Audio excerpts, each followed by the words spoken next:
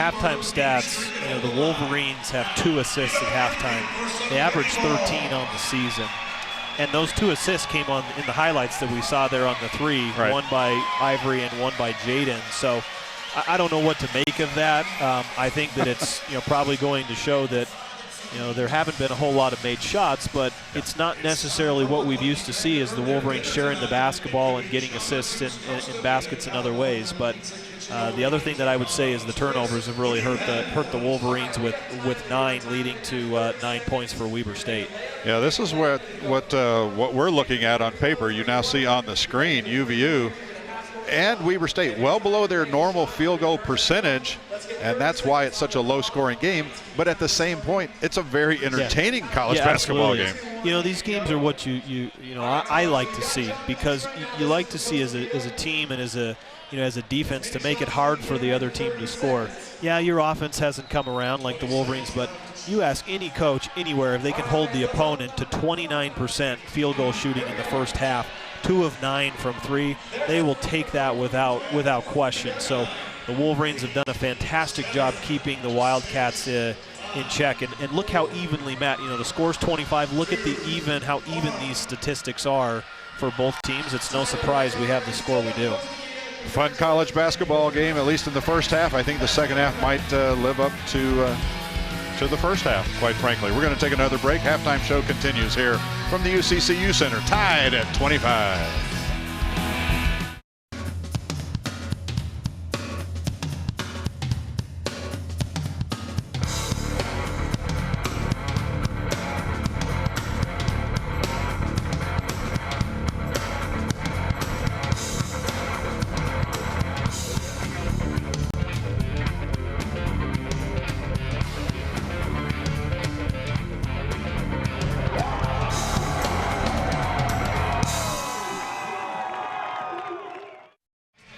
Welcome back to the UCCU Center. Jim McCullough along with Matt Peterson. UVU and Weber State tied at 25. A lot of folks probably around the world tuning in on the big WWW may not know a whole lot about Utah Valley University, which is now the biggest university in the state of Utah. 33,500 plus students here in Orem, Utah.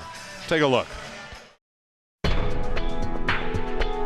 Welcome to Utah Valley University, home of the mighty Wolverines and about 30,000 students.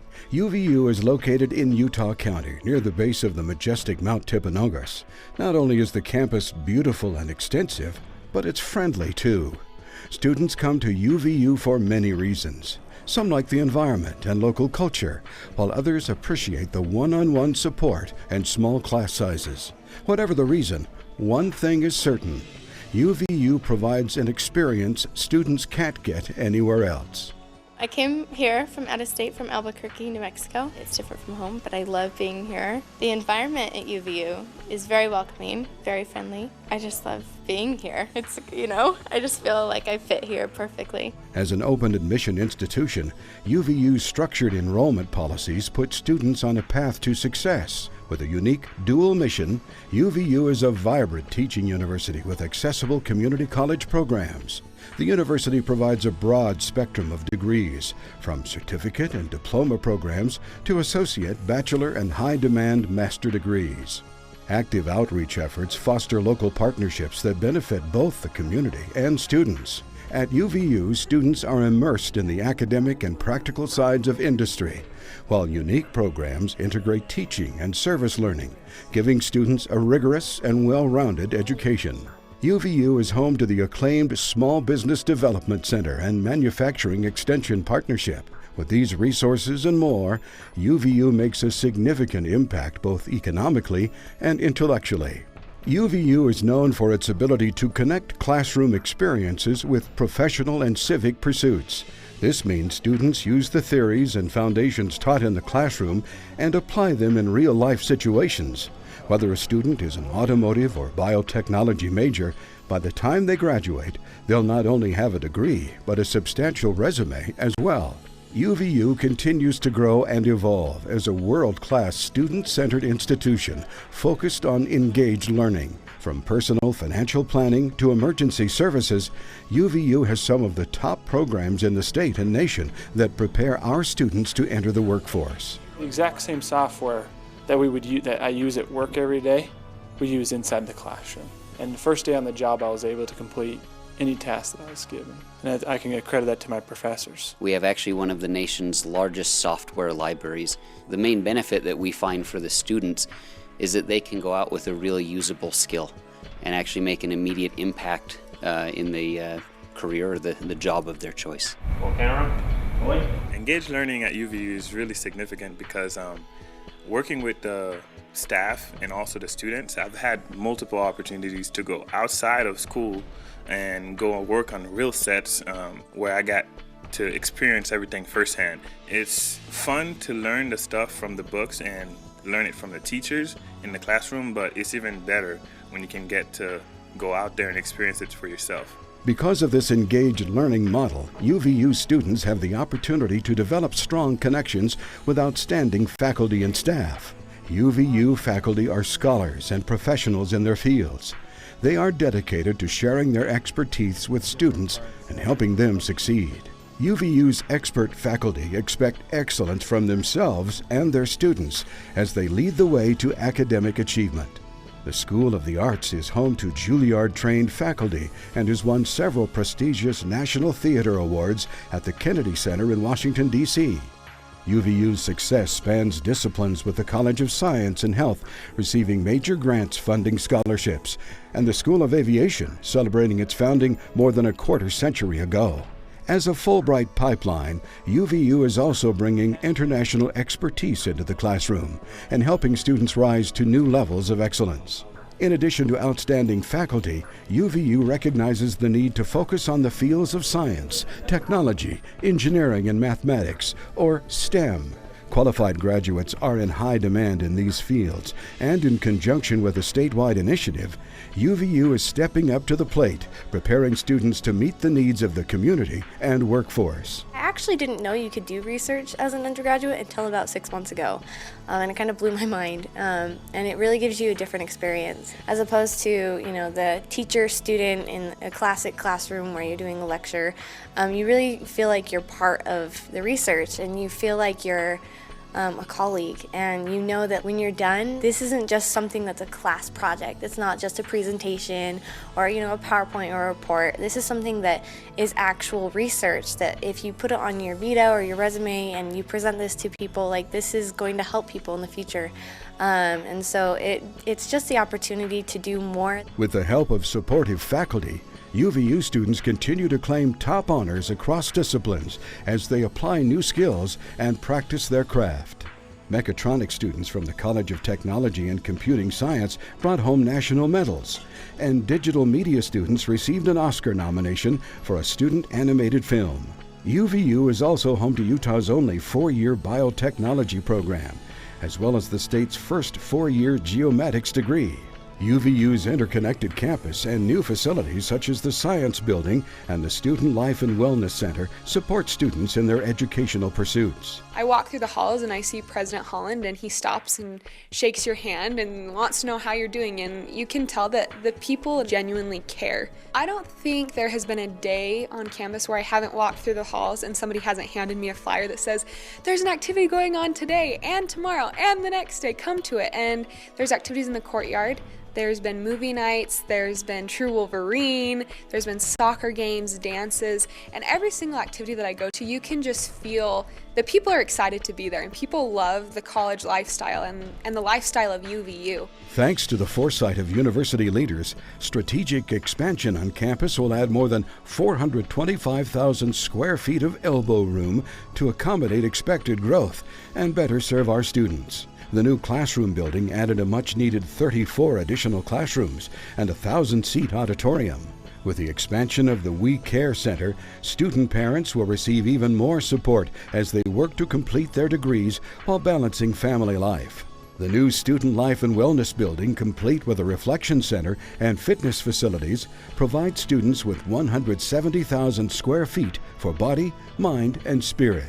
A university experience would not be the same without the excitement of top-notch athletics. UVU competes in the WAC and is already winning championships. With the addition of an NCAA Division I men's soccer team, the only one in the state, and a coach with Real Salt Lake roots, UVU is poised for success. Beginning a new college experience is exciting, but it can also be an adjustment. At UVU, programs like orientation, freshman convocation, and the freshman reading program make sure students get the best start possible.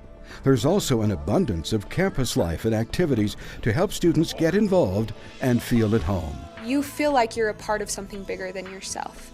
And the environment here is something that if you're willing to try and you're willing to put yourself out there to make friends, you're going to become part of that UVU environment that's something bigger than yourself. And I know I've said a lot, but I love UVU and I love the environment that's here. As Utah Valley University continues to grow as a student-centered institution and rise to new levels of excellence, students become part of a supportive university community, committed to enriching lives and preparing students for success. With even more new programs, resources, and facilities slated for the near future, UVU is an institution on the rise.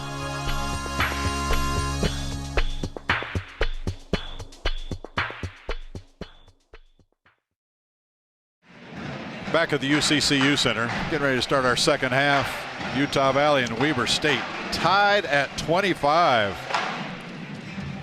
A very low-scoring first half. The lowest score so far this season for Weber State has been 63 points. Lowest score for UVU so far this season was when they played BYU and they only scored 54 points. The way things are going, I'm not sure either team will get to 50 tonight. Yeah, I think that a couple keys in the second half to me is, if it turns into an offensive game, can the Wolverines keep up with it? They haven't done that well in the first half offensively, as we've noted. So can they keep up with it? And secondly, how are they going to defend Ballenboy and also Sanglin? Sanglin is going to be much more aggressive here in the second half, I'm sure. Well, they start the second half with Zach Braxton slam. That was a nice pass out of the double team from Ballenboy. The Wolverines, once again, if you're going to double team, it's Connor being aggressive here, but if you're going to double team Ballenboy, you've got to make sure that your rotations to the weak side and backside are on time, and that time Jaden Jackson a little bit late rotating down. Braxton, who just slammed the ball down for Weber State, picks up foul number 3. Yeah, and that's big because it almost was a broken play. When they have Braxton and Ballenboy in, they've got size inside, and that's going to hurt the Wildcats. Marcel Davis missing for UVU. Weber State with the rebound. They're leading by 2, which matches the biggest lead they had in the first half. They led twice, each time by 2.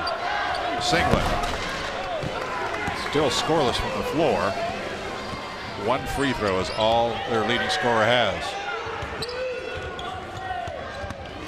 Connor Fry had some contact, no call, got the shooter's bounce on that one. Yeah, Connor, previous possession, when Braxton got the foul, he was driving to the basket, driving with his right hand. That time he drives again with his right hand to the basket. Really good aggressive play from Connor to start. 4th time this game has been tied.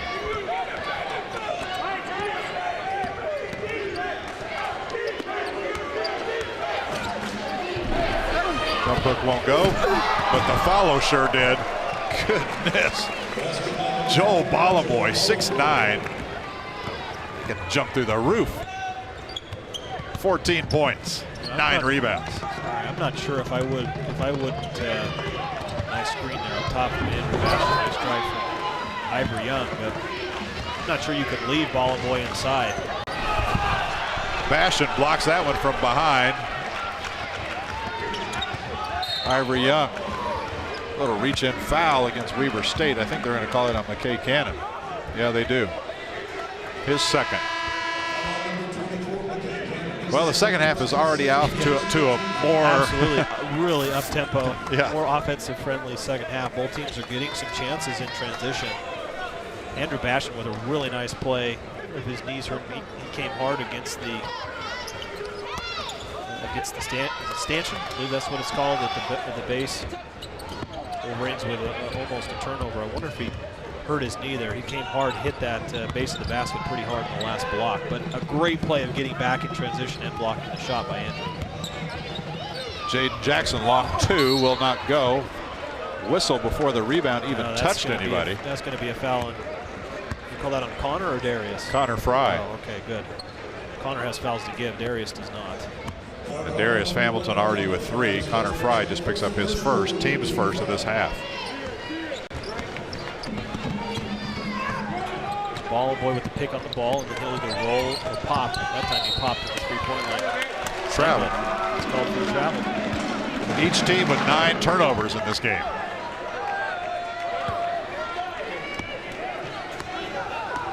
Joined us late. You missed a very entertaining first half of Division I college basketball. Low score. Jaden Jackson inside, blocked on the way up, I think. They're going to say goaltending? Yeah, they're going to say, I'd love to see the replay on this because I think Jaden, it was a great backdoor cut that he made, and I think the pass was from Connor, but he kind of fumbled the basketball. It wasn't as easy as it should have been, but he got the ball off the glass, and the goaltending was called. Jackson with 7 points. He's the leading scorer for UVU. That's amazing. Not that he's the leading scorer, but that just 7 points is the leading scorer right now. Another foul being called against Weber State's McKay Cannon. He's not too pleased about that. Well, what I really like about that play is, you get the foul called, but Connor is pushing the basketball. And as your power forward almost sits in there with the lineup as Connor's going to be coming out, Connor has a skill set where it allows him to push the ball if he can get that basketball. He doesn't have to find a guard. So that time he gets that ball, he sees the action, he's patient, probes the defense, and gets the foul called. Cannon with 3 fouls takes a seat on the bench next to Braxton. Another starter on the bench for Weber State with 3 fouls. Skank for 3. Weber State with a weak side rebound.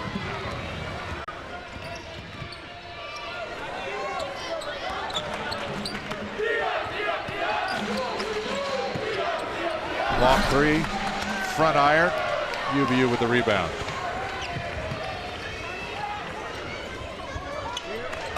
Davis, Jackson, Hamilton, Skank, and Goodman on the floor right now for Utah Valley. John, Mollenboy, Gittens, Baker, and Hill for Weber State. Dayon Goodman.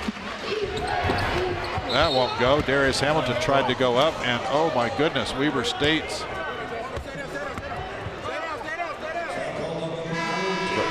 Well, I was saying, oh boy, because Darius Hamilton picked up his 4th foul, but you're going to see Darius coming in, gets called for the offensive foul, but Mollenboy is the player that's down hurt, tweaked his ankle. This is not good news for Weber State or for basketball fans anywhere. Mollenboy, who has scored a double-double in each of his first 8 games this year as a Weber State Wildcat, touted highly as All-American candidate, is laying on the floor, writhing in pain. I don't think he came down. He didn't come down on Darius. He just came down on the tip of his. Watch him. You might not see it from this angle, but he doesn't really come down on Darius. He just comes down and it's his right foot. You come down on the tip of your toe, and he just kind of rolled over the top of it. Ouch. Well, he heads to the bench for Weber State. Actually, they're going to take him straight back to the locker room. And he's actually walking on it better than I thought he would, as long as he was down. That's the good news. Yeah. He'll likely be back. Yeah. So, somebody walked off that powerfully. Weber State's going to get called for an over and back. Goes in the book, says their 10th turnover.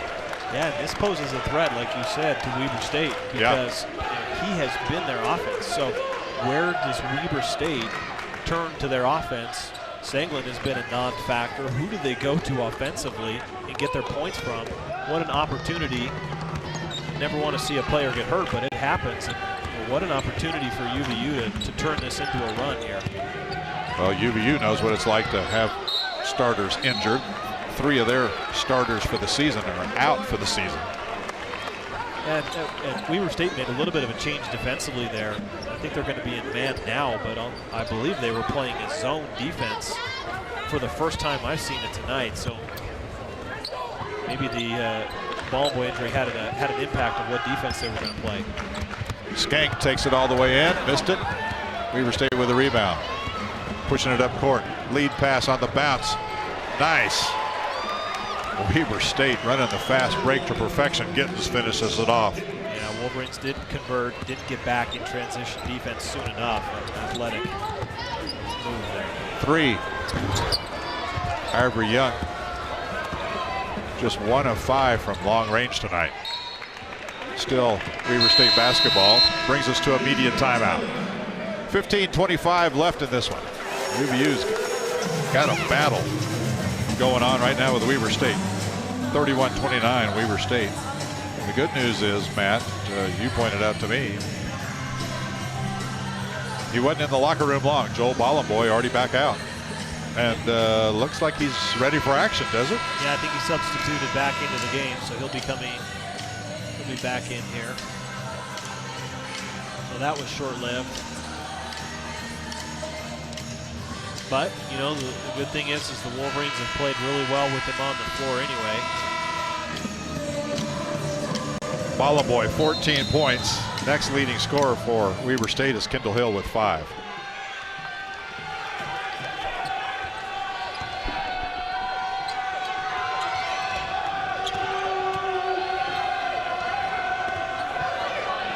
Well, we'll see how that ankle holds up. Shot wouldn't go. The follow from Kendall Hill. He was interfered with from behind. That foul going to get called against, I say, Ivory Young down low. They're going to get Ivory Young. And this lineup of the Wolverines, you're going to get Connor coming back in because of matchup issues. Because you have Kendall Hill, who's got size inside, 6'7" on the interior. Ivory forced to play against him. Jaden with this lineup. Well, they got Andrew Bastian with a foul. Bastian picks up foul number 3. And the point being, they had to get Connor back into the game to give a little bit more size inside. Wasn't a favorable lineup for Wolverines with their guard-heavy lineup. 5 minutes gone here in the second half. Wide open 3. Another foul on Marcel. Another foul inside Marcel. See, Kendall Hill is just providing all sorts of problems inside because the Wolverines are double teaming Bollenboy. They rotated and skipped that ball across. You see 2 defenders go to 1 there. Connor Fry has to come over, and the good call. Marcel definitely had Kendall Hill wrapped around the arm. So when you kind of get scrambled with your defense, it takes a lot of communication to recover, and Kendall Hill's giving them fits inside. First foul against Marcel Davis. That time Bastian altered Bollenboy just enough without fouling. Yeah, I made mention in the Southern Utah game. Andrew has unbelievable size when he's straight up. His arms are straight up. You get Jaden coming off the screen here, but that's perfect defense from Andrew because he has such length when his arms are fully extended. Cody John tried to get it up over Bastian. Connor Fry takes it in. That won't go. He'll shoot a couple. Weber State coaches are extremely upset. They thought there should have been a foul called against Bastian. Instead, it's called against Kendall Hill the other end. 4th team foul. 2nd foul against Hill. UVU's actually been whistled for more fouls than Weber State. It's just inopportune times for Weber State. Yeah, I think one of the officials came over and basically admitted to Coach Ray that he blew the call. I heard him say that really? He should have made that call. At least that's what I understood from it, because it was the official that was down. I don't think the official's going to appreciate you pointing that out. No. Hopefully I'm right.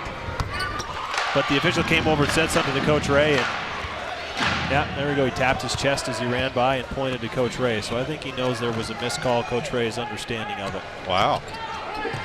Randy Ray in his 10th season at Weber State gets a lot of respect from folks all over the state, including the officials evidently. Wow, there's some contact, nothing called. Jeremy Singland's first basket of the night. Yeah, that's amazing that the Wolverines have held him to his first basket right now in the second half. They need to be commended for that. Davis jumper won't go up top. The foul, though, is going to go against Weber State's Dusty Baker. That'll be Baker's second. As a defender here, you know, Dusty Baker's in a really hard spot because he's trying to battle over the top of a screen. You see Andrew Bastian setting the screen, Baker battling over it. Marcel stops right there, which you're not expecting, and he swipes at the ball and gets called for the foul. Always really tough when you're the defender, having to either get over the top or go under it, and if the offensive player stops on a dime, you're in a tough situation. Good read there from Marcel to draw the contact too. Marcel Davis, just 4 points tonight. Kind of a quiet game after that career-high 28 points on Saturday night on this floor. A night that saw him score 28, and the next leading scorer for UVU was Ivory Young with 7. Marcel just didn't have much help Saturday. Games, to me, Jim, seems like it's picked up in intensity and physicality these last several possessions. I think both teams are being really aggressive. Some calls have gone their way. Like, that's a really physical play right there, right in front of us. I love the no call, but it's getting a lot more physical. Ivory Young with the rebound. 13.5 to play.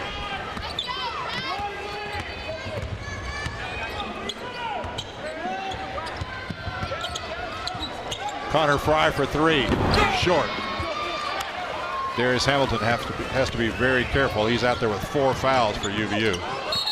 Singleton trying to go around Ivory Young. Ivory's going to pick up foul number 3. They're getting close. Both teams inching towards the 1-and-1 bonus here. I think that's going to be 6 fouls on the Wolverines. Weber State has 5.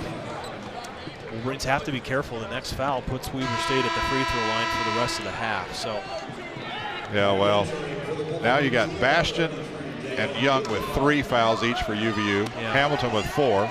Meanwhile, Weber State, Cannon, and Braxton with 3 each. Oh, he moved.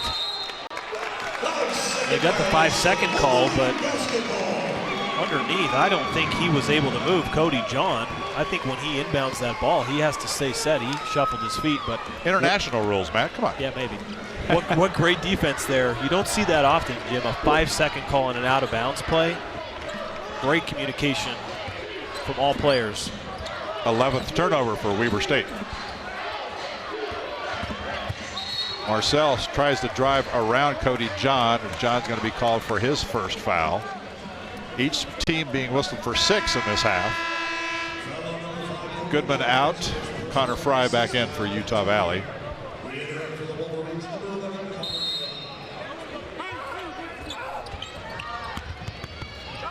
Fry one-on-one inside. Nope. Weber State pushing it up. 2-on-3 and scoring easily. What skill there from Sanglin to split almost a double team. Going to get a delay of game warning on Weber State.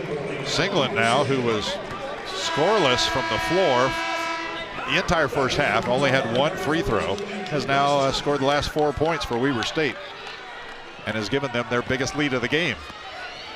I had thought at the start of the second half, not necessarily a concern, but we've seen at times the Wolverine go through spurts as you get a drive here from Ivory. Marcel. Big basket there from Marcel. My point was that we've seen the Wolverines go through spurts at times this season where they really struggle offensively, especially closing out games. So when Weber State put that short run on it, the Wolverines needed to respond, and Marcel sure did.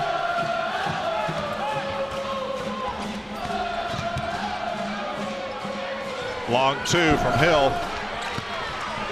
Bastian lost the handle. Ballenboy is there to gather it back in. He's already got his double-double. 14 points, 13 rebounds now. Here's a 3 up top, Cody John. And a foul on the rebound inside. That one's going to go against Ballenboy. His first.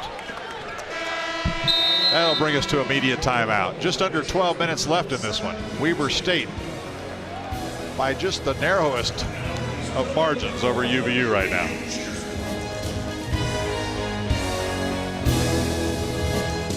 When I was hired as the new coach at UVU, I knew that if we were going to win games, we'd have to have fans in the seats. I'm not much of a marketing guy, but I have some friends that know a thing or two about it. All right, Coach. This is all about face-to-face interaction.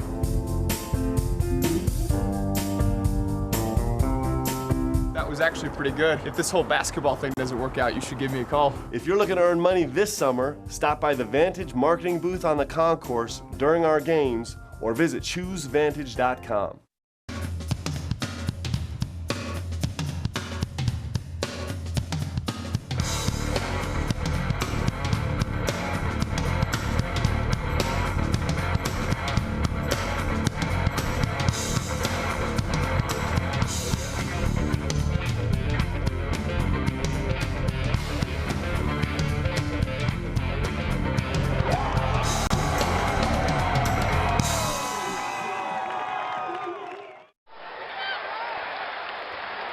You're watching UVUtv.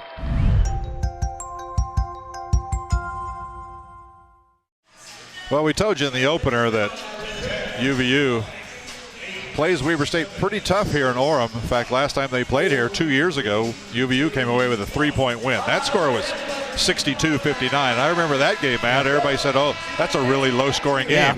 They haven't seen anything. Yeah, no kidding. You know,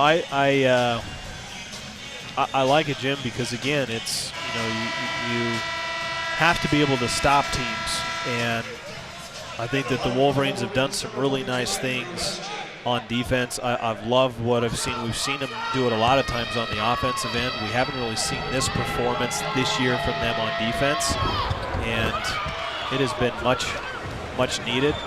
It's not a game for the offensive mind, though. Bastion couldn't get the free throw down. Won't get another one. UVU 7 of 11 from the stripe. Weber State 5 out of 8. 11 and a half minutes left. Weber State nursing a 2-point lead. Yeah, Coach Pope was screaming for a carry or a double dribble there on Cody John. I thought it was a double dribble. He wanted to carry, but Coach Pope in his first year, Randy Ray in his 10th year. The other official now is having a nice little conversation with Randy with a smile on his face. You see the opposite official who just threw the ball in, kind of stared down Coach Pope. In a pleasant way, of course. Sure. Oh, my goodness. Joel Balamoy, 17 points, 14 rebounds. 5-point lead, their biggest. And I thought the game plan early on was going to be to allow him to shoot the long-range jumpers. Then I looked a little bit closer at his stats. He's 6 of 14. He's a 43% three-point shooter on the season, so he's not afraid to shoot him, and he can knock him down. Connor Fry inside won't go.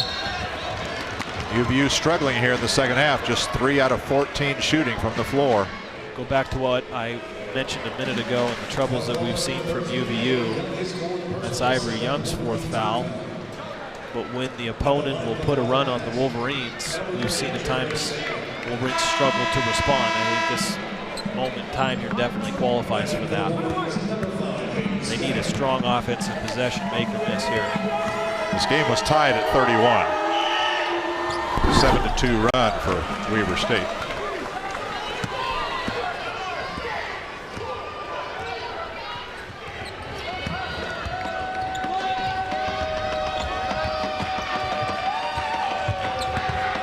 Connor Fry finds the opening.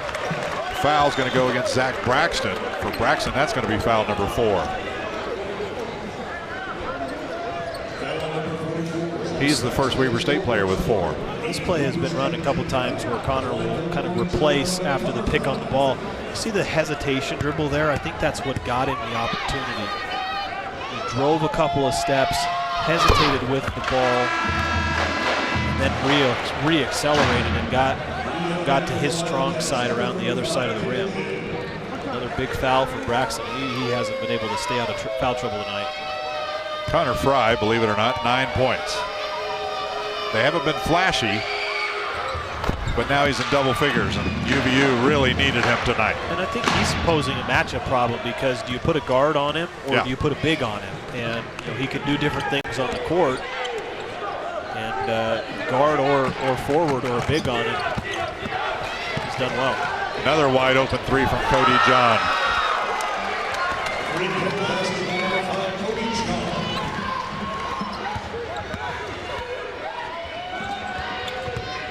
This matches Weber State's biggest lead. Jaden Jackson right back the other way with a long 2. Yeah, that was a big shot from Jaden. He hasn't had that opening when he comes off that pick. He's usually either skipped it, dumped it to Bastion rolling, or kicked it back to Connor Fry. If he can come off that screen hard, knock down that jump shot, it's going to open up some other opportunities. But Hayden Skank's going to get called for a holding foul. Skank trying to shut down Singleton. Jeremy Singleton, who did not have a shot go down in the first half, has 5 points total. Skank's second foul. UVU's 8th this half. Both teams being whistled for 8 in this half.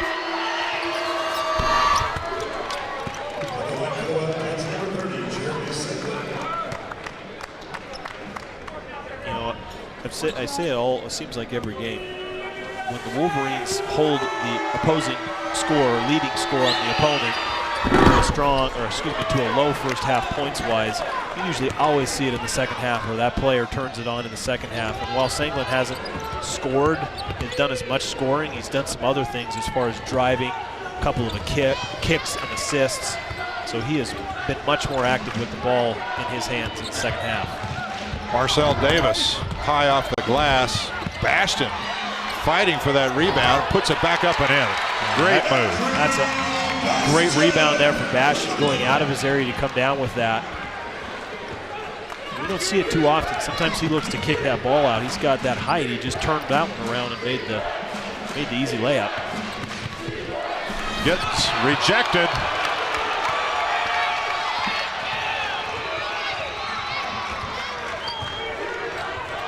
Fourth block by Andrew Bastion tonight. Watch him screen too. He's setting a lot of screens up top. Wide body.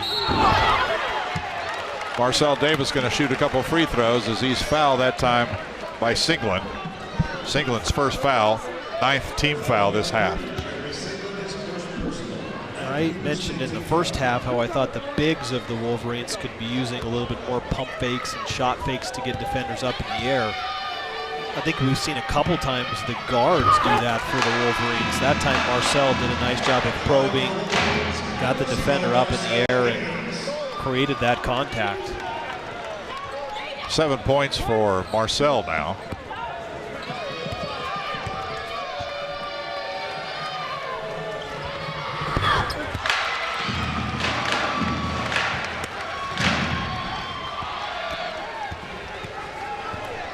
UVU to within 2. 8:45 left. Whistle away from the ball inside, going to go against Utah Valley. Yeah, I think the Wolverines knew where that ball was going.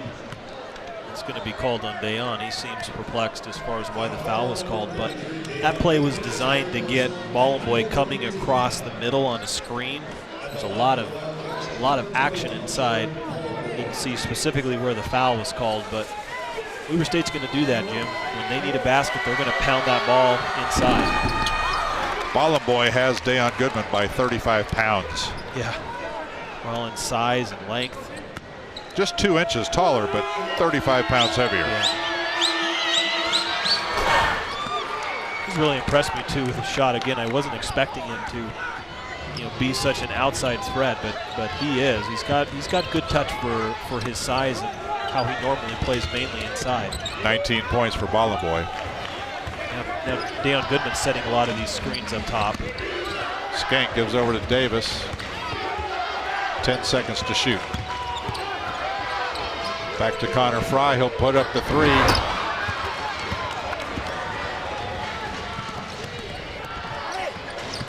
Inside won't go. The tip is good, though, from Kendall Hill.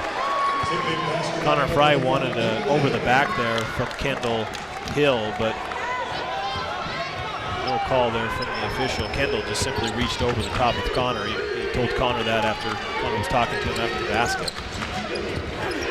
Marcel Davis won't go. Dayon Goodman back up and in, and one.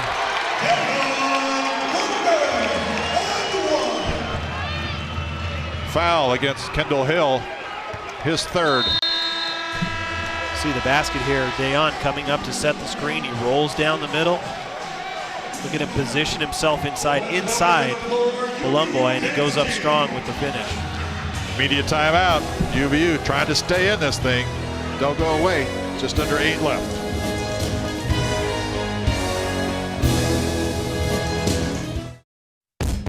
I had an idea. Lots of people have ideas. But engaged learning helped me develop my idea and make it real. And now with sales over $1 million, best assignment ever.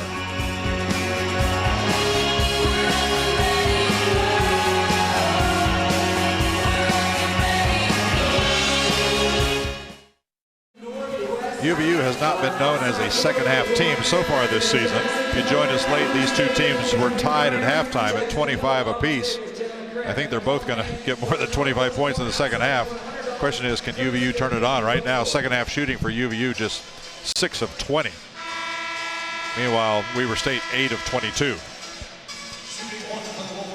And you can't complain about the looks.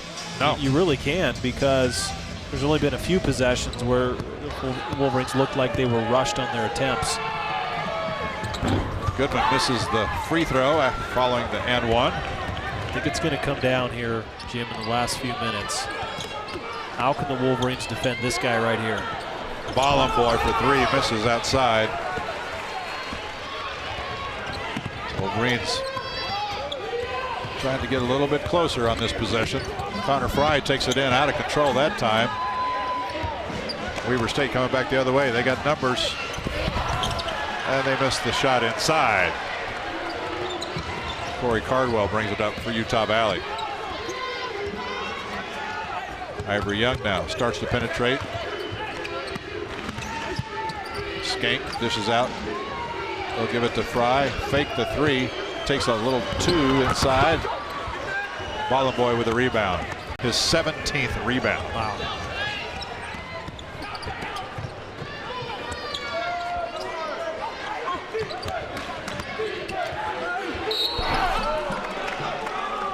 Kendall Hill couldn't get the shot to go, but he'll get a couple of free throws as he was fouled that time by Connor Fry. Fry's second foul. And I think Kendall saw here that the Wolverines weren't going to double team. If Palumboy gets that ball inside, UVU's coming over to double team immediately. Kendall, I think that time tried to read the defense a little bit, saw that there wasn't going to be a double team, and just dribbled his way into the middle of the paint. Hill's got 8 points. He's the second leading scorer on the team tonight for Weber State. Palumboy 19 points. Hill 8, Singleton 7. Nobody else with more than 3. And with the struggles that UVU have had the past couple possessions on offense, the question then becomes, where are they going to get that offense from? If you got Marcel in there, who's probably the best creator from the perimeter. You have the starting lineup right now on the court probably to finish out the game for the most part. So that one kicked away off Weber State. Where is the offense going to be coming from for UVU here? What design, what play set are they going to use to create that offense? Because I think Weber State's done a nice job of minimalizing what they have been running so far with the perimeter screens on the ball and on the outside. 10 seconds to shoot. Jade Jackson starts to drive against Baker. Baker's going to be called for the blocking foul. His 3rd foul. So now you got 3 players on the floor for Weber State with 3 fouls each. Baker, Cannon, and Hill. Braxton on the bench with 4. UVU's got Bashan out there with 3, Young out there with 4, Hamilton on the bench with 4. Still got just under 6.5 minutes left. Yeah, and what was the time? I don't remember what the time was when both teams, I know Weber State had, well, maybe it was the Wolverines that had free throws with 13 minutes left. I think it was pretty close, both teams did, but almost an offensive rebound there. You know, with the officials calling it as tight as they are with the hand checks, with the forearms, that's got to be in the back of your mind. Be aggressive, drive to the rim, and try and draw any contact. Well, that time, Palumboy thought he'd had a teammate in the corner, but not so. Yeah, that was a perfectly timed double team. I think that was Connor that came over on the double team. Ball Boys had that skip pass a couple times previously, and I think he thought that it was automatically going to be there, but no one was in the corner. They had made their way up to the wing. Under 6 to play. UVU down by 5. Davis for 3. Nope. Bastion fights for the rebound. Ivory Young, bottom. Just his second three-pointer tonight, and just UVU's third. The Wolverines have had 7 offensive rebounds, so not a lot, but they have been timely. Deion's offensive rebound previously. That time it converts to a 3. Shot blocked. Bastion, and they're going to call a foul on Andrew Bastion. It'll be his 4th foul. He was blocked out by the official. This is going to be a perfect angle to see. You see Cannon taking it away from the screen. Yeah, I mean, he was up in the air. He was up in the restricted area. In the restricted area. And he did kind of go straight up, but I don't know. That's a tough foul call because Kay Cannon had kind of lost his balance, and he was the one that created the contact into Bastion. UVU with 3 players with 4 fouls each. Bastion, Young, and Hamilton. Braxton came back in for Weber State. He's got 4 as well.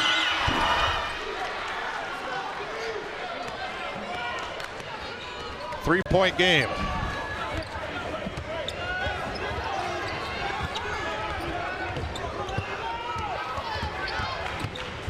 Connor Fry for 3. That's off.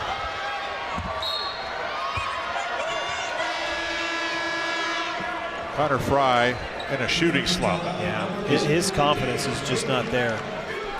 He's 3 of 15 tonight, 0 for 6 from long range. He does have 10 points. 4 of them have come from the free throw line. 10 points, 8 rebounds. When you look at that, it looks like a pretty good night, but it's not the normal night you expect from Connor Fry. It's not the normal shot, just his motion. It just doesn't look like we're used to seeing. Don't know what it is, but we hope he gets out of it. Hill. That won't go. Marcel Davis, right spot, right time for his 5th rebound. Connor Fry takes it in and tried to slam it down. The blocking foul will be called against Weber State. Wow. What a play from Connor. Kendall Hill. Braxton was out of the play.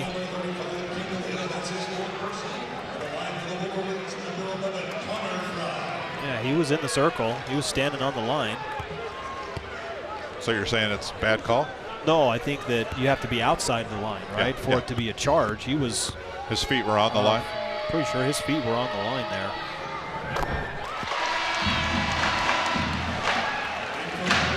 His 4th foul, by the way. Now, Hill will take a seat with 4 fouls. Braxton stays out there with his 4. I'm telling you, somebody's going to foul out of this game pretty soon. Well, and to me, call it what you will, but chess match between the coaches, substituting constantly, players in, players out. That's what's overlooked. You see players on the court make plays, but you've got coaching lineups and matchups that are put together, and that determines the players on the court in their play. Nice drive and score from Singleton. Keeping him out of the paint is key. When he's got inside, he's had a few acrobatic layups like that one.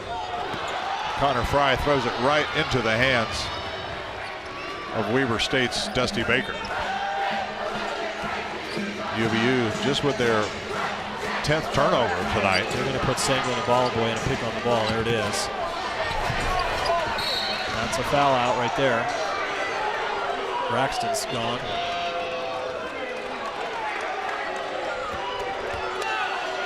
Zach Braxton. Oh, excuse me. They called that on Deion. I thought for sure the official pointed at Braxton, but I think he was pointing at him, indicating that he was going to go to the free throw line. They called that on Deion, did they not? Yes, they did. His 4th foul. Let's watch Deion here. Oh, geez. I mean, that's a play to me. You just have to let that go. It's getting much more physical than that. Deon didn't extend his arm. Wow, unfortunate. That to me is a play you have to just let go. 6 players in this game with 4 fouls each. 4 of them play for UVU. And 3 of them are on the floor right now.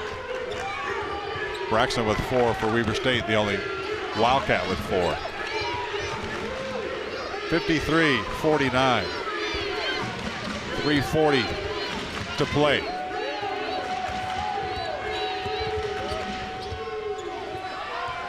Five seconds to shoot. Davis asks for the screen. He'll take a long 2. Weber State with the rebound.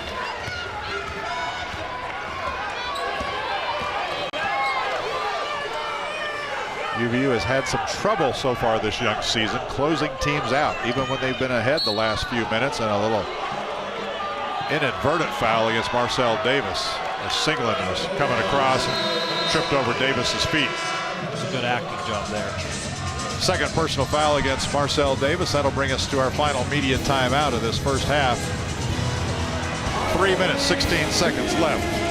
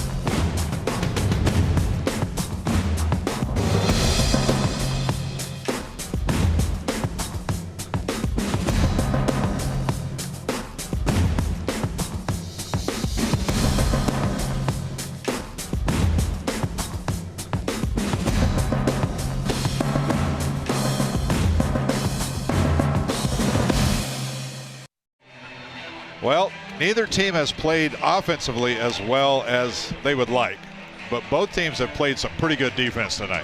Absolutely. And I think that it's surprised you, surprised me.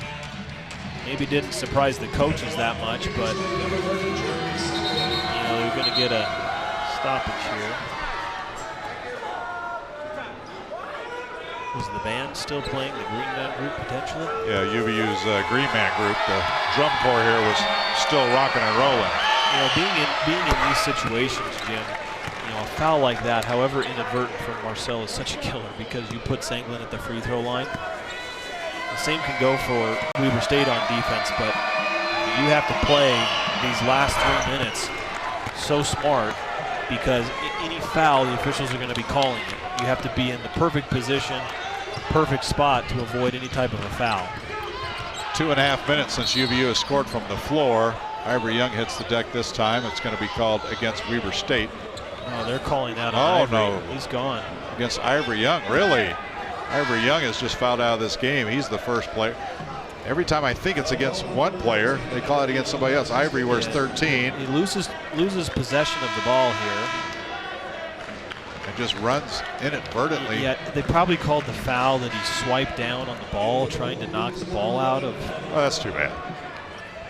I mean, if you're going to foul out, that's a terrible play to foul out on. And we didn't maybe see the best angle from it there, but if you turn the ball over, you can't compound your mistake with giving a foul, especially with the foul trouble.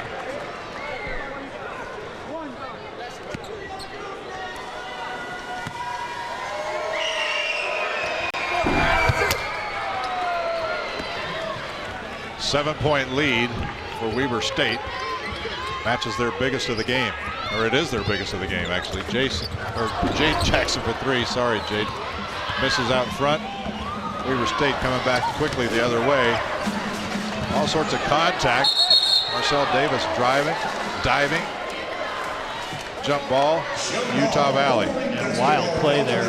Wolverines get a great break because K Cannon's just out of control. He needs to just pull that ball out. He's just trying to weave through traffic. Like pinball. Yeah, great hustle there from Marcel. Bouncing off everybody. And no call. Connor Fry kicks back outside to Jaden Jackson. Long two, good. Stops a little 6-0 run that Weber State was on. UVU within 5 with 2:25 to play. We're going to probably see this ball worked around, use some clock, but Senglin getting the ball with a potential screen on the ball. Oh, he takes the 3. Oh, big shot. Yeah, he's feeling it here in the second half. Boy set the second leg of that screen. You had to feel it was going to be in his hands or some type of pick on the ball, but he came off looking to shoot. Davis for 3. Bottom. UVU hanging in there, and a quick timeout. We'll stay here for this one. Marcel Davis, 11 points. Jaden Jackson, 12. Connor Fry, 12. They're the 3 leading scorers for UVU tonight. Ivory Young with 6 points, but he's on the bench and won't be back with 5 fouls. That play has been the bread and butter of the Wolverines tonight. It's a handoff on the wing. This time it was Jaden Jackson coming off the pick. He's the jump shooter that comes off the pick that's set from Andrew Bastian. Andrew Bastian rolls right down the lane to the basket. Whoever is on the wing fills up. We've seen Connor Fry be that guy a number of times. That time it was Marcel Davis just simply filled up to the wing position. And the defense is thinking, okay, we got to defend the roll. We have to defend the shot because Jaden has made some jump shots coming off of that. And they get sucked down, they get sucked in, and that time, the replace guy, Marcel, coming up there, knocks down the jump shot. I think that's what the Wolverines are going to run, just offensively. The rest of the game, only 2 minutes left, but that's what they've been running. They'll just keep running that play and take what it gives them, and they just work their way through it and see what Weber State, see how they defend it.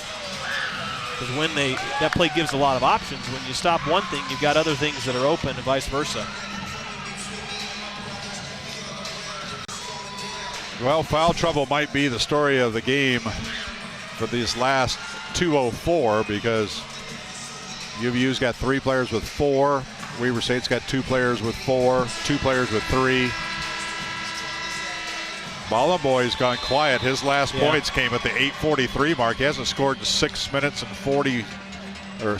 39 seconds. Well, and they've kind of gone away from him to some degree because they've been at the foul line a lot. Yeah. And all of a sudden, Senglin is. They're going to run. I think that's going to be what the Wolverines have to focus in on is Senglin because we've seen a couple things lately. He's driven to the basket. That last possession on the 3, he came off of a double screen. I would not be surprised to see that action again or him be involved in some type of pick on the ball, much like the Wolverines are using picks on the ball. But Ballenboy coming up and setting a pick on the ball for Senglin. He's going to be the player here. Watch Senglin. He's going to come off some type of a double screen just like the last possession. 10 seconds to shoot.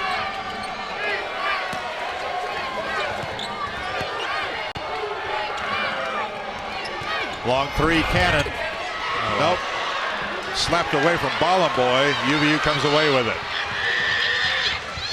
Wolverines don't need to panic here. Plenty of time. Davis for 3. Bottom.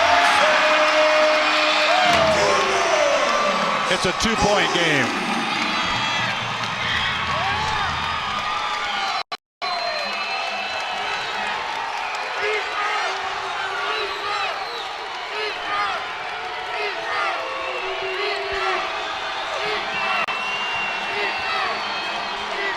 One minute left. 10 seconds, shot clock. Baker.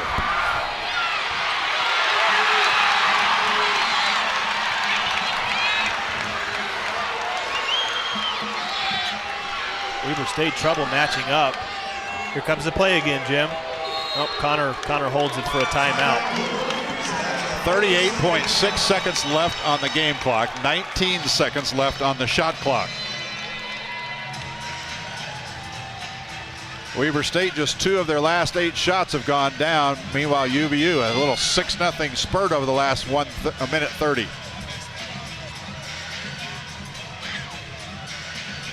After 6 straight points from Weber State, 4 of them from the free throw line, they led by 7, and it sort of looked like UVU might be in trouble. They fought back here.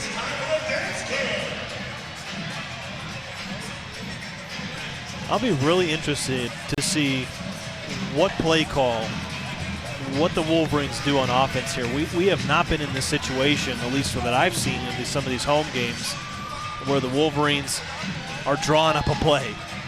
I'm really, really interested to see where they go and what type of set they run in this situation, because again, it's not something that we've seen before. Now, for Weber State, make or miss, key is neither team can foul because the other team's at the free throw line.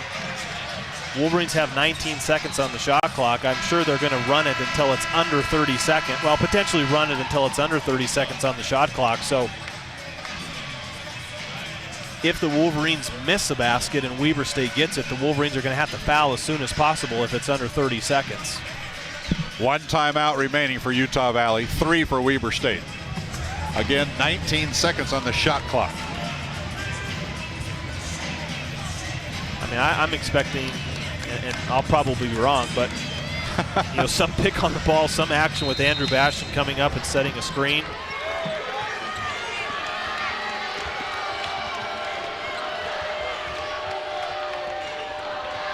Ten seconds to shoot. Connor Fry comes off that Bastian screen, nothing there. 5 seconds to shoot. Jackson with an NBA three. Bottom!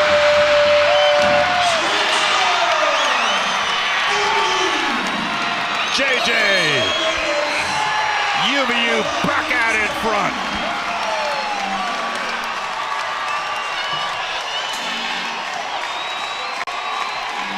Jaden Jackson picked a fine time to hit his second three-pointer of the night. UVU just 6 of 23 from long range, but couldn't ask for a better timed three-pointer. That was a long three-pointer. You see the shot clock was right at 3 when he let it go. Their original set didn't work, or it wasn't designed to get him that because they ran the ball down. I mean, just watch the play here. It's a dribble handoff. Marcel does a nice job ever so slightly using his body to shield McKay Cannon from getting out there. Hands the ball off, uses his body, prevents McKay Cannon from getting out there, and what a clutch three from Jaden from deep. Well, we talked about the whole game that both teams have played pretty darn good defense. Yeah. And so now Utah Valley will be called on one more time to play some really good defense with 18 and a half seconds left. Absolutely, Jim, and their defense is what's kept them in the game. Let's see if their defense can win it on one more possession here. Of course, you could see Weber State try and score a little bit quicker than normal here because they might want to give themselves an opportunity for a second chance. Singlin. Oh, wow. Who are they calling that on? Connor Fry of UVU. His third foul is going to put Jeremy Singlin at the free throw line with 13.3 seconds left. From the angle that I had, we had here, I thought Singlin created all that contact with his right arm.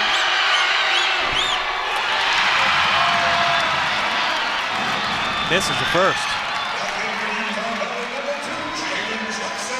Jeremy Singlin 5 of 8 from the free throw line.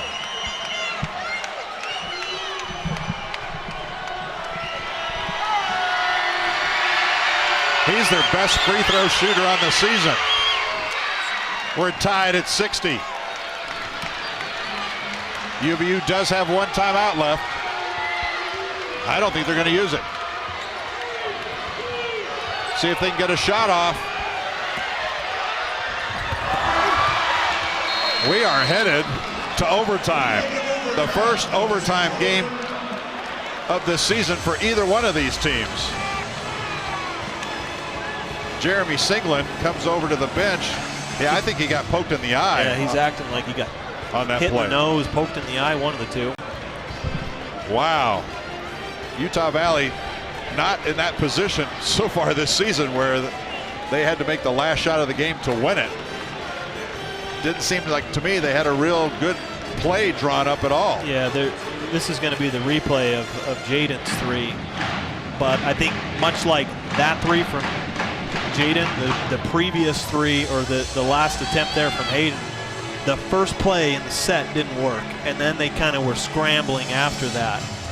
You know, we can debate whether or not maybe there could have been a timeout called to set something up, but that first action of Marcel coming off the double screen up top did not create what was intended, because you had Ball Boy out, you had McKay Cannon almost, you know, kind of a loose double team well beyond the perimeter, and had to dump it off to Hayden Skank. But you know, they had a shot. Hayden had a pretty good running look at it, and now we're going into the overtime where foul trouble could be an issue. Free throw shooting is going to be big.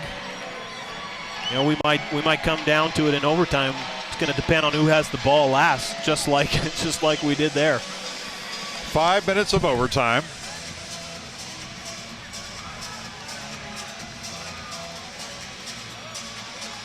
Utah Valley still with one timeout. Weber State, you get an extra one when you go into overtime. So now UVU has 2 timeouts. Weber State has 3 as we head into overtime. 1, 2, 3, 4, 5, 6 players between these two teams with 3 fouls or 4 fouls. You know, and another thing too, Jim, fatigue. You know, the Wolverines have never gone into overtime. They've got one less guy, Ivory Young, coming off the bench. I think Weber State's probably been a little bit more active with rotating. UVU comes away with the ball. Ball Boy just really knocked that ball right over the hands of McKay Cannon, but I don't think these guys are tired. Coach Hunsaker used to always call this winning time, and you can't get tired in winning time. Adrenaline time is what it is. Absolutely. So UVU will have first possession here in overtime. First overtime ever for head coach Mark Pope as a head coach. Bastion rejected up top. Skate pulled it down. Jackson. Boy, this thing's getting physical. Singlin runs right over Marcel Davis. Singlin charges. One official was about to call a block. The other official called the charge. It's the charge that's going to stand. Yeah, and it should have been a block, because Marcel, well, I don't know, maybe. The outside official, as you said, the one that was right in front of us, he was going to make a call of a block, but the underneath official, the reason why I said that should have been a block is because Marcel did not take that straight on, but we'll take it. Wolverines with the ball. Second foul against Jeremy Singlin. Fry for 3.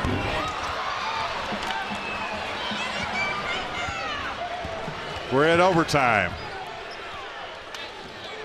Neither team has scored on their first possession, or UVU's case on their second possession either.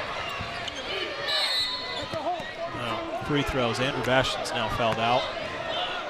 That's brutal. Andrew Bastion is fouled out with 4 points, 6 rebounds.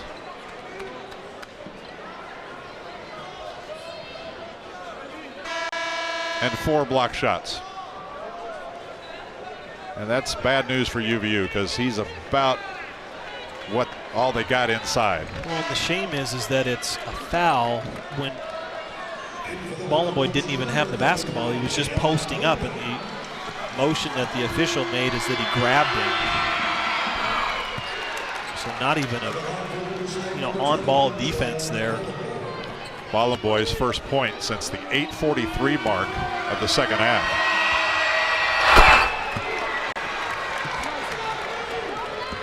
Weber State by 2. Ballenboy 21 points, 18 rebounds, by the way. Ho-hum for Joe Ballenboy.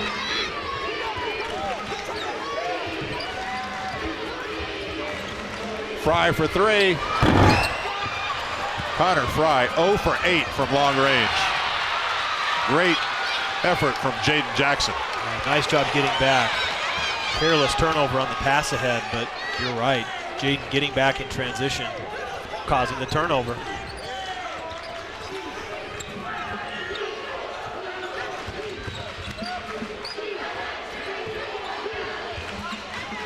Connor Fry draws contact inside. He'll shoot a couple. That one going to go against Kendall Hill. And he's fouled out. Yeah, watch.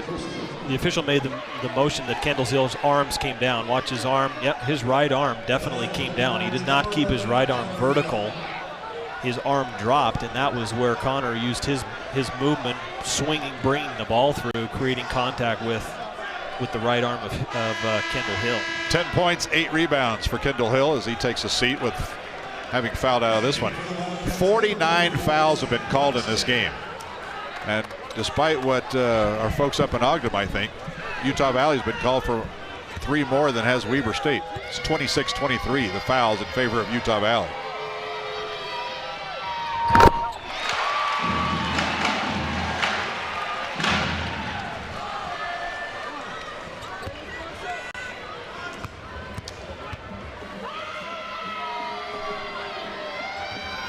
Fry makes both free throws. We're tied at 62.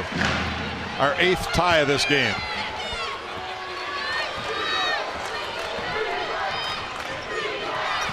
If you're just joining us, we're in overtime.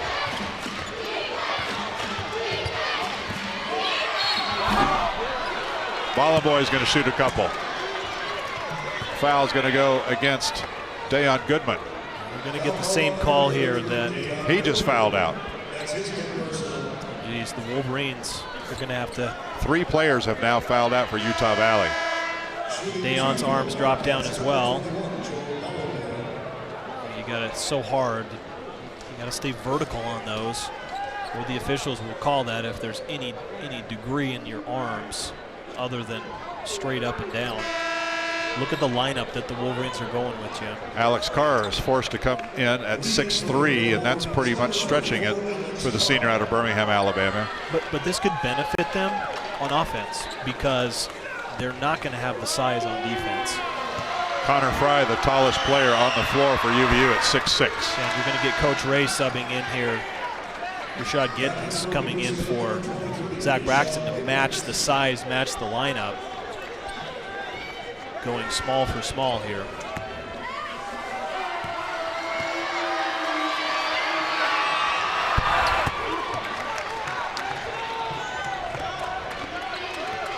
Ten of 12 from the free throw line from Bollenboy. 23 points overall.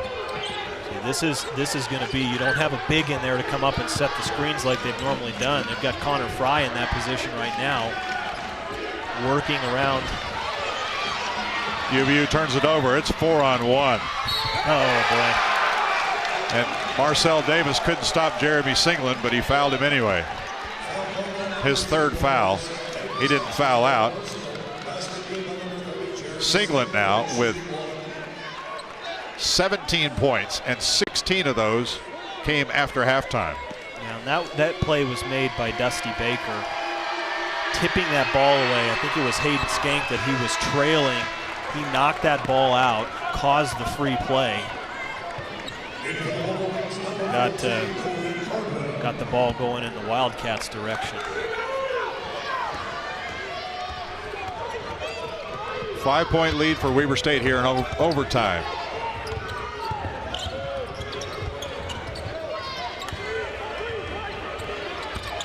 See Connor, that free throw line setting all these screens. That time Connor Fry a little too far inside, get it up and in. He rushed that one. I think he thought he had less time than he did. Could have probably come down with that, gathered himself, and then gone back up. Hard to tell because you don't know where the defense is behind you.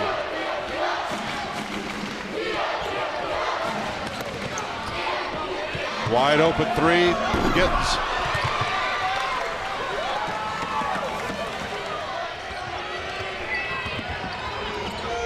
Connor Fry for 3. No, he just cannot get it down.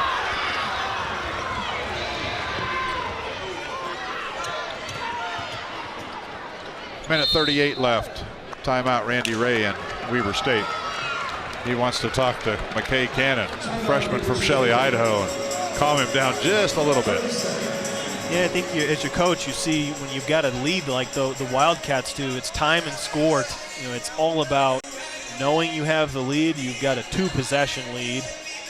You use as much time as possible, and if you see them pushing that ball up, that was what was driving Coach Ray crazy.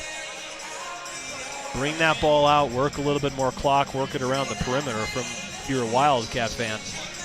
Joined us late. Obviously, you missed a heck of a game so far.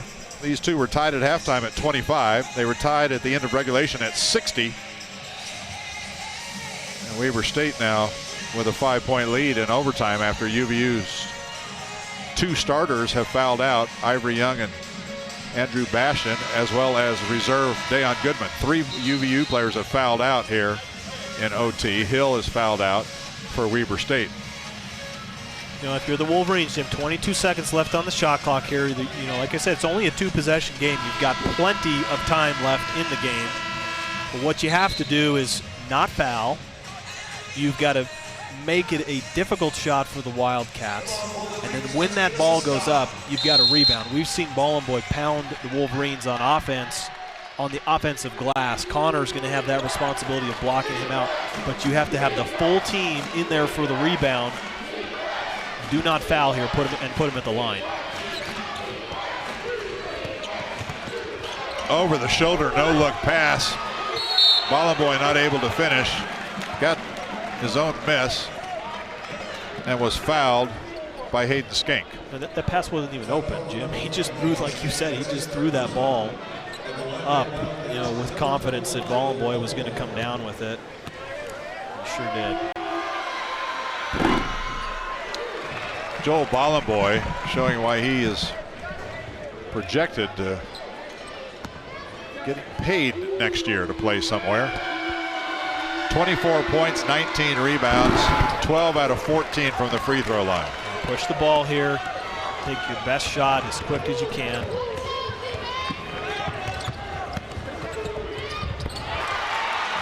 You can see Wolverines give pressure here after the layup. Try and get a steal. You got to try and trap. I don't think you need to foul yet.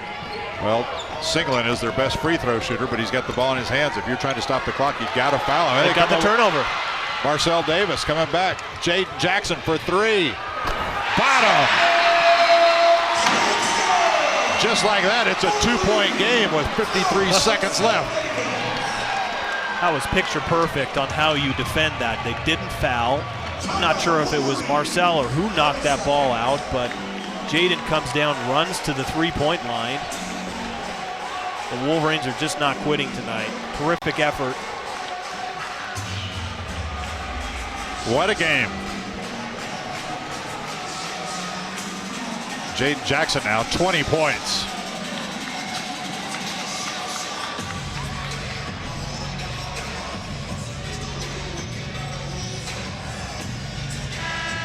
UVU down by 2 with 53 seconds left.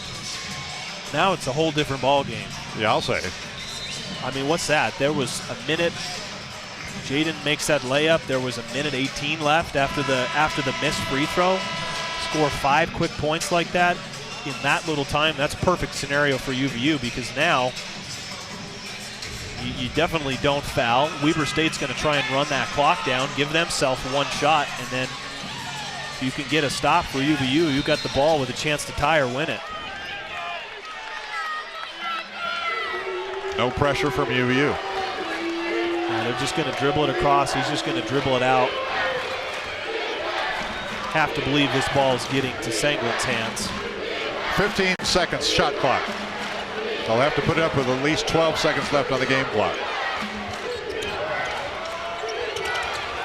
I'll make it 22 seconds left on the game clock. 3, 2. UVU basketball. Shot clock is off. UVU has a timeout if they want it. They're going to switch everything up top. Connor Fry inside.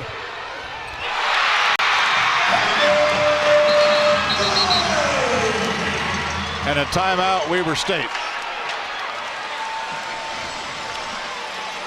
Connor Fry has missed 16 shots tonight. I was thinking the and exact he just same got thing. one at the most crucial moment of the game. I was thinking the exact same thing, Jim. Wow, what a play. Tell you. He used the ball fake and the pump fake there pretty well, too. He almost lost his balance. He did a great job of collecting himself. And he went over Ballenboy because Ballenboy wasn't going to get a foul. He wasn't going to risk any type of foul in that situation. Wow, what a play from Connor, but what overall play in the last minute 18 seconds from the Wolverines. Yeah, because it looked like Weber State had pretty much they were up 69-62, right? Yeah, 7-point lead. You know, it's not over though. 5.5 seconds left here. I wonder where the ball is going to be. It looks like it's going to be, is it under the basket? It is under the basket. Weber State will have to come the length of the floor. Yeah, Weber State's going to try and get one of their players with the ball in a running start here. Again, can't foul for the Wolverines. No fouls. Singlin. Plenty of room. Top of the key. Well, hope you got some popcorn because we're going OT number 2. This one may never end.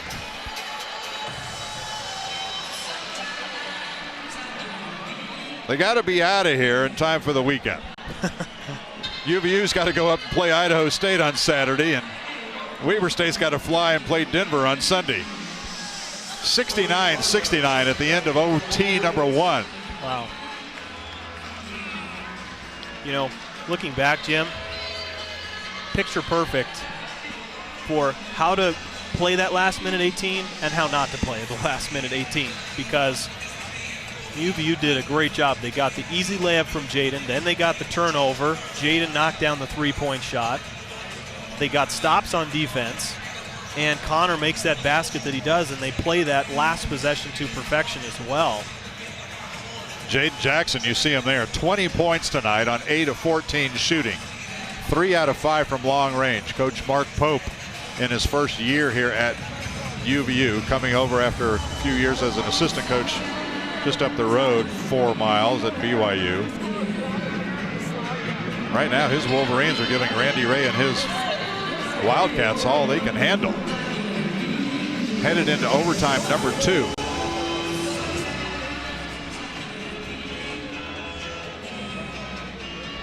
First overtime game of the year for either team, and we're going at least 2.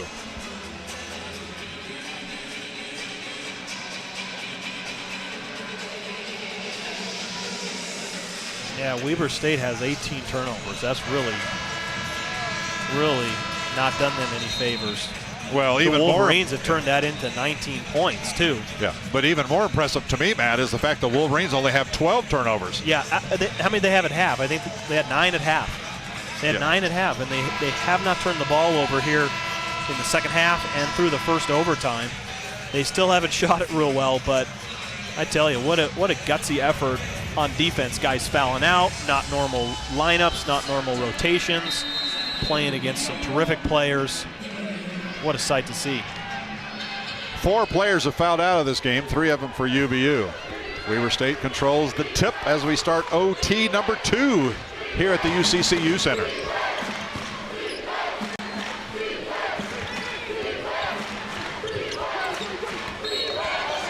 Hayden Skank. I thought they were going to call a travel, but they're going to get Hayden with the foul.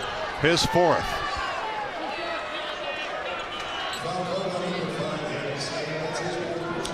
$53 fouls called in the game, 30 of them against UVU, 23 against Weber State.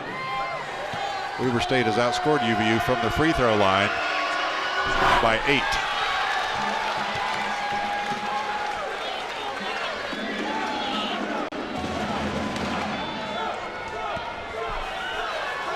Singlin, 7 of 11 from the stripe now.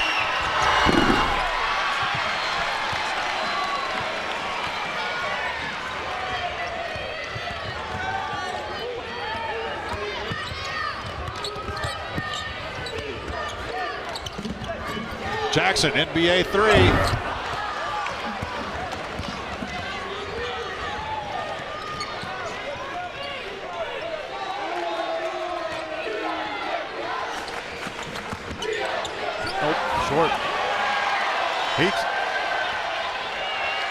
Giddens is claiming he was fouled. No call, obviously. There's a foul, though. Contact between Bollenboy and Marcel Davis. Bollenboy being called for his second foul. After everybody in the world is in foul trouble, Bollenboy finally gets his second. Yeah. That's how good a player this guy is. He definitely comes over, creates the contact.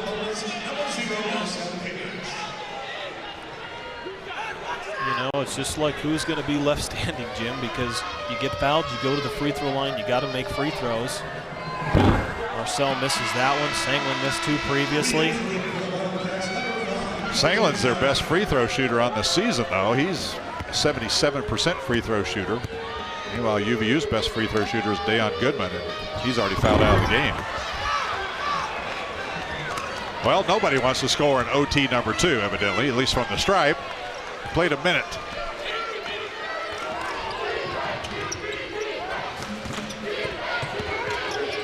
Cody John blocked by Corey Cardwell from behind. Corey Cardwell, I believe, just got his first career block. And it was a nice recovery. Again, nice job of not fouling, too. The perimeter players for Weber State are being held in check by the UVU defenders. Perimeter guys have done a terrific job. They're not allowing Weber State to turn the corner on any of these picks on the ball or get to the rim as they were a little bit earlier in the game. Sanglin, long 2. Nothing but net. That was a big shot. Right in front of us here, fading away from the basket. Tough shot.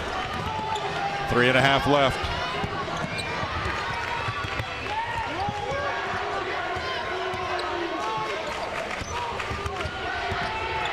Marcel Davis.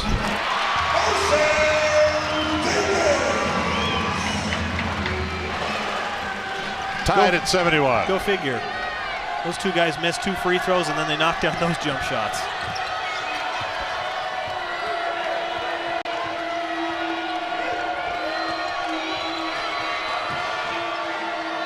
Sanglin kicks it back outside. 6 seconds to shoot. Dusty Baker. Nice drive there. Dusty Baker, only his 4th point, but pretty timely. UVU down by 2.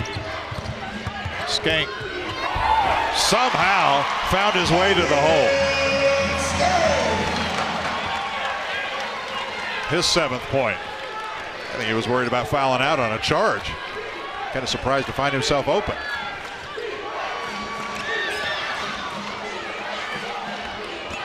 Bollenboy, contact, Connor Fry. Fry is going to have 4 fouls now to go along with his 16 points. Bollenboy up at the free throw line where he's 12 out of 14. Yeah, kind of a scramble play there. The ball gets knocked around. Marcel finds himself on the ground. Connor finds his way going off of Bollenboy, and Bollenboy sees the lane and drives.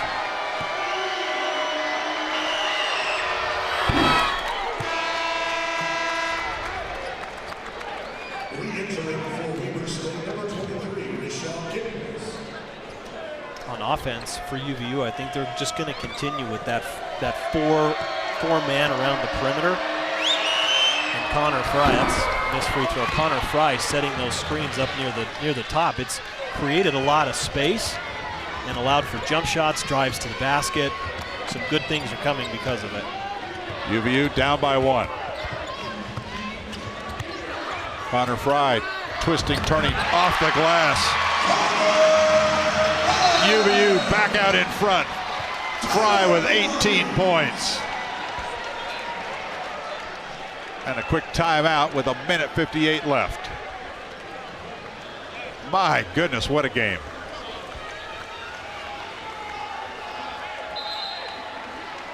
Connor Fry, it took him about, 43 minutes to really warm up tonight. We're in overtime number 2. UVU now out in front, 75-74. Look, the last time UVU led in this game was near the end of regulation where they led 60-59 after Jaden Jackson hit a 3-pointer. Then Weber State tied it up on a free throw to send us into overtime. UVU's just been playing catch up to send it into overtime number 2.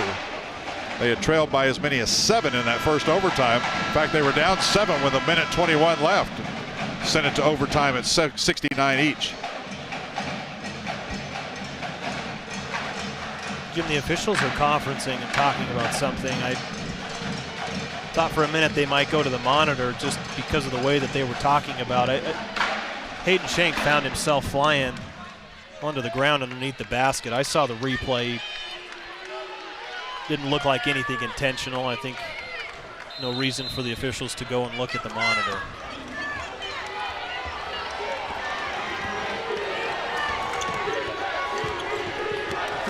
Under 2 to play. Weber State has turned it over again. Their second backcourt violation of this game. 19 turnovers for Weber State, just 12 for UVU. 1:46 left.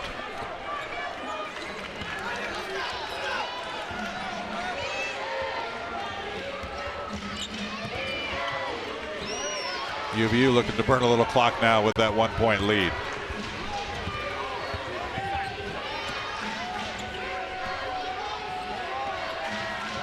Ten seconds to shoot.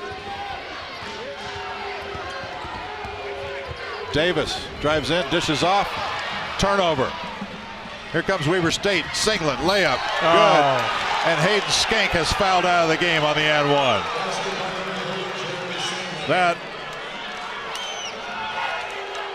Yeah, the official came over, made the call, Jim, and just made the motion with his hips that he moved into him. You know, he's got a case, but I mean that's not a foul, especially at this point in the game. That has to be a no call. 32 fouls called against UVU, 24 against Weber State. I mean, that just looked a whole lot. Did you think that was a foul? Oh, don't drag me into this, partner. I thought there was no way that was a foul call. Hayden went like he was going to attempt to stop, but pulled away from it, and his momentum carried him in there. Well, UVU down by 2. Whatever it is, it is. 1:08 left. 4 UVU players have fouled out. Three-pointer, bottom! Jaden Jackson! UVU back out in front. That's the first time we've seen that where Jaden stopped on the handoff. Normally we see him come off of it as Singlet. Air ball from Singlet. That's a foul on McKay Cannon. Cannon will pick up his 4th foul, undercutting Corey Cardwell. There's the miss from outside.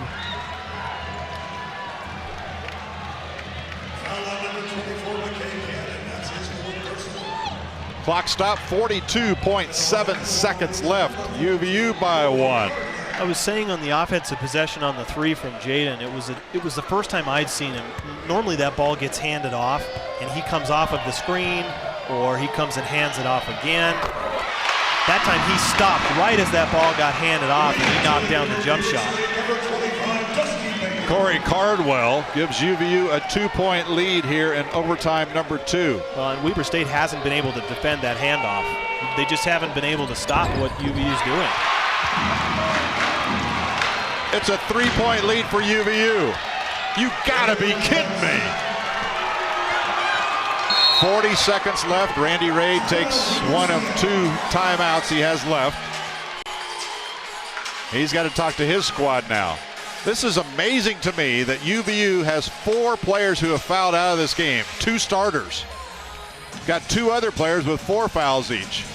And they're still leading Weber State in overtime number 2. Guys have just made plays. Jaden has really come to life. I mean, he is absolutely. Marcel hit some big shots. Hayden with a big layup there. Connor with this shot here. Guys have just made plays. That's what I'm saying right there. Stops on a dime and launches. They have not, Weber State has not been able to defend that play. Jaden Jackson, oh, by the way, career high 23 points tonight.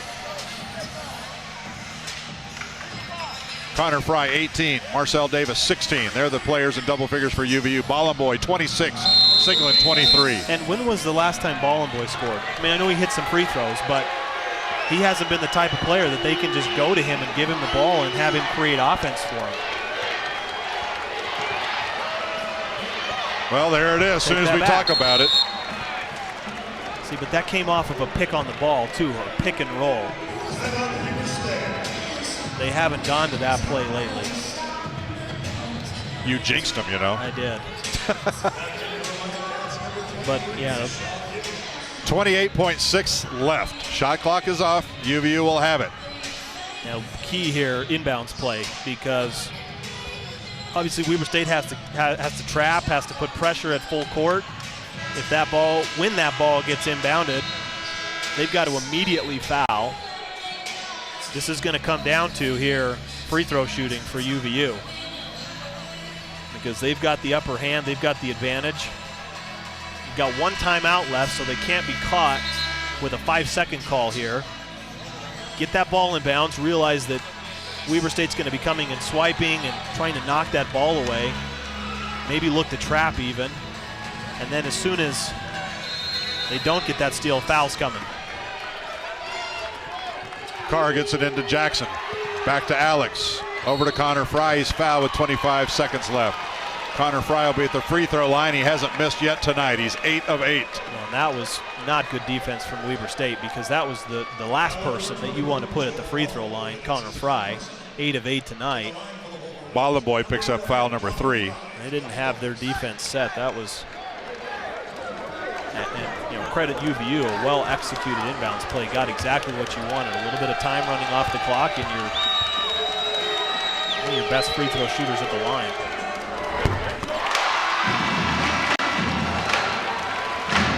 Connor Fry's 19th point of the night gives UVU a 2-point lead with 25 seconds to play here in overtime number 2.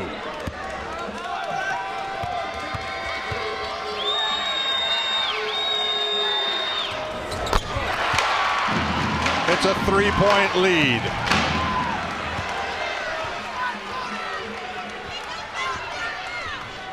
Singleton looks to the sideline. Coach Randy Ray.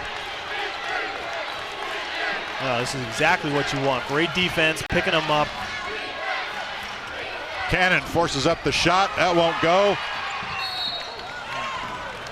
Weber State basketball with 9.2. And they don't have any timeouts. So this is a very awkward spot to be inbounding the ball from. You don't draw many plays in preseason or have a shot lined up from that spot on the court. They get it into Singleton, wide open. And he missed it. Oh my goodness. That ball took forever to go down. And that benefits the Wolverines because 2 seconds ran off the clock. Got a foul for Weber State. I've never seen a ball go around the rim twice. How beneficial too. I think it ran off 2-3 seconds. Oh my goodness. Ballenboy had to commit the foul to stop the clock with 3.3 to play. Ball on the rim. There's 1 second. There's 2 seconds. There's almost 3 seconds ran off the clock. How perfect. On a free throw. Connor Fry. On a layup, excuse me. At the free throw line. Connor Fry has not missed yet. He is 11 of 11 from the stripe. He's got 21 points tonight. And it seemed like all we talked about in the first half, maybe even into the second, is Connor Fry couldn't make a shot. Well, he can make free throws, baby. UVU by 3 with 3.3 to play. Singleton. Oh, Connor got a piece of it. Connor Fry blocks the shot, and UVU, can you believe this, has knocked off Weber State in double overtime, 84-81. Nobody saw this coming. What play from UVU, top to bottom. Wow. Obviously the best win for Coach Mark Pope in his young coaching career. UVU now 3-6 overall. Weber State that falls to 5-4. Weber State's now lost to Utah State, BYU, and UVU. They won't play another in-state opponent this season. They're probably happy about that. UVU picked up a win at the most crucial time because they are about to hit the road for a brutal road trip. Idaho State, Texas San Antonio, North Carolina Wilmington, Louisville, St. Mary's. Those are the teams looming in UVU's path. But right now it's time to celebrate double overtime victory here at the UCCU Center. What an exciting game. I think what I'm most impressed with is the fight and the competitiveness that UVU had throughout the entire game. They faced a ton of adversity with foul trouble. They went through a lot of things with Ball Boy going off, 28 points, 20 rebounds. They shot the ball terribly the entire game, 27 of 73 from the field, 8 of 30 from the three.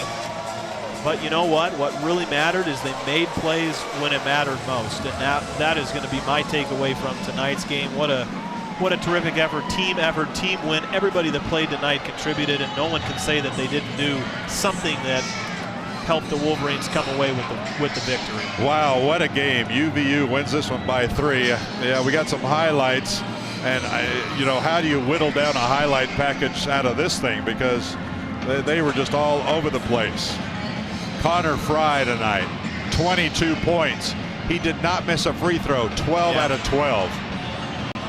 Meanwhile, Weber State, man, they looked like they'd put it away twice. Yeah, it was just, these games are 40 minutes long, or in this case, 50 minutes long, and you got to play to the very last whistle. And what got them back in the game was just that turnover that Weber State had, I think, when they had a 5-point lead, and Jaden knocked down that three. That, to me, is what really turned it for the Wolverines in the end of the first half. End of the second half. Well, at this point, I'm going to excuse Connor Fry for going scoreless against Southern Utah if he's going to come back and do this in double overtime tonight. At the end of regulation, well, at the end of half, or at halftime, these two were tied at 25. At the end of regulation, tied at 60. At the end of the first OT, tied at 69, and then UVU wins it in double overtime, 84-81. Could not come at a better time. UVU's last home game of this calendar year. They won't be back at the UCCU Center until January 2nd, hosting San Diego Christian, and then conference play starts after that. So quite a momentum builder. Yeah. This could be a season-changing event for UVU. Yeah, I hope so, Jim. I really do. We talked about it before the game, and if some of these games were. Well, let's back up. What did we say? Turn the corner.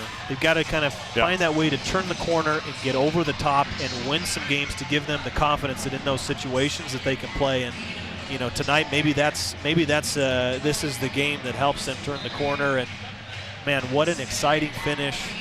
There's so much to learn about your team and your teammates and your coaches and everybody that's involved with a win like this. And, it's going to be one to celebrate for sure. Merry Christmas, Wolverine fans. 84-81, the final over Weber State in double overtime. That's going to do it from here. Thanks for being with us. Thanks for staying with us through this whole thing. It was a lot of fun to call. I hope it was as much fun to watch. This telecast, produced by students from UVU's Digital Media Department, has been a copyrighted production of Utah Valley University and the Wolverine Sports Network. For my broadcast partner, Matt Peterson, I'm Jim McCullough saying good night from Orem, Utah.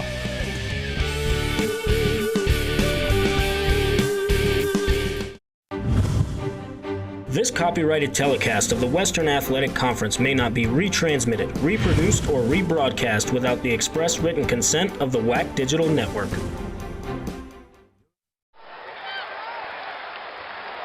You're watching UVUtv.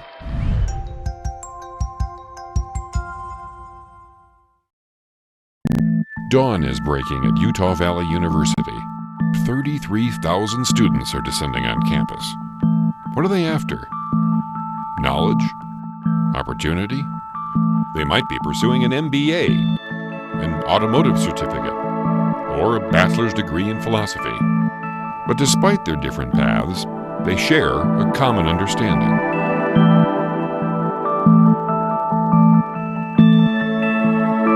I'm I'm Patty Garcia, a geology student at UVU, and this is Engaged Learning. At UVU, I'm learning by doing. Utah Valley University's Woodbury Art Museum hosts free exhibitions and programs year-round. From professional contemporary shows to Family Day activities, the museum serves all community members and represents a wide range of media and artists. The museum is the premier location to see current student and faculty projects during their scheduled exhibitions. Rotations from our permanent collection are always on display and showcase work from Utah Valley and beyond. For more information, visit uvu.edu/museum.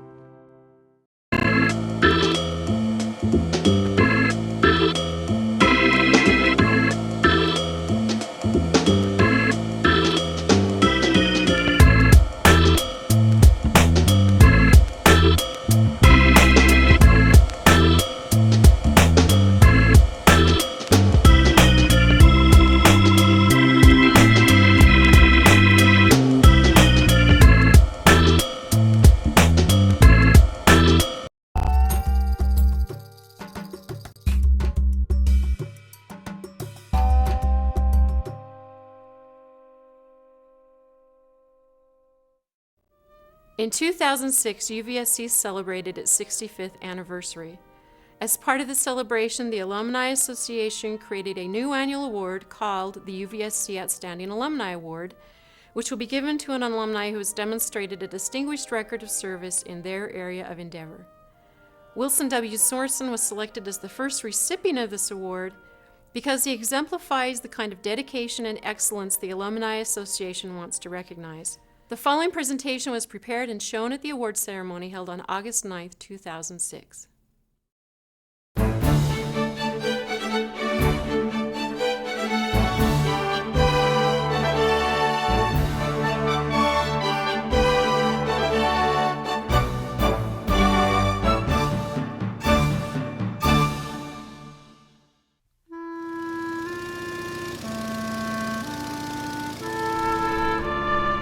With the dark clouds of World War II looming over America in 1941, the U.S. government began preparing for the impending war. Men were drafted and trained, supplies manufactured, and equipment built. To advance the armament effort, the federal government began financing vocational schools across the country, including the Central Utah Vocational School in Provo. Well, it began training skilled operators, not master mechanics, but skilled operators to man the machines of industry to build the equipment to send to the Allies. The vocational school resided on 14 acres of the old Utah County Fairgrounds in Provo and had only a handful of students. It created new war-oriented classes and trained students in the war industry. But as the longest and deadliest war in history came to an end, the federal government's need for such training also ended. Though thrilled for the termination of the war, the threat of closing the school prematurely propelled Wilson Sorensen, the school's local director, to action. As the war came to an end, we saw this was happening, so we petitioned Utah State Legislature to become a state school. Nothing short of a miracle would keep the school open. Because the state government was not an easy audience to convince, Sorensen spent countless hours at the Capitol lobbying for more funding, for land, and whatever the school needed.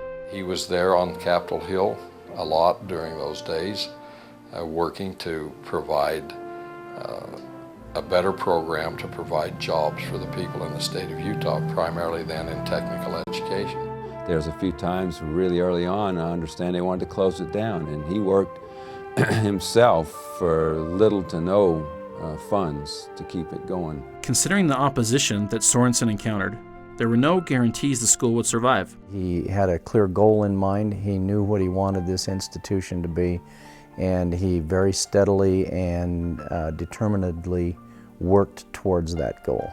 Due to Sorensen's efforts, Governor Herbert Maw signed legislation bringing the school under the umbrella of state higher education in March of 1945.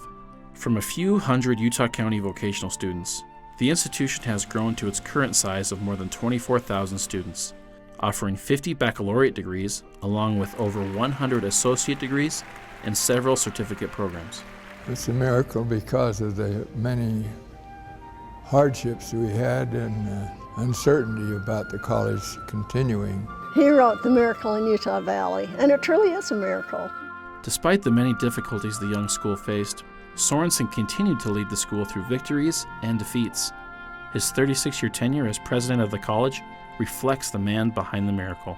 When I was in his company or in his presence and we had some opportunity to communicate, I looked to him as more of a father figure. He seemed to be the father of this school when I first came here, and as I found out later that he'd been here since the early 40s, and I came in the 70s, and so that was over 30 years of time already at this college when I came on the scene. So he was more of a friend and a father figure to me personally, and I enjoyed the opportunity to have him coach and instruct me and give me pointers on how to accomplish the mission of the college. He's very service-oriented.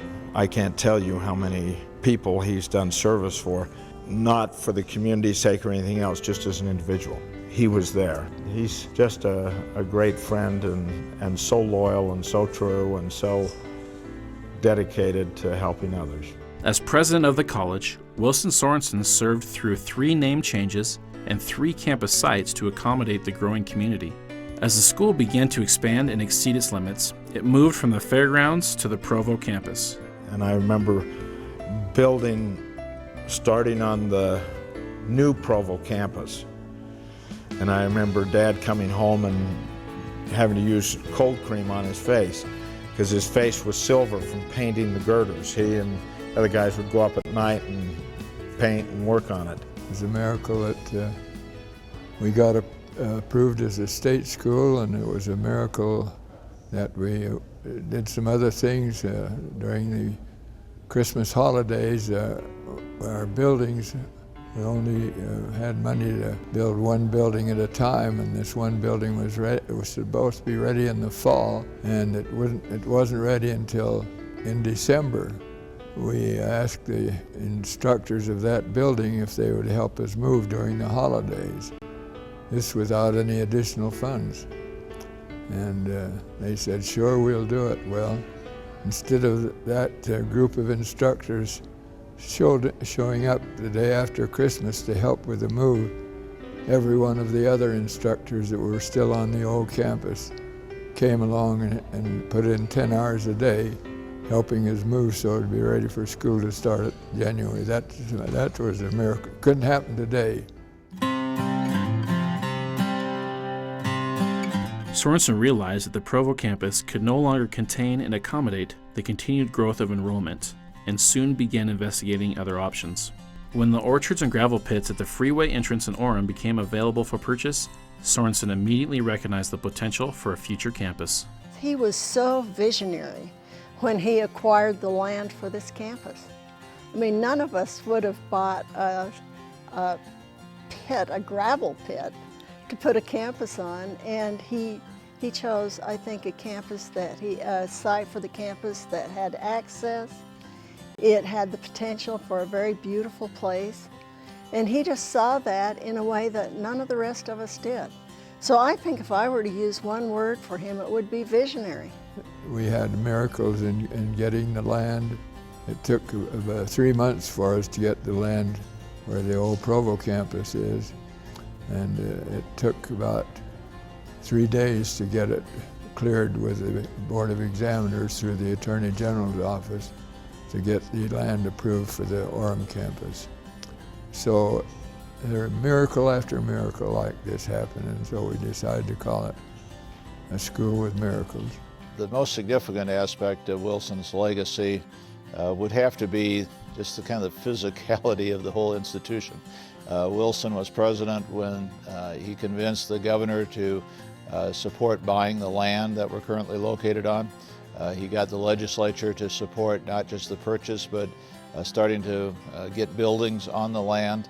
The whole structure that we have here, the design of the building, is all Wilson Sorensen. It was a combination of Wilson's hands-on personal involvement, his work ethic, and ability to connect with people that made the school a success for the students, the employees, and the community. It happened without fail. Every time that we would pass him in the hallway, or he'd pass us in the hallway, going to class or between classes or what have you, he would recognize us as faculty, and he would call us by name and ask how we're doing and if there's anything he could do for us. But it wasn't just at the school. I think in helping the school establish itself, Dad was very involved in the community, and obviously he got things done. We have a wall in his home that is a very long wall full of plaques, from scouting to Chamber of Commerce to industrial awards, all kinds of awards that came to him because of his service. I congratulated him one time some years ago on an award that he had received, and he said, Dennis, the organization just couldn't figure out who else to give it to, so I just got it by default. That sort of modesty typifies Wilson Sorensen. Never pushing his own opinion, never overriding other people's opinions, but graciously listening to what they have to say and then responding to that. Whenever I think of Wilson Sorensen, I think of commitment and commitment to trades and technical education. Wilson is one of those people that just lives and breathes that applied education and a commitment to applying not only knowledge but hands and skill with the hands. And so whenever I see him, he's happy to give me a little speech about that, and I'll forever remember that aspect of his commitment to the trades and technical education. Obviously, his term as president is the foundation for this whole institution. This institution wouldn't be anything like it is today without his laying the foundation for what it was to become. There have been other presidents since who have added to it and made it, changed it somewhat and added to it, but he absolutely made the foundation that made that all possible for them. Just about everything that we had here, he had a hand in producing it in the early days to make this college what it's grown into. I think this college wouldn't be if it wasn't for Wilson Sorensen. He personally carried this college on his back to keep it going and saw the vision and the need for training technical people and providing a forum for education in this Utah Valley. And the book that's been written in his Miracle Utah Valley is exactly just that. He himself made this college and secured this college in the eyes of the state education system.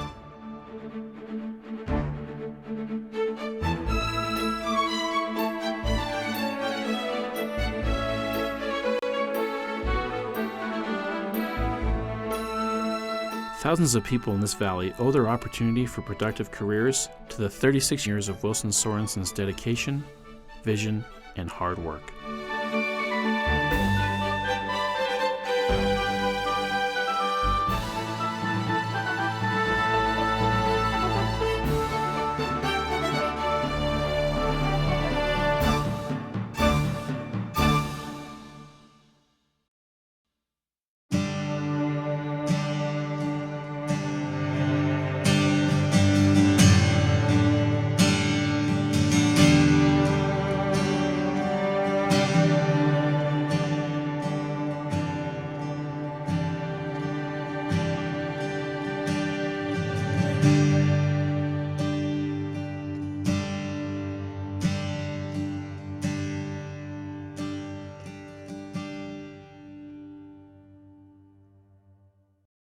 Are watching UVUtv.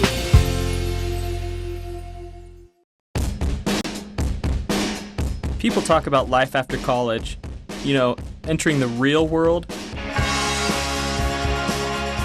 But this is engaged learning. I'm not just reading about it or watching someone else do it. I'm learning by doing. I'm at UVU. I'm in the real world every day.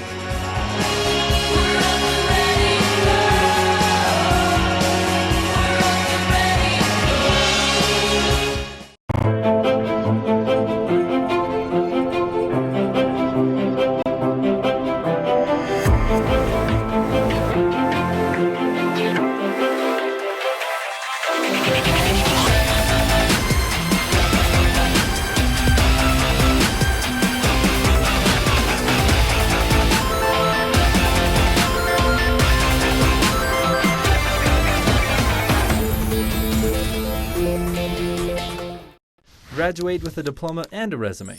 Engaged learning at Utah Valley University.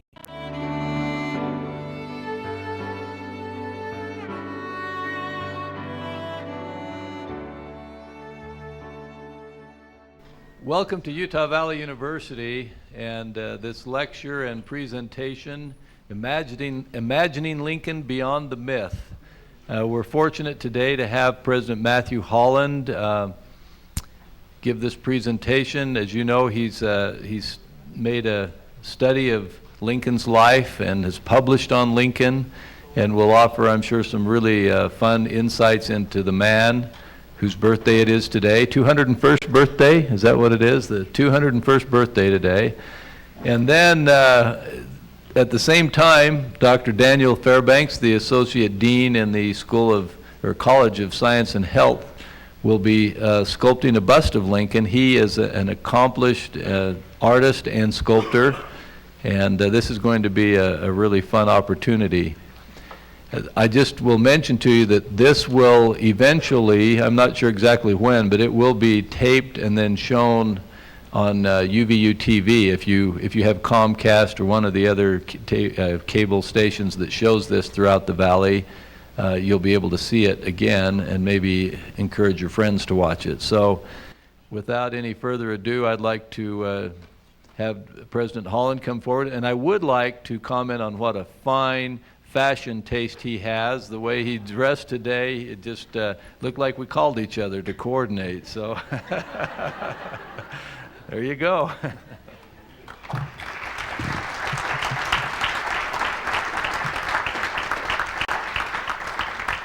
I got dressed first this morning, so that's all I'm going to say.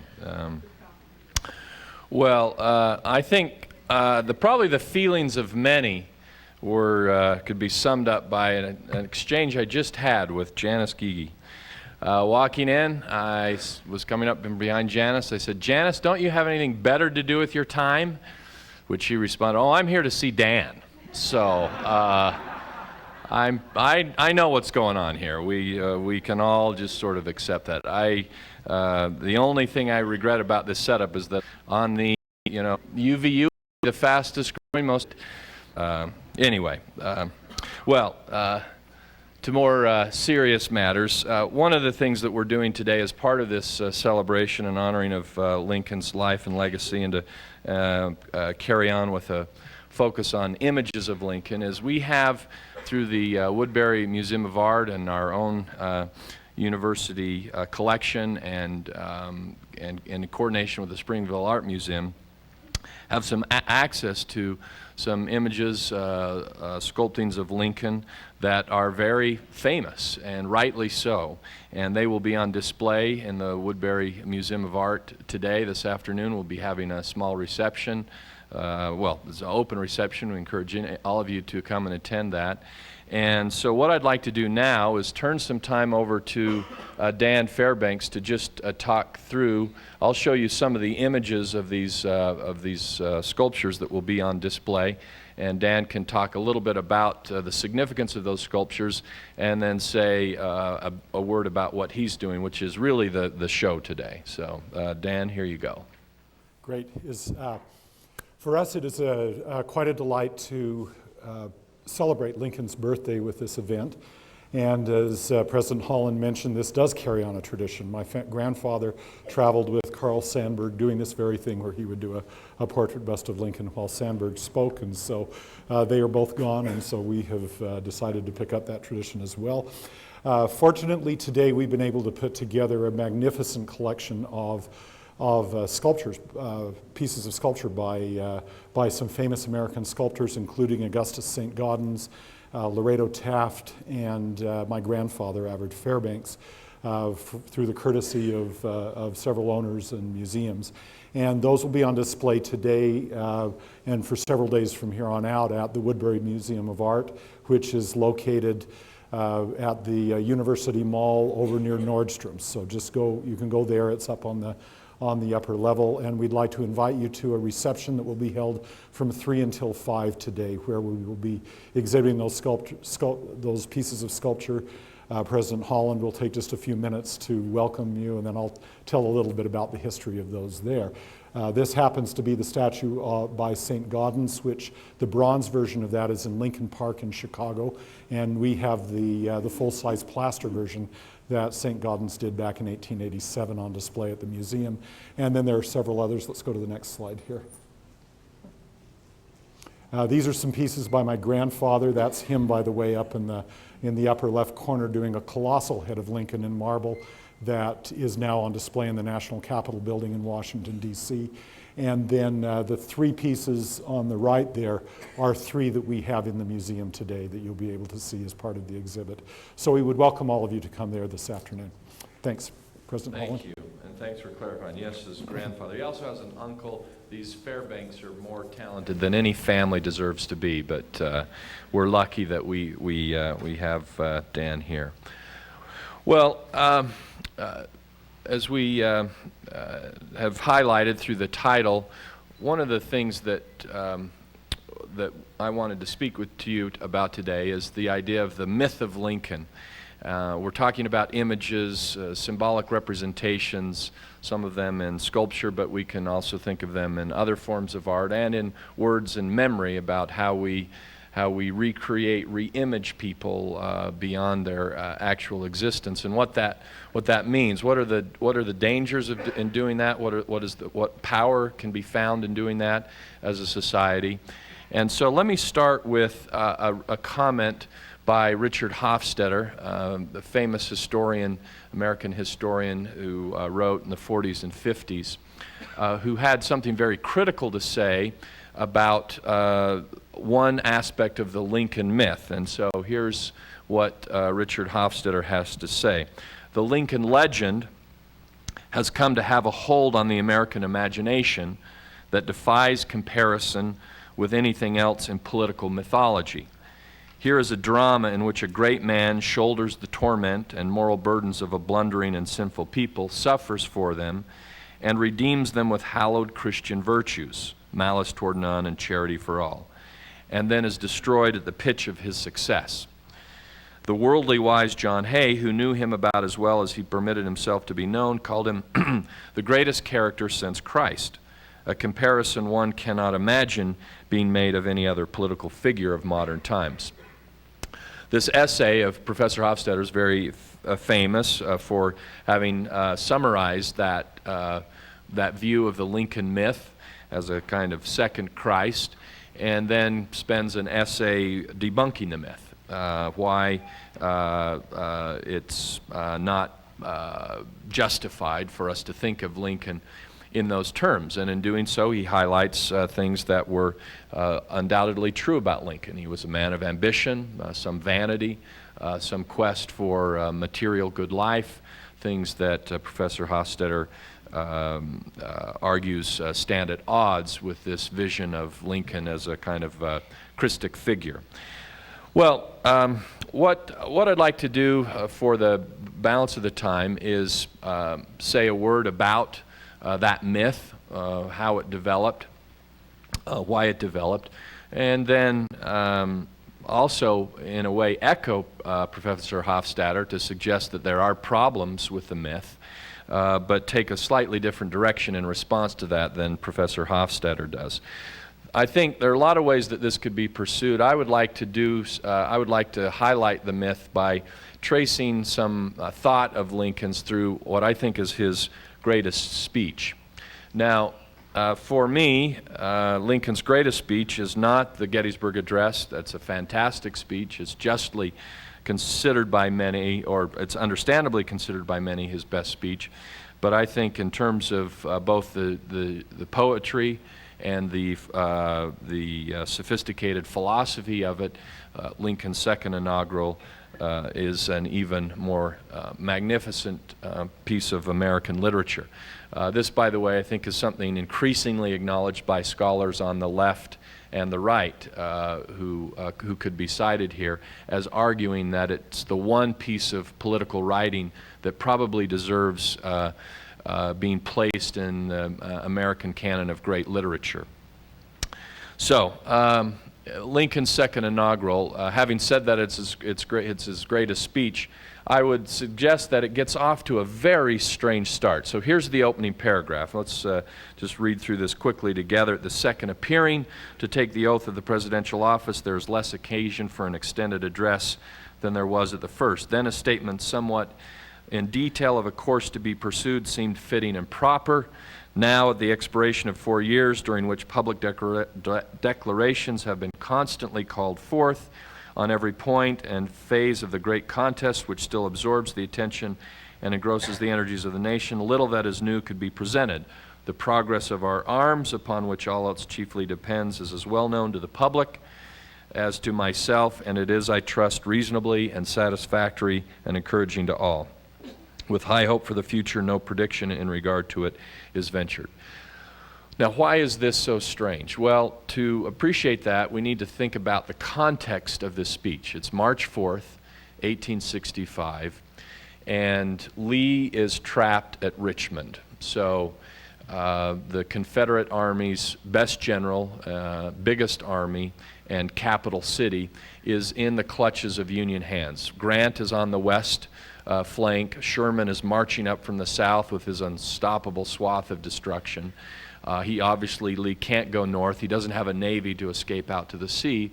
And so it just really appears that things are finally at an end.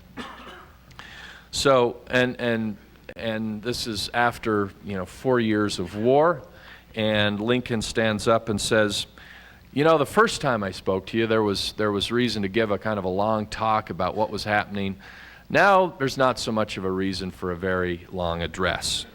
That's the first odd thing. Well, there are a lot of questions right now, like what's going to happen after the war, which is an issue that Lincoln later said was the greatest question that ever faced a statesman in the history of the world, and he was not a man given to hyperbole. In any case, there are lots of questions surrounding this moment, and he kind of blows it off and says there's not really a lot to talk about right now. The other thing is the way he talks about the progress of arms. What he's talking about is the war, that everything kind of hinges on the war, and I trust things are going well enough. This is a country that has been going through this most awful dilemma that is undoubtedly looking for some relief at this point and a moment to kind of claim credit and declare some victory. I mean, how many of you know politicians who don't claim credit anytime they can get a chance? How many of you know politicians who claim credit when they have no right claiming credit? Okay. Lincoln doesn't do either. He's just saying, I trust things are going well and well enough, and we'll see how things go. And I make no prediction. People are just hungering, thirsting for this thing to be over with, and he's in a pretty good position to say we're just about there, and he doesn't do it.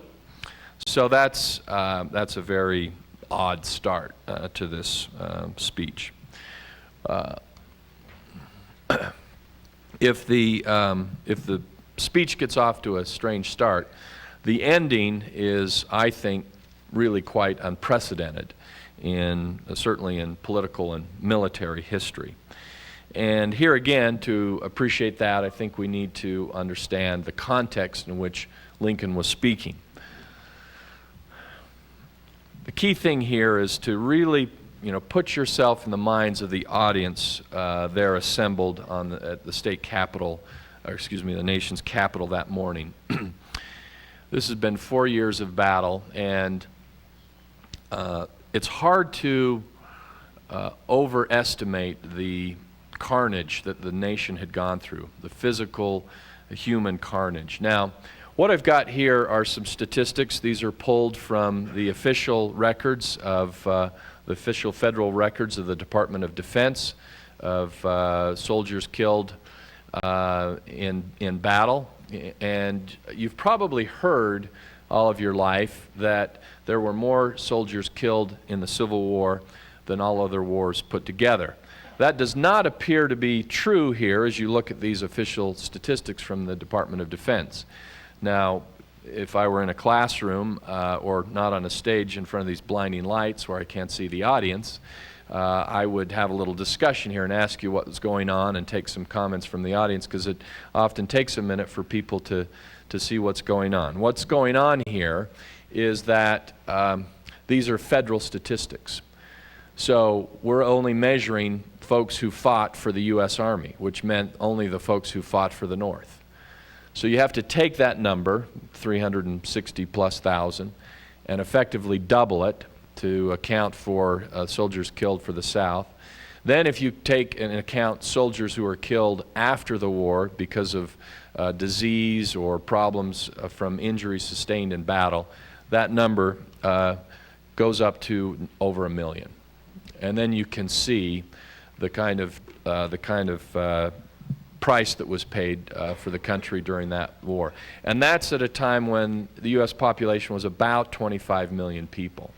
So it's not only, you know, vastly greater in raw terms, but in percentage terms it gets even more horrific.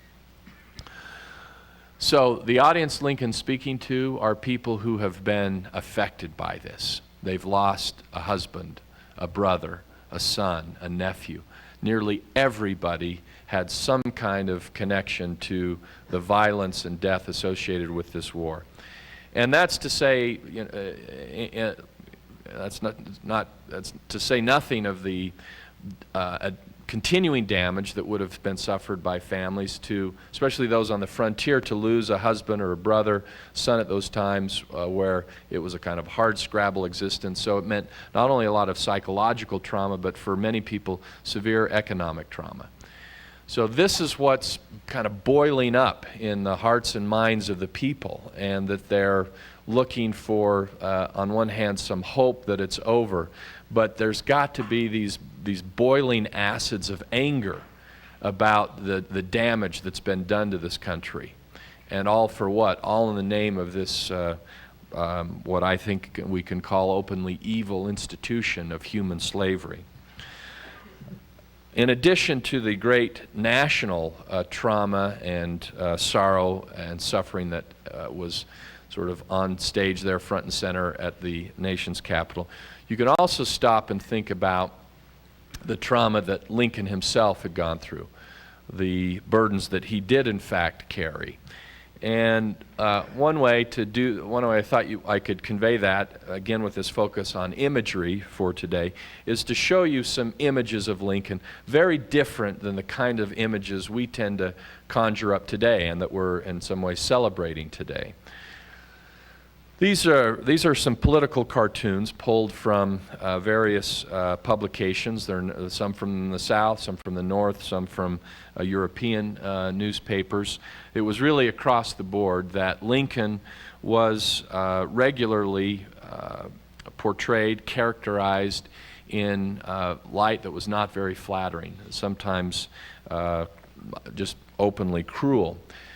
Here Lincoln is shown as a kind of a vampire-like figure hovering over this sort of pristine, pure female figure, Columbia, who's representing America. He is this sort of blood-sucking figure that is attacking the innocence of this country, and a figure to be feared. That would be one way that some people saw him. Here's another image that he's sort of death personified, hiding behind this homely mask. You can see the kind of Caesarean wreath on the skeletal head there, suggesting that the carnage behind him, the death, the violence, is about his quest for personal power. That the war was about his personal ambitions more than anything. And this, as you can see, they're playing off a kind of a cricket image here, but in for second innings. This is right as we're coming into his second term. So right on the cusp of some of these great victories where the war is starting to turn around and more people are starting to come to appreciate what he did, but still at this time, plenty of people ready to castigate him as being about this whole war for purely for purposes of personal ambition. Again, he got attacked from all sides. This is the way that Lincoln was seen by abolitionists, the guys who were on the good side, the right side, the guys who were quick to see how absolutely wrong human slavery was, and thought that the country and Lincoln were far too compromising with respect to this institution. So here you can see Lincoln is characterized as he's got his foot on the Constitution. He's not anything like the sainted John Brown, who's characterized as an angel in the picture up above him. And this is a picture of him signing the Emancipation Proclamation, a document that we celebrate today as a legal document that significantly moved us forward in getting rid of slavery. And yet for the abolitionists, it was too much of a compromise. The inkwell that he's pulling the pen from is a little satanic image, suggesting it's basically a pact with the dark side in terms of not going far enough to address this awful institution. Probably, though, the most common image, or at least more common than some of these admittedly extreme images of Lincoln, would be something like the following, which is to say that by no means is Lincoln kind of a righteous leader of the present. That would be reserved for somebody like General Fremont, who's shown here on his horse Pathfinder. Fremont was the man who, after successfully winning some battles in Missouri, emancipated the slaves in Missouri, only to have Lincoln countermand the measure because he was worried that doing a premature emancipation would lose the support of the border states. And so Lincoln was seen once again as compromising too much. We need a stronger, more powerful leader of the right cause, like a General Fremont. That's who we admire. On the other hand, he's not, unlike as was characterized in some of these other images, he was not truly evil. He was not really on the bad side. That was the side of slavery. That was the rebelling South. We'll characterize that. That's where the kind of impish hosts of hell are riding on shoulders. But Lincoln's something in between. He's really something just pathetic, okay? He's a politician. He wavers with the winds. He's part imp, part baboon, kind of being pushed and pulled between these greater forces of right and wrong. So he's neither leading or rebelling. He's simply a follower. And this was actually quite a common view of Lincoln at the time. Well, so these are the kinds of things Lincoln has to open the paper and see every day. These are in addition to getting reports regularly, daily, about the kinds of the numbers of troops that are being killed. In the process of this, he lost a child. They lost a child before they came in the White House. They lost another child in the White House. They didn't lose these children in battle, but he had a direct first-hand knowledge of what parents were going through to lose children. He adored his children by all accounts. He was grief-stricken by it. So was his wife, and she, frankly, through all this, was going crazy. And so he's dealing with that, seeing how the events of his life and career and the trauma that he's going through, their family's going through, is making her crazy, and then he has to work all day long managing this very intractable problem, and then come home to deal with troubling issues on the domestic front. You can see, again talking about images of Lincoln, you can see the toll that this takes on Lincoln when you compare pictures of Lincoln from the beginning of his presidency to the end of his presidency. This is a picture taken of Lincoln just after he gave his famous Cooper Union address. The Cooper Union address is really was kind of the turning point in Lincoln's national career. He'd been asked to come and give a speech to this famous assembly in New York City based on his Lincoln-Douglas debates, where he developed a reputation for being an articulate antagonist of slavery and a thoughtful recommender of appropriate political steps to deal with the action. So he's invited to come back and speak to this assembly that's now got a gathering of national figures and forces, and it's one of those kind of blow the roof off this, blows the roof off the top kind of speeches, and he's immediately a kind of an overnight sensation, and this helps propel him into the presidency. So this photo was taken just before he becomes president. Now this next photo I'm going to show you is taken, it's the last known photo. For a long time we thought there was another photo was the last known photo.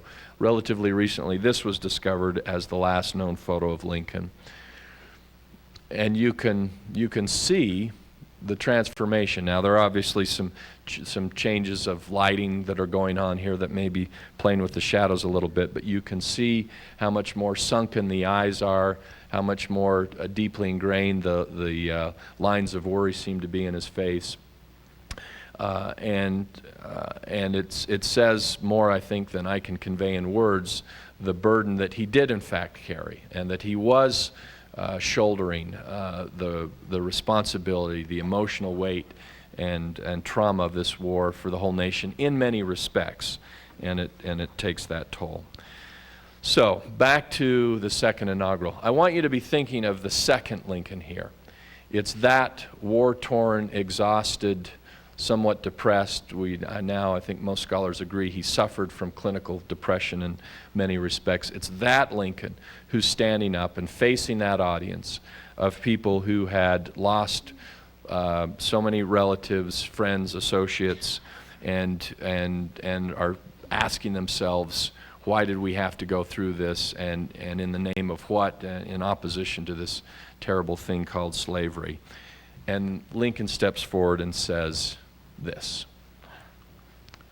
with malice toward none, with charity for all, with firmness in the right as God gives us to see the right, let us strive on to finish the work we are in, to bind up the nation's wounds and to care for him who shall, and pointing out that the myth is not true. Now what I would like to do is suggest to echo that, but approach it in a slightly different way from Professor Hofstadter. One is I'd like to go to Lincoln himself. So from this account that Lincoln just offered, firsthand witnesses say that here's Lincoln's response to those folks who wanted to call him a Messiah. Don't kneel to me, Lincoln told them, embarrassed. That is not right. You must kneel to God only and thank him for the liberty you will hereafter enjoy. So whether you want to look at this as a religious person, for claims that Lincoln would be a kind of second Christ figure would be by the definition of most religious traditions blasphemous. If you want to approach it as from a more scholarly point of view, the facts don't add up. Certainly the witness, the person in question himself makes no such claim. And as Hofstadter points out, there are lots of other elements to Lincoln's life and character that remind us he was a very mortal human being. And it's important to acknowledge that and keep that in mind. What I think we could say, though, is that there are myths and there are myths. So inflating Lincoln to something he clearly was not seems intellectually unbecoming, besides whatever religious problems it would have for people who were serious about such beliefs. But there's another way in which we might think about myths in our political civic conscience, which is that there are ways to recognize moments of greatness and people of greatness, that whatever their shortcomings may be, whatever their imperfections, that at key moments in times some unusual things have been done, and these are worth remembering and noting and celebrating with some symbolic significance, some symbolic greatness, and that sometimes these things can be captured in images, great sculpting, great art, poetic words that pay tribute.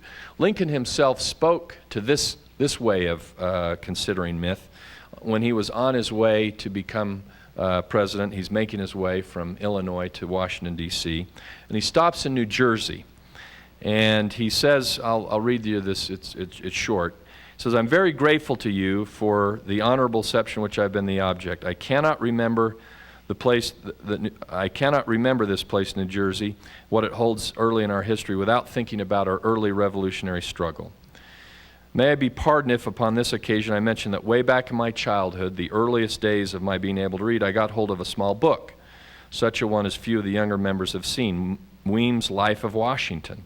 I remember all the accounts there given of the battlefields and the struggles for liberty of country, and none fixed themselves upon my imagination so deeply as the struggle here at Trenton, New Jersey, the crossing of the river, the contest with the Hessians, the great hardships endured at that time. All fixed themselves on my memory more than any single revolutionary event. And you all know, for you have all been boys, how these early impressions last longer than any others. I recollect thinking then, boy even though I was, that there must have been something more common, something more than common, that those men struggled for. I am exceedingly anxious that that thing which they struggled for, that something, even more than national independence, that held out great promise to all the people of the world to all time to come, I am exceedingly anxious that this Union, the Constitution, and the liberties of the people shall be perpetuated in accordance with the original idea for which that struggle was made. What he's saying is that as a young boy, he reads a book. It's this book, Weems' Life of Washington. Now, this is a book that is rightly so held up for sort of attack and criticism about what historians call hagiography, which means an overinflated representation of someone's good qualities, completely ignoring their bad qualities, and often saying things that just simply aren't true, that feed into these grand myths that are just not rooted in reality, at least enough. What Washington says here is that book, that meant a lot. That was a transformative book for a man who now many people, including most academics, consider the greatest president that we've ever had. There was something inspirational about that story that could be focused on from time to time and talked about that elevated his sights, elevated his visions for what could be accomplished by a nation. And so here I would suggest that it would be wrong on both academic grounds, religious grounds, to try to bring back the old myth of Lincoln as a second Christ. What I do think we can more plausibly embrace as a broader community is the idea of not Lincoln as some model of Christian charity, not some representation that he was another Jesus, but that he's a model of civic charity, that he's filled with charity and a love that seems unprecedented in a public setting, but that he is, at the end of the day, a political military leader. This is not a completely turn the other cheek sort of ethic. At the same time, he's calling for charity. He's calling for firmness in the right, to give us the right to strive on to finish the work we're in. That reference to finishing the work we're in, that's a clear echo from the Gettysburg Address. He's talking about we have to finish the work of war. Between the time that Lincoln gives this speech and Lee will surrender at Appomattox, another 25,000 young men will lose their lives. He lived in a hard world. He had blood on his hands. There was violence in which he was countenancing in the name of this cause of justice. I think all of those things bespeak the importance of being really very realistic about what he was and what he wasn't. He was a human being. He was living in a world where there was battle with right and wrong, and there was compromise with the wrong from time to time. But again, having said that, at key moments and in important ways, he steps forward with a virtue, with a value of human love and compassion that really transcends the moment in many respects. It's a moment that doesn't last very long. The moment he's killed, there were a number of editorials that come out and say, yesterday we were with Lincoln, we were with him for his mercy, but now we are acting in the name of justice. The country takes a very different turn under Lincoln, and we spend another 150 years dealing with sectionalism and legacies of animosities between regional areas, in part because of that turn. And yet, we still have Lincoln. We still have the great images of Lincoln that are created, the Lincoln Memorial and other things that are heroic and are mythological at some level, but do, I think, draw us to look up to moments and ways that we can do better as a people in our moments of disagreement, in our moments of genuine conflict about moral issues, that somehow we can approach that in a way that still says we will move forward, we will push for what we think is right, but we will try to do it without malice and with charity for all.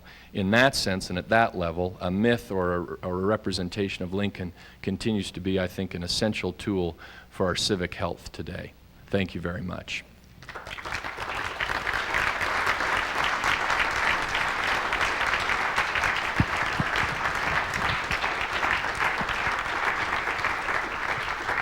I'm going to come and see what Dan's up to over here, and I think both of us would be happy to take some question or two for a few minutes if you've got it.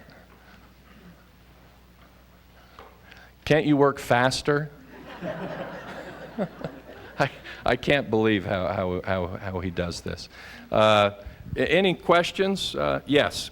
What was the population of the United States at the time of the million deaths? 25 million. Did that include the blacks? Yes.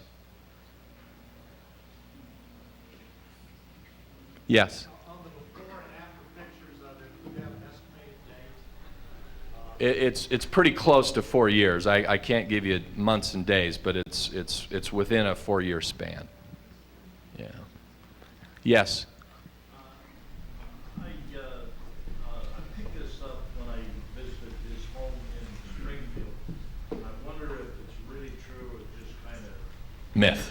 So it goes that the children had to be home practicing the piano and doing their studies, but they had to go get Abraham, who was out playing with other kids in the neighborhood until dark when it was time to eat, because it was hard for him to get home. He was just kind of a happy-go-lucky fellow who wanted to play with the kids in the neighborhood. Is there any truth to that? Well, I can't speak to say with any authority that there's a specific anecdote that there were first-hand accounts, but the principles there are true. One, that he did, first of all, that Mary was the disciplinarian. Lincoln let his kids do whatever they wanted. It's also true that he did enjoy kids and kind of playing, so you can see him doing that, and that he did find it hard to go home at times. So all of those principles inherent in that characterization, I think, are accurate with what we know about Lincoln. Yeah. I was wondering if you could address a little bit on Mary Todd's relationship. Yeah, sorry. Mary Todd's relationship with her husband and some of the struggles that she went through. I understand that she was a bit of recluse and that her health wasn't very good. The death of the two children brought a big toll on her life, and I was wondering if you could comment a little bit on Mary's relationship with Abraham. Yeah. There's actually some new scholarship that's coming out on Mary Lincoln. I'm not really very familiar with it. It's pretty recent, and I've been busy with other things lately.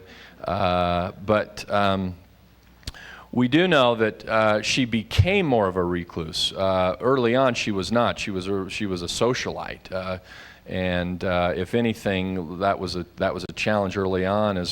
Would Lincoln be able to be an appropriate partner for someone who liked the kind of glittering moments of social life in Springfield, Illinois? But over time, as she lost her children and as she watched the struggles of her husband and experienced her own health challenges, she developed some real psychoses, running up massive tabs that the Lincolns couldn't afford on shopping sprees and getting really insanely jealous of any kind of attention Lincoln ever got from any other woman, and just becoming very erratic in her behavior. After Lincoln's death, Lincoln's son has to have her hospitalized, basically, even against her own will. And so, having said that, some of the new scholarship, what I have been able to glean is that it's highlighted how much she loved Lincoln, which hasn't always come out before.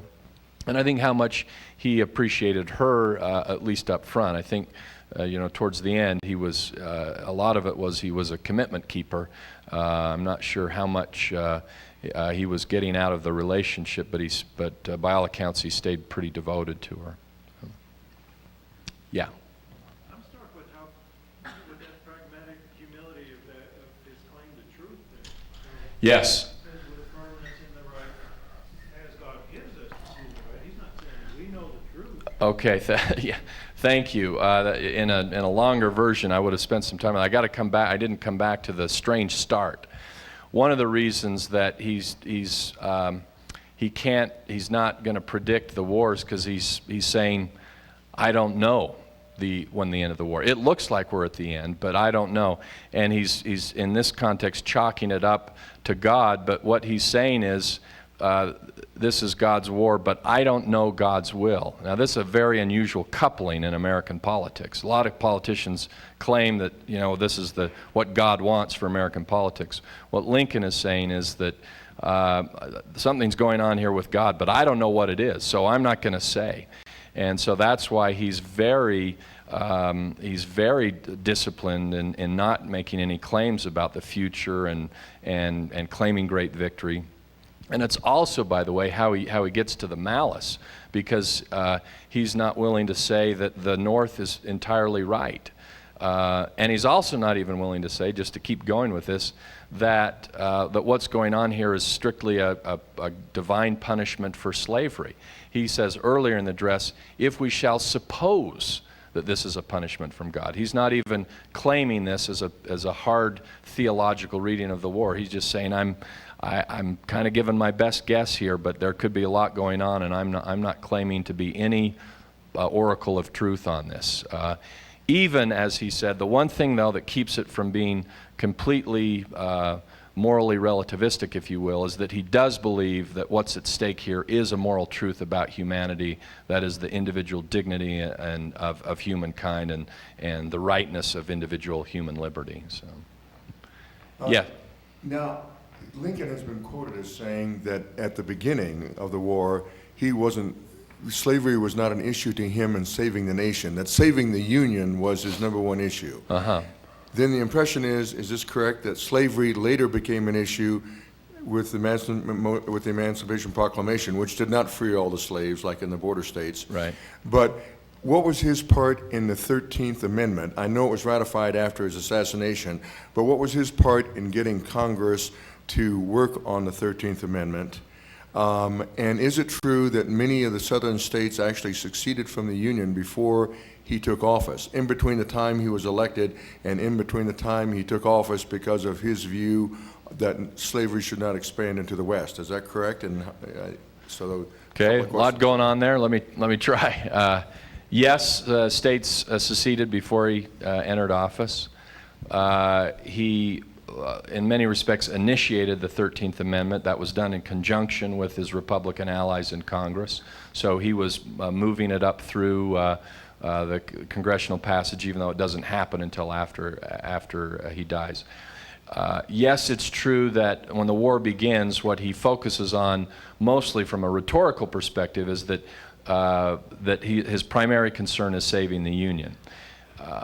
Having said that, it's also true, and sometimes underemphasized by people who want to make that point, that he was opposed to slavery throughout his career.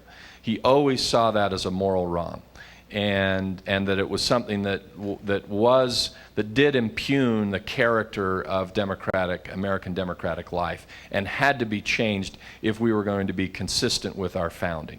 So he consistently held that position. Having said that, he thought the best way to address the problem was to hold the Union together. And I think for me, that seems to be a fairly unassailable position. The worst thing in the world for eradicating slavery would have been to let the South break off. You'd have gone decades and decades before slavery would have been eliminated in the South. He knew that to eliminate slavery, you had to hold the Union together. So he started there, which meant maybe we have to live with slavery a little bit longer. And his philosophy was, stop it from spreading. The metaphor he used was the metaphor of a cancer. We can't let it go into the territories. The position of the founders was, we've got it, we don't like it, but we can't get rid of it. If we do, we might kill the nation. We stop it from spreading and let it die a slow death. So that was always his position. At some point, though, in the war, it did become clear that the slavery issue had to be dealt with more head-on. And it was really kind of 1863 and between the Emancipation and the Gettysburg Address that he came to the conclusion this really now has to be about eliminating slavery, and saving the Union and getting rid of slavery have to go hand in hand more immediately. And that's when the 13th Amendment and other things kick into gear. Yeah. Yeah.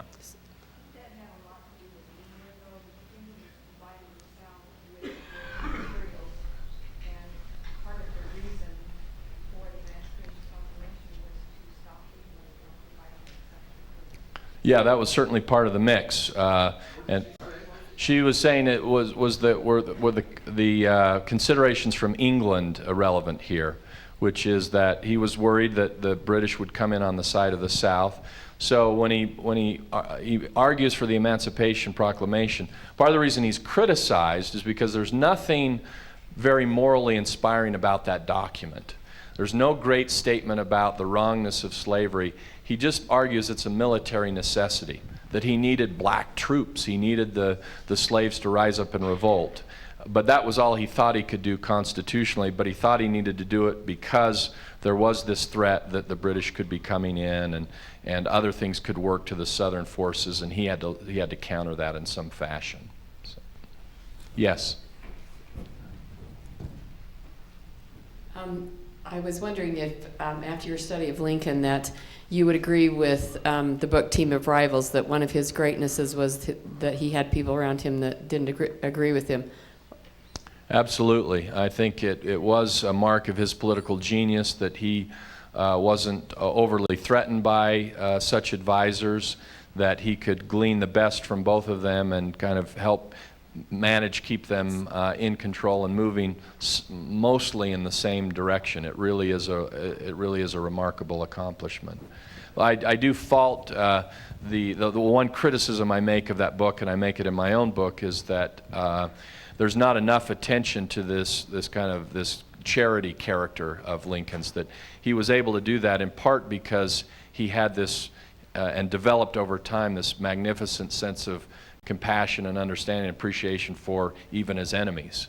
So he was able to kind of, where other people would have lost their cool in hatred and malice, he could kind of grit his teeth and say, I don't like what they're doing, but I don't hate them personally.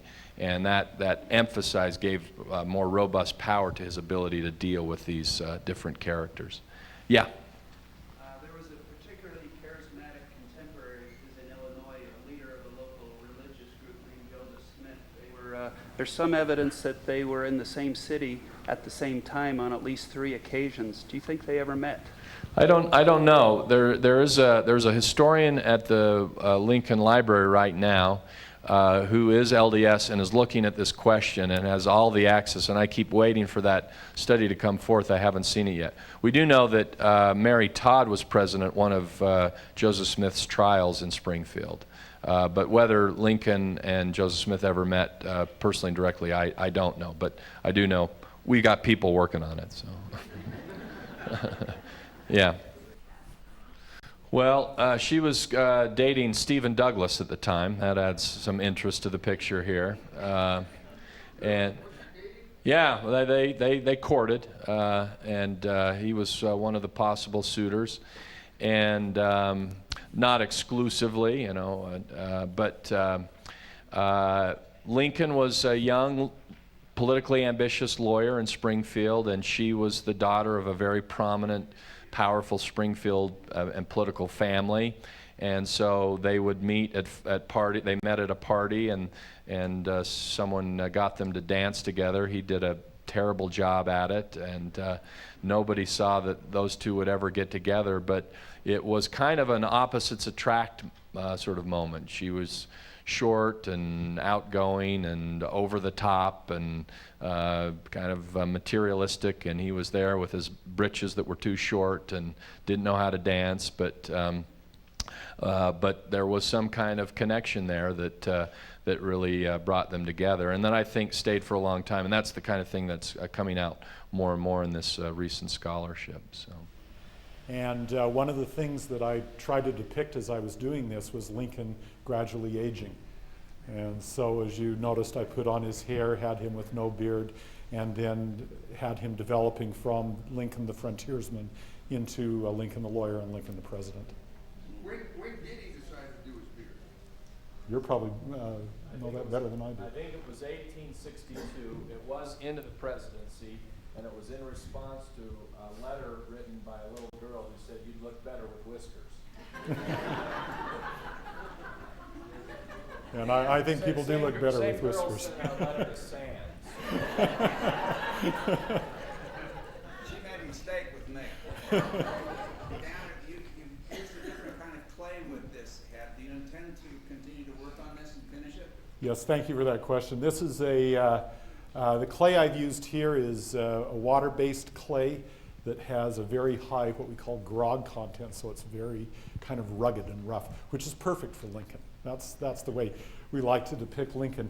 It's a clay that is that will dry. It's a water-based clay, and what I intend to do, you notice these little things right here. That has a wire on it, and after we're done here, I'm going to let this sit overnight, and then I will pull the wire up to cut it in half, hollow it out, put the pieces back together, and we'll fire it, and it will be a gift to UVU. And so we will be able to keep this permanently.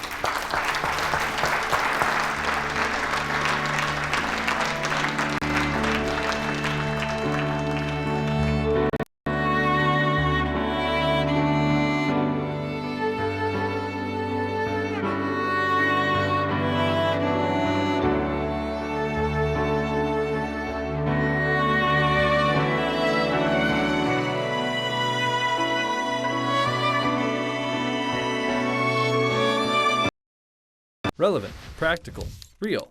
At UVU, engaged learning means great classroom experience combined with hands-on real-world application. It's what engaged learning is.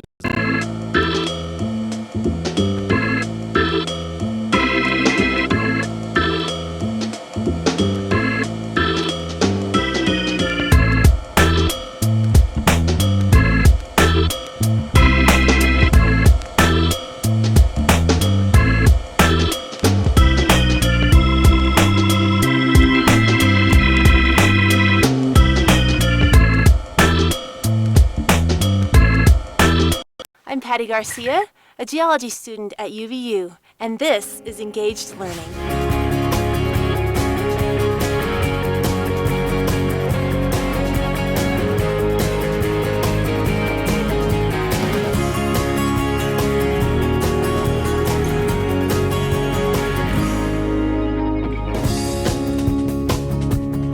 At UVU, I'm learning by doing.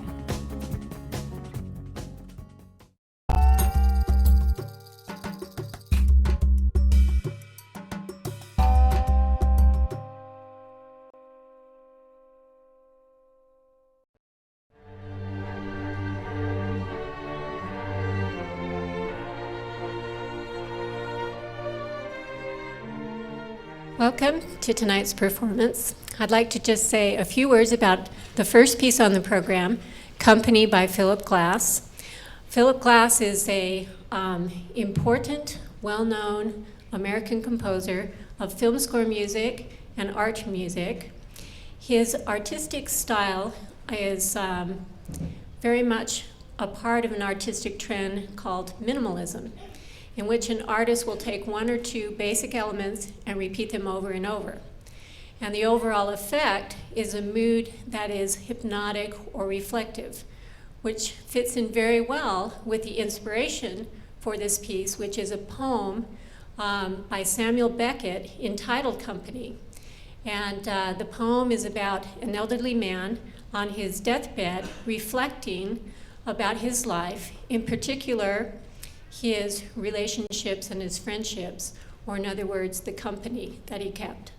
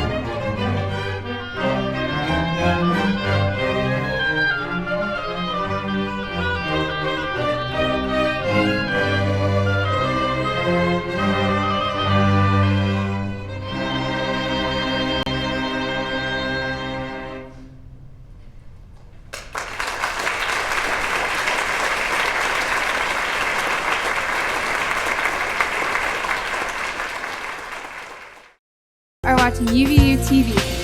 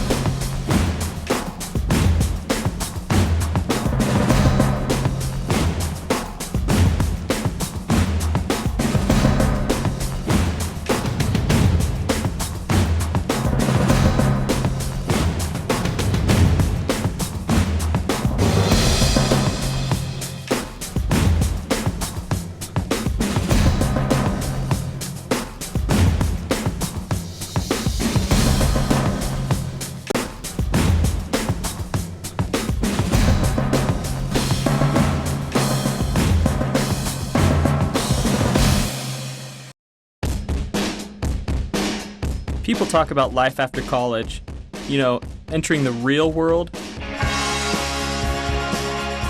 But this is engaged learning.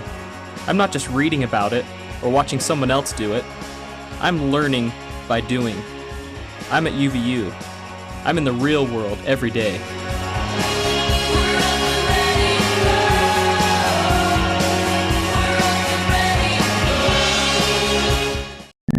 Dawn is breaking at Utah Valley University. 33,000 students are descending on campus. What are they after? Knowledge? Opportunity? They might be pursuing an MBA, an automotive certificate, or a bachelor's degree in philosophy. But despite their different paths, they share a common understanding.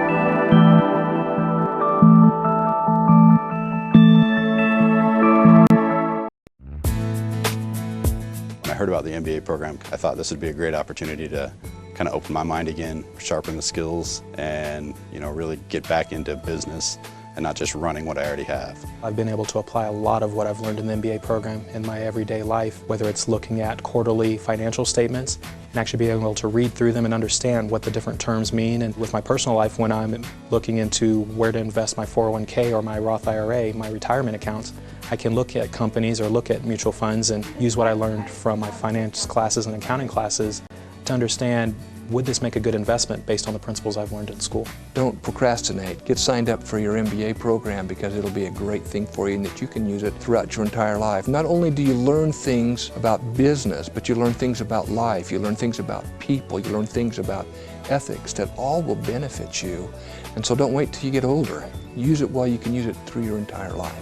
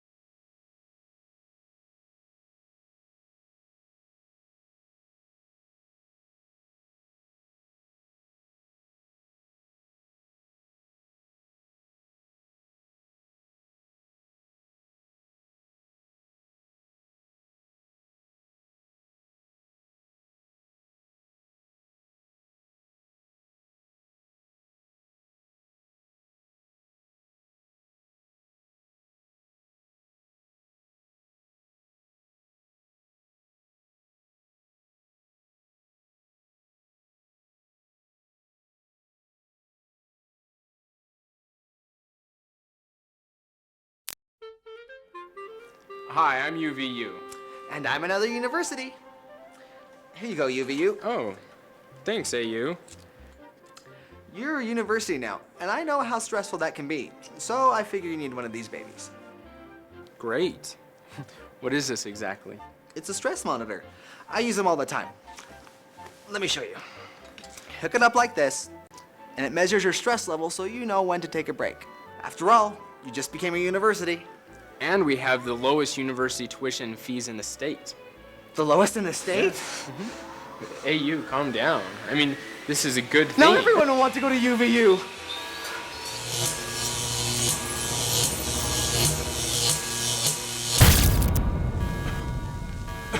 AU? Are you alright? Maybe I should go to UVU.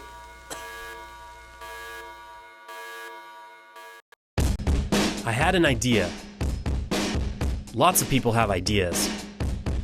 But engaged learning helped me develop my idea and make it real. And now with sales over $1 million, best assignment ever.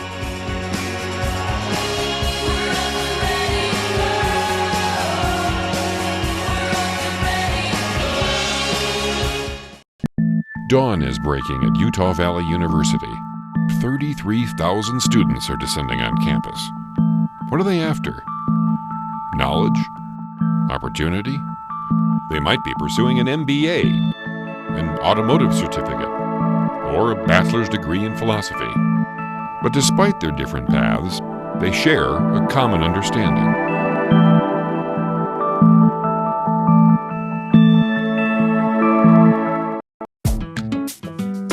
I felt that the MBA offered me the most in terms of what I could do with it once I graduated. It's international recognition. I could go to Europe, Asia, South America, and people recognize the name MBA. It means that the person that holds that degree has a certain level of understanding of business management concepts and practices, that they can understand what it means to follow best practices in accounting or marketing or sales, and I wanted to have that associated with my name. Well, the goals that I achieved by enrolling in UVU's MBA program were primarily to gain a CPA so I could do more for customers in terms of going beyond bookkeeping. I also just wanted to make a change in life. My main reason of why I ended up pursuing it was because of marketability. I wanted to be marketable in case I wanted to say I want to do something different down the line. And getting the MBA opens up those doors if you want to take that change in your career path.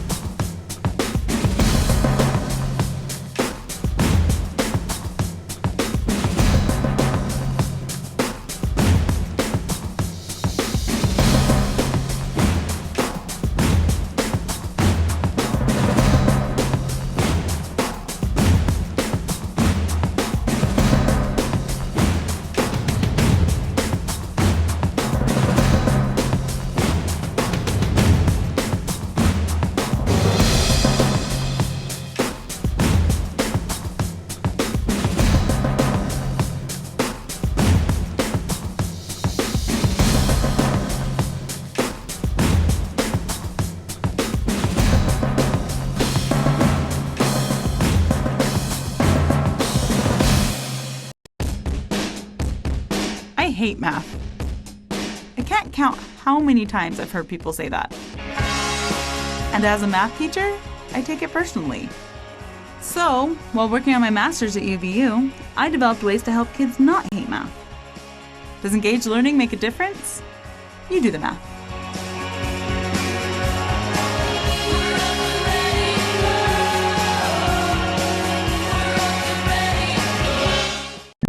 Dawn is breaking at Utah Valley University. 33,000 students are descending on campus. What are they after? Knowledge? Opportunity? They might be pursuing an MBA, an automotive certificate, or a bachelor's degree in philosophy. But despite their different paths, they share a common understanding.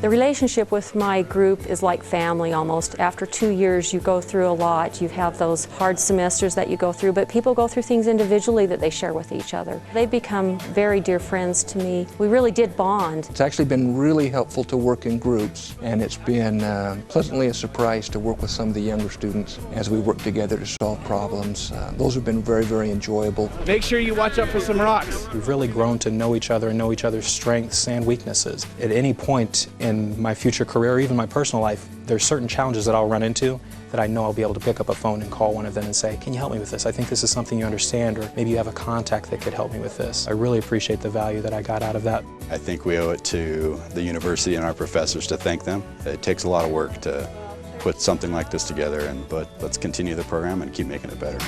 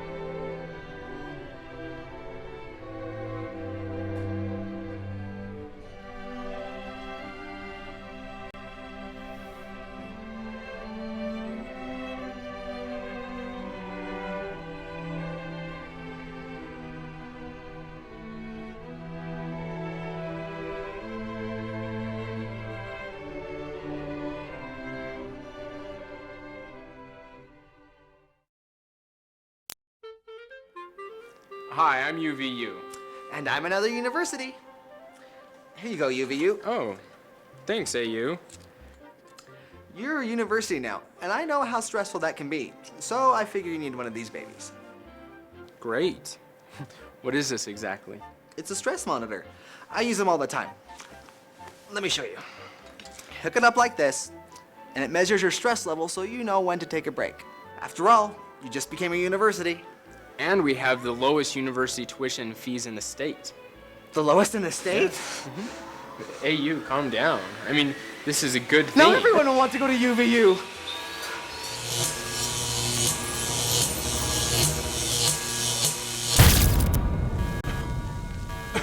AU? Are you alright? Maybe I should go to UVU.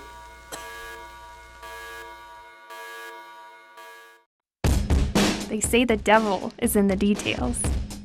And in here, there are a lot of details. Flavor, color, texture, temperature, presentation. It all has to be flawless. Pressure? Maybe. But with engaged learning, I get a lot of practice. And I'll bet your homework never tasted this good.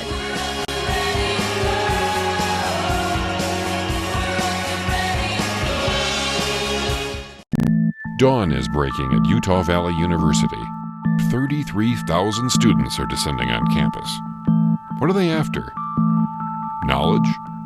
Opportunity? They might be pursuing an MBA, an automotive certificate, or a bachelor's degree in philosophy. But despite their different paths, they share a common understanding.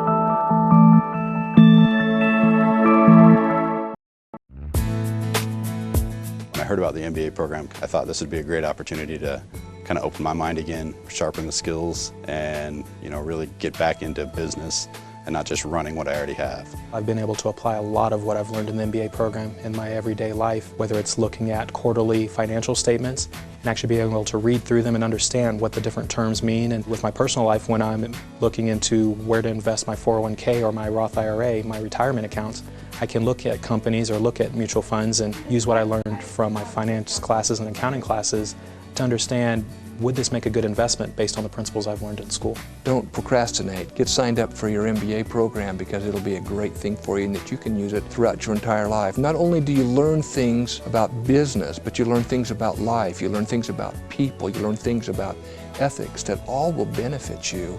And so don't wait till you get older. Use it while you can use it through your entire life. Learn, do, become. Engaged learning at Utah Valley University.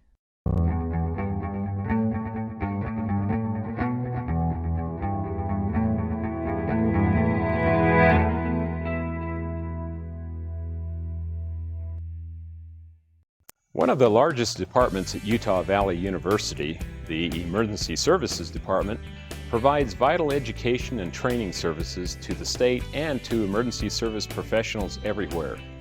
Emergency Services, housed in the School of Technology and Computing, consists of 3 platforms: academics, the Utah Fire and Rescue Academy, and the Institute of Emergency Services and Homeland Security. The Emergency Services Department prepares practicing and future emergency services personnel to meet the challenges of today and tomorrow. Students increase their technical skills, general knowledge, critical and ethical thinking, and communication skills. The Emergency Services Department offers 2 one-year certificates, an Associate in Science degree, 3 Associate in Applied Science degrees, and a Bachelor's of Science in Public Emergency Services Management. The 2 one-year certificates are designed primarily for the aspiring firefighter or the aspiring paramedic. Utah Valley has a unique situation in the state of Utah. We are the only institution of higher education that offers degrees in emergency services management and fire-related education.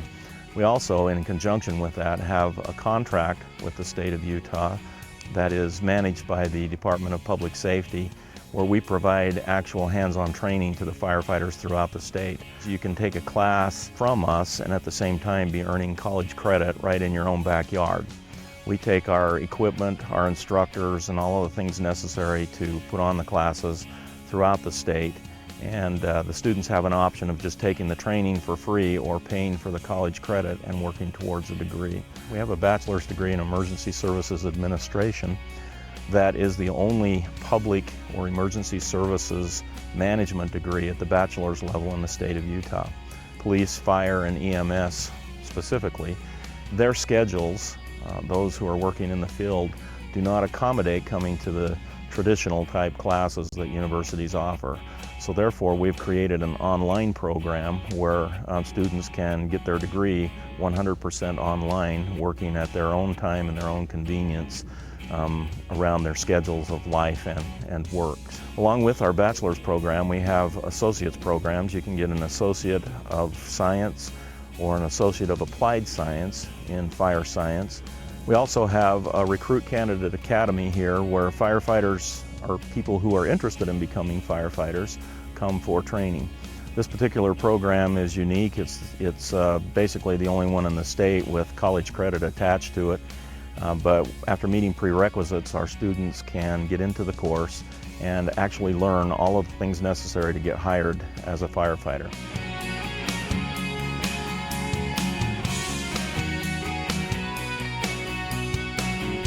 Serving as the state agency responsible to certify firefighters, the Utah Fire and Rescue Academy, UFRA, has provided training and certifications for more than 45 years, annually delivering over 250 training courses to more than 5,000 firefighters and administering more than 6,000 certification tests to members of over 160 emergency response organizations.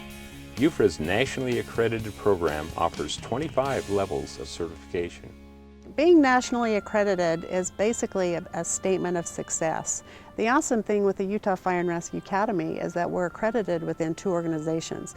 The first organization is IFSAC, which stands for the International Fire Service Accreditation Congress. The second organization that we're accredited through is the National Board on Fire Service Professional Qualifications. Being duly accredited only solidifies the strength of our program nationally and internationally. Not only are training courses offered at the Academy, but also at various locations throughout the state. The unique thing about the Utah Fire and Rescue Academy is the way we deliver courses. We are all over the state where we can deliver courses to remote locations. And we do that we deliver right around 250 courses throughout the year. Not only are we training these individuals in these remote locations, we're also certifying these individuals in remote locations. UFRA supports training through partnerships with the Utah State Fire Chiefs Association, Utah State Firemen's Association, Utah Arson Investigators Association, and the Utah Division of Forestry, Fire, and State Lands. Most recently, UFRA opened the Command Training Center at the Provo campus, one of only 11 such facilities in the nation. The CTC uses state-of-the-art computer simulation to teach and train emergency responders. The Command Training Center was created for one purpose, and that was to save firefighters' lives. Because the opportunities have decreased for the firefighters to go out and work in these emergency situations, they've decreased, and so they come to the Utah Fire and Rescue Academy and they go through the CTC and basically work through these scenarios, which gives them the opportunities to go through and actually work through the emergency process. In 2008, UFRA will begin using its mobile Command Training Center to teach on the road.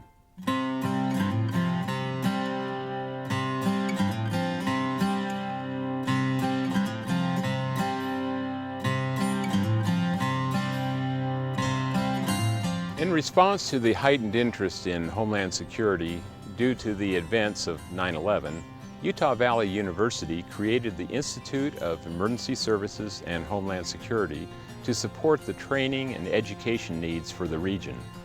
By working with public and private agencies, the Institute provides faculty members, students, and communities with opportunities to work together to enhance research, education, and standards of living. The reason the Institute was founded is to provide an avenue outside of the normal college department. There's 3 institutes on UVSC campus. What their focus is and what our focus is to establish relationships, partners, agreements, contracts, funding streams outside of the college. Now, if a normal department would do that, it would have to come under the constraints of the college or the university. Because we have a separate institute, gives us some autonomy. We talked about having a memorandum of understanding with Dugway. If we were a regular department, we couldn't do that because we could not provide services outside the educational arena or the training arena to Dugway. But since we're an institute, we can have that flexibility to do that. How does that benefit the others? Well, if Dugway has training for weapons of mass destruction, which is what they focus on, it's also part of our hazmat training and our hazmat education. The Institute establishes partnerships with all levels of government, military, and academic organizations, offering a bridge to services and needs of the emergency responder and Homeland Security communities. Some of our efforts include partnerships with Dugway Proving Ground, the Homeland Security and Defense Education Consortium, the Naval Postgraduate School, and Laramie County Community College.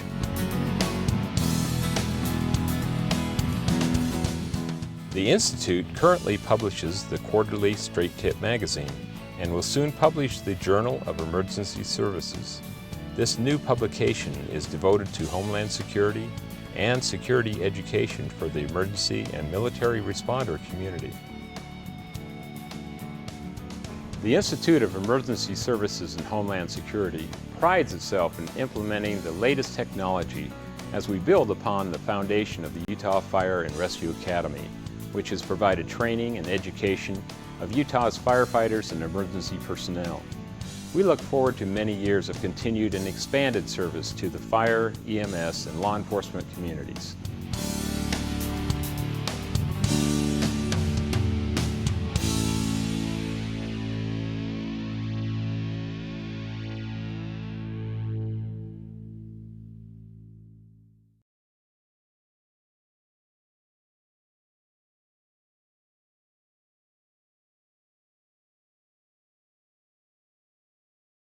Relevant, practical, real. At UVU, engaged learning means great classroom experience combined with hands-on real-world application. It's what engaged learning is all about.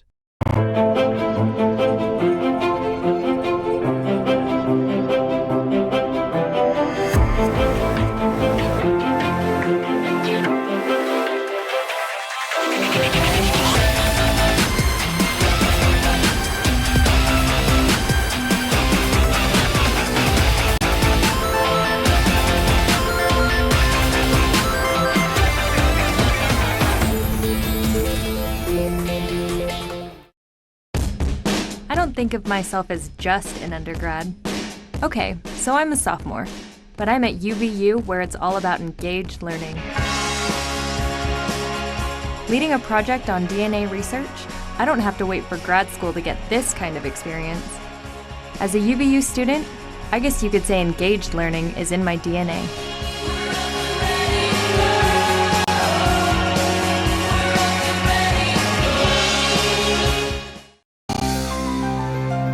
The honors program, primarily, our goal is to prepare students for graduation, graduate school, a professional school, or their desired profession. We really just want to provide the most enriching experience here on campus they could get.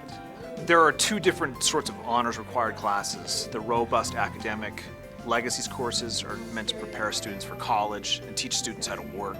Colloquium, on the other hand, and these events we take students on, they're a little different. They get credit for these events that they do.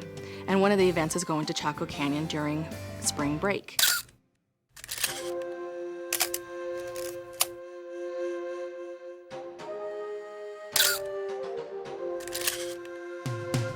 We take a group of students to camp out, to tour the sites. Chaco's basically a cultural center. It's a national park where some mysterious Anasazi tribes settled there between like 600 AD and left in 1200.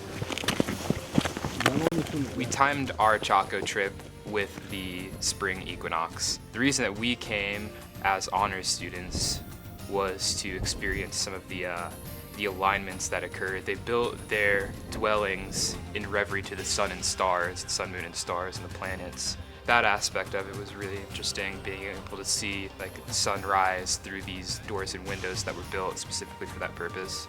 We all stood out there waiting for the sunrise, and when the sun peeked over the horizon, you could see the sunlight pouring through one of these doorways, and it's just really interesting to like be there and experience the same thing that these Native Americans had experienced 1,000 years ago, and built specifically for that purpose.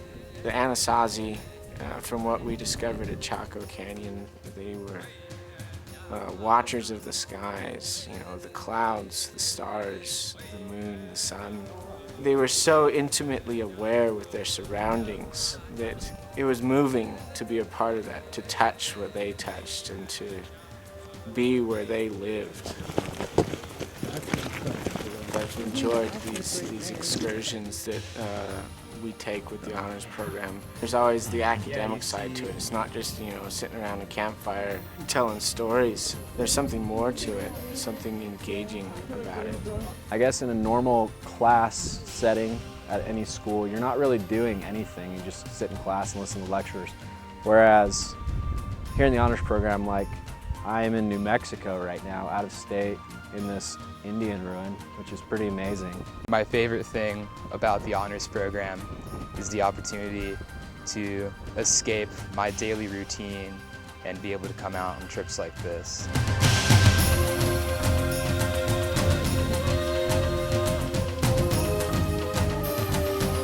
The honors program is awesome. I would recommend it to anyone. Honors has it all. Honors has everything.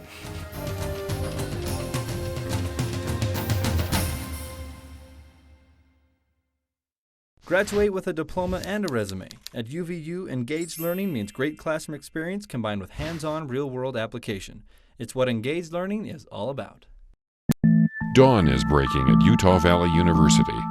33,000 students are descending on campus. What are they after? Knowledge? Opportunity? They might be pursuing an MBA, an automotive certificate, or a bachelor's degree in philosophy. But despite their different paths, they share a common understanding.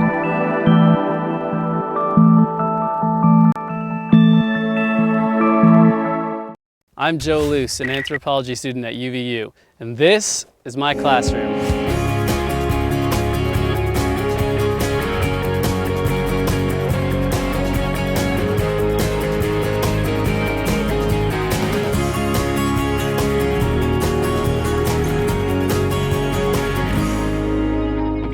At UVU, I'm sharpening my mind and my skills.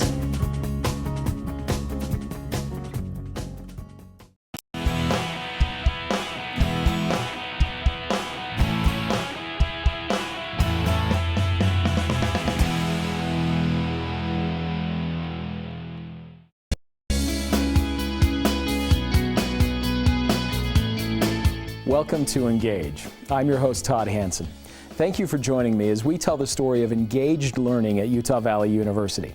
On this program, we showcase examples of students who are learning by doing. Today, we're spending some time with UVU's Culinary Arts Institute. Coming up on Engage.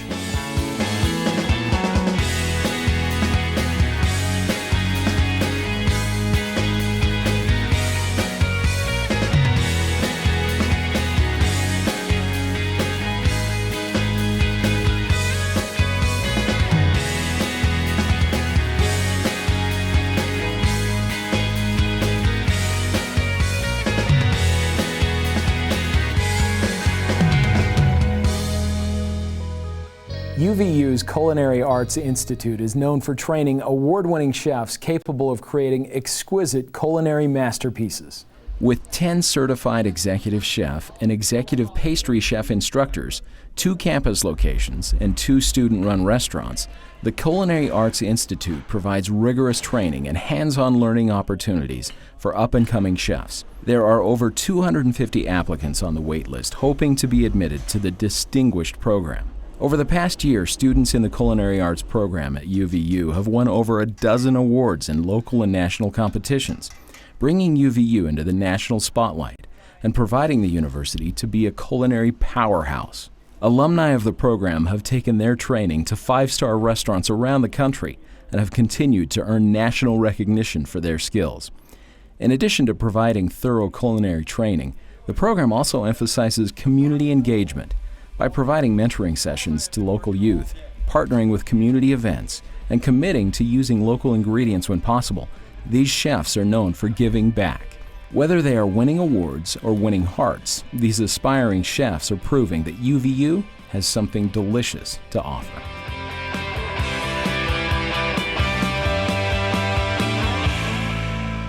I'm here with Chef Peter Sproul, Assistant Professor of Culinary Arts at UVU. Thank you so much for joining us. Our set has never looked better. It's never smelled better. I think it's going to be a great day. Tell me about the Culinary Arts program here at UVU.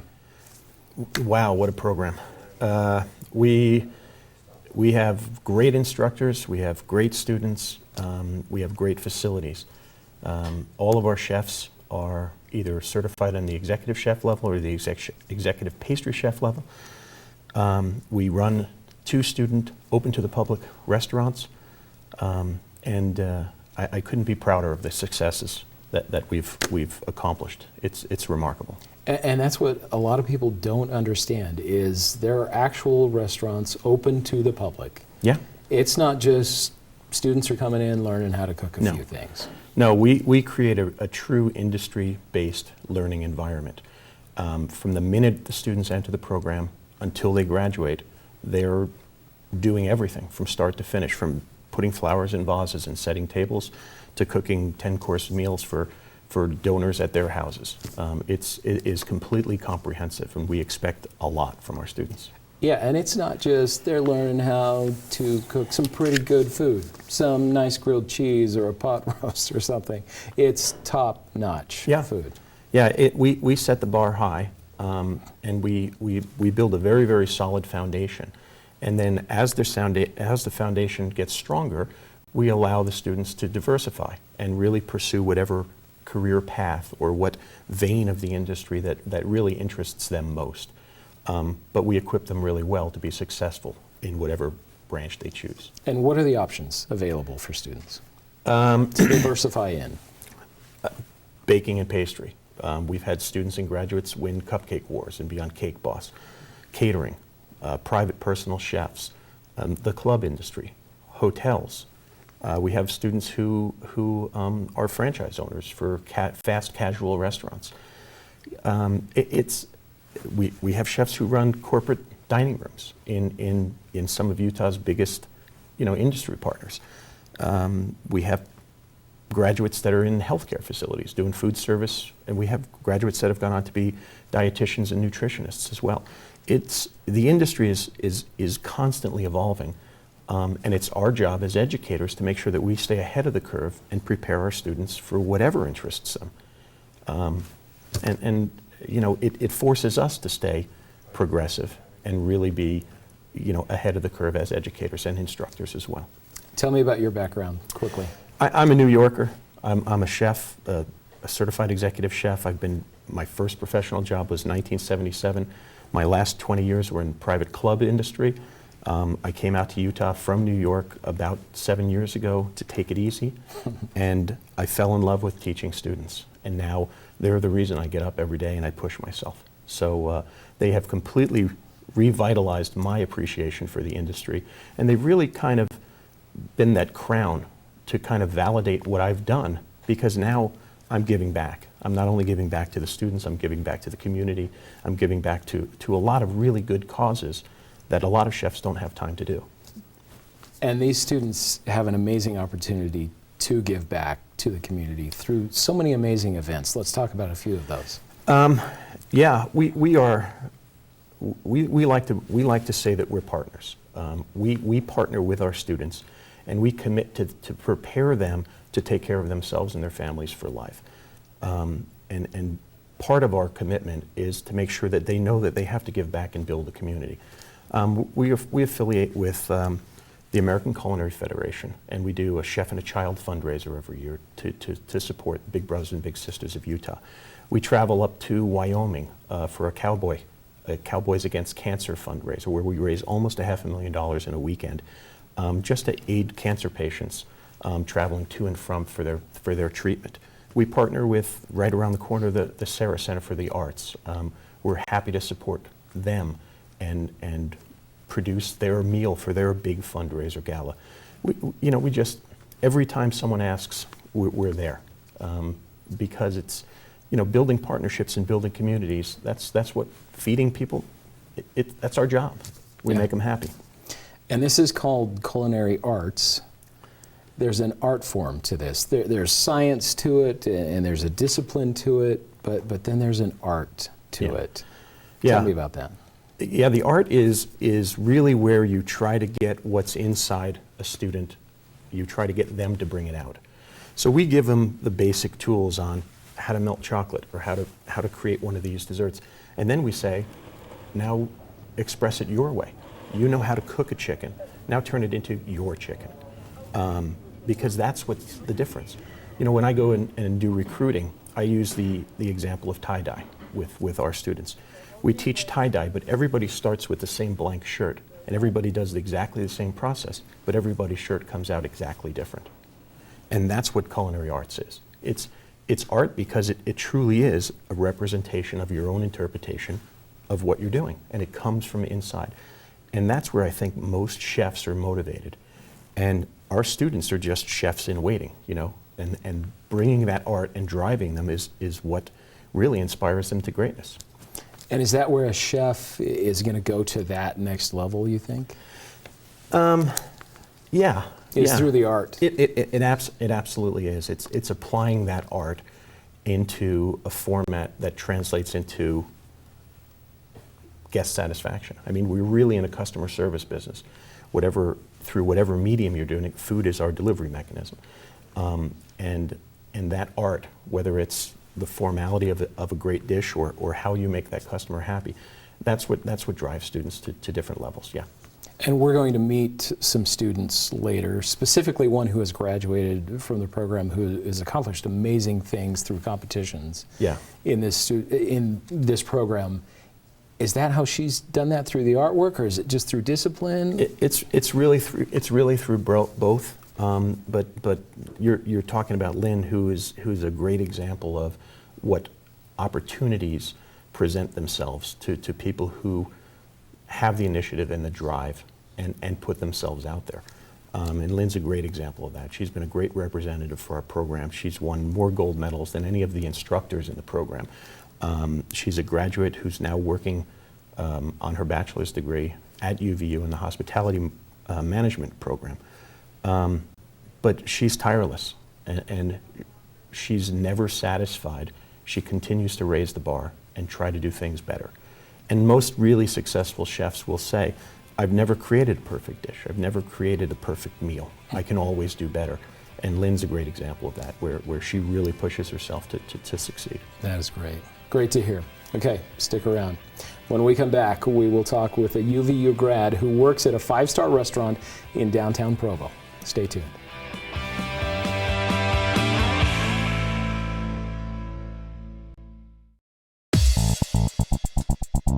Well, originally just to be done faster. If I can, I want to go every summer. It's a lot quieter, parking's a lot easier, lines aren't as long for lunch, computer labs are more open and accessible as well. I like it because the classes are smaller and so there's more attention on me. I like it because it's like a faster pace and so it just makes it a lot easier. I feel like I'm getting ahead of the other students. Like everyone's taking the time to kind of chill and relax, and I feel like I'm getting a couple of classes ahead of them and getting out of here faster.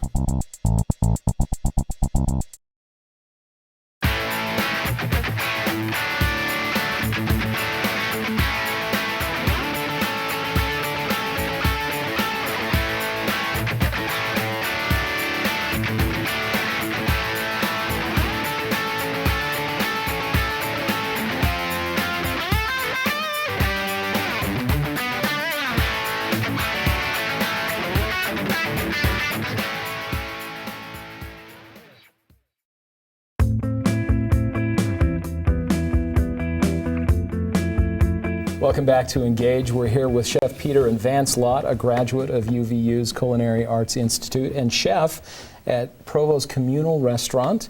Thank you so much for being with us. You went through this program, now you're a chef. What was it like going through this program? Why were you interested in getting into this? I've always been interested in cooking, always loved cooking. A year before I entered the program, I was actually building restaurants up north in Seattle.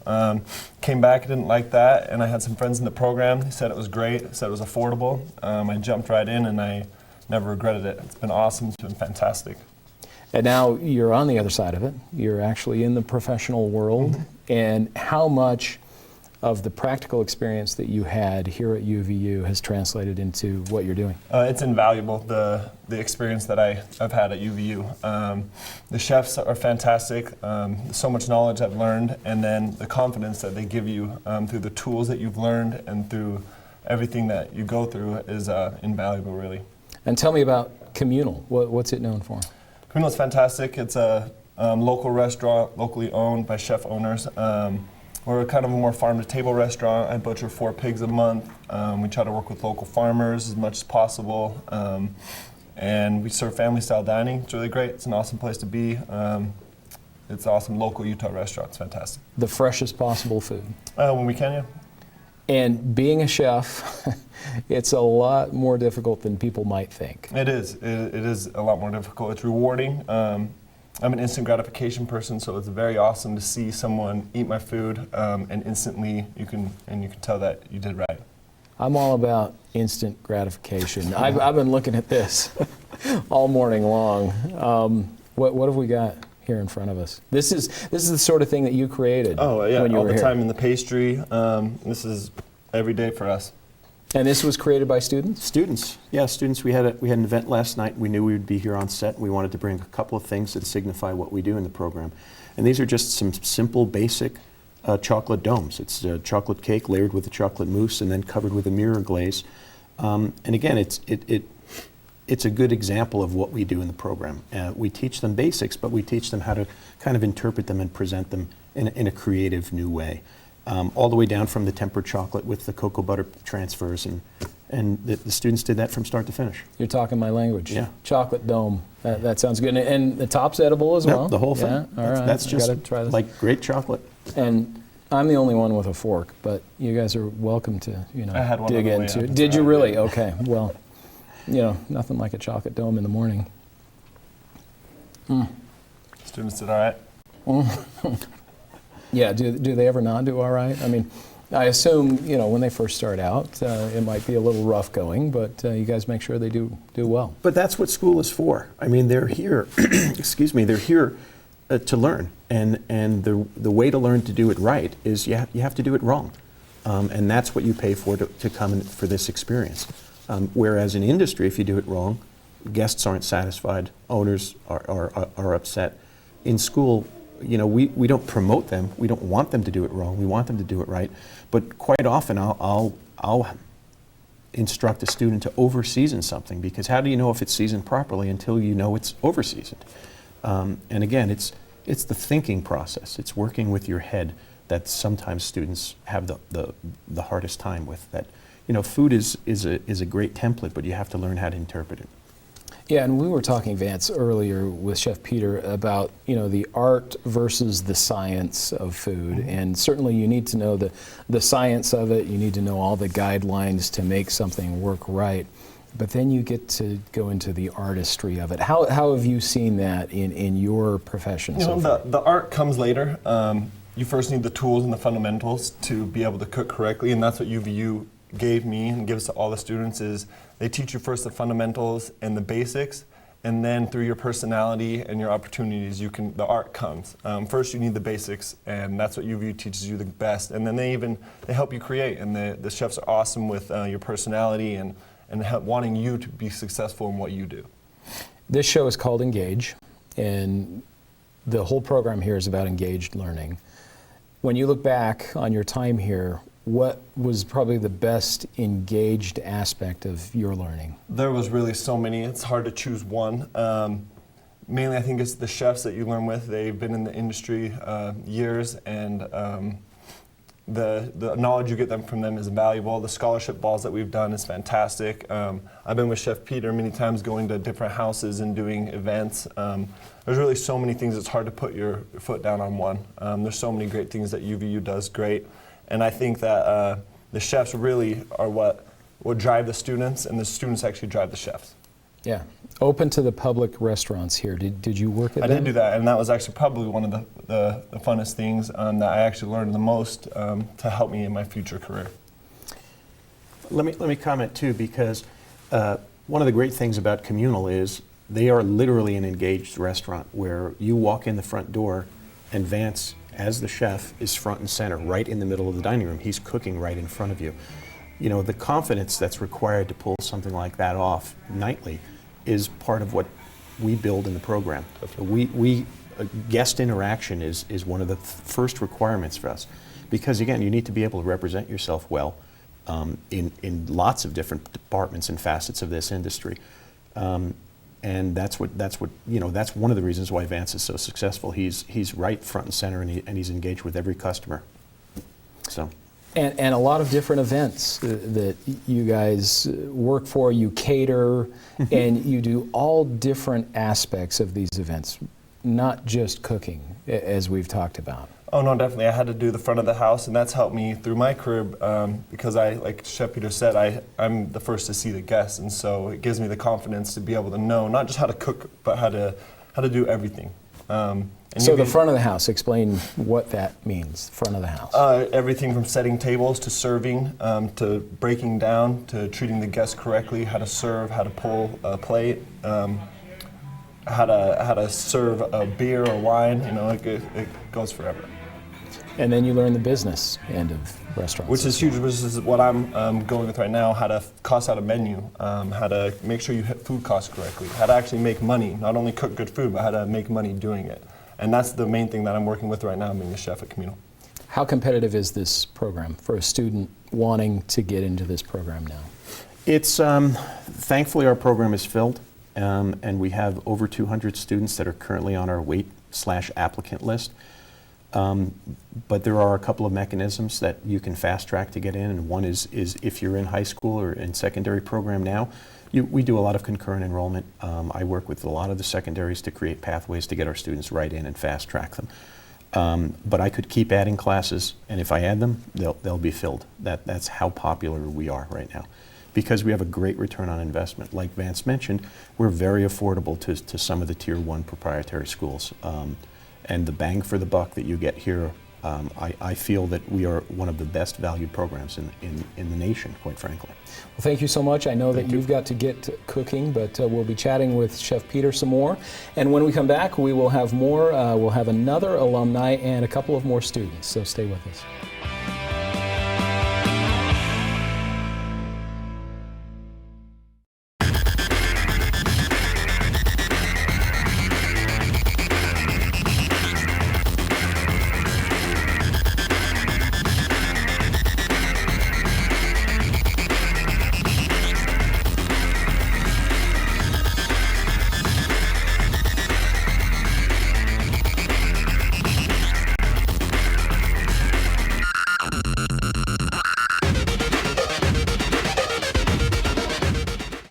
Come join the student section and cheer for the Mighty Wolverines.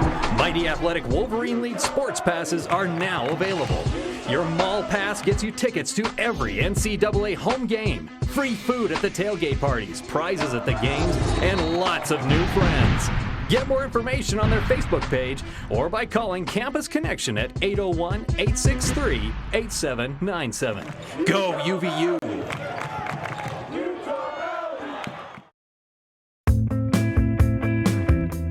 Welcome back, everyone, to Engage. We are back here with Chef Peter and two of his students and one graduate. We have Aaron, Lynn, and Tyler. Thanks for joining us, guys. And this is where we really get to hear about the program, what's happening now with students, and then what has happened with you as a graduate. I'm curious, you guys, what drew you to the program? I've been interested in cooking a lot. I've gone through a lot of different career paths. I'm a certified mechanic and massage therapist as well. So it pulled me to cooking those because it's been a love since I've been a child, being Italian, with my mom cooking pasta, and the science that comes with it. Just the different reactions that happen with food, and it's edible. So it's fun science.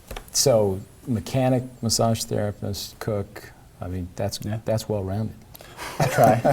I try really hard. That's impressive. What about you, Aaron? Actually, at the age of 7, my mom had her own wedding cake business, and I would start helping her decorate cakes, and I just had a love of it, seeing people's smiles on their faces. And then I started cooking with my grandma and getting all into the pies and rolls and stuff, and just found a love of it. Is there a certain satisfaction that you get from cooking food? Oh, I would say there's a huge satisfaction with it.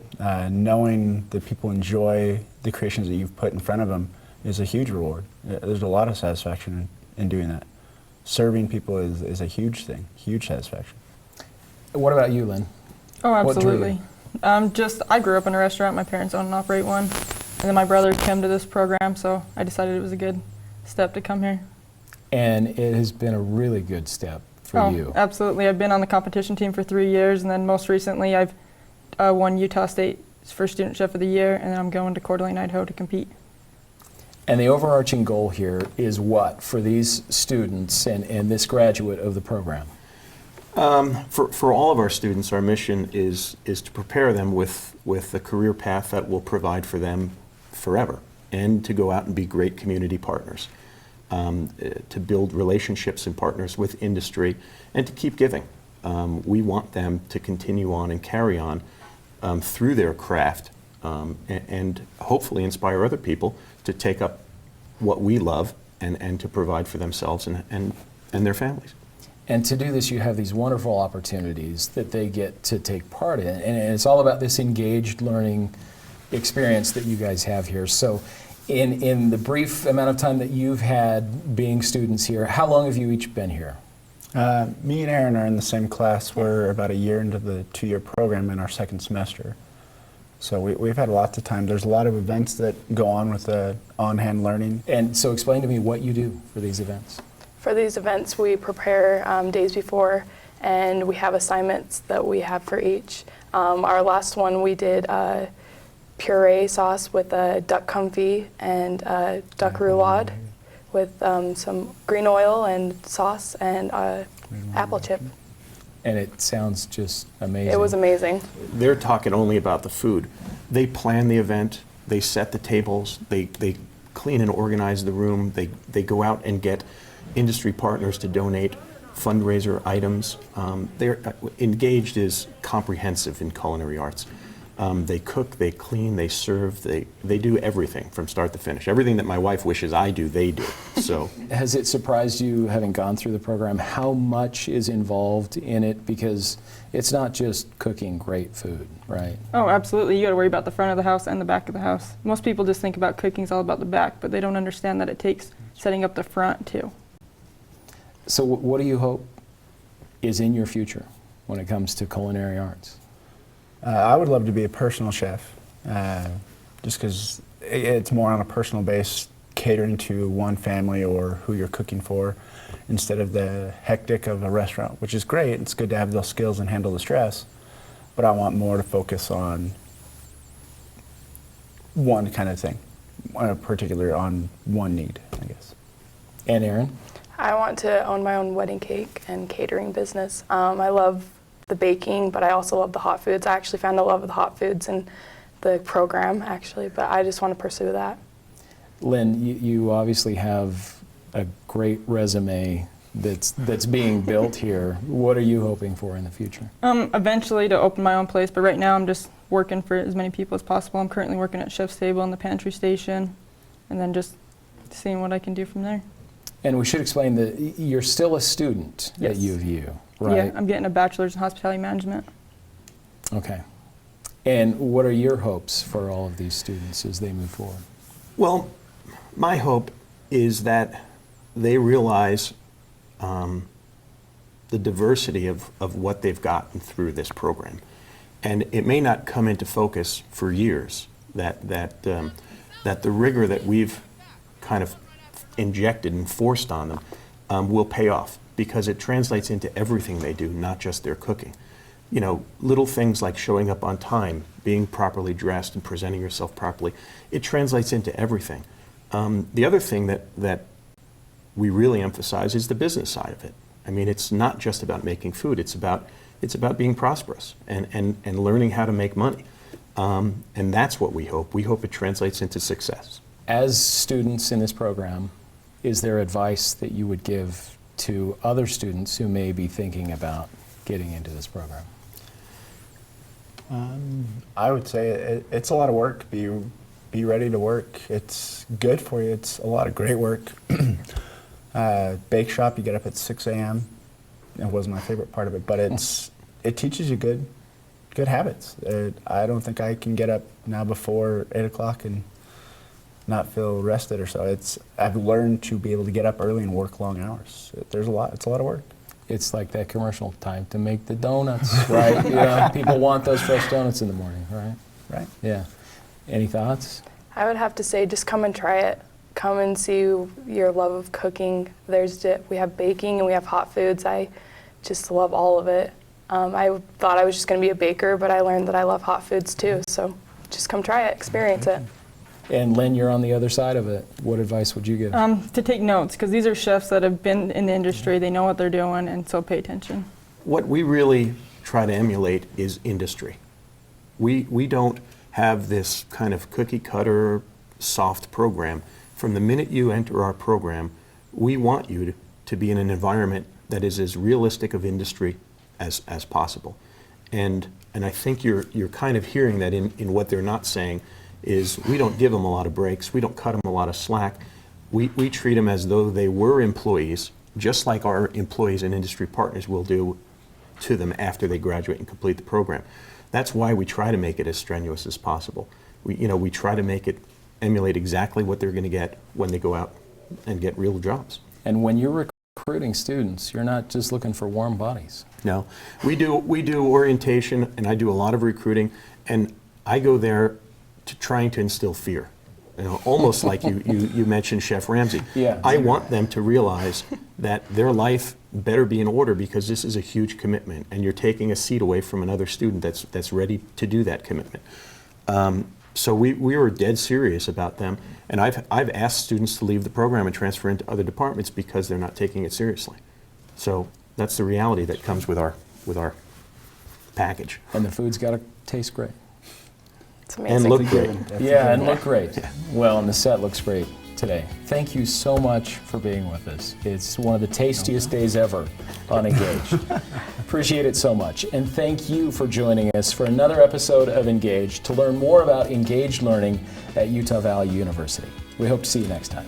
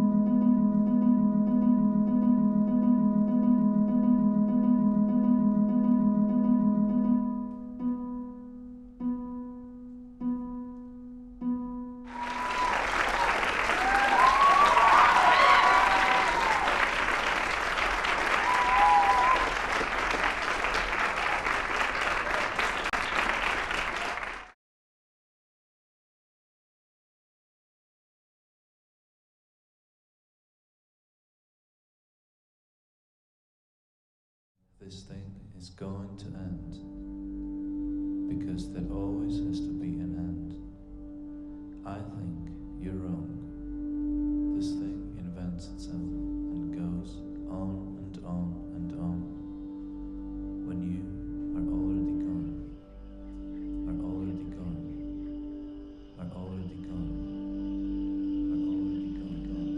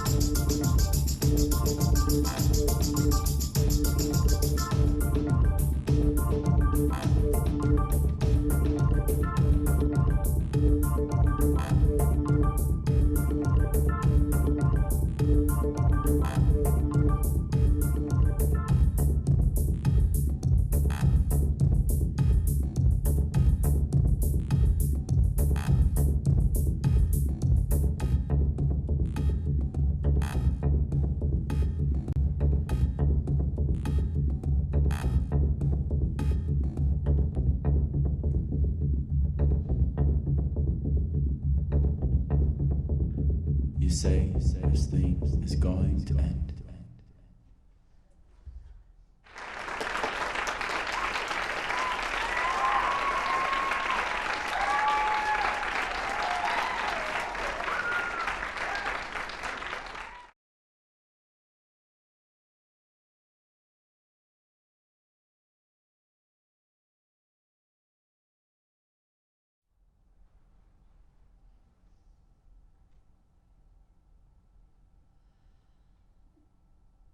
You say this thing.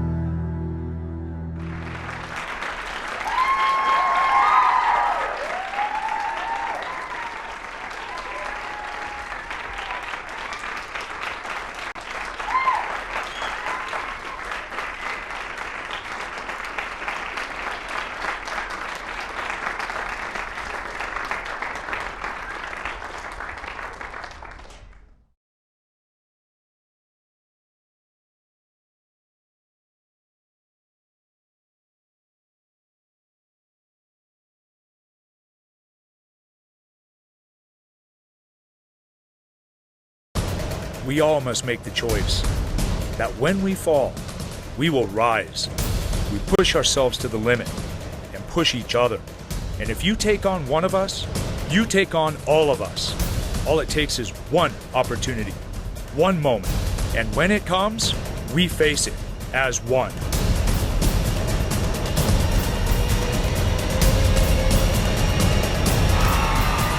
Relevant, practical, real. At UVU, engaged learning means great classroom experience combined with hands-on real-world application. It's what engaged learning is all about.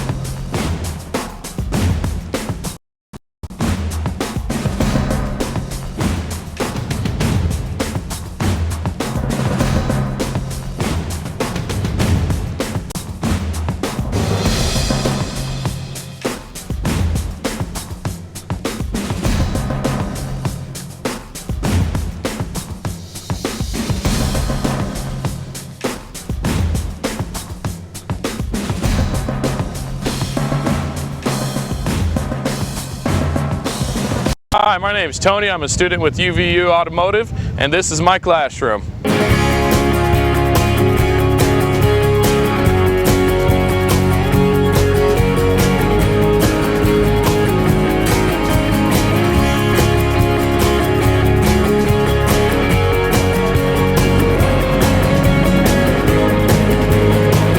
At UVU, you can graduate with a diploma and a resume. Dawn is breaking at Utah Valley University. 33,000 students are descending on campus. What are they after? Knowledge? Opportunity? They might be pursuing an MBA, an automotive certificate, or a bachelor's degree in philosophy. But despite their different paths, they share a common understanding.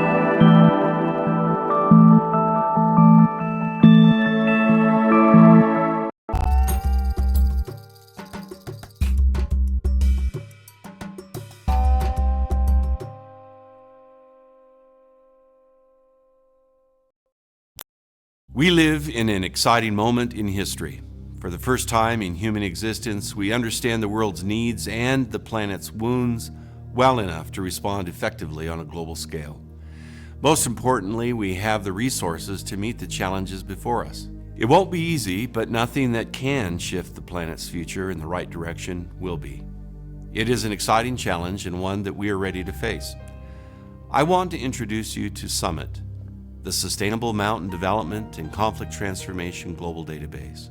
Here you will learn why this tool is being built and how it will transform and save thousands of lives.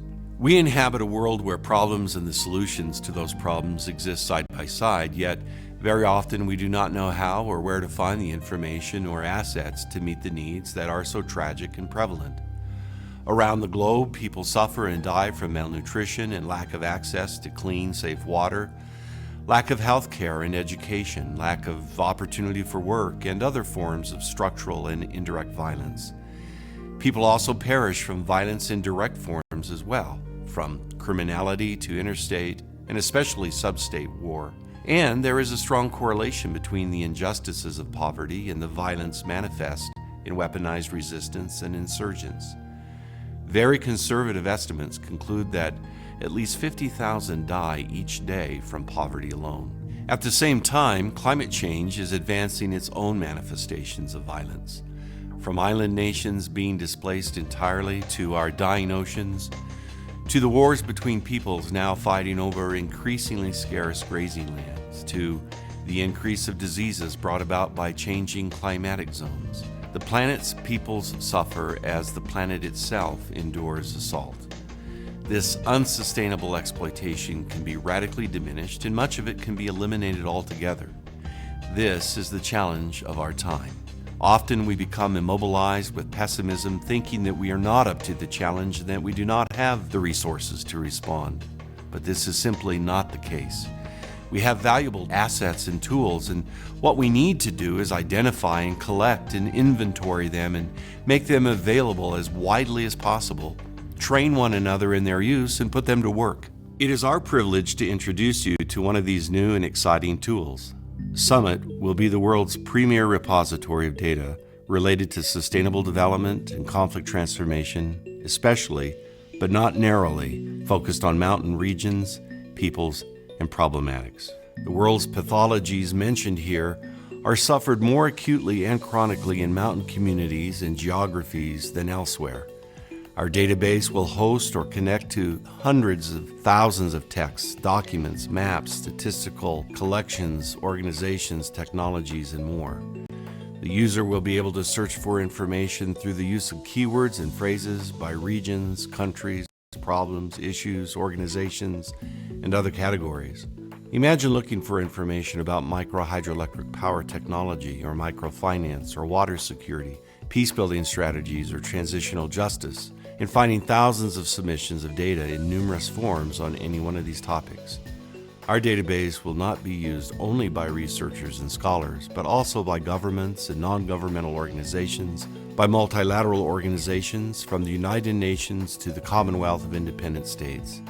It will also be used by ordinary people in ordinary places, perhaps by a village council in the Fergana Valley in Uzbekistan or the Kyrgyz Republic, or high in the Andes or Himalayas, or on the central plateau of Haiti. This project offers not only information in the form of text, maps, organizations, and so on, it also offers access to tools and resources. It will be a site for asset transfer where those who have them, from technology to expertise to funding, will make resources available to those who need them. This is really very important. Mountains are the areas of cultural diversity, of social diversity, and environmental diversity. And we also know that they are under a lot of threat. There are lots of efforts and agreements to protect them, but we need information. We need information on the natural resources, we need information on culture, on politics, on the kind of conflicts that might emerge. So the time has come to start building up that database, and any information that we put in it would be enormously useful. We have significant gaps in our understanding about mountains and so on. Partly it's because satellite sensing only gives us a very incomplete picture of what's happening and needs to be supplemented with on-the-ground research, and this is very expensive, very difficult to do in mountain conditions, partly because of political tensions which keep people from sharing information and being able to do research in many of these areas. So the idea of a global database is, I think, wonderful. It responds to a very real need in the world, and I have no doubt that it will be incredibly valuable to practitioners, policymakers, researchers, citizens around the world. It's an important step in moving towards global sustainability. Et l'existence d'une base de données qui permet non seulement de mieux comprendre les populations, mais aussi de faciliter les échanges interculturels, de faciliter les échanges entre différentes expériences qui permettent de réinventer la vie et de répondre aux grandes problématiques qui se posent aujourd'hui face au développement des peuples et face à la réponse à donner aux différents problèmes qui nous empêchent d'arriver à la satisfaction des besoins essentiels des peuples. Donc c'est une très très belle initiative et nous sommes prêts à contribuer à cette initiative et nous sommes très impatients de pouvoir échanger avec d'autres zones montagneuses. Our database will collect and connect to scholarly texts, grade data produced by governments, NGOs, and multilateral organizations, and citizen science data produced by those working on behalf of their communities. It will pioneer innovative ways to employ this data and encourage people to work together across disciplinary and professional boundaries to solve some of our most vexing problems.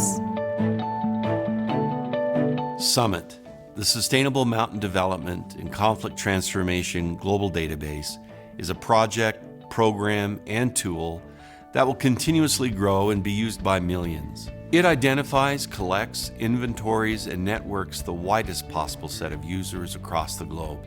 The assets available to address problems, especially, but again, not only, focused on mountain communities.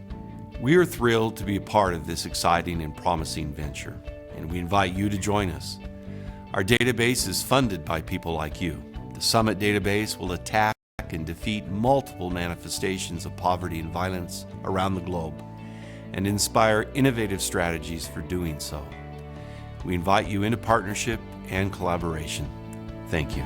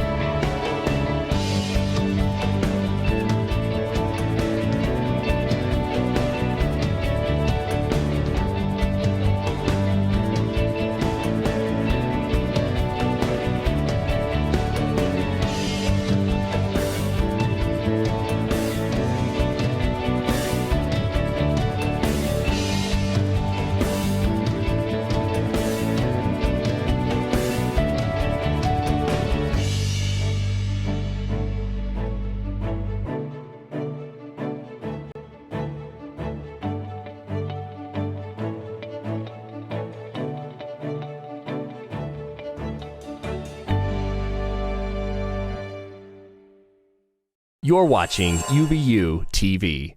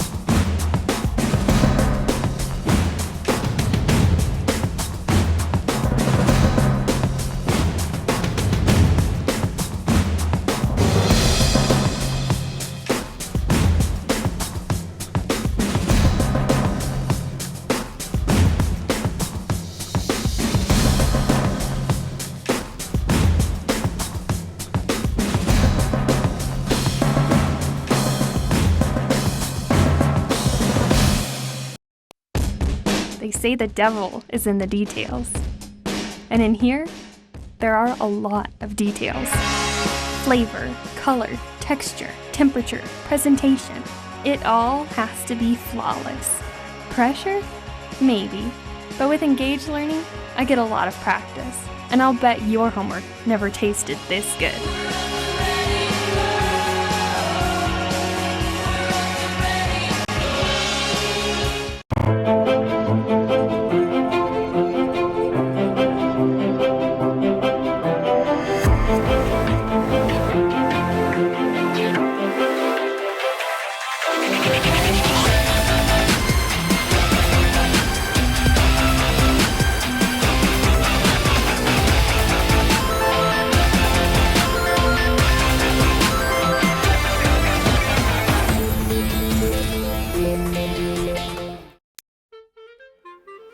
Hi, I'm UVU.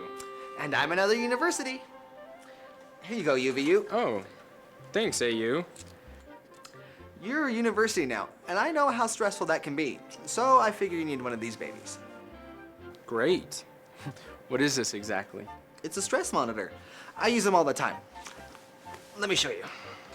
Hook it up like this, and it measures your stress level so you know when to take a break. After all, you just became a university. And we have the lowest university tuition fees in the state. The lowest in the state?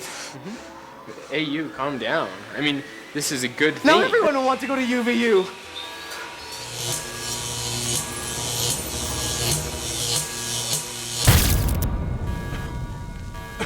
AU? Are you alright? Maybe I should go to UVU.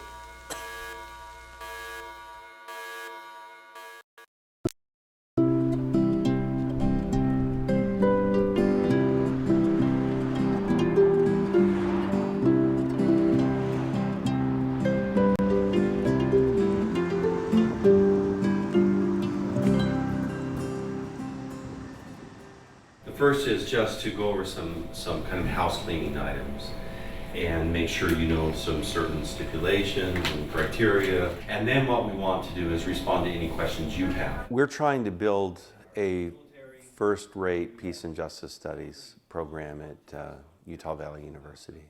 In fact, our goal is to have the best program in the Rocky Mountain West. That means that one of the things we're going to do is educate our students in and train them for peace building and conflict transformation.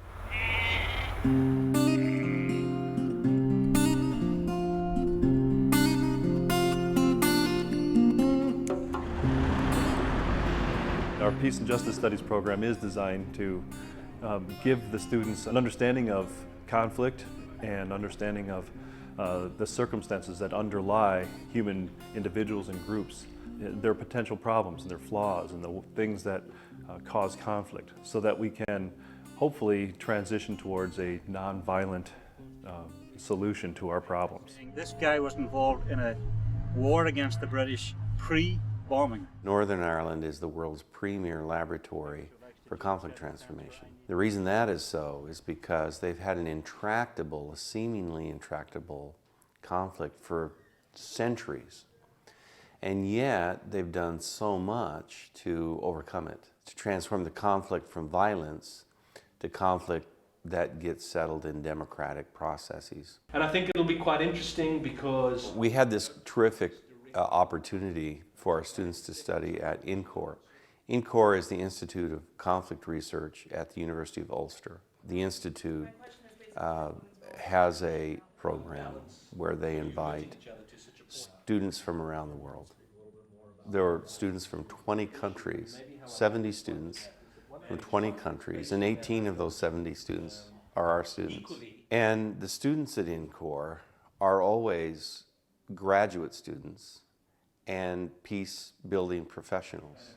And they're always people who work for the United Nations, for governments, for the U.S. State Department, and so on. Our students learning with, learning from, networking with professional peace builders from around the world. one of the things which really differentiates studying in Northern Ireland, and particularly studying through INCOR at the University of Ulster, is that we're based in a live context. We're based in a society where we are moving from conflict to peace.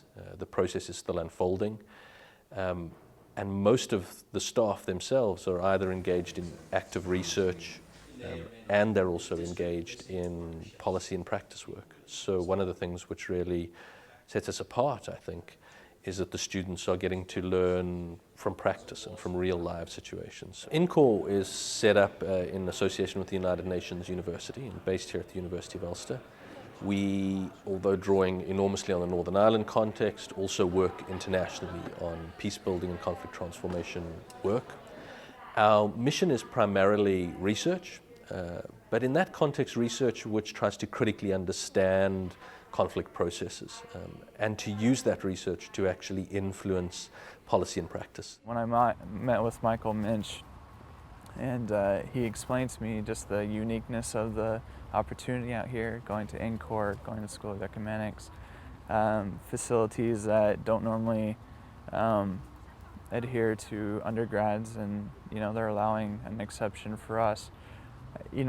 I realized that it was a once-in-a-lifetime opportunity. The registration of party statistics to be publicly published. It was, amazing. Like all of the professors we talked to, all of the people that came in, and it's definitely in my top 5 now. I would love to be able to attend that school. They have such an amazing program, and coming here and doing even just those 5 days has shown me that that's a place that I would love to be in the future. One of the things we've learned here. Some of the things I've done to prepare myself for this trip was looking at the history of the situation and trying to incorporate that and take that into account for why there has been conflict, because I think that's an integral part of peace building. We received a list of 20 plus books to read in a very short time. And it gave us an incredible foundation. I put a lot of preparation work into it, which was necessary, and then doing everything that we've done up until now prepared us completely for this experience that I feel like day one, we're excelling. So it's been exciting. I've been through a lot of the literature before we came, and the way in which actually being here on the ground in the midst of this society struggling with trying to forge a peace is something that can't be conveyed. It's, I think, only something that you can get from the people themselves who have been and are still in many ways involved in this conflict. Remember, John was here and his colleague was there, shot and dying. We met with John McCourt,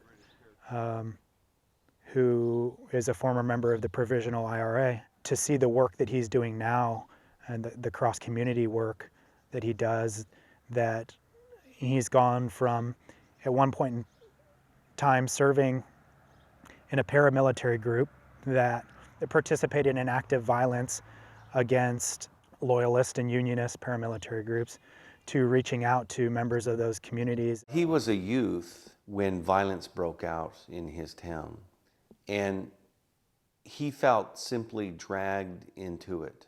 And on Bloody Sunday, when British paratroopers shot his friends dead at a civil rights protest, that event had an indelible imprint in his life. The government introduced a new system of education. Met John Hume, Nobel Prize laureate, Martin Luther King laureate, as well as the Gandhi Peace Prize laureate, giving us advice on how to understand and resolve conflict. John Hume was instrumental in the peace building process here. He was a leader of the SDLP, which is the Social Democratic Labor Party. He was particularly instrumental in bringing lots of different groups with different interests together. I think that he understood that peace wouldn't come until everyone's voice was heard.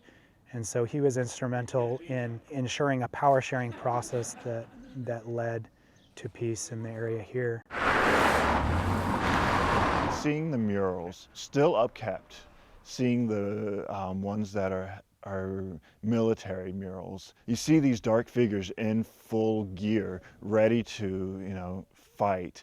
And I think that's more than, to see that today in a community is quite terrifying. To be right there on the street, seeing the faces of people that were involved in this trouble, that witnessed this violence, and then to walk right up to these amazing murals that are discussing, it's really dialogue. It's not one-sided.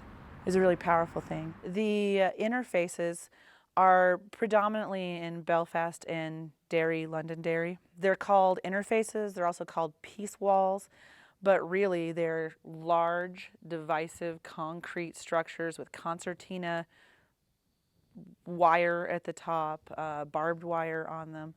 They are meant quite literally to be a space between one neighborhood and the next. It is, backyards go right up to the wall, and then on the other side of the wall is somebody else's backyard. And these walls are easily taller than a maximum security prison. We got ambitious. We said, let's make a community film. A student that comes to Northern Ireland that's prepared will have the opportunity to see a side of history that is often untold. A lot of times we look at history, 1776 is when our world began. And here, that's when the modern world began. And they have an incredible rich history that you're going to gain a perspective of that you never had the opportunity for, as well as you're going to see a beautiful country that has amazing sights. You're also going to have an opportunity to see firsthand people that lived a conflict and are still telling their story from a personal and emotional side of that you'll never get. As they walk through, literally, they step back in time and tell the story as if it was happening.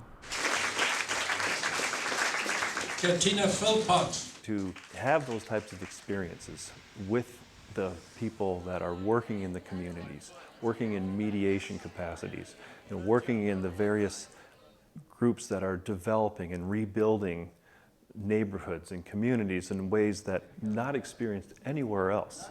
Our students will be understanding these conflicts in ways that they will be able to bring back into their own communities and into their own society. I'm really excited to just be able to practice what I've learned about, patience and listening to the other person, understanding that every person has a point of view, not taking things so personally, because it just builds on the conflict. Maybe just practicing in a smaller community, such as with my roommates, with my friends, boyfriends, sister, you know. When I get home, I want to implement some aspects of the Northern Ireland model, because you can't implement the whole model. Every conflict is different, every situation is different, and so it would be important for me to remember everything that I learned here, not forget about it, continue to do research on what took place in Northern Ireland,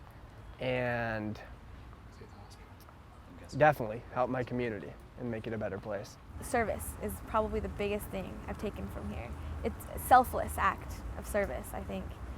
We need to lose ourselves and try to bring out the best in others and the best in our community. And I think if everyone did that, we live in an ideal world, honestly. But just, you know, we have to have that mentality that we really can't save the world, but we can serve the world. I can't think of anything else that could be a stronger example of engaged learning and a positive outcome of a higher education. I think that it's so easy for a lot of people to go to school and then walk away with just an education, but to never really get their feet wet into their interests.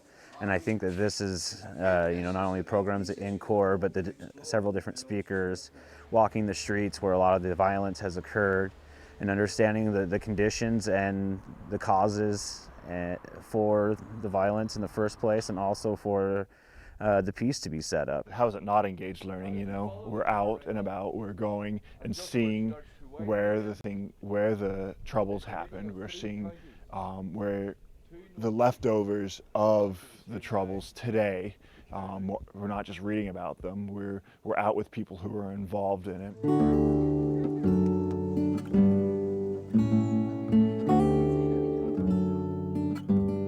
This trip has been so amazing for me because I have met individuals that do what I want to do for the rest of my life, and it has given me hope that working to build peace is possible, and to have a career in building peace is possible, and to be able to make a difference and to change people's lives is possible. I've loved every moment of it.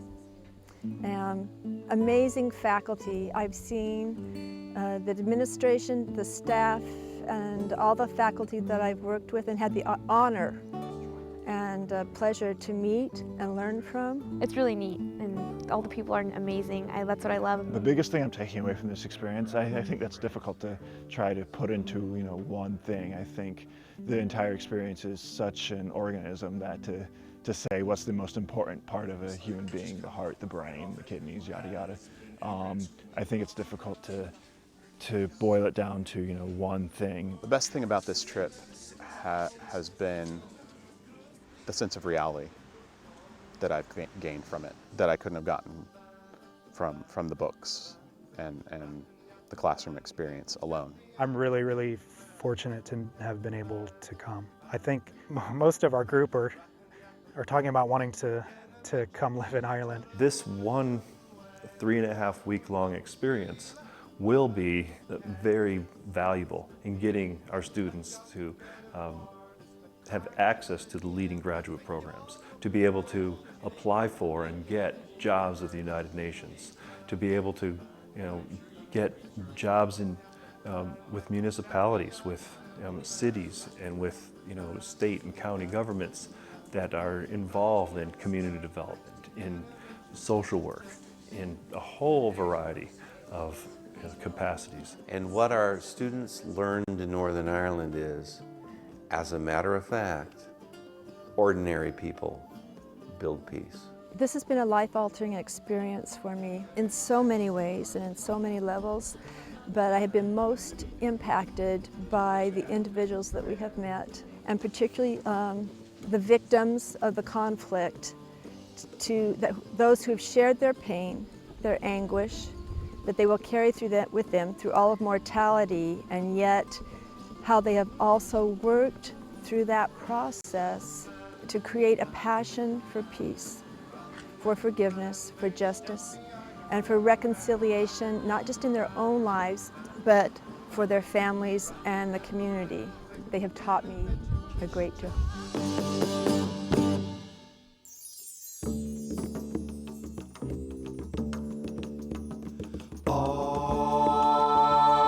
Wherever no way na finjen ge mig den järn ingeniören aber wenn ihr lande väl na kwa känner mig studag med ingenjören väg har vet jag med hörsen i lördag och han jag just kan mig välas numre what it took a job my lucky took a more my is go pure du frisch zum krig Chief and Charlie, she's got three, 'cause see a car no work up to you. What it took a job, my lucky took a more, my skull, pure du frisch to mokri. Wie my leg all jawed in some road, harle tussen oik van huing. What it took a job, my lucky took a more, my skull, pure du frisch to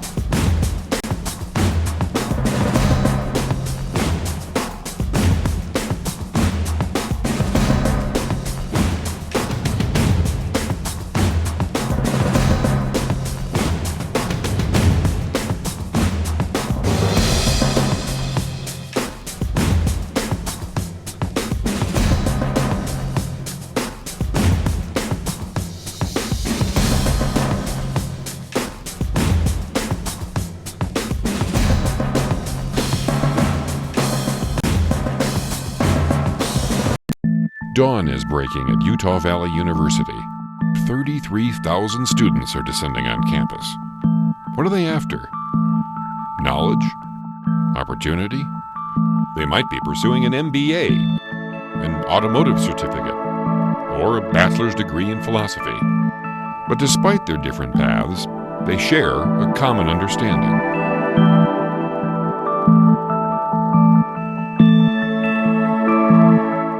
I'm Joe Luce, an anthropology student at UVU, and this is my classroom.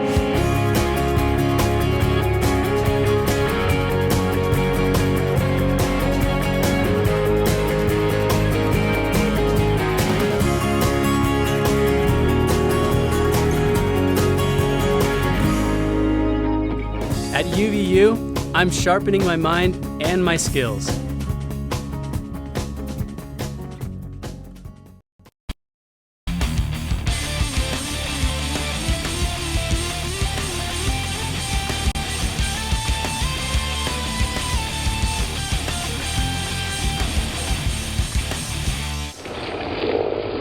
Begin a career as a wildland firefighter it's very key to get good hands-on training and get to know really what you're getting yourself into from firefighters. My name is Lyle Jennings. I work for the state of Utah. I'm the crew boss for Twin Peaks Initial Attack. My involvement with the internship program is I am an instructor down at Utah Fire Rescue Academy through UVU. I help teach this class. We do this as our career. This is the way we live our lives, and we have a lot to offer when it comes to knowledge of the job. Instructor on deck. This program in particular, we really break down the course and we spend a lot of time. It's a block schedule, so the amount of hours you're putting into this class is quite a bit, and the training that you get of hands-on with the instructors, just with hand tools, tactics in the field, fighting fire, to be able to teach that to a rookie, and hopefully they're just like a sponge and they take in all that information, because I think the instructors in this class are really, really good. Any questions? My name is Shaler Sorensen. I'm currently working in Boise for the Bureau of Land Management as a Great Basin smoke jumper. Mike McCunniff. I'm a lead firefighter on internship crew and working on a bachelor's in emergency management. My name is Jesse Stratton. I'm an emergency service student currently attending UVU. What we learned in class helped us learn them with a hands-on experience, and it taught us situational awareness, basically the lookouts, communications, escape routes, and safety zones. It's basically what wildland firefighters use as their basic principle of how to keep themselves safe. You want to base safety first and then to fight the fire. We need to know these skills, memorize them, and Basically, it's our lifeline out on the fire line. Begin. The tests were good. They tried to do pretty much one every class period, which helped us test ourselves on the knowledge that we learned last time in class, and really helped me personally to prepare for the final class projects. We had to read a book. I did Fire on the Mountain. It was basically read the book, present to the class, explain to them what went wrong, why this happened, and what firefighters now have learned and are better from learning from this fire. The class and internship gives everybody that's involved the foundation skills. The communication skills, the hands-on skills, the technical skills, the orienteering mapping skills, the GPS skills. It puts us all on the same page, so regardless of what discipline in fire someone ends up in, we're all still working on that same foundation. Develop close relationships fighting fire because it's a team environment and you're with these people for 6 months every day and work through tough times, good times, and everything in between. All the instructors were experienced firefighters. Not only could they help us with the book, but they helped and explained their personal experiences, which helped us get really a greater understanding of the firefighting business. Once you finish the class, you're going to get your basic firefighting knowledge. You're going to get to know hand tools. You're going to use hand tools. We do some line digging exercises, so you actually get to dig line. I really look into doing PT tests. To get hired as an internship seasonal, you have to take that PT test. I take a lot of account of how physically fit these guys are coming in, not coming to the job and expecting the job to get them fit. If that's the way they're looking at it, they're probably not going to get a job as an internship seasonal. But if they're fit, their PT scores are good, their classroom attendance was good, they were hungry, they want it, those are the students that are going to get a job. So it's very competitive. Absolutely consider the internship program the foundation of my career. The foundation skills that I was taught then over a decade ago, I'm still using right now, every day, inside fire and outside fire, inside professional relationships and personal relationships. There's so many layers to that I use every day that you can't go wrong by having these foundation skills in these courses. Before this internship, I was in school, working 4 or 5 hours a day after school, after homework, and getting no sleep. Just working on school and working to make money. But now with this, I'm able to just really focus on school and get on-the-job training. While you're working, you're not only getting paid, but you're earning college credit. It was more of a program than an actual class, and you had to show up, present yourself in a presentable way, and be there on time, but it was something that kind of stretched yourself, and it was a challenge, I would say. The way to approach this is you can make this a career, and you can make it as something that you can do for a long time, not a short-term thing. You come out of an internship like this with not only new foundation skills, but a resume and opportunities for other agencies within Wildland Fire. If you're tired of jobs that dead end and you like working hard and have a good work ethic, you should get into Wildland Fire. It's fun, dynamic, and make a good paycheck at it. You know, I think that it's a great program to start out in this ESWF 1400 class. Like I said, you're going to get amazing training through this program, and you're going to be able to come as a sound firefighter to any organization, whether that's my crew or whether that's any other crew with the Forest Service or BLM. You're going to be a good rookie.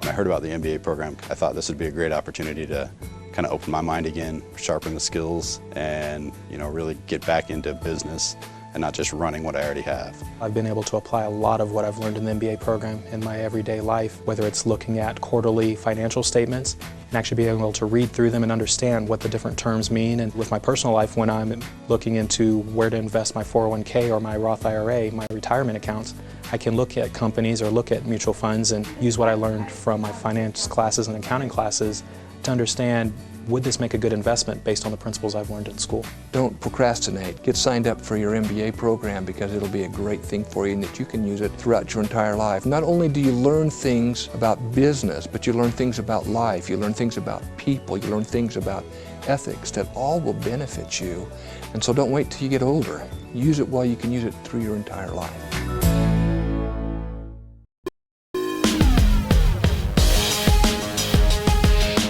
automotive department will take students and train them in the automotive repair industry. We start with the basics, how things work, how to repair things. We cover all 8 areas of the ASE certification. Once they're done the first year, they go on to the second year, and they get advanced training in fuel injection and emission controls and different electronic engine components that are really popular on today's cars. We have collision, we have a street rod program, we have automotive program, and a diesel program. Our industry changes, we've kept up with the changes, and so for students to look to us for training, it's probably one of the best training facilities in the nation. We have over 110,000 square feet, and we have millions of dollars of training equipment. The students will get a grade A education here in any of those fields.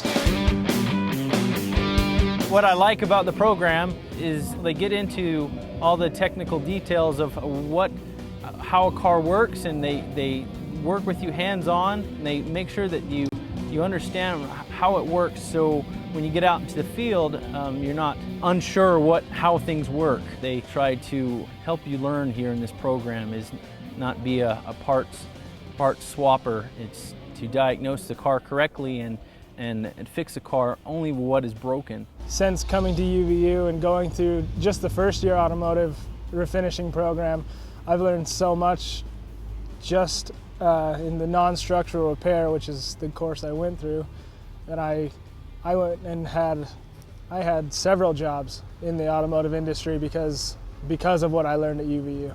We pride ourselves here at UVU in the automotive department that almost every aspect of the students' training is on a live application. It's not just a pseudo part where we wheel it in, they take it apart, put it together, it doesn't matter if it runs or it doesn't. Everything they do has to be as if it is a live project, and most of these are live projects. You'll notice behind me, cars. These are live projects. They have to run, they have to go out, and they're going to be on the road. We thoroughly enjoy and really work hard at the hands-on training part. What I cover in the classroom, we come out in the shop and try to implement those things we covered in the class. So yes, it's definitely a hands-on training facility. As a whole, this university what a great job. We have a great facility. The university, we're part of the engaged learning, and that is just a showcase of engagement, of getting those students involved. Every year we've had this Auto Expo, and it is sponsored by the automotive department at Utah Valley University. The key issue with our Auto Expo, and since inception, we've always wanted to have this be an opportunity to give scholarships. So all the funding that comes in, all of the sponsors that donate money, all of the people that come to the show and pay to get into the show, all of those fees go toward student scholarship. Somebody came up to me and asked me, what do I like about UVU, or should I go there? I would definitely, very positive. They've helped me in my education so much. If I've had a question, no question is a dumb question. They help you. They clear up the information. They teach you what you need to learn for this field, for the automotive field. I would definitely recommend UVU to anybody who wanted to come learn about the automotive program. They're one of the best out there. They're willing to help anybody on any level, and it's just a fantastic place to learn about the automotive industry.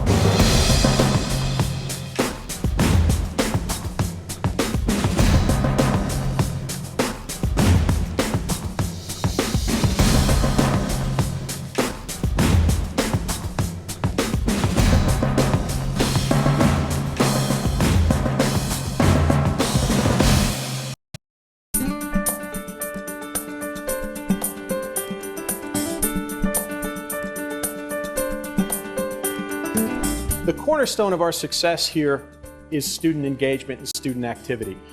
We thrive on and pride ourselves on really immersing our students in non-traditional educational format. So from the day one when you get into our core curriculum, you're cooking as though you were running a real restaurant operation. You're planning it, you're purchasing it, you're preparing it, you're serving it, you're cleaning, and you're doing it over and over again.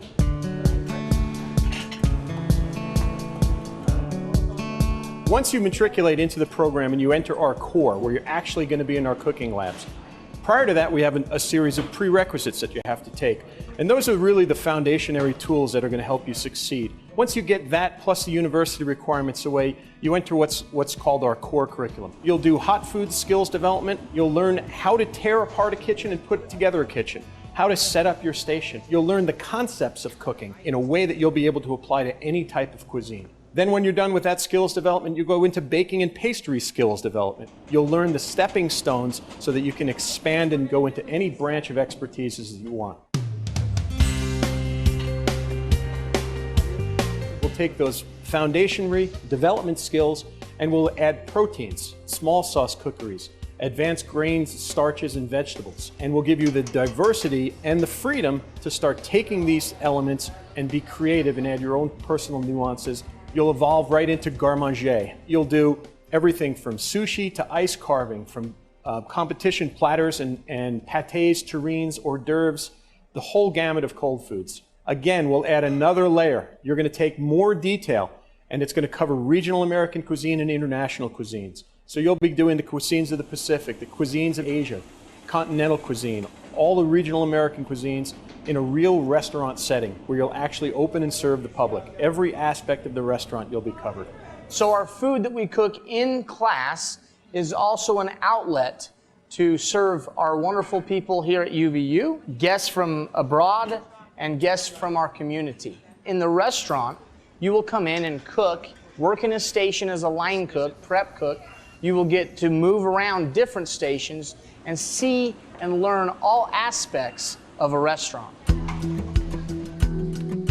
The reason why I chose UVU over all the other schools is UVU gives me hands-on instruction from real chefs that's been worked or still working in the industry, great kitchens, great facilities. I've seen schools that charge twice or even more than the UVU, and their facilities is smaller and not as professional as what we got here.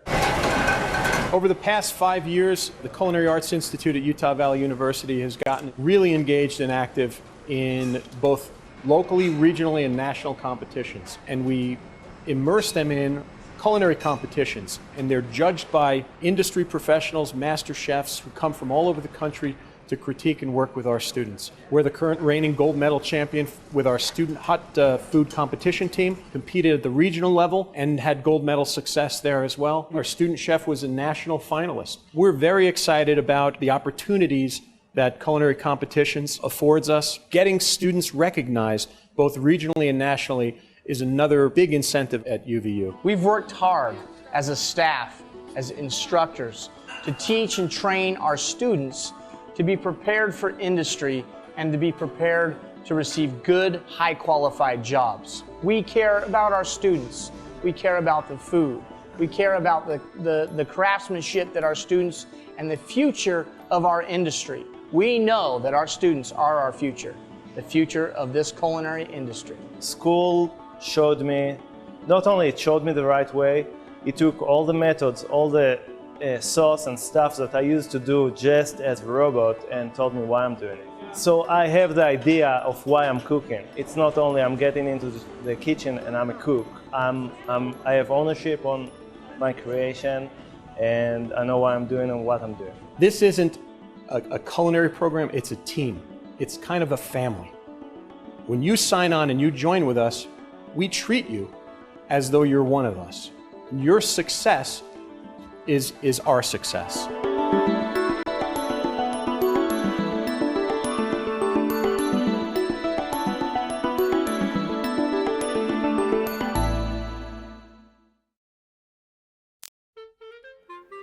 Hi, I'm UVU. And I'm another university. Here you go, UVU. Oh, thanks, AU. You're a university now, and I know how stressful that can be. So I figure you need one of these babies. Great. What is this exactly? It's a stress monitor. I use them all the time. Let me show you. Hook it up like this, and it measures your stress level so you know when to take a break. After all, you just became a university. And we have the lowest university tuition fees in the state. The lowest in the state? Hey, you, calm down. I mean, this is a good thing. Now everyone will want to go to UVU.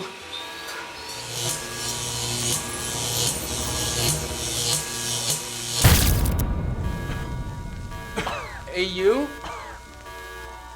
Are you all right? Maybe I should go to UVU.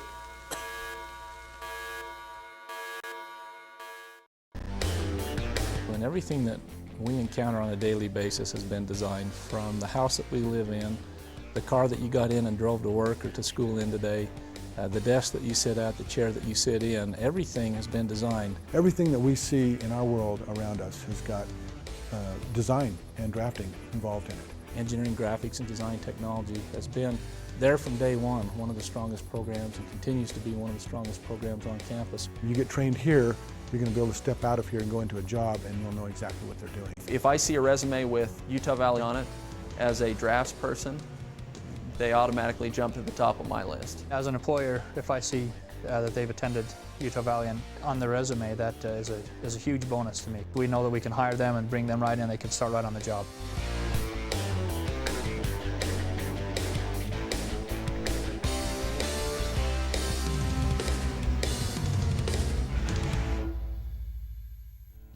Drafting allows you to take it from an idea and actually construct drawings that will allow it to be built. So it takes it from basically idea to reality. I just love to be able to draw, and being paid to draw is by far the best part of it. You drew it, you designed it, you knew all the problems ahead of time, and just to see it come to life. You can be involved in designing something, and then 2 years later it's constructed, or a year later it's constructed, and it's going to be there. You go back out 5 years later, and I've gone back and looked at some of my projects, and there it is. Starting something from scratch and being able to show somebody as you drive by a subdivision and be able to tell them that you designed that. We focus on 5 different areas of design in our program. We teach structural steel, we teach electrical drafting, we teach architectural drafting, we teach mechanical drafting, and we also teach civil engineering drafting, and along with that, surveying and surveying design. Other programs will teach just architecture, or they'll just teach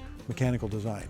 We cover all of those. Our program is set up so that a student comes in their very first year and they're introduced to all 5 of those disciplines. And then as they come back in their second year, they basically focus in 2 of their most favorite areas. So perhaps maybe a student likes architectural drafting and they really like structural steel. Those will be the 2 disciplines that they'll focus their efforts in. If maybe one area in the industry starts to dry up or the job market isn't as strong, they have another discipline that they're still able to fall back on within our own program. We hire a student from here, they're already months ahead of somebody that we hire off the street. One thing that we like to brag about or boast a little bit, and rightfully so, is the ability that we have had to stay up to date with our technology, state-of-the-art equipment. As far as our software goes, we always have the very latest that's out there, and I think that's why our reputation is great. I think that's why on a national level we do so well in competitions. Our students are out there touching, using, learning the very latest equipment. It's not something that's outdated. I felt like the drafting program really kept up with the technology and with what the industry was doing. Not only does the department keep up on the software, but the teachers love to keep up on it too. And they know how to help you learn how to use it, so that when you get out to the workplace, you're right on top of it. Sometimes you even know the version past or above what the company you work for uses. We're trying to stay right with the industry all the time. In fact, in some cases, we're actually ahead of the industry. We're teaching a later version than what the industry's actually adopted.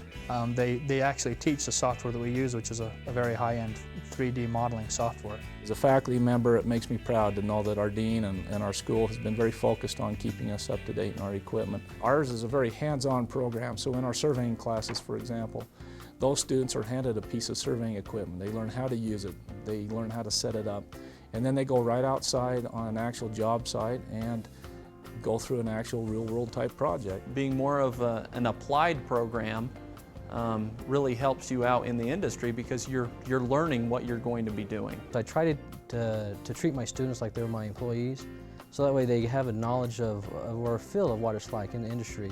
We do take an interest in our students. We make sure that they're putting out quality work. We don't accept something that's haphazard or substandard. We want everything that leaves that classroom to be professional. It seemed like their instructors have more real-world experience, and so they really try to pass that on to the students. All of the faculty spent time in the industry before they ever joined the faculty team. So most of the faculty that are on our staff have had at least 10 years of industry experience in the discipline that they teach. It's a discipline that you can make a career out of this and do well. You get out with a 2-year degree and you can actually get out and go to work for as much as between $15 and $20 an hour, depending on what area you go into. We have one of the best job placements in, I would say, the School of TNC.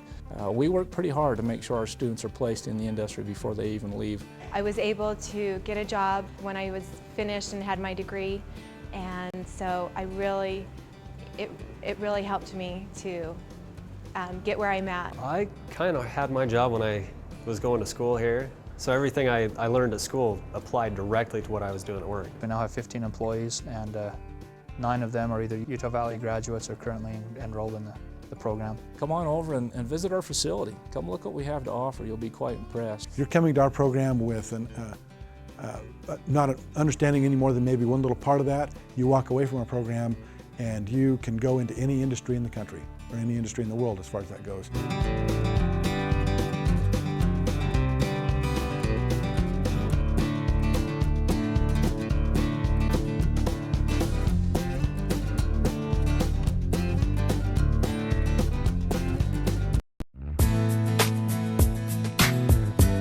The relationship with my group is like family almost. After 2 years you go through a lot. You have those hard semesters that you go through, but people go through things individually that they share with each other. They've become very dear friends to me. We really did bond. It's actually been really helpful to work in groups, and it's been pleasantly a surprise to work with some of the younger students as we work together to solve problems. Those have been very, very enjoyable. Make sure you watch out for some rocks. We've really grown to know each other and know each other's strengths and weaknesses. At any point in my future career, or even my personal life, there's certain challenges that I'll run into that I know I'll be able to pick up a phone and call one of them and say, can you help me with this? I think this is something you understand, or maybe you have a contact that could help me with this. I really appreciate the value that I got out of that. I think we owe it to the university and our professors to thank them. It takes a lot of work to put something like this together, but let's continue the program and keep making it better.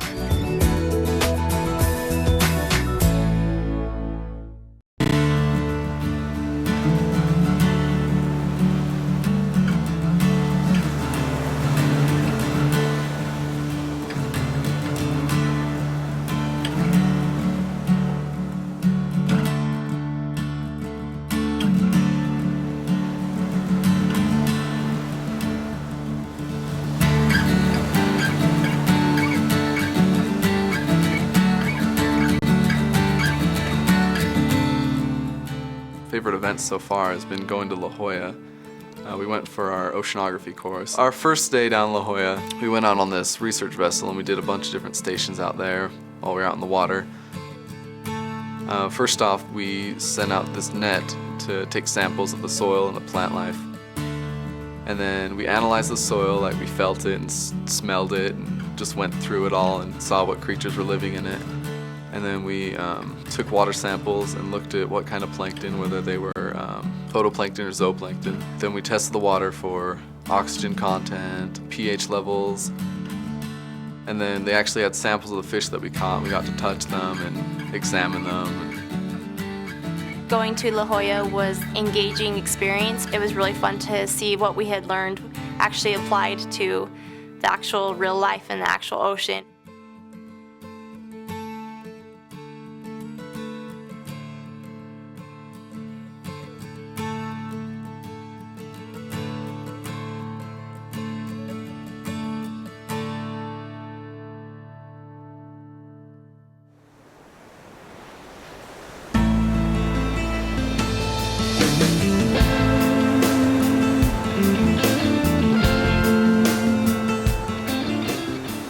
While watching, it was really cool because the guide, she explained the gray whales that we were going to watch.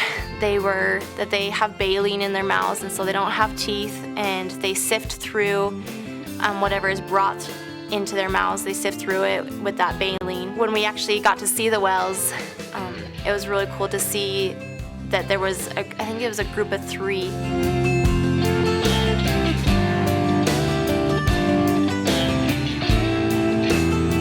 They just came out of nowhere and just started breaching all over the place.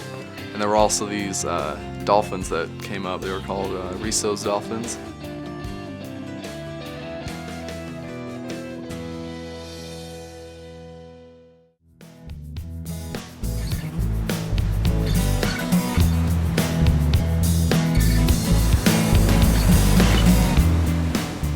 We went to the Birch Aquarium.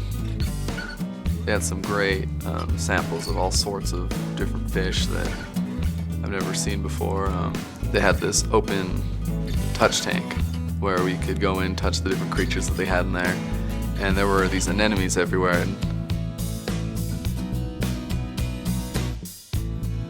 UVU Honors is all about engaged learning.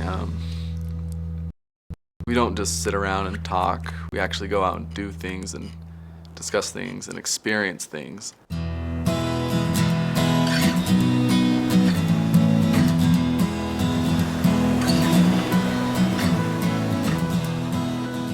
When we went snorkeling, we got to go out by cliffs and actually see the kelp forests and see how tall they can grow, the different types of kelp. And also, while we were out there, we got to see a horned shark. And when we went out by the cliffs, we got to see a lot of sea lions and take pictures by them.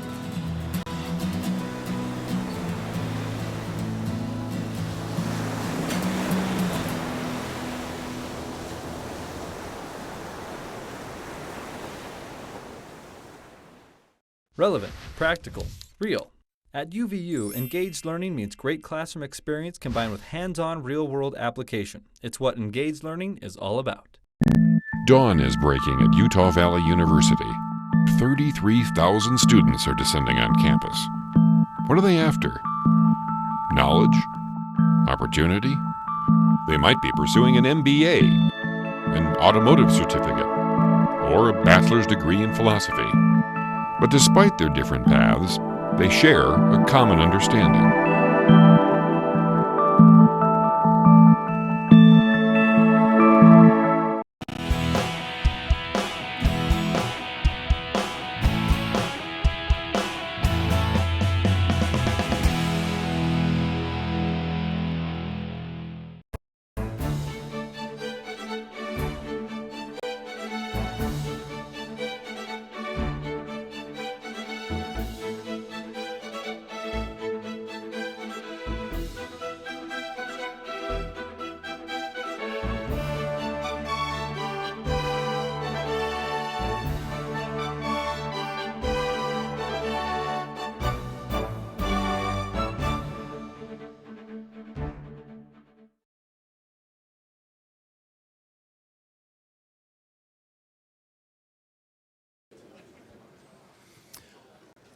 Well, good morning or good afternoon, everybody. We'd like to welcome you to the Reed and Christine Holiday Executive Lecture Series, and thank you for being here.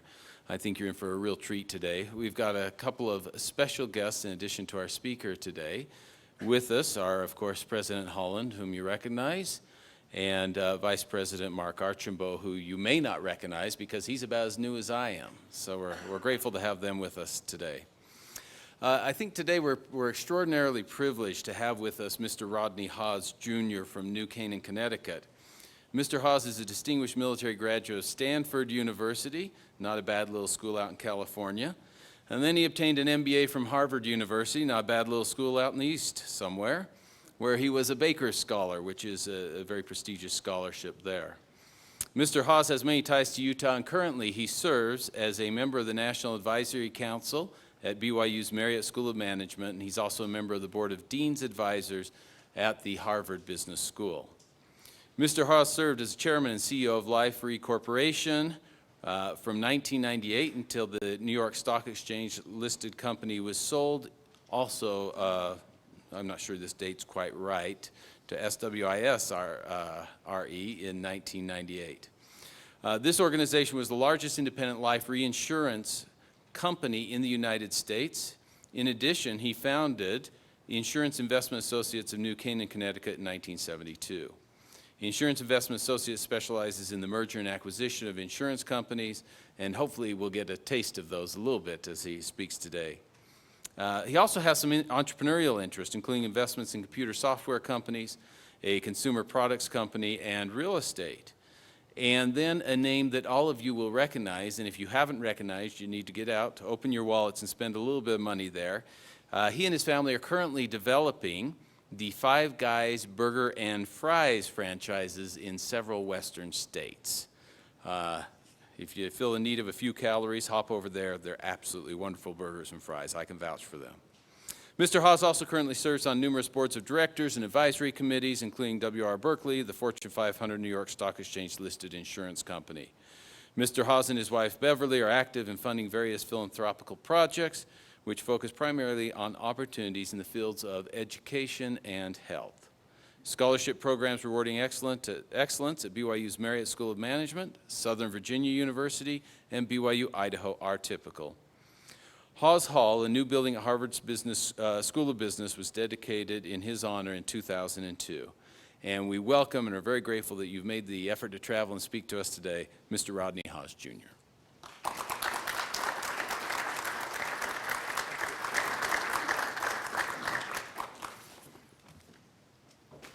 Well, I'm delighted to be here. I came by here a few years ago, and here you are. I mean, 30-some thousand of you. It's pretty impressive to a guy from a small town. I grew up in southwestern Idaho, a little town at the time of about 400 people. When I went to school in California, there were more people in my dormitory than were in my town at home. It was a bit of a shock. But you can survive coming out of these great little towns, and you learn a lot. And as a result, today I'd like to talk to you. I've entitled my talk, Remember to Make a Difference. And I hope by the time we get to the end of it, you'll understand what I mean. Make this world a better place when you leave it than you found it. I'd like to tell you about a friend of mine. His name is Sir Ronald Cohen from England. But when I met him, he was Ronnie Cohen. I met him at the Harvard Business School when my wife and then four children had journeyed to the East Coast to take part in an MBA program there. And Ronnie had just come from England. But as we got acquainted, we were in the same section. They divide the class into sections, and for the first year, you're in the same group of about 90 kids 3 times a day, every day, for the whole first year, so you get very well acquainted. One day I learned how he happened to be there. He grew up, he was born in Egypt of Jewish parents. His father's family had, for generations and generations, for hundreds of years, been from the Middle East. His father was a very successful businessman. In the 50s, I think it was 1956, the Muslim folks who were controlling the government decided, and you may know this, that at least if you read your history, the French controlled Egypt and the Suez Canal. And in 56, I think it's 56, they threw the French out. And they were so successful at throwing the French out, they decided they'd throw all the Jews out too. So Ronnie Cohen, 10 years old, they take over his father's business. They gave him each, they could take one suitcase and leave everything else behind. His family was lucky because his mother had an English passport, and hence they went to England. Now, Ronnie Cohen didn't speak any English because he spoke French at school and Arabic in the community. But Ronnie Cohen was a very smart young man, and he studied hard, made it into Oxford, where he ultimately became the president, or the whatever they call the designated leader of the debating society, which is the most prestigious thing you can do practically at Harvard or at Oxford. And from there, then he moved on to the Harvard Business School. When he graduated from the business school, he went back to England, and he and a couple of guys started a venture fund, and he grew it into the largest venture fund in all of Europe. Very successful. Recently, I saw him, we sit on a board together at Harvard, and I asked him what he was doing since he's essentially retired now. And I said, "What's this Sir Ronald Cohen business all about, Ronnie?" And he blushed a bit and said, "Well, someone decided that I'd done some good trying to help some of the poorer people in England, and so I was knighted by the Queen, and I was quite honored by that." I said, "Well, what are you doing now?" Then he told me something very interesting. He and some guys put together a fund, a social investment fund, and he said this: the Palestinians are never going to get out of the mess they're in until they become successful in supporting themselves. These government handouts and these things that other countries have been trying to do for years, they don't work. And so we decided that if we could help the Palestinians and loan them money at a reasonable rate that would help them develop their own businesses, then they can dig their way out of this thing, be proud, self-sufficient, and move on their way. I found that fascinating, that the second generation from some of the very people in that part of the world who'd thrown his family out when he was 10 years old and all he took was a suitcase, that he had the compassion and the interest that he would go back and help those folks.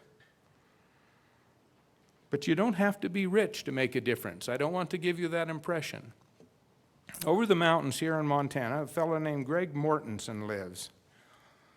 Now, in his younger years, he was a trauma nurse in emergency rooms in the Bay Area.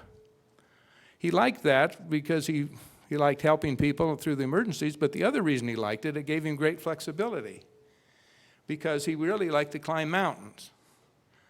He had climbed the mountains all over the world a number of times, and his latest work a few years ago was to try to climb K2, the killer mountain in the Himalayas.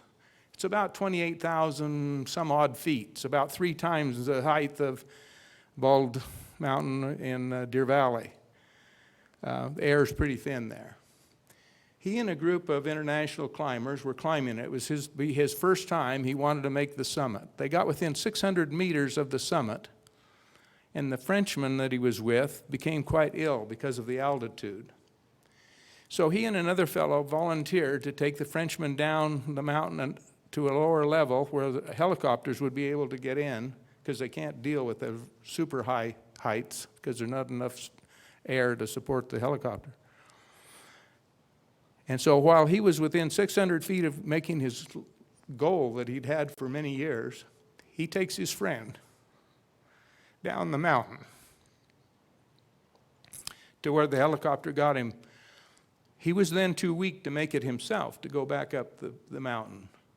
So what does he do? But he says, well, I better go down the mountain then because I don't feel so well myself. There was a snowstorm. He got lost. He was found by a guide who pointed him in the right direction. He got lost again. He stumbled into a village, a Muslim village. If he hadn't gotten there then, he would have died. They took him in. They took him into their home. They nurtured him back to health. It took quite a period of time. And while he was there, he noticed that they had no school. And how he noticed it was that about once or twice a week, the government would send in a school teacher they paid about $1 a day for, and they would give some lessons. And the students then, if it was math, would take a stick and do their math problems in the dirt. And he thought, these folks have saved my life. The least I can do is build them a school. They figured out it cost about $12,000 to build a school. So Greg Mortensen, who's been befriended by these wonderful people, he tells them he's going to do that. He's got to go home and raise the money. So he goes home and he raises $12,000. It was a scramble for him because he didn't really have any money. And he comes up with it. He goes back over to build the school. And the village elders say, well, that's great. The problem is what we really need is a bridge. We need a bridge over the canyon, and because it's hundreds, if not thousands of feet down on either side. We couldn't even get the materials really in that we need to really do a good job to build a school. And so he said, well, okay. So they build the bridge. He goes back home and raises another $12,000. Anyway, I could spend a lot of time on this, but to shorten a long story, let me tell you, Greg Mortensen, trauma room nurse in emergency rooms, has now built 130 schools in that part of the world. He's made more friends for the Americans and in these Muslim villages than anybody could possibly have ever imagined. You don't have to be rich to make a difference. About 2 or 3 years ago, my wife and I stumbled into a situation where some folks from Arizona and a couple from here in Utah decided that they would see if they could do something about the educational problems in South America. The the per capita income in the United States, if I remember, is something around $37,000 a head, a person. In Mexico, it's like $6,000. Whereas on Honduras, it's $970 a year, and in Nicaragua, it's about $730 a year. That's $2 a day. No wonder they have trouble with education and moving along and getting jobs. It's dirt poor, literally dirt poor. If they didn't have the great weather they have, that they have the fresh fruits and vegetables, I don't know what would happen. Anyway, these folks decided that rather than have schools from kindergarten to high school and college, that they could help rescue and create a middle class, business, if you will. And so they said, if we can gather students from 17 to 35, teach them English, accounting, something about computers, when they come out, they can get a job. And they added one more thing, teach them how to drive, because none of them have cars, obviously, they can't afford a car. And lo and behold, they said, well, we just need to raise a few dollars so we can start these schools. My wife and I decided we would help with the one in Nicaragua, and we've done that, and it's now wide open and going great. The students, and here's a lesson to learn, can't pay tuition, they have no money. But what they can do is render service. And so they give them an opportunity, and they'll get a widow's house or some other situation. They'll supply the wood and the things they need to finish it, and they jump in and they earn their way into the school. And then they spend their 10 or 11 months, and when they come out, they've virtually joined the middle class. We think that's making a difference. Now, let me tell you a story. It's kind of embarrassing in a way. After we graduated from business school, we moved to New Canaan, Connecticut. Now, my wife is from Boise and went to a fine college called Whitman College in Walla Walla, Washington. And she's a very fine pianist and is rather sophisticated, and took in this country boy for see if she could shape me up, I guess. And we were living in New Canaan, and she mentioned one day it would be really good for us if we'd go to a symphony. And Lincoln Center in New York City is only about an hour away from us. And so we made arrangements to go to the symphony. It was on a Friday, and I was concerned about traffic because you never know what you're going to run into. And so we left very early. We were so early, in fact, that when we got there, and we had nothing else to do, so we went on in and sat down. They hadn't even set up the chairs. So we get there, and we're sitting in the balcony looking down. It was fascinating, really. The custodians came and swept the stage, and then the other people came and they set the chairs up and the music stands, and then one by one the musicians would come in and take the instruments out of their cases, and they'd start tuning up, and believe me, that's a sound, because they're all doing their own thing.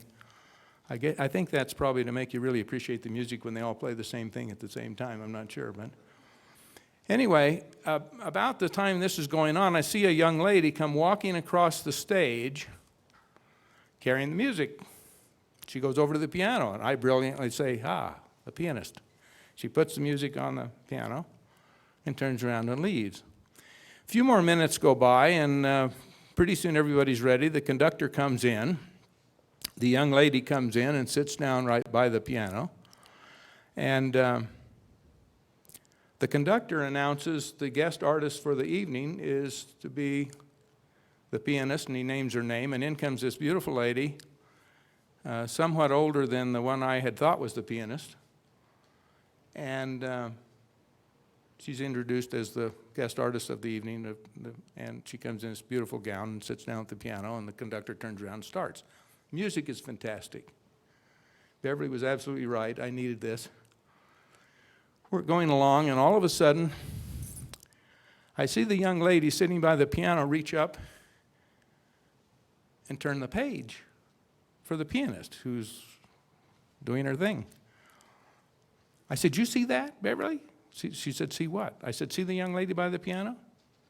About that time, she reaches up, turns the page again. "See?" "Well, yes." She's the page turner. She's very important. She gets out the program, shows me that it's so important she's even listed in the program. I said, "Well, you know, if she does that wrong, it's going to mess up the whole thing." And then I got to thinking, what about the custodians? What about the guys and the people that set up the chairs and the music stands? What if they'd put up one that was broken? What if one of the chairs collapsed? And I start down this path, and I said, "Beverly, do you ever think about it?" And pretty soon she says to me, "Why don't we talk about it on the way home?" But it dawned on me, and this is the lesson I want you to learn. It's a lesson I learned that night. There are no unimportant people in any organization. If they're unimportant, they're unneeded, in which case you do something about that. That has been one of the most valuable lessons I've ever had, and I hope you learn that one. Because sometimes we come out of these universities with this little piece of paper in our hand, and somehow we think we're smarter or better than other folks. And I can tell you this, that there are many, many occasions when the people in the trenches that have a degree in common sense can be the most valuable people you can have in your organization. Now, I put together a short list. I'll run through it quickly. It's called 16, where to go? 16 business lessons learned by Rod Hawes, entrepreneur, over the last 50 years. That's just so you have some inkling to know how close to 100 I am. I'm going to run through them quickly. If anybody has need for them at some point, I'd be happy to give you a copy. I don't think they're that brilliant, but they do cover some things that I've learned the hard way in many cases. First lesson for an entrepreneur is face reality, don't live in fantasy land. You and only you are responsible for your future. Don't expect divine intervention to constantly save you. 2, if it's your business, be there. No one will look after your business like you will. If you don't look after your business, there will soon be no business to look after. Be very careful about delegating so much that you're not on top of it. 3, and this is important in this day and age, don't be overly impressed by financial projections generated by computers. Challenge all of the critical assumptions supporting the input. I have whole file drawers full of so-called conservative projections on businesses which later failed or faltered. I might also say that I have never gotten a projection from anyone in the last 40 years that they didn't label conservative. I mean, it's unbelievable. Okay, startups are always, get this one, kids, startups always take longer to become profitable than expected and take much more capital than originally planned. One of the reasons I'm here this week is to refresh the bank accounts of a couple of businesses that were supposed to be up and over the hill 2 years ago. 5, the financial numbers of any deal, of course, have to be right, but the long-term success of every deal ultimately comes down to the quality of the management involved. 7, or 6, just because a person is intelligent, honest, truthful, morally clean, and reverent, do not assume that he or she has good business or financial judgment. There are a lot of wonderful people that just are not good at business. You love to have them over for Sunday dinner, but not necessarily give them your checkbook. Number 7, if a proposed deal is too good to be true, avoid it like the plague. There's no Santa Claus, there's no free lunch, and the greedy usually end up hungry.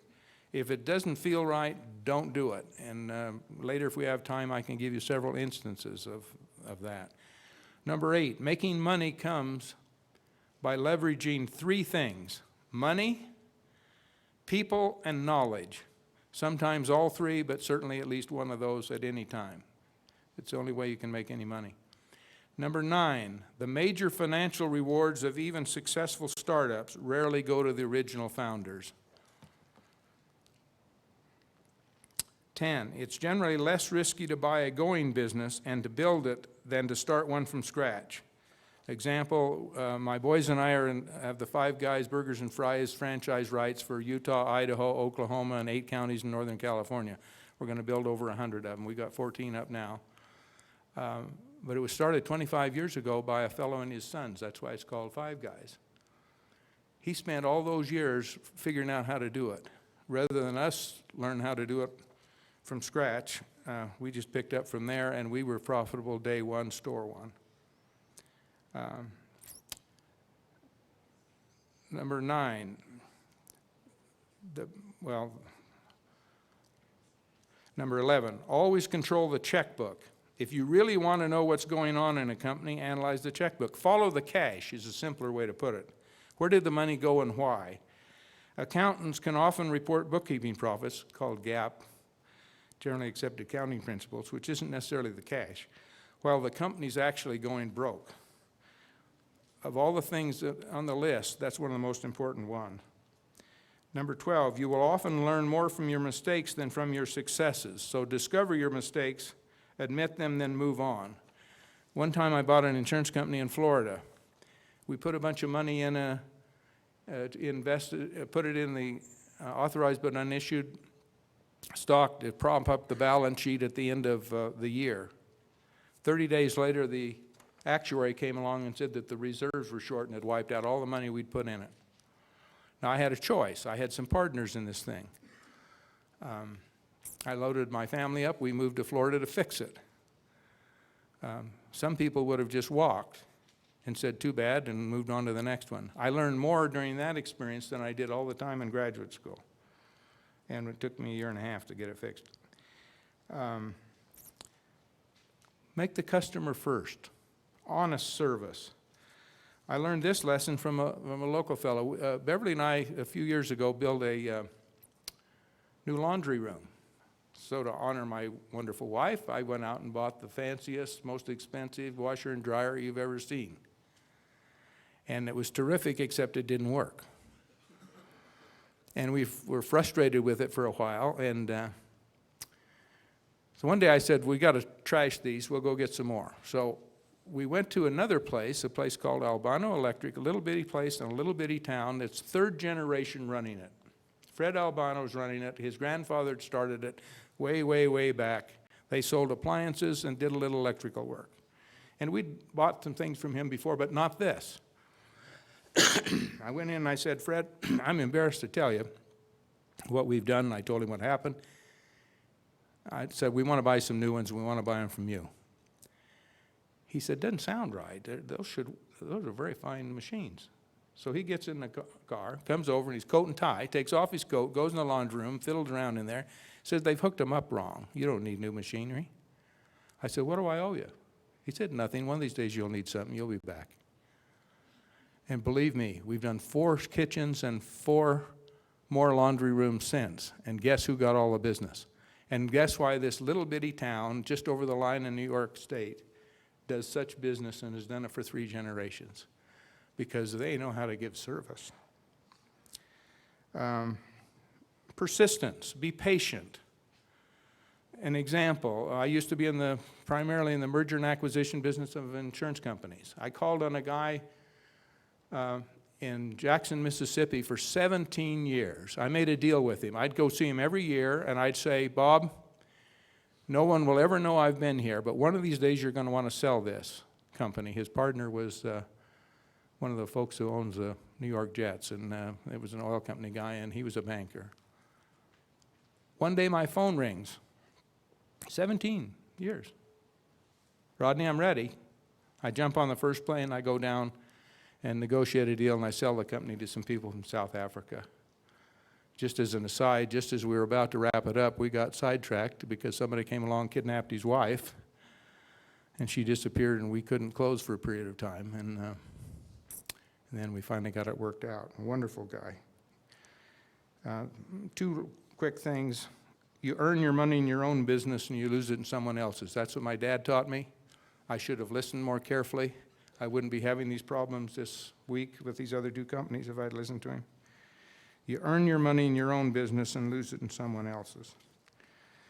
The last one's be alert to opportunities and seize the moment, and that's the 5 guys' experience. There are sometimes some things will come along, you just got to jump on them. And I've never been in the hamburger business, but I've been in the eating business a long time, so that seems to work out. In terms of leadership and managers, let me give you 10 or 12, or about 10 or 11 things. Protect your credibility, your integrity, your reputation, and your credit. These are your most important personal assets. They take years to build, but only moments to destroy. Never, ever, ever compromise your integrity. If you're in a situation in a company and you're forced into that corner and you can't get them to turn around, then leave. It just isn't worth it. A friend of mine owns, at this time, one of the largest cattle ranches in the whole country, and it happens to be in Nevada, but he grew up and I went to high school with him. And in fact, he's been the head of the National Cattlemen's Association. But one time early in his career, he shook hands on a deal to take delivery of a bunch of cows. And before he could take delivery, the bottom dropped out of the market. And he took delivery of them anyway because he had his handshake. Not in the contract that anybody could have enforced. It almost broke him. He came within a hair of bankruptcy. And I said, why'd you do that, John? He says, your reputation is things like fine silver. Never let it tarnish. And if I'd have blown that one, I could never have lived with myself. He went on to prove that he was right, and as I say, he now owns one of the largest cattle ranches in the country. Very successful guy. Second one is ask for advice. Most people are smarter than you think. If you're in a company, if you want to learn something, go down in the trenches and talk to the people who do the day-to-day work. Very often, they have some great ideas, but nobody ever asked them. And they've been doing it for some time. They don't need necessarily a formal education to figure that one out. Third one, praise coworkers both in public and in private. We all feel appreciated, and we work harder when we do feel appreciated. Fourth, chastise in private. Don't embarrass your coworkers in front of everybody else. Shortcut, just read Matthew 18:15. 5, share with those in the organization who helped make it a success. In 1992, we took Life Free public. We put it on the New York Stock Exchange. I gave stock to every single employee in the company, right down to the mailroom boys. You know what happened? They turned from employees into owners. the guys down there would figure out ways to save money. Instead of going out and buying expensive notepads, they made them up of used old stationery that had the wrong addresses and things on them. They did everything, and suddenly not so many pencils were disappearing. But more importantly, everybody was proud of the organization because they were owners. I suspect 3 or 4 of you in this room are LDS. Learn something from church organization. I'm a convert to the church. One of the things that helped me in growing over the years in business was learning the example of watching how organizations are run. It has nothing to do with theology, it has to do with organization. There's a bishop and 2 counselors, there's a stake president and 2 counselors, you go all up and down the whole organization, Relief Society and so forth. If you're not LDS, pay attention, because you can use the concept. It's good to have counselors, one on the right and one on the left, to keep you on the right track. You may get to make the ultimate decision, but you'll learn much from that. 3 heads are better than 1. And at home, 2 heads, and your wife has the extra one, and so you just say yes. Be of service to others. It's not only the right thing to do, but it will keep you in the proper perspective. 8, the business world is small. It's smaller than you think. Be fair, be loyal, be nice, and be slow to burn bridges. Be slow to anger. It's incredible how your paths will crisscross over the years. Your competitor today may well be your boss tomorrow, or perhaps the purchasing agent for your best customer. 9, keep a people file or a notebook on names and addresses and company affiliations on those you meet. It's amazing how often you can network back over the years if you have that information where you can get to it. 10, remember that the money you earn isn't really yours. You are only a steward. Even J. Paul Getty and Aristotle Onassis didn't take it with them. And neither will Warren Buffett, Bill Gates, or Donald Trump. And the last thing, it's a simple trick to improve your effectiveness. Before you go to bed at night, take a 3x5 card. Well, I'm talking to the wrong crowd. Get out your handheld computer and make some notes of what the 5 most important things that you want to accomplish tomorrow. And then go to sleep, and when you wake up on the next day, simply go do them. Now, there's one other principle I'd like to teach you before I head to the questions. If you want to be successful in interpersonal relations and successful negotiation, even success in understanding your spouse or your boss or your employees, and that's this principle, that every single person on the earth is the center of their own universe, and they have no other choice. Each of us is the sum total of our own experiences, our own knowledge of our own environment. This is who we are. No two people are the same, even if they're siblings, raised in the same environment, because their relationships are different. It is from this unique composite base that each one of us reacts to any new situation. We can only look out from the center of who we are and respond. Now, if that's true, the person you're dealing with, your boss or your competitor or whomever it is, then you better stop and think and not be in such a hurry. You better stop talking and spend more time listening and more time asking questions, more time understanding where the other person is coming from before launching into your own sales pitch or your argument or your proposed solution. I particularly learned that from a wonderful man named Don Staley. He recently died. He was the former chairman and CEO of Continental Grain. And we sat on some councils together. He was a counselor to mine when I was a stake president, if that means anything to anybody in the room. It means I needed a lot of help. And what I learned from him is he knew where everybody in the room was and what their position was and what their input was before he made a decision on what was right.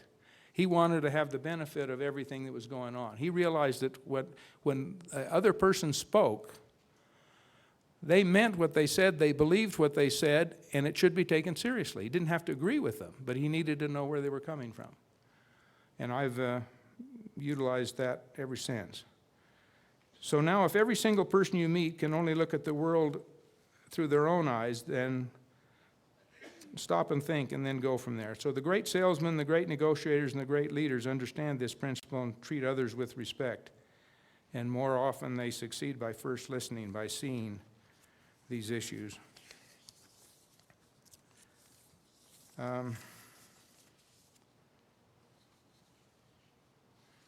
One last thing before we go to questions.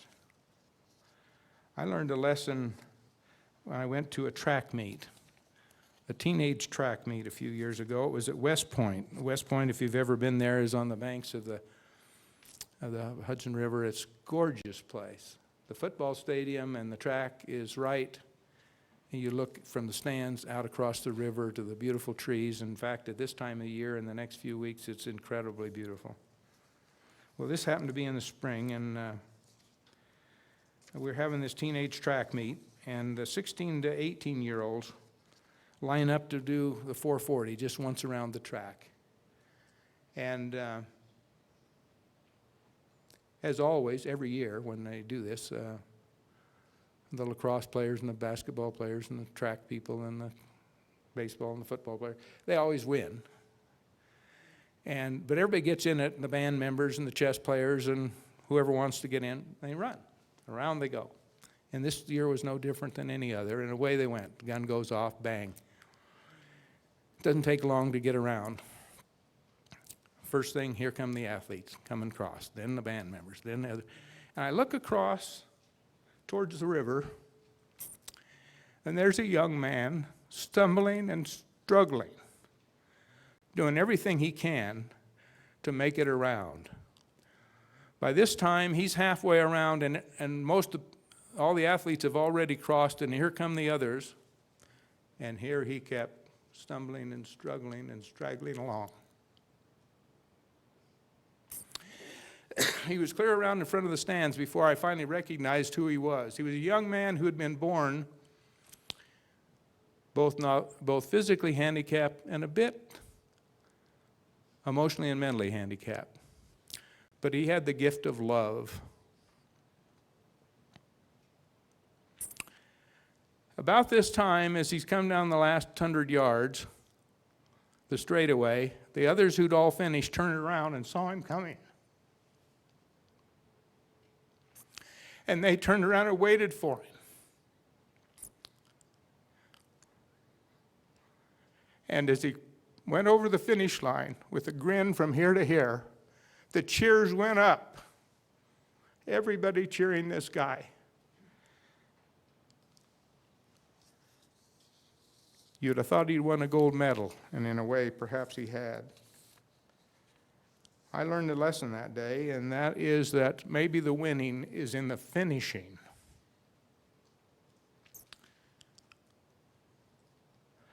And that maybe when we finish this life,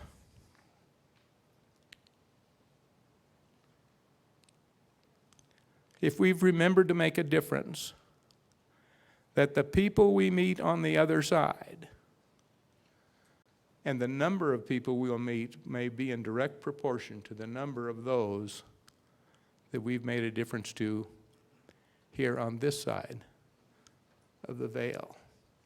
It's fun to be in business. There are a lot of exciting things, and you can help a lot of people. When you get through,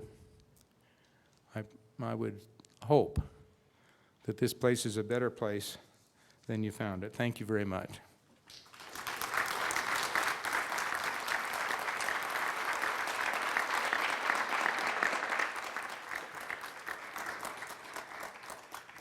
So if someone wants to ask some questions, I'm happy to try to answer them. If I can't answer them, I'll make up something, and we'll... I can't see very well. The lights are in my eyes, so if you want to just stand up and... I guess I put them all to sleep. There's one, please. Where are you from when you grow up? The question was, where am I from and where did I grow up? I grew up in a little town called Marsing, Idaho. It's on the Snake River in southwestern Idaho. It's in a county called Owyhee County, of which is larger than Rhode Island, and there are only 2,000 people in it. And I went from there west to school and ultimately east to school.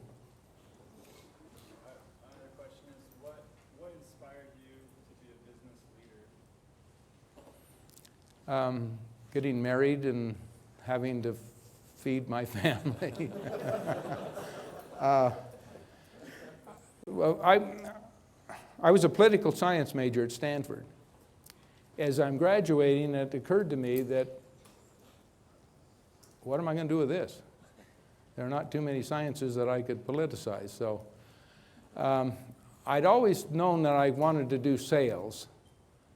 And so I looked around for an opportunity to do that. And I stumbled into one in Boise, Idaho, working for a guy named J. Richard Clark and another one named L. Alden Porter, who later came on to move to Utah and be involved in church activities here. I was not a member of the church at that time.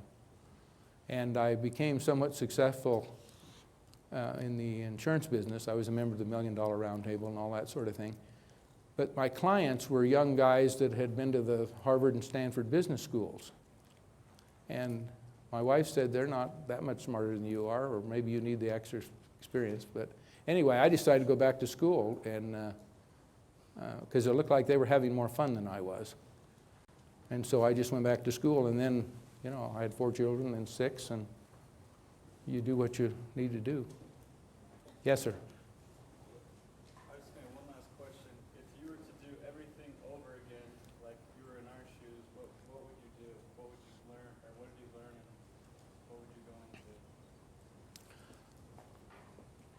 Interesting question, because I can't claim any great planning. You're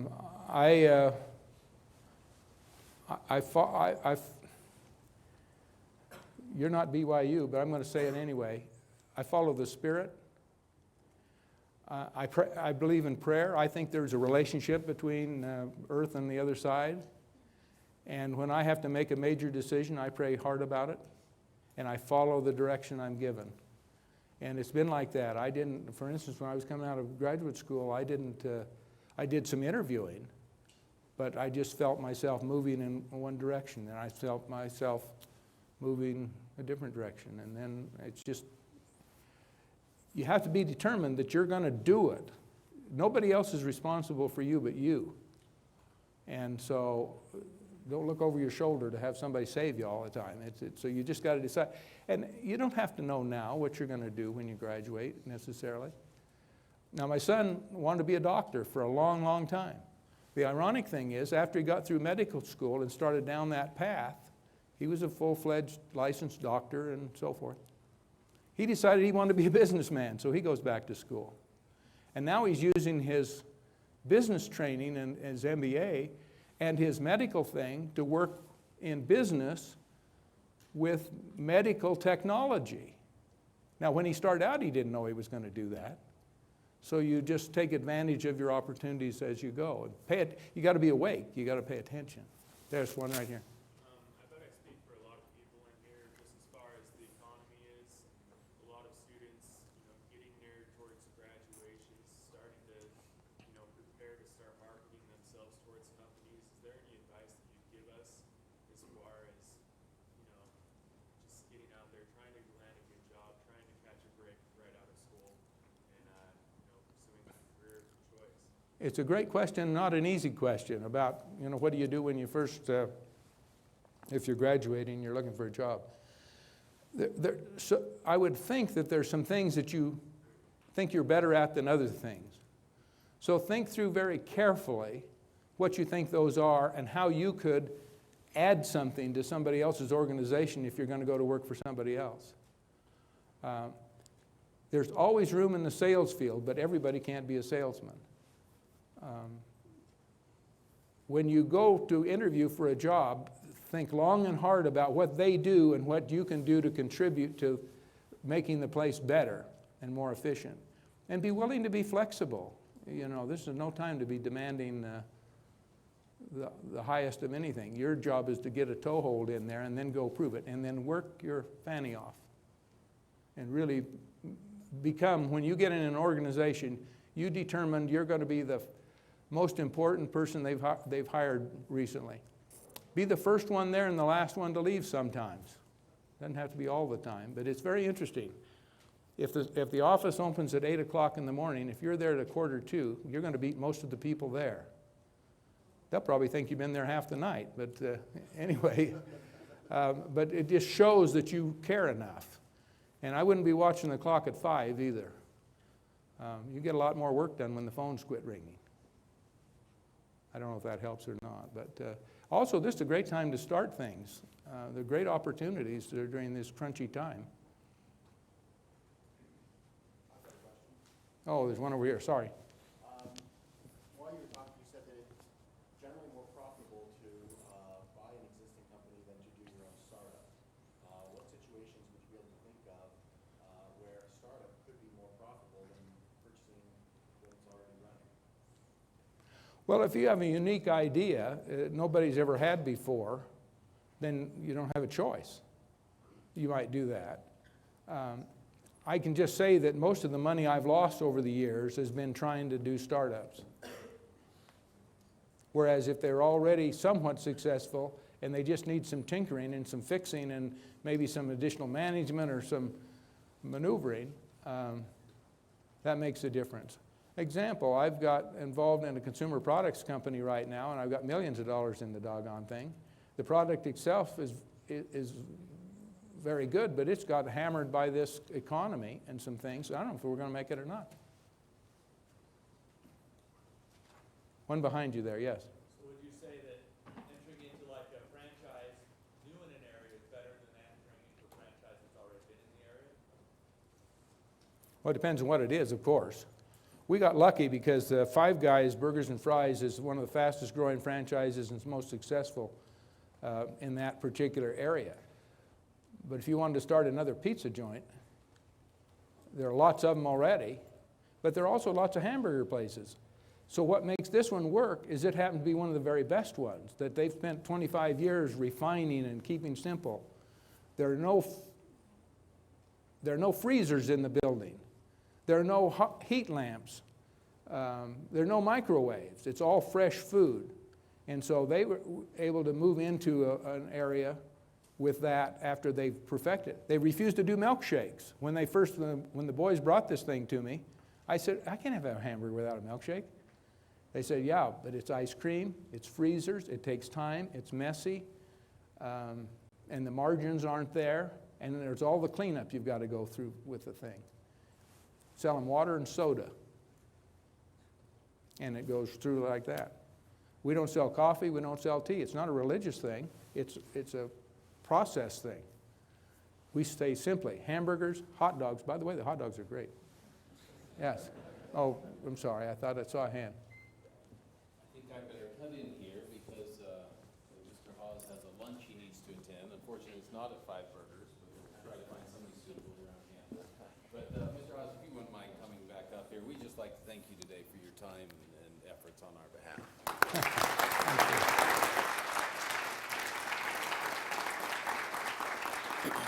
We'd just like to offer you a little token, a little appreciation gift for your time here today and the gift that you've given to our students and to us. Thank you very much. Thank you. Appreciate it. Good luck, guys.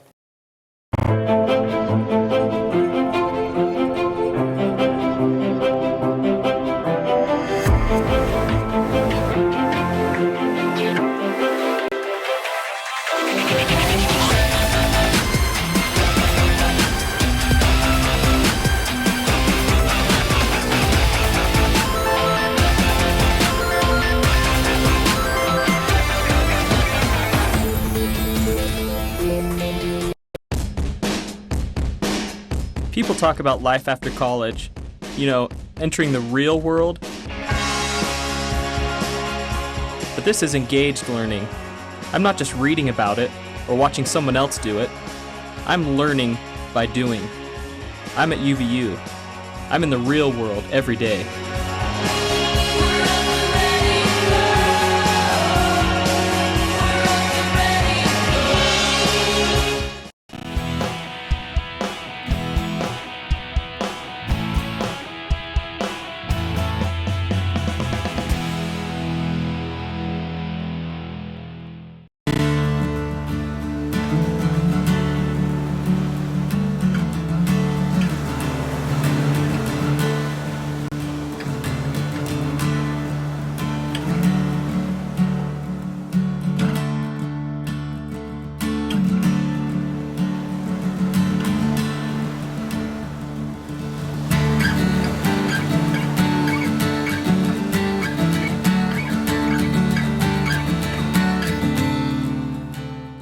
events so far has been going to La Jolla. We went for our oceanography course. Our first day down La Jolla, we went out on this research vessel and we did a bunch of different stations out there while we were out in the water. First off, we sent out this net to take samples of the soil and the plant life. And then we analyzed the soil, like we felt it and smelled it and just went through it all and saw what creatures were living in it.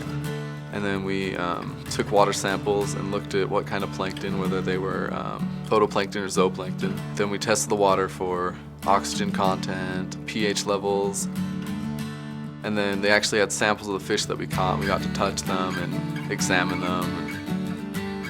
Going to La Jolla was an engaging experience. It was really fun to see what we had learned actually applied to the actual real life in the actual ocean.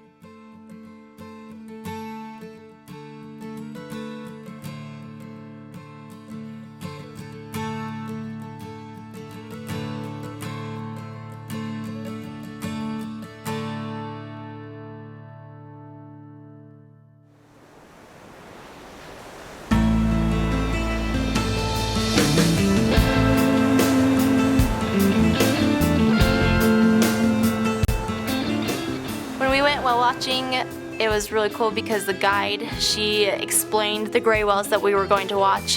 They have baleen in their mouths, and so they don't have teeth, and they sift through whatever is brought into their mouths. They sift through it with that baleen. When we actually got to see the whales, it was really cool to see that there was, I think it was a group of 3.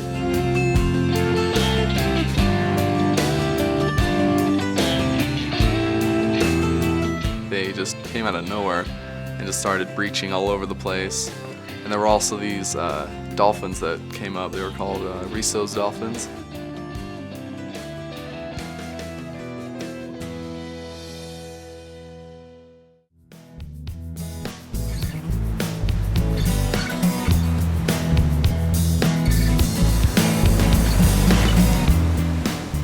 We went to the Birch Aquarium.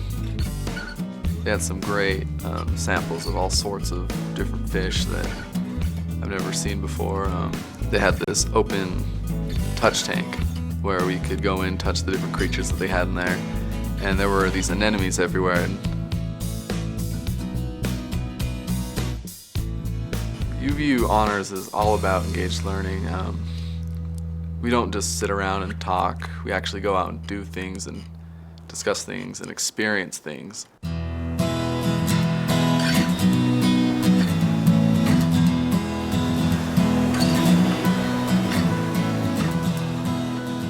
When we went snorkeling, we got to go out by cliffs and actually see the kelp forests and see how tall they can grow, the different types of kelp.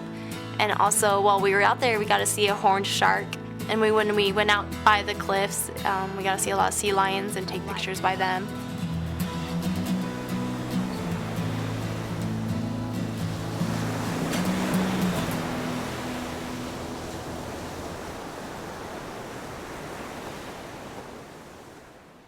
Are watching UVUtv. Utah Valley University's Woodbury Art Museum hosts free exhibitions and programs year-round. From professional contemporary shows to Family Day activities, the museum serves all community members and represents a wide range of media and artists. The museum is the premier location to see current student and faculty projects during their scheduled exhibitions. Rotations from our permanent collection are always on display and showcase work from Utah Valley and beyond. For more information, visit uvu.edu/museum. Dawn is breaking at Utah Valley University. 33,000 students are descending on campus. What are they after? Knowledge? Opportunity? They might be pursuing an MBA, an automotive certificate, or a bachelor's degree in philosophy. But despite their different paths, they share a common understanding.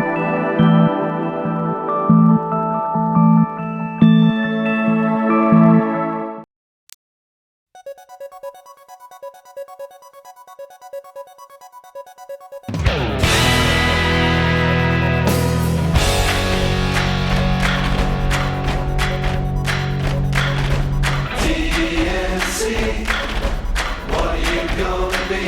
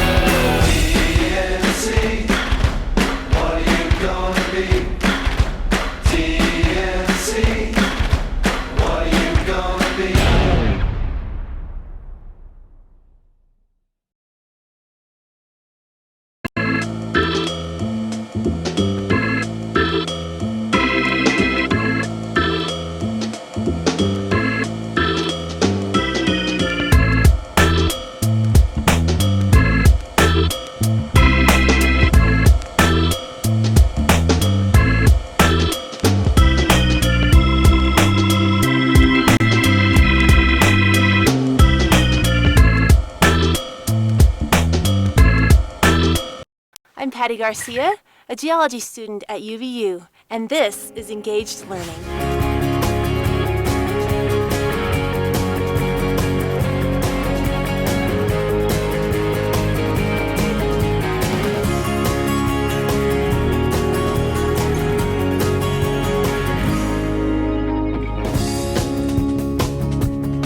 At UVU, I'm learning by doing.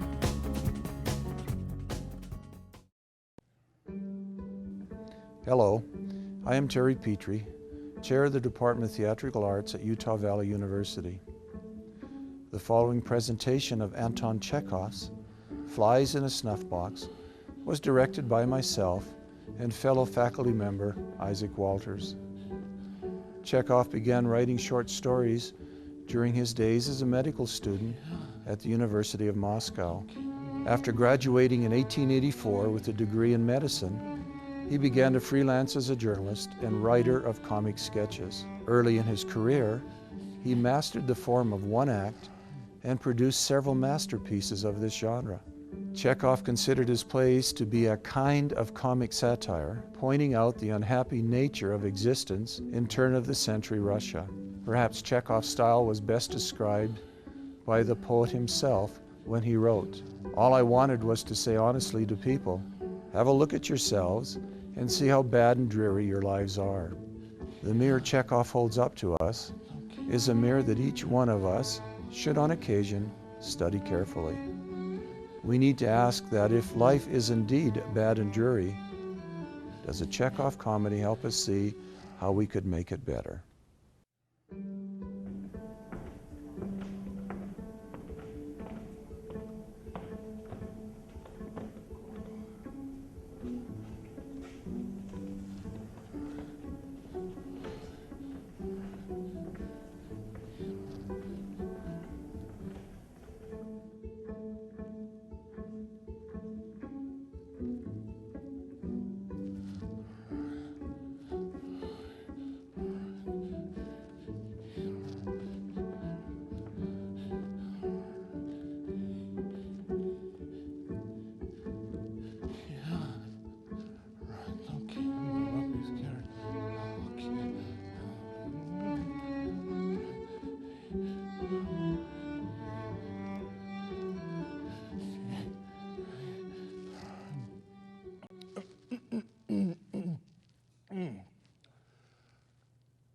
Kind ladies, and to a certain degree, kind gentlemen, it has been recommended to my wife that I deliver some sort of popular lecture for charity.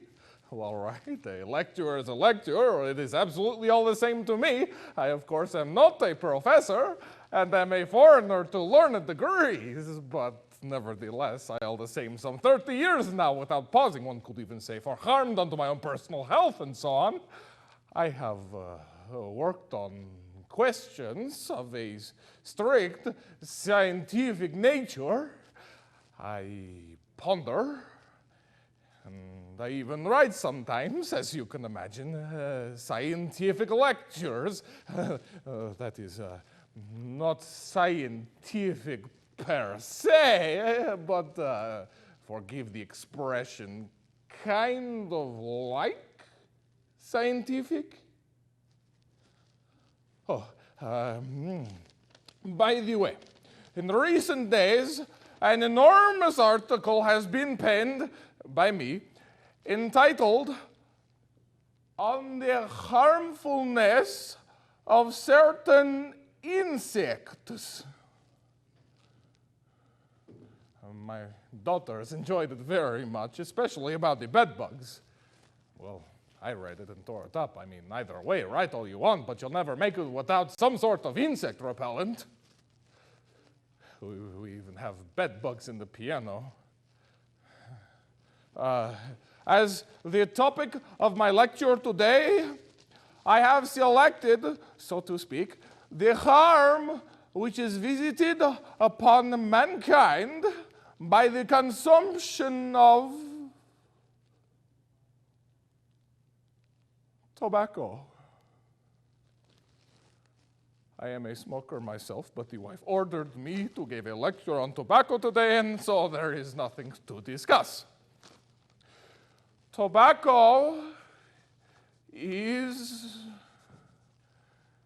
tobacco. It is absolutely all the same to me, but, kind gentlemen, I would recommend for you to consider my current topic with the requisite sobriety, no matter how it may turn out.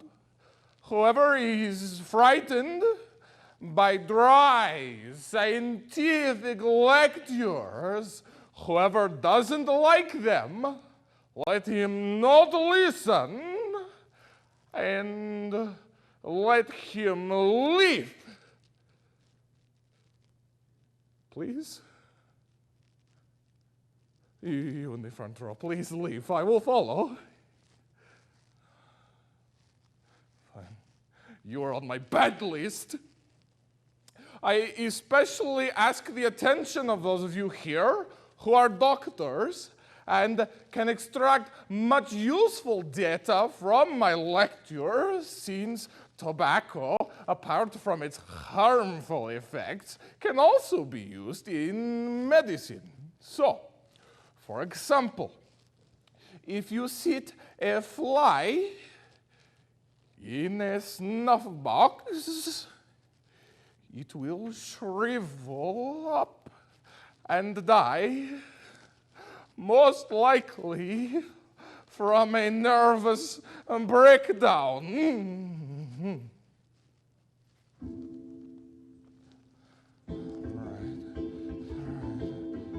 Sure.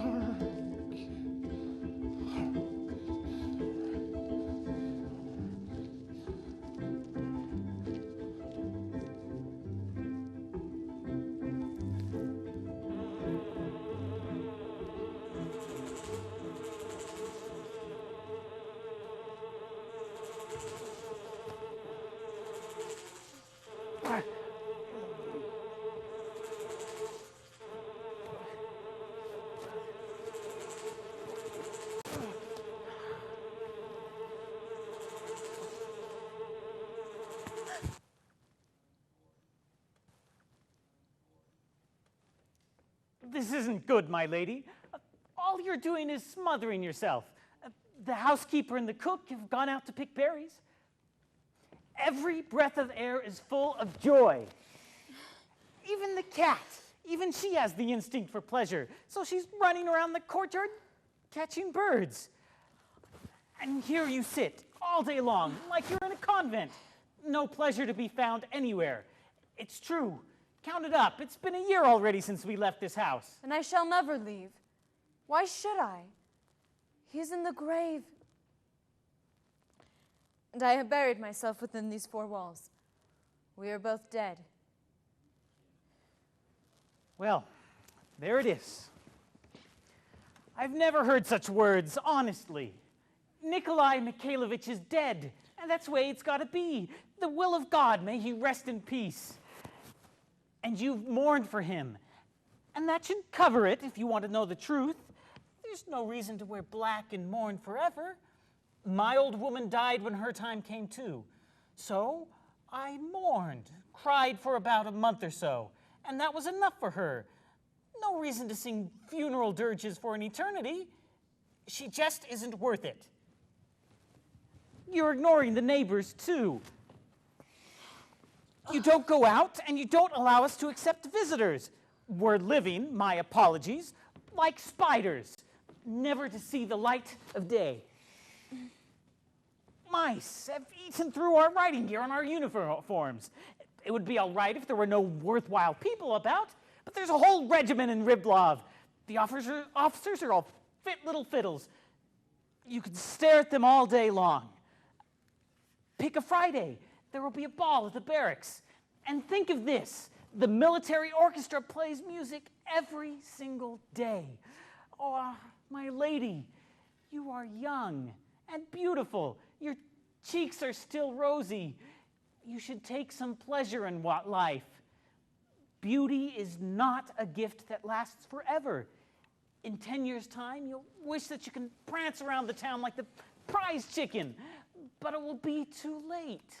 I ask you never again to speak to me like this.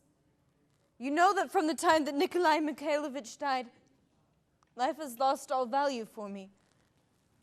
It appears to you as though I am living, but it only appears that way. I made a covenant with myself to dress entirely in black and not to see the light of day until the very grave. Do you hear me? Let us go see how much I am able to love. Yes.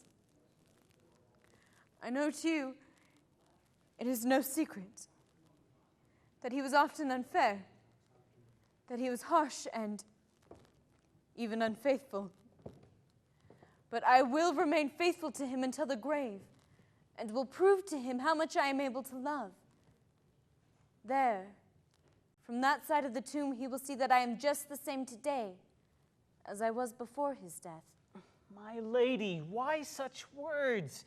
You're better off taking a walk in the garden, or ordering me to saddle up Toby or Giant and going to visit the neighbors. Oh, my lady, what's wrong? Good Lord. He loved Toby so much. He always rode him to see Korchkin in Velas. How magnificently he rode that horse. So much grace in his figure when he would pull back with all his strength on the reins. Remember? Toby? Toby. Tell them out there in the barn to give him an extra bucket of oats. Will do. Oh, who is that? Tell them I accept no visitors. Will do. You will see, Nicola, how much I am able to love and forgive. My love will be snuffed out only when this poor heart stops beating. Yes. Aren't you ashamed of yourself? I've been a good girl, a faithful little wife. I've locked myself for an eternity within these four walls. And you, aren't you ashamed of yourself, chubby hubby? You left me alone for weeks at a time, made scenes, cheated.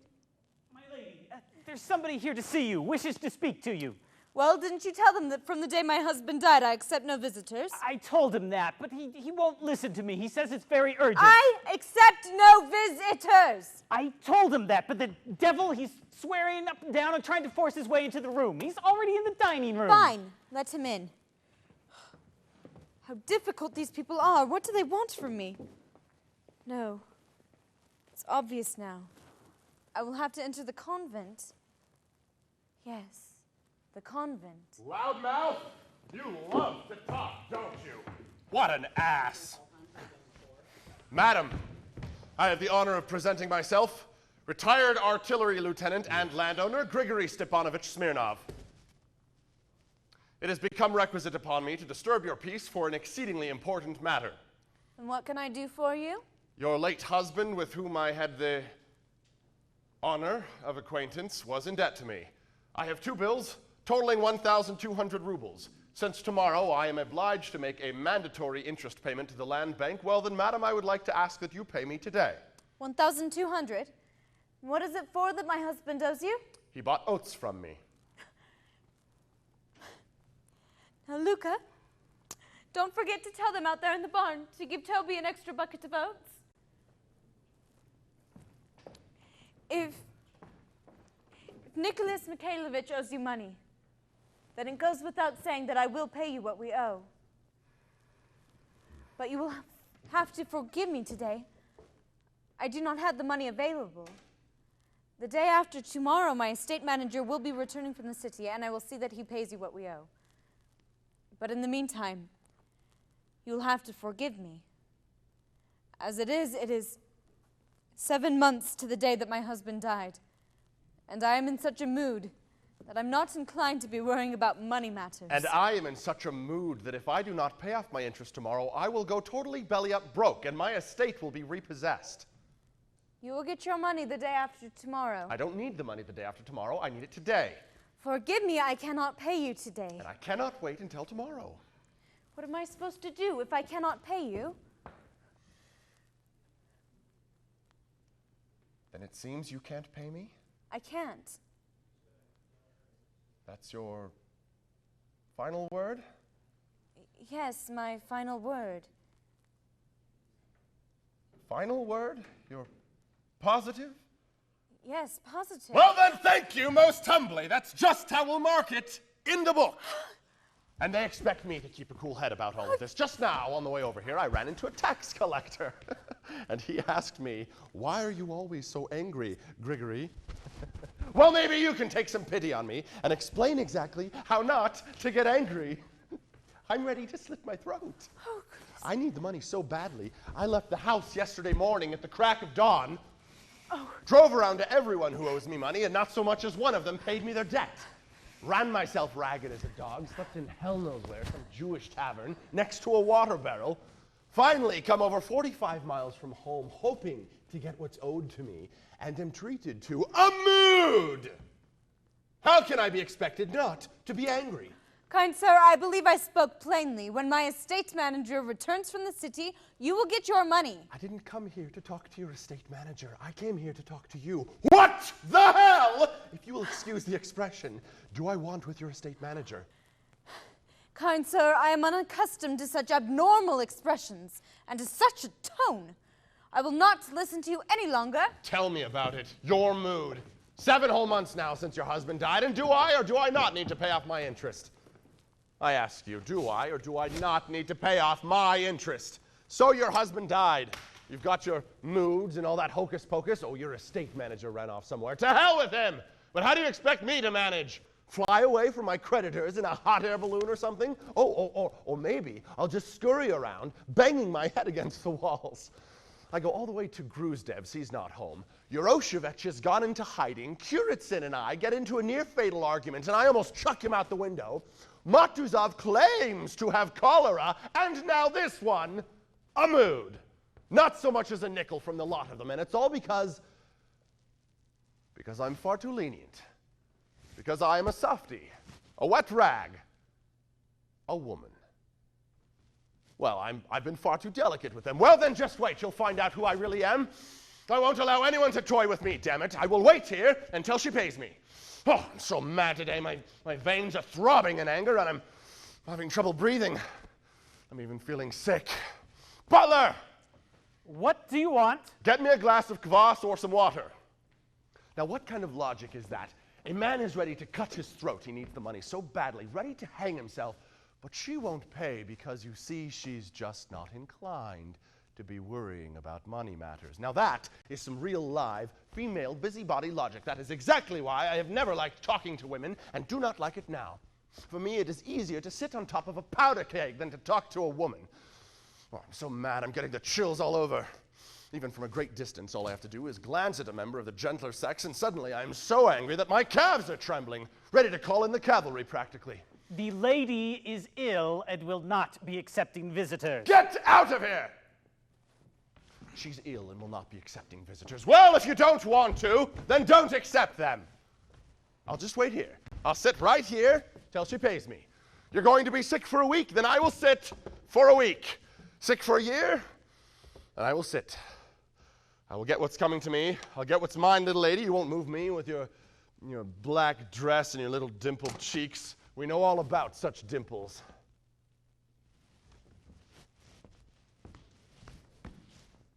Semyon, unharness the horses. We're not going anywhere. I am staying here. And tell them in the barn to get the horses some more oats. You've got the stirrups all tangled up with the reins again, you jackass. Oh, it's nothing. I'll show you nothing. Oh. This is disgusting, this unbearable heat. No one's paying me their money, haven't slept, and to top it all off, this funereal skirt is all wrapped up in black with her mood. I've got a headache. Maybe I'll have some vodka. Yes, why not? I'll have some. Butler! What do you want? Get me a glass of vodka. What can I say? A dashing figure, covered in dust, muddy boots, haven't bathed or combed my hair. The mistress, this would be great, probably took me for a bandit. It's a little impolite to appear this way in someone's living room, but, well, in the script, creditors don't necessarily show up in suits. You have let yourself go, sir. What? Oh, I didn't mean anything. Oh, be quiet. Who do you think you're talking to? Why, this devil down our necks now, just what we needed. So mad today. Seems as though the whole world is being ground into powder, and I'm feeling sick. Butler!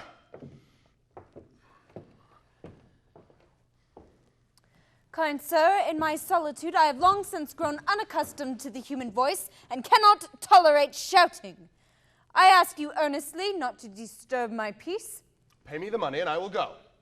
I told you in your own language when my estate manager returns from the city, you will get your money. And I had the honor of telling you in your own language that I don't need the money the day after tomorrow, I need it today. If I don't get my money today, then I will be forced to hang myself tomorrow.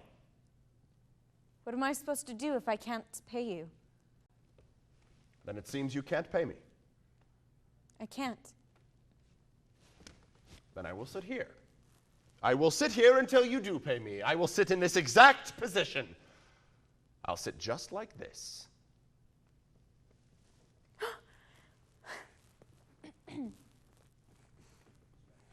Let me ask you something.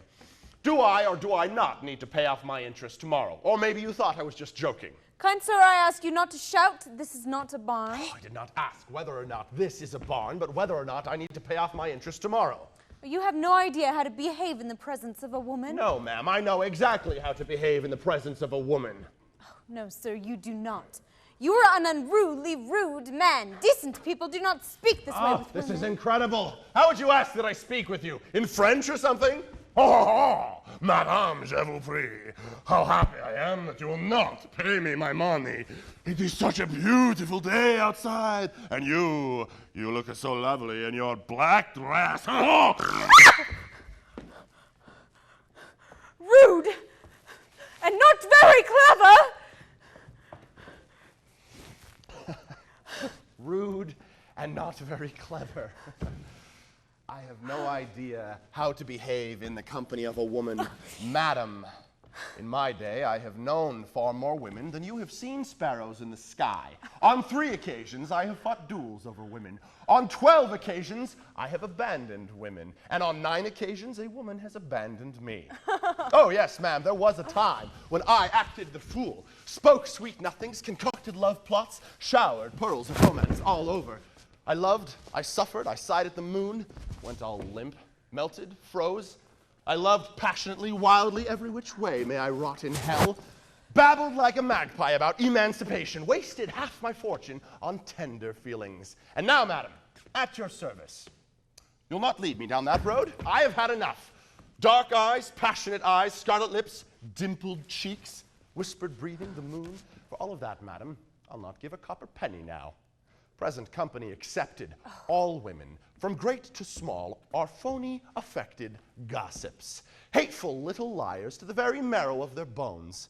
They are vain, trifling, ruthless, stunningly illogical. And as far as this device is concerned, well, I am sorry to be so open about all of this, but any little songbird would have a significant head start over any philosopher that wears a skirt. You can take a look at any other member of the gentler sex, like muslin, ethereal, a demigoddess, a million tiny ecstasies, and then you take a deeper look into her soul, and you will see the most ordinary crocodile. But what really disturbs me is that this crocodile imagines for some reason that it has created a masterpiece, that it is entitled exclusively, that it has a monopoly on tender feelings. Well, to hell with the whole thing! You can hang me upside down from that nail if you can show me one woman who can love something other than her lapdog. When it comes to love, she is only capable of whining and sniveling, whereas a man suffers and sacrifices. All her love expresses of itself is that she twirls her skirt and grips even harder at your throat. You have the misfortune of being a woman. And so you must know the woman's nature in and of yourself. Tell me, on your honor, have you ever seen in all of your days a woman who might have been sincere, devoted, constant? You haven't! Only old women and ugly ones are devoted and constant. You're more likely to happen upon a horned cat or a white rooster than a constant woman. Allow me then to ask, who, in your opinion, is devoted and constant in love? Could it really be the man? Yes, ma'am, the man. The man. The man is devoted and constant in love, you don't say. That's news to me. What right have you to say that the man is devoted and constant? Well, let me tell you this. Out of all of the men that I have ever known or currently know, The very best of them was my late husband. I loved him passionately, with all of my being, as only a young, imaginative woman can love. I gave him my youth, my happiness, my life, my fortune. I breathed him like air, prayed to him like a pagan, and what then? This very best of men deceived me in the most shameful way, perpetually. After his death, I found an entire drawer of his desk full of love letters. And while he was still living, this is awful to recall, he pursued other women right in front of my face, left me alone for weeks at a time, and betrayed me. And despite it all, I loved him and was true to him. It doesn't matter that he is dead. I will be true to him all the same. I've locked myself for an eternity within these four walls. And until the very grave, I will not remove this black dress. Black? I don't understand who you take me for. And I don't understand why you're wearing that black poncho or what you've buried yourself within these four walls for. Oh, yes, that's right. It's so mysterious, so poetic. Some young cadet or half poet will come riding by the estate, glance in the window, and see here lives the mysterious Tamara, who entombed herself within these four walls for love of her husband. We know all about such tricks. How dare you say all that to me? Oh, you've buried yourself in here, but look, you haven't forgot to put on your makeup. How dare you speak that way? Excuse me, madam, I am not your estate manager. Just let me call things by their real name. I'm no woman, and as such, am in the habit of speaking my mind directly. And so kindly do not scream. I'm not screaming! You're screaming. So would you kindly leave me in peace? Pay me the money and I will go. I'm not giving you any money. Oh, no, you will. Do your worst. I'm not giving you a penny. So kindly leave me in peace. I have neither the honor of being your husband nor your fiancé, and so kindly do not make a scene. I do not like it. You are sitting down? I am sitting down. I'm telling you to leave. Pay me the money. Oh, I'm so mad I today. have no desire to speak with smart Alex. So kindly get the hell out of here!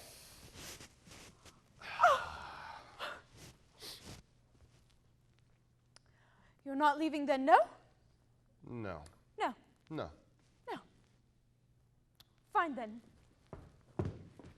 Luca! Show this gentleman out! Sir, please kindly leave when you Oh, be quiet. Who do you think you're talking to? I'll chop you into salad. Oh, good Where's heavens! Dasha? Oh, Dasha, Dasha, Panagria, Dasha! They've gone out to pick berries. Will you kindly please leave me in peace? Couldn't manage to ask me just a little more politely. Oh, you backwards, rude little bear, you beast, you Excuse monster! me, but what right do you have to toss these insults at me? Yes, these are insults. So what, you think I'm scared of you? And do you think that just because you're a woman and a member of the gentler sex that you have a right to insult me without consequence? Yes? To arms! Good heavens! Bring out the pistols! You think just because you have strong arms and a voice like an ox, then what? You think I'm scared of you? To arms! I do not allow anyone to insult me, and will disregard the fact that you're a woman and a member of the weaker Oh, you sex! bear! To You arms! bear! The time has come that we free ourselves of the prejudice that only men are bound to pay for insults. Equality is equality. May it rot in hell. What did To you arms! Be my guest! Right this very minute! Right this very minute, then! My husband's pistols were left to me. I will go get them right now. What a pleasure it will be to put a bullet in that stubborn forehead of yours. And then the hell with you! I'll shoot her down just like a little baby chick. I'm no boy, not a sentimental puppy. For me, there is no such thing as a weaker sex. Sir, please have mercy on me, an old man, and leave this place. You scared me nearly half to death, and now you're threatening to fight a duel. Duel, yes, that's exactly what equality is. Emancipation. Here we have both sexes equal.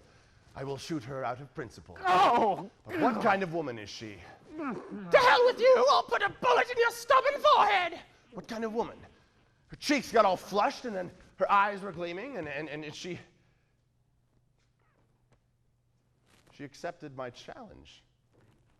Word of honor, I've never seen such a woman in all my life. Sir, please go away. Let her pray to God in peace forevermore. Now that is A woman. A real woman, not some wishy-washy, not some weakling. No. She's like fire, like gunpowder, a little rocket.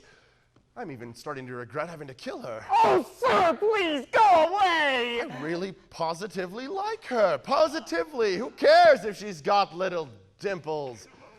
I'm even willing to forgive her debt. And I'm not angry anymore. What an amazing woman.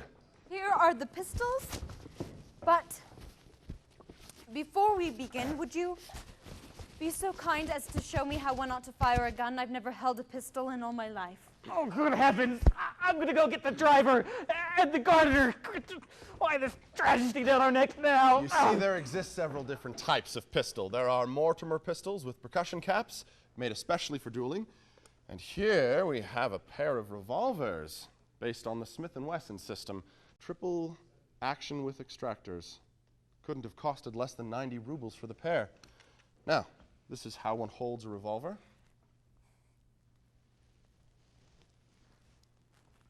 Her eyes, an incendiary woman. Like this? Yes, just like this. Now, with this finger here, you cock the trigger. Yes. Now, tilt your head back just a little bit. Arm out straight as necessary. Now, with this finger here, you apply a little pressure to this little thing. And that's all there is to it. Now, there's just one main rule. That is, try not to get hot-headed. No need to rush your aiming. Try to make sure that your hand isn't trembling.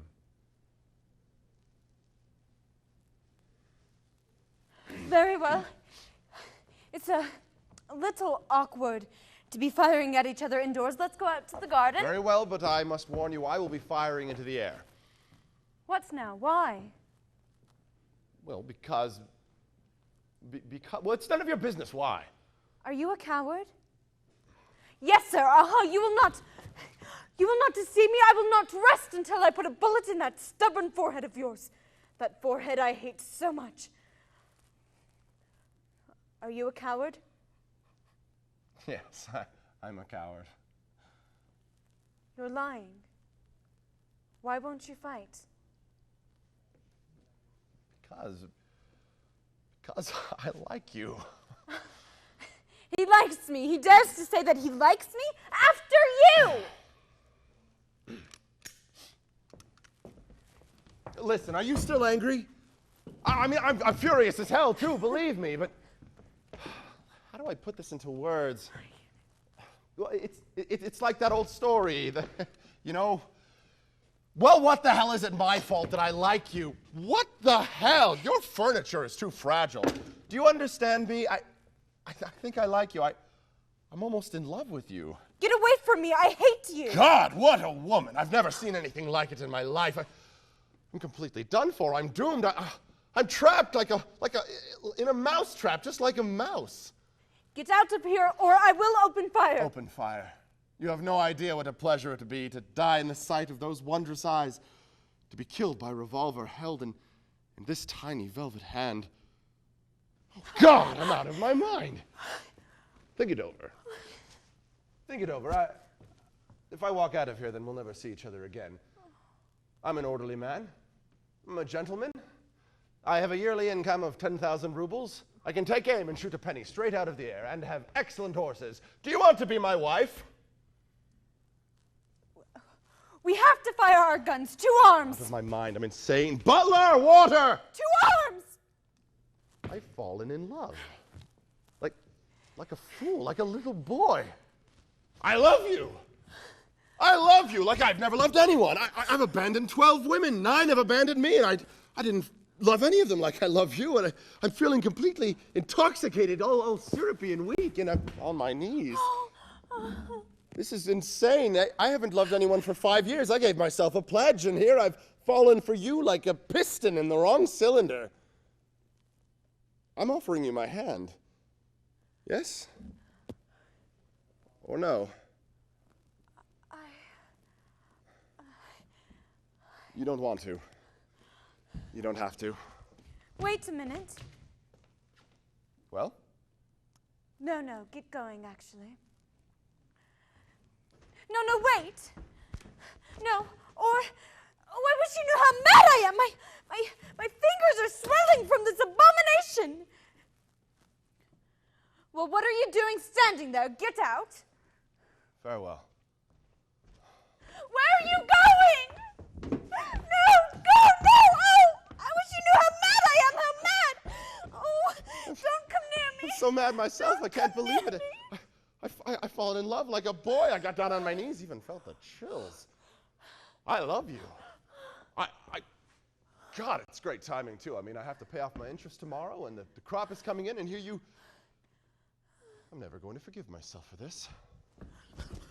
What are you doing? Hands off, I hate you. 2 arms.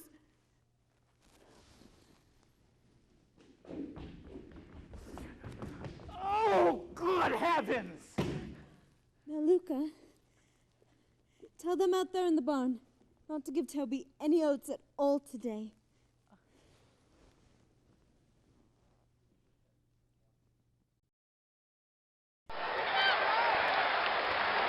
You're watching UVUtv.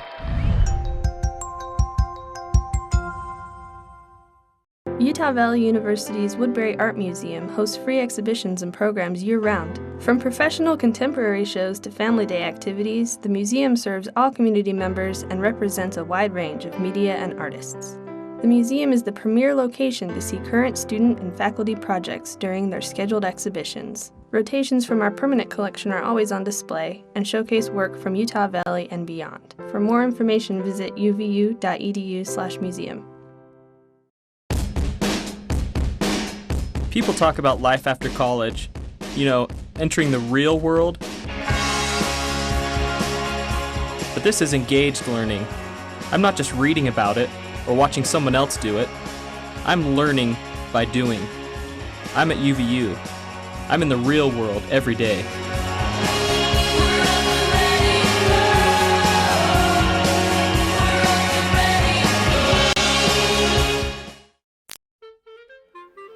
Hi, I'm UVU. And I'm another university. Here you go, UVU. Oh, thanks, AU. You're a university now, and I know how stressful that can be. So I figure you need one of these babies. Great. What is this exactly? It's a stress monitor. I use them all the time. Let me show you. Hook it up like this, and it measures your stress level so you know when to take a break. After all, you just became a university. And we have the lowest university tuition fees in the state. The lowest in the state? AU, calm down. I mean, this is a good thing. Now everyone will want to go to UVU.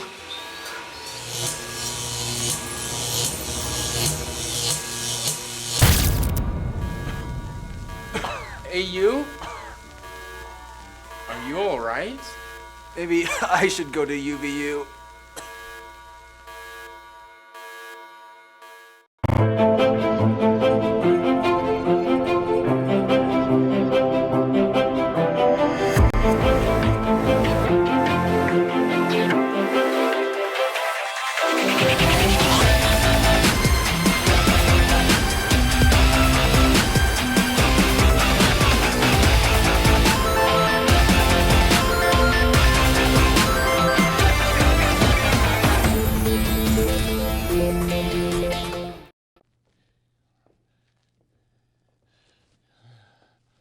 So, as I was saying, if you sit a fly in a snuff box, yes.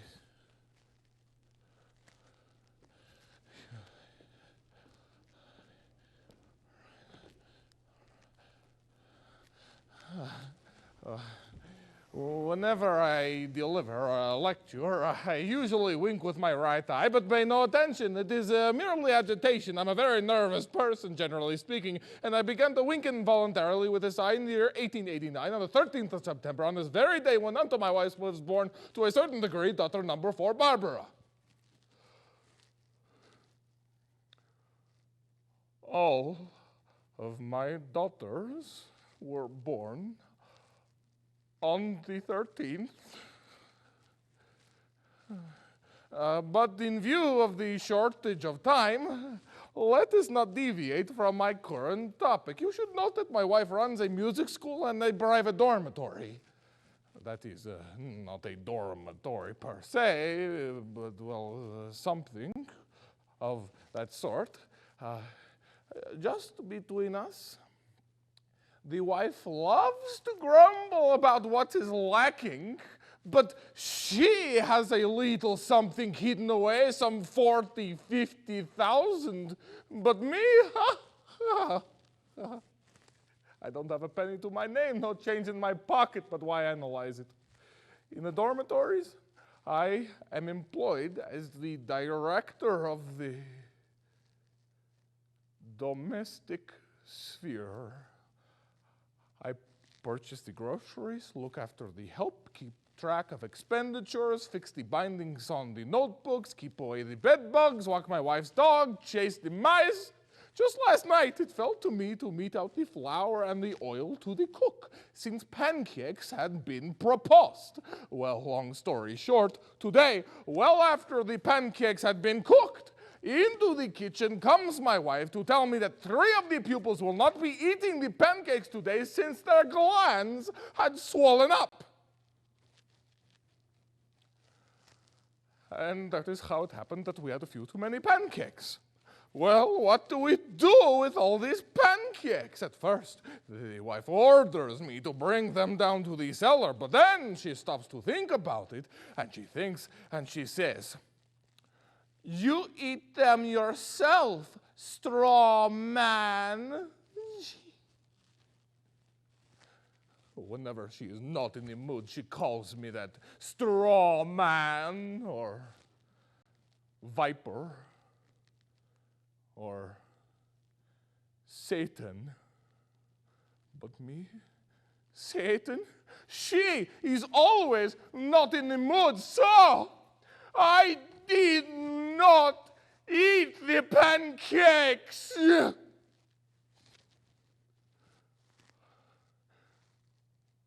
I swallowed them whole without chewing because I am always so very hungry. Just yesterday, she would not let me eat lunch. "You straw man," she says. "There is no reason at all to feed you." Well, anyways, we have veered away from the topic. Let us continue. Although, you would rather hear a love song or a symphony or aria.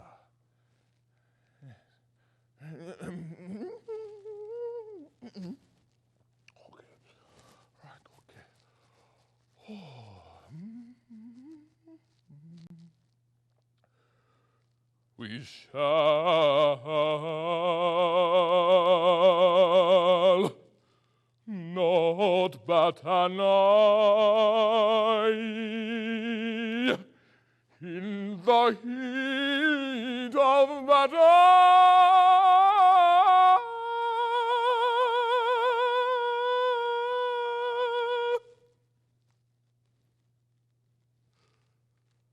I forgot anymore what that was from.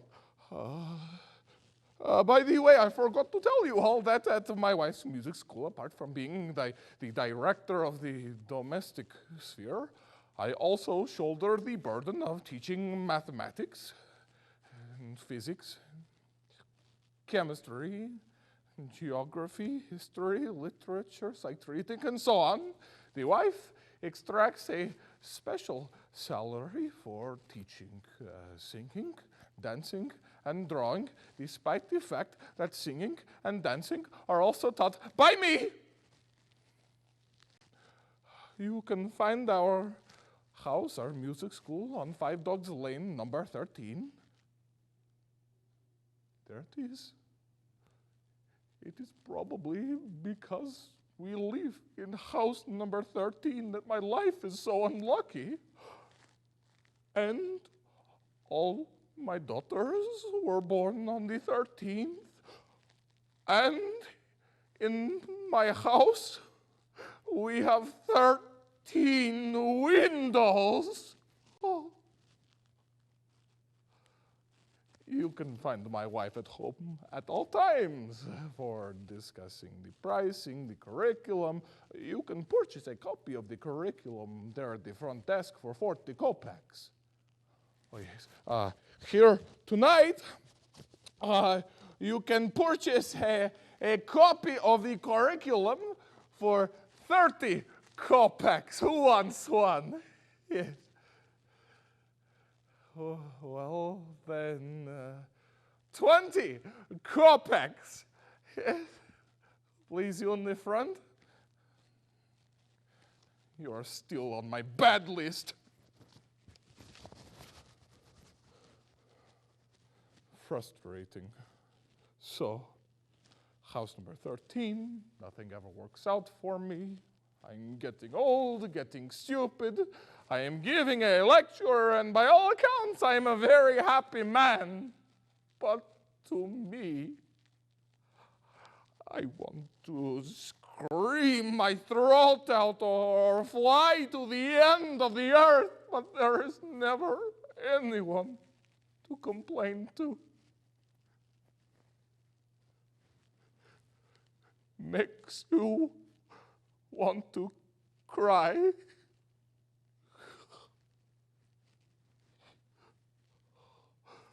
Daughters, you say? What about daughters? Oh, whenever I talk to them, all they do is laugh. My wife, she has 7 daughters. No, that is, she has 6 daughters. No, 7 daughters. The oldest, Anna, she's 27, and the youngest, she's 17. Gentlemen, I am very unhappy.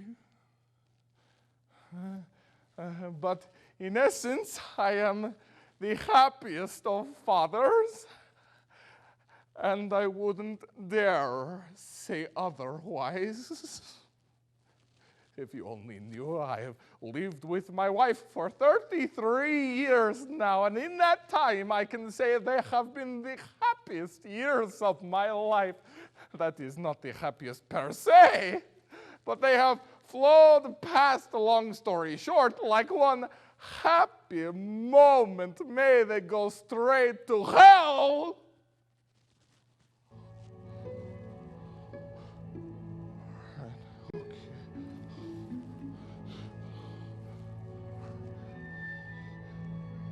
Yeah.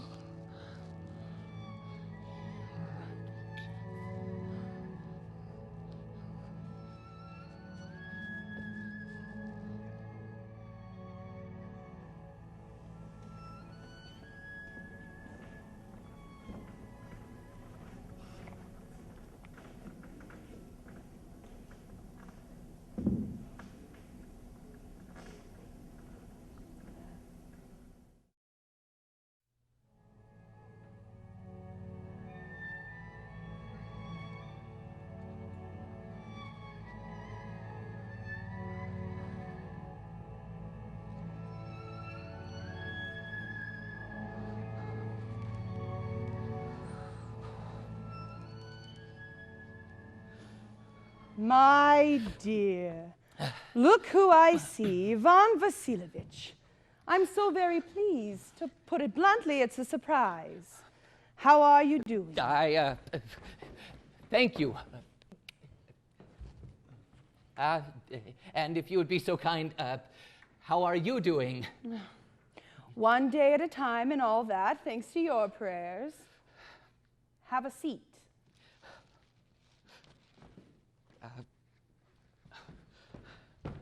What are you doing dressed so official, wearing a tuxedo, gloves and all that? You're not going somewhere, are you? I have only come to visit you, respected Stepania Stepanyevska. Well, then why the tuxedo? Oh, you charmer. It's like you've come to wish us a happy new year and all that. You see, the thing is, I have come to you, respected Stepania Stepanyevska, in order to bother you with one request. This is not the first time that I have had the honor of approaching you for assistance, and you always, you could say, but I'm sorry, I'm very nervous. I'm going to get a drink of water, respected Stepania Stepanievska.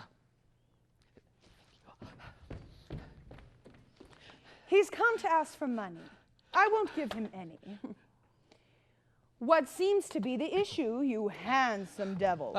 You see, respected Stepania, I am to blame, Stepania, respected.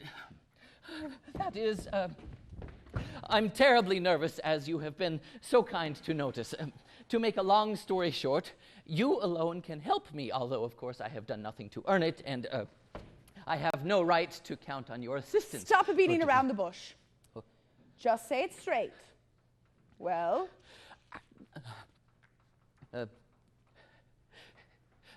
Just a moment. This minute.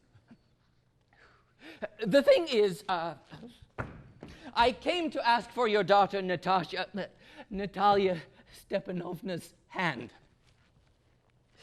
Ivan Vasilyevich, say that one more time. I didn't quite hear you. I have my dear!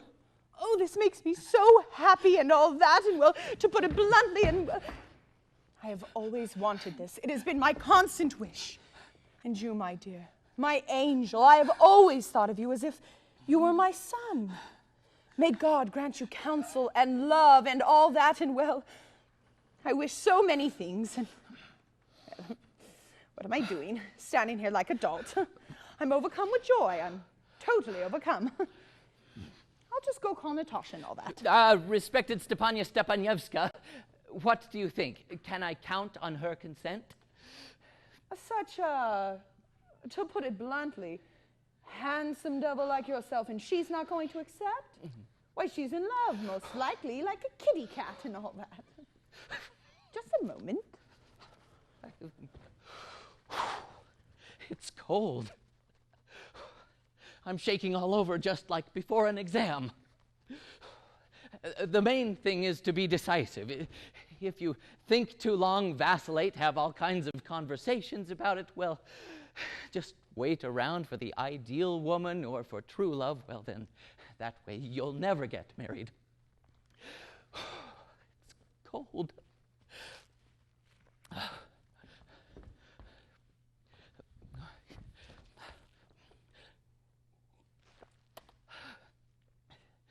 Natalia Stepanovna is an exceptional housekeeper, not bad looking, educated. What else do I need? And yet I've got this noise building up in my ears from nervousness. And I can't not get married. First of all, I'm already 35 years old, an age which is, you could say, critical. Second of all, I need a proper structured life. I have a heart murmur, constant palpitations. I get emotional too easily, and I'm always terribly nervous. At this very moment, my lips are trembling and my right eyelid is twitching.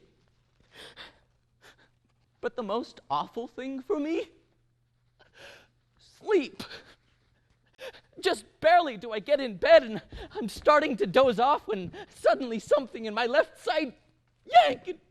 It's throbbing right in my shoulder and in my head. I jump up like a lunatic, walk around a bit, I lie down again, and just as I'm starting to doze off, then suddenly in my side again, yank. Just like that, 20 times.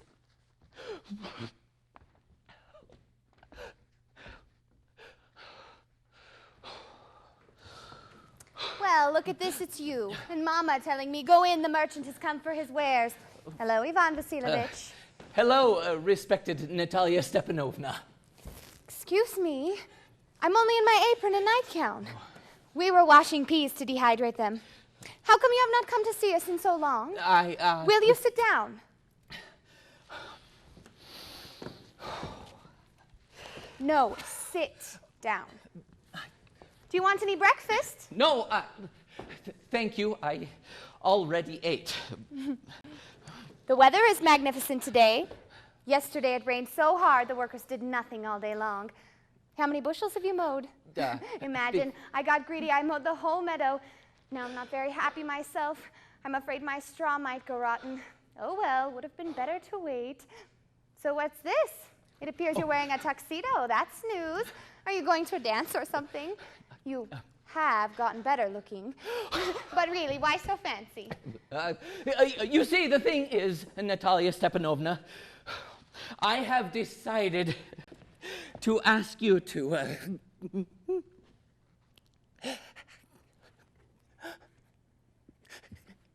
hear me out. Of course, you will be amazed and you will even be angry, but it's freezing cold. What's going on? Well? I will try to be brief. You are aware, respected Natalia Stepanovna, that for a long time now, since my earliest childhood, I have had the honor of knowing your family. My late aunt and her spouse, from whom, you would be so kind to know, I received an inheritance of land, always with the deepest respect to your mother and your late father. The Lomov family and the Chubakov family have always shared the most friendly, you could even say, familial relations. To this end, you would be so kind to know, your land closely borders mine, and if you would be so kind to recall, my Bull Meadows border your Birch Grove. I'm sorry. I'm going to interrupt you. You say my Bull Meadows. Are they really yours? They are mine. What next? Bull Meadows are ours, not yours. No, they are mine, respected Natalia Stepanovna. That's news to me. How exactly are they yours? What do you mean, how? I'm talking about those Bull Meadows which run like a wedge between your Birch Grove and Charred Marsh. Right. They're ours. No, you are mistaken, respected Natalia Stepanovna. They are mine. Come to your senses, Ivan Vasilovich. Have they been yours for long? What do you mean for long? For as long as I can remember, they've always been ours. Excuse me. It's obvious in the documents that it's ours, respected Natalia Stepanovna. The ownership of the meadows was disputed at one time, that's true, but now it is well known to everyone that they are mine, so there is nothing more to dispute here. But if you would be so kind to see, my aunt's grandmother gave your mother's grandfather's peasants the indefinite complimentary use of the meadows since they had baked her bricks for her. Your mother's grandfather's peasants had complimentary use of the meadows for 40 years, and they got used to thinking of them as if they were theirs. But when that arrangement expired... But it is not at all like you are telling it. Both my grandfather and my great-grandfather counted off their land all the way to Charred Marsh, which means Bull Meadows were ours. There is nothing to argue about here. I don't understand. It's getting annoying. I will show you the documents, Natalia Stepanovna. No, you're joking. Or you're teasing. What a surprise. We've owned our land for just under 300 years, and suddenly we're informed that it is not ours. Ivan Vasilovich, I cannot believe my ears. Bull Meadows isn't even worth that much. There's only 14 acres or so. It's only worth 300 rubles. But injustice makes me furious. Say what you want. I will not stand for injustice. Hear me out, I entreat you. Your mother's grandfather's peasants, as I have already had the honor of telling you, baked for my aunt's grandmother bricks, and my aunt's grandmother wanting to do some sort of Grandfathers, grandmothers, aunties, I don't understand. Bull Meadows are ours, and that is that. They are mine. They're ours. You can stand there for 2 days trying to prove it. You can put on 15 tuxedos, but they're ours, ours, ours. I don't want anything from you, and I have no desire of giving up what's already mine. You can do as you like. Natalia Stepanovna!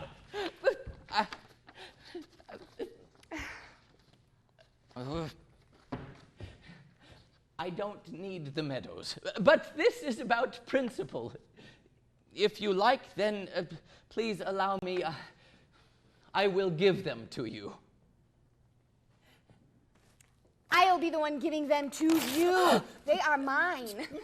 All of this is horrifying, to say the very least, Ivan Vasilovich. Up until now, we've thought of you as a good neighbor, a friend.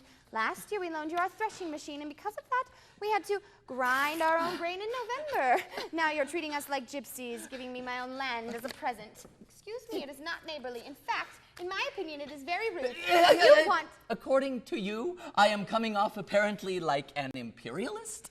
Madam, I have never appropriated another's lands, and to accuse me of such, well,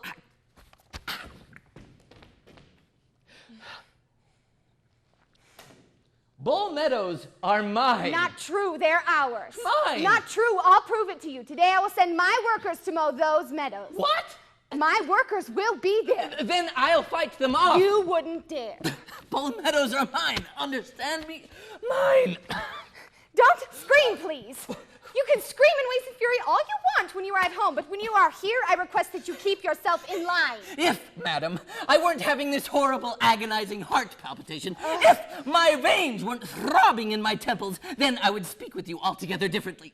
Bull Meadows are mine! Ours! Mine! Ours! Mine! What's going on? What are you screaming about? Mama, tell this gentleman, please, who Bull Meadows belongs to, us or him? My dear, the meadows are ours. Oh, have mercy, Stepania Stepanievska. How exactly are they yours? Be reasonable, at least. My aunt's grandmother gave the meadows to your grandfather's peasants for limited complimentary use. The peasants used the land for 40 years, and they got used to thinking of them as if they were theirs. But when that arrangement expired, Natasha, darling, may I? You're forgetting that the peasants didn't pay your grandmother because at the time, the ownership of the meadows was disputed and all that. But now every dog knows, to put it bluntly, that the meadows are ours. Apparently you haven't seen the maps. But I can prove to you that they are mine. Prove it, No, my love. I'll prove it. Why scream like that? You won't prove anything, to put it bluntly, by screaming. Ugh. I don't want anything that's yours. And I have no intention of parting with what's mine.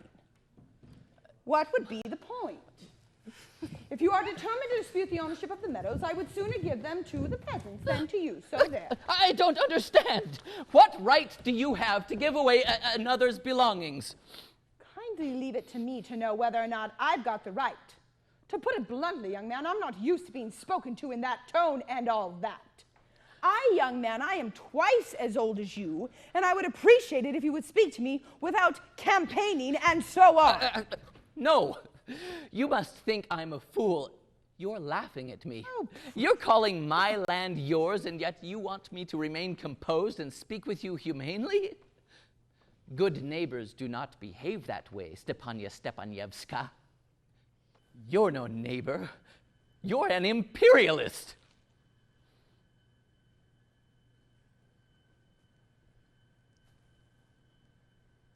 What? What did you say? Mama, the mowers have headed out to the meadows. Huh. What did you say? Bull Meadows are ours, and I will not back down. Will not back down. Will not back down. That we shall see. I will prove to you in court that they are Oh, in court. You go to court, good sir. You just wait for an occasion, to put it bluntly, to go to court. A scoundrelmonger by nature, your whole family line is litigious, the whole thing. I ask you not to defame my family line. In the Lomov family, all members have always been honest, and there has not yet been anyone who has been convicted in a court of law for embezzlement, like your uncle. Well, the Lomov family are all lunatics. All of you. Your grandfather drank himself silly, and your youngest aunt, to be precise, Natasha Milanova, ran off with an architect and all that. Well, your mother was hunchbacked. And your father was a gambler and a your glutton. aunt was a gossip like no other. And you are a schemer. It's no secret to anyone that you, just before the That elections, is under low, the You are and spiteful, disgusting. conniving, and two-faced. Oh, yes. Where's my hat? There it is, my hat. My heart. Where do I go? Where is the door? I'm dying, apparently. My leg is dragging. And may that leg never be seen in my house again. Go to court, we will see. Ooh, to hell with him. Can you believe that good for nothing? Oh, now just imagine trusting your neighbor after a thing like bastard. that. Claims The someone little else's piece of land and then dares to scarecrow. cause a scene mean on top of that? Oh, that little goblin, to put it bluntly, blind bat, still dares to come in here and to propose. Ooh, a proposal. Ooh. What do you mean, propose? Well, that's why he came down here, dear, to propose to you. Propose? To me? How come you didn't tell me earlier? Well, that's why he was wearing the tuxedo and all that. The little sausage, the little mushroom. To me? Propose! You bring him back. Bring who back? Bring him back. Hurry! Oh, hurry! Bring him back. Oh, I'm dying. Bring him back. Just a moment. And don't move. Oh, what have we done? Oh, bring him back. Bring him back. Oh, bring him back. He'll be coming back and all that. And you speak to him because I, to put it bluntly, have no interest. Bring him back. I have just told you he's coming back. What commission to be the mother of a grown daughter? I should cut my throat. Definitely cut my throat. We have showered him in abuse, shamed him, thrown him out, and all of this is because of you. You! No, you. Right? I'm the guilty one, to put it bluntly. Well, you speak to him yourself. Heart palpitations. My leg is throbbing in my head. We're sorry we got upset, Ivan Vasilovich. Horrible. How my Now heart I is beating. understand. Bull meadows are yours. My meadows. Oh, the Yes, eyelids on yes, both my the eyes meadows are are twitching. yours. We were in the wrong. It was about principle. The meadows are of no value to me, but principles, they have value. Exactly. Principle. Let's talk about something else. Moreover, since I have evidence, my dear aunt's grandmother gave your mother's grandfather's peasants... All right. All right. That will do? Are you planning on going out hunting anytime soon? For prairie chickens, respected Natalia Stepanovna, I plan to go after the harvest. Oh, have you heard? My stalker, you would be so kind to have heard, has gone lame. Oh, how sad. From what?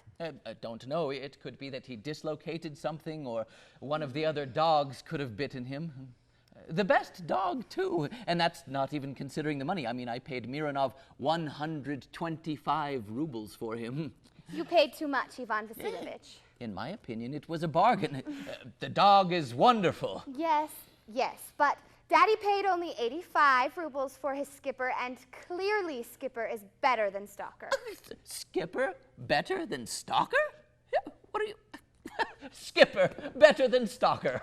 Of course, he's better. Skipper, sure, he's not quite a hound yet, but as far as his figure and the surety of his movements, well, even Volchansky doesn't have a dog that's better. Allow me, Natalia Stepanovna, but you are forgetting that your Skipper has an overbite, and a dog with an overbite is always bad at catching its prey. An overbite? Mhm. That's the first I've heard of it. I assure you, his lower jaw is shorter than his upper. Have you measured it? He's perfectly suited for the chase, of course, but when it comes time to actually catching his prey, well then, hardly. First of all, our Skipper is a thoroughbred. He has a thick, lush coat. He is the son of Yoakum and Chisel, and as far as your mud-colored mutt, well, he would never be chosen as a stud. On top of that, he's old and ugly like a grizzly horse. Old? Yes, but I wouldn't take 5 of your Skippers for him. Is this for real? Stalker is a dog, but your Skipper... It's funny we should even debate this. Such dogs are owned by every assistant huntsman as far as the eye can see. 25 rubles is a good price for him. Some sort of devil of contradiction has gotten into you today. First, you've imagined that the meadows are yours, and now that Stalker is better than Skipper. I really don't like it when a man doesn't say what he's thinking. I mean, you know very well that Skipper is 100 times better than your Stalker. Why say anything to the contrary? I see now, Natalia Stepanovna, that you consider me a blind man or a fool. Both? But comprehend this.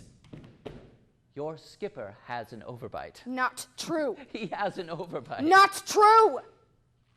Why are you screaming, madam? Why are you talking nonsense? I mean, this is enraging. The time has come to put your stalker out of his misery, and you're here comparing him to my skipper. Excuse me, I can't continue this dispute. I'm having a heart palpitation. I've noticed the hunters involved in the most disputes are the ones who understand the least. Madam, I ask you to be quiet. My heart is about to not. Be quiet! I will not be quiet until you admit that Skipper is 100 times better than Stalker! 100 times worse! May he drop dead! Your Stalker has no need to drop dead because he's dead already! Be quiet! I will I'm having a heart attack! Now. Oh, dear. Mama, tell me sincerely with a clean conscience, whose dog is better? Our Skipper or his Stalker? Stepania Stepanievska, answer me one thing. Does your skipper have an overbite or not? Yes or no? What if he does? Big deal. He's still the best dog in all the county. But isn't my stalker better? On your honor? Oh. Your stalker does have his good qualities. He's a purebred, he's sure-footed, he has strong thighs, but, well, if you care to know, he has two essential shortcomings. He's old and he has a very short muzzle. I'm having a heart palpitation. Let's take the facts. Allow yourself to remember that in Marushkin Green, my stalker ran ear to ear with the Count's dog Striker, while your dog Skipper lagged behind by a whole kilometer. He lagged behind because the Count's huntsman hit him with a riding For crop. good reason. The dogs were chasing Fox, and your skipper started nipping at the shape. Not true, sir. I'm getting emotional. Let's end this dispute. He hit the dog because everyone gets jealous looking at a dog that isn't theirs. And you, sir, are not without sin. Just barely do you notice a dog who's better than yours, and you start with this and that and so on. And, well, I remember the whole thing. And I remember. Oh, and I remember. What do you remember? What kind of hunter are you anyway, Ivan Vasilovich? You can't even sit on a horse right. Ivan Vasilovich. Mama, what's wrong with him? Ivan Vasilovich! Mama, look. Ivan!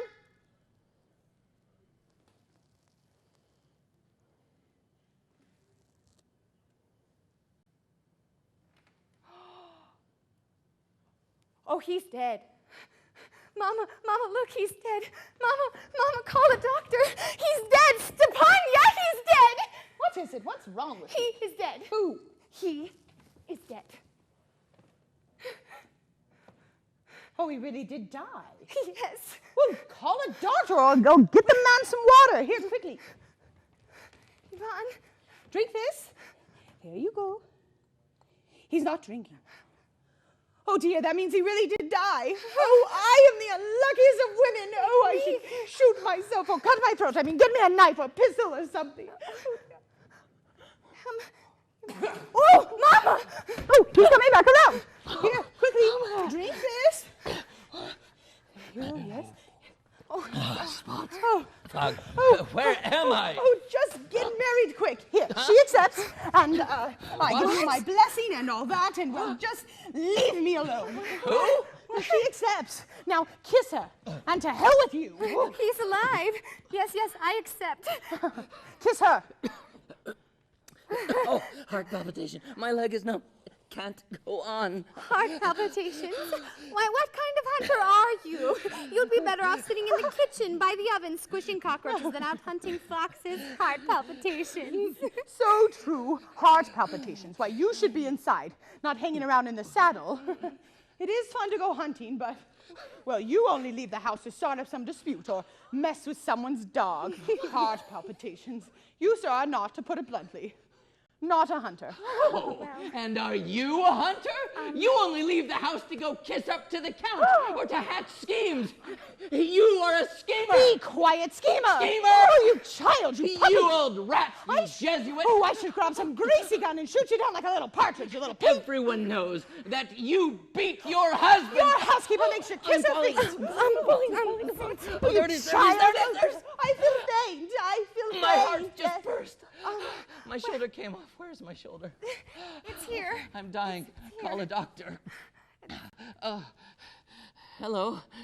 Who are you? Natalia. Allow me to. What's going on? Oh, yes, I remember. I am happy, Natalia Stepanovna. My leg is numb. I'm happy too. Oh, what a weight off my back. But all the same now, you can admit that Stalker is worse than Skipper. He's better. Worse. Better. The domestic bliss has begun. Champagne? Better. Worse, worse, worse. Champagne, champagne!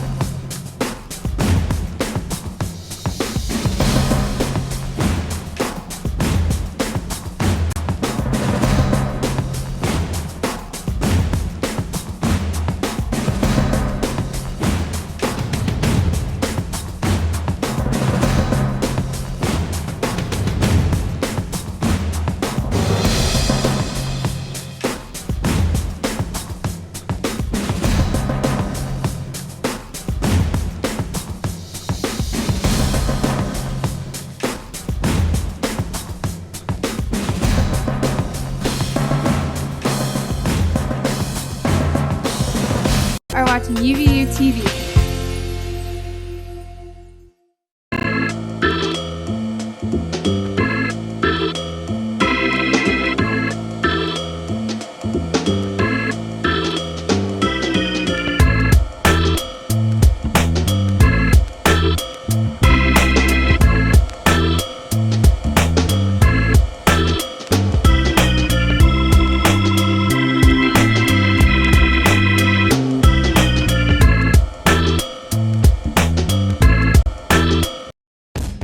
I had an idea. Lots of people have ideas. But engaged learning helped me develop my idea and make it real. And now with sales over $1 million, best assignment ever.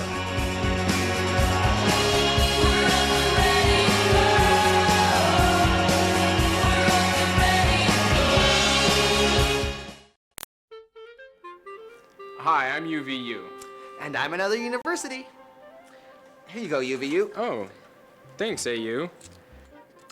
You're a university now, and I know how stressful that can be. So I figure you need one of these babies. Great. What is this exactly? It's a stress monitor. I use them all the time. Let me show you. Hook it up like this, and it measures your stress level so you know when to take a break. After all, you just became a university.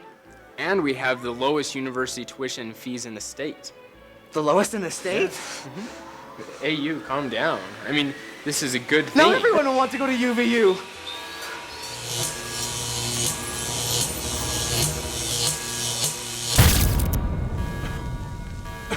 AU? Are you alright? Maybe I should go to UVU.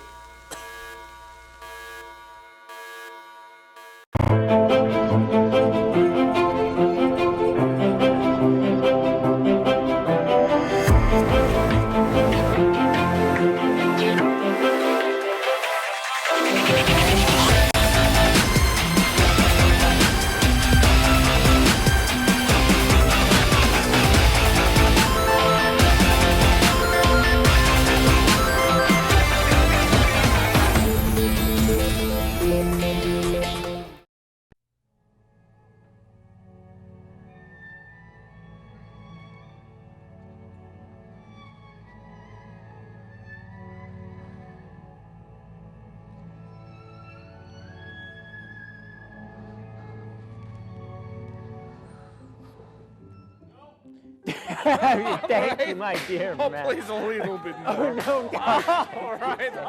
Oh, he's a jolly man. Oh, no, stop. It's all right, all right.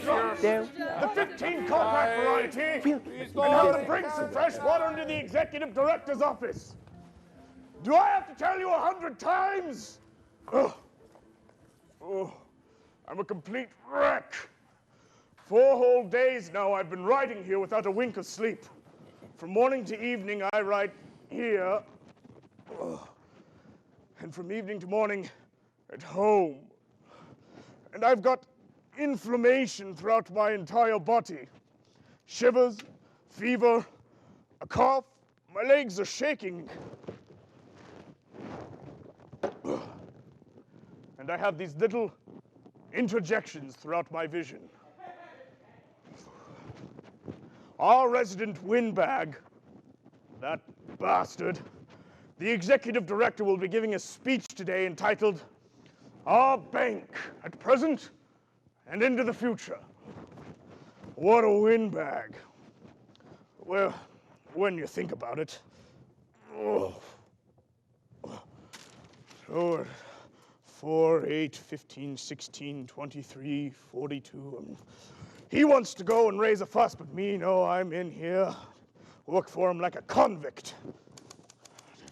I mean, he's filled this report up with one thing, poetry and nothing else. But I'm here day in, day out, clicking away on the abacus. Devil drag me down. I can't take it anymore.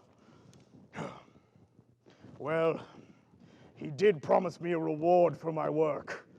If everything comes out all right and we succeed in pulling the wool over the public's eyes, then he promised me a 300 ruble bonus and a gold medal. Well, but if my work is all for nothing, then, ooh, brother, watch out. Ooh, brother, when I'm hot, I'm a volatile man. When I'm hot, I'm liable to commit a crime. Oh, yes. You are touched. I will preserve this, your gift, dear co-workers, till my very death as a reminder of the happiest days of my life. Once more, noble sirs, I thank you. Oh, my dear, most respected Kuzma Nikolaich. I have the honor, Andrei Andreevich, of congratulating you. And on the 15th anniversary of our bank would like Oh, to... thank you. I thank you, my dear man. On this momentous day, in honor of our jubilee, I'd say a kiss is in order. I'm very pleased. I thank you for your service, for everything, thanks. If in the time that I've had the honor of being the executive director of this bank, anything beneficial has been done by me, then I am first and foremost indebted to my co-workers. Oh, 15 years, oh Lord, 15 years, or my name is not Shapuchin. Well, how about my report? Is it coming along? Yes, only 5 pages left. Oh, wonderful. So it should be done by 3 o'clock? As long as no one interrupts me, only busy work remains. Marvelous. Oh, my name is not Shapuchin. The board meeting will be at 4 o'clock. Please, my fine friend, let me see the first half. I'd like to do a bit of studying. Give it. Yes. I place great hopes on this report. It is my profession de foi, or to put it more precisely, my fireworks display. A fireworks display. Oh, my name is not Shapuchin. All right. Here we are.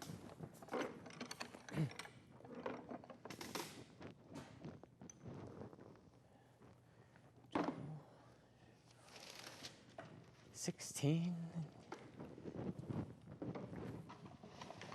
I am tired, though. Infernally so. Last night I had this little gout flare-up, and then I spent all morning bustling around, running errands, and all of the thrills, the ovations, the agitation. 4, 8. I am tired. 4, 8, 15, 16, 23, 42. My eyes are going green with all these numbers. And then another unpleasantry. This morning, your wife came to me and complained about you.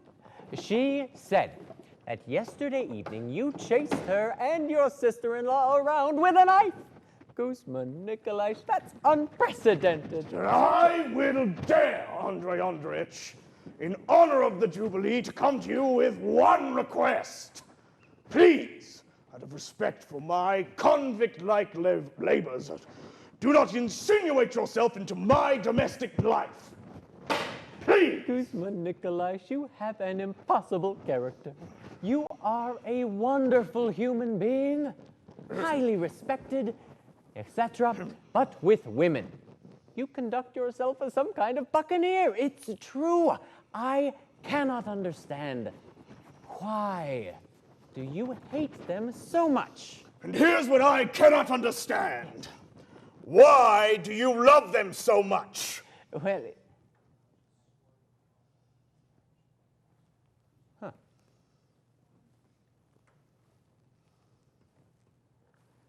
it's...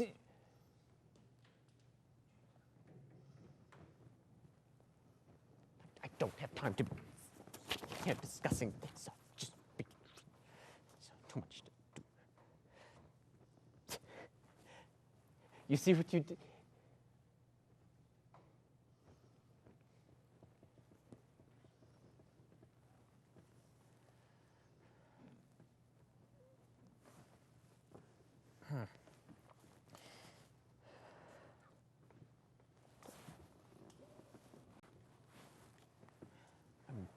Just going to get a bit more comfortable.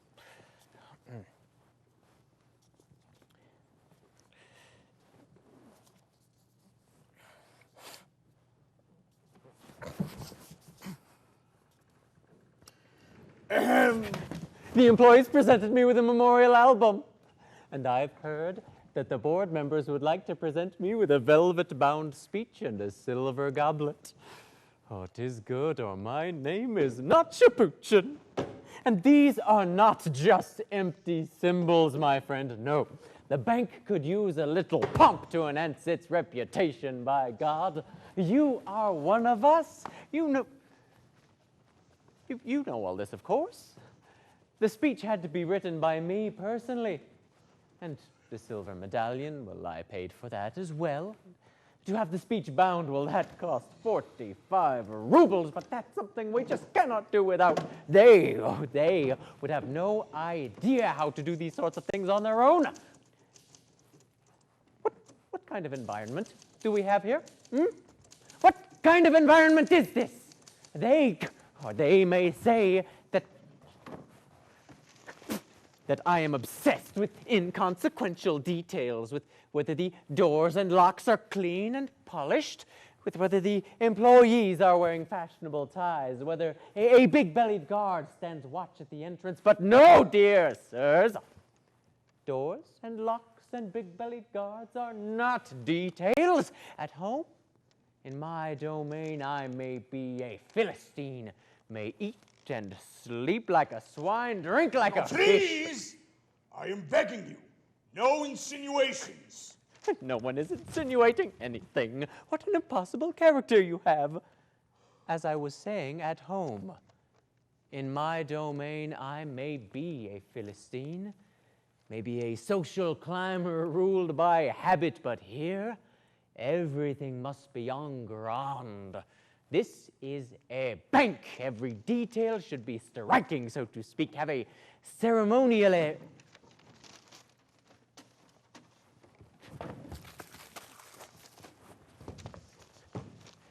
My achievement, specifically, I enhanced the reputation of the bank. A form is a matter of great importance. Matter of great importance, oh, my name is not Shapuchin. My dear man, at any moment, a delegation from the board could be arriving, and you are sitting there in felt slippers and that scarf, some kind of wild-colored jacket. We could put you in a nice black tailcoat. Yes, or even just a nice black frock coat. For me, health is far more valuable than your board members.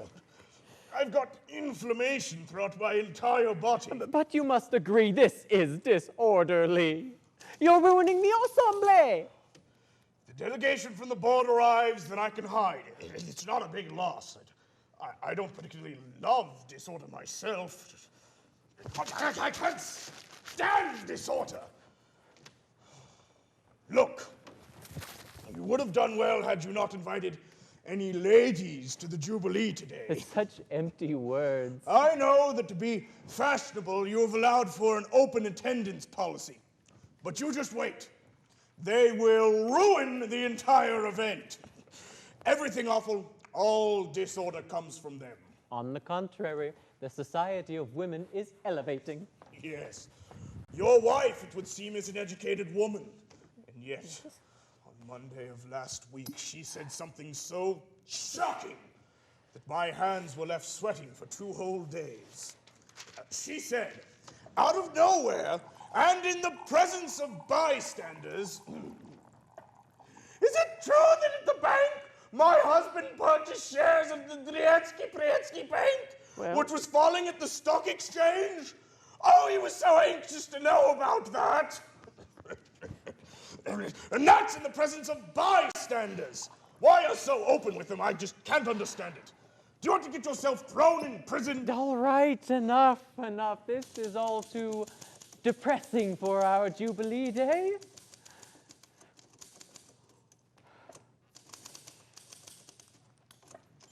By the way, you reminded me my little wife should be getting in right about now. In theory, it would have been proper to drive over to the train station to pick her up, the poor thing, but there's really no time, and I am tired.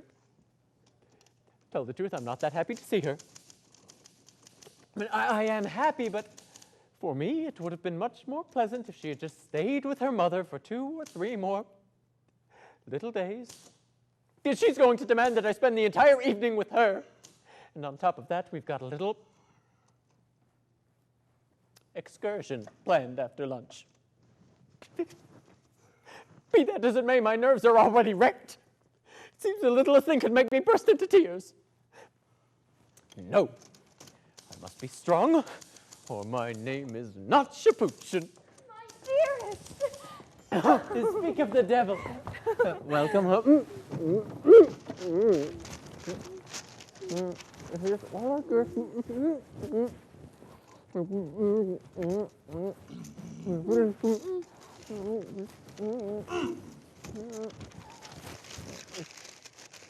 We were just talking about you. Did you miss me? Are you healthy? I still haven't even gone home. Came straight here from the station. I have so much to tell you about. I can't wait. I won't take off my coat. I'll only be here for a minute. Hello, Kuzma Nikolaish. Is everything all right at home? Everything is fine. You're looking plump after this week. And I say you've gotten prettier. So, how was your trip? Oh, simply the best. Mom and Katya send greetings. Firstly, Andreich told me to give you a kiss. Oh, really? Auntie sent you a jar of jam, and everyone is angry that you don't write. Zena said to give you a kiss. Oh, if you only knew what went on there. It's frightening for me to even tell you. Oh, what went on there.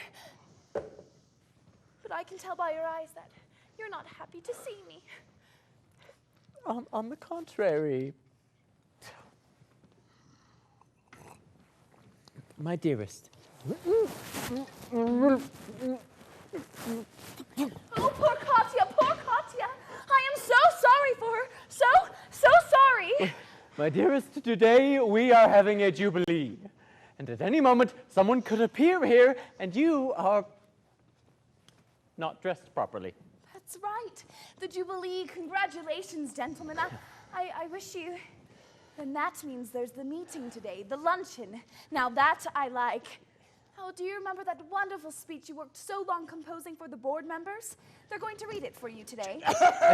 We really don't talk about such things tell the truth, you should probably get going home. Yes, right away. It'll take just a minute to tell the story, and then I'll go.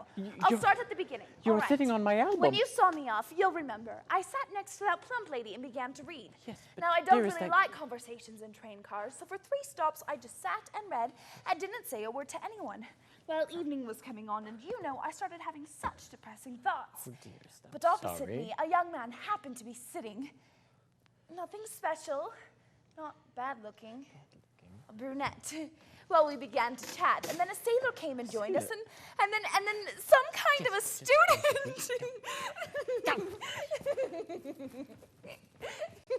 I told them that I wasn't married. How they courted me. The brunette was telling such awfully funny jokes, and the sailor just sang and sang. My chest was sore from all the laughing. And when the sailor, oh, these sailors, when the sailor accidentally found out my name was Tatiana, do you know what he sang? No. Only June, I'll be open with you gladly, for you see, I love Tatiana madly. Be that as it may, Tanyusha, we are disrupting Kuzma Nikolai. Oh, not to worry, not to worry. Let him listen. It's very interesting. I'll finish up now. Seriosha came to meet me at the station. Some young man showed up. A tax inspector, I believe. Nothing special. Good-natured. Especially his eyes. Seriocha introduced him, and we set off as a trio. And then the weather was magnificent. Your Eminence.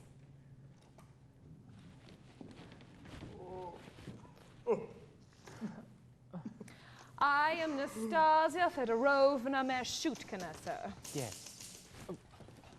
What do you want?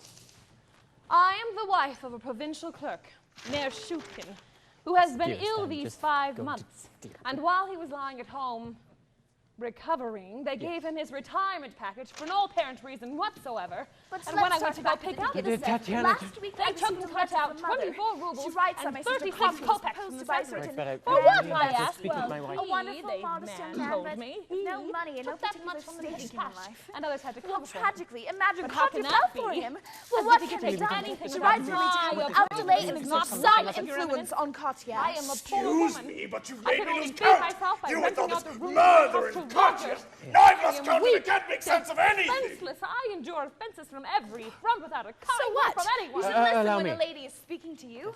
Why are you so angry today? Have you fallen in love?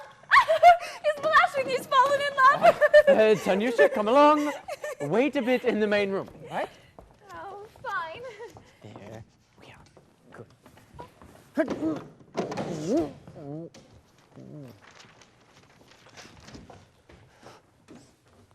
Yes, I'll be right out. Yes, of course.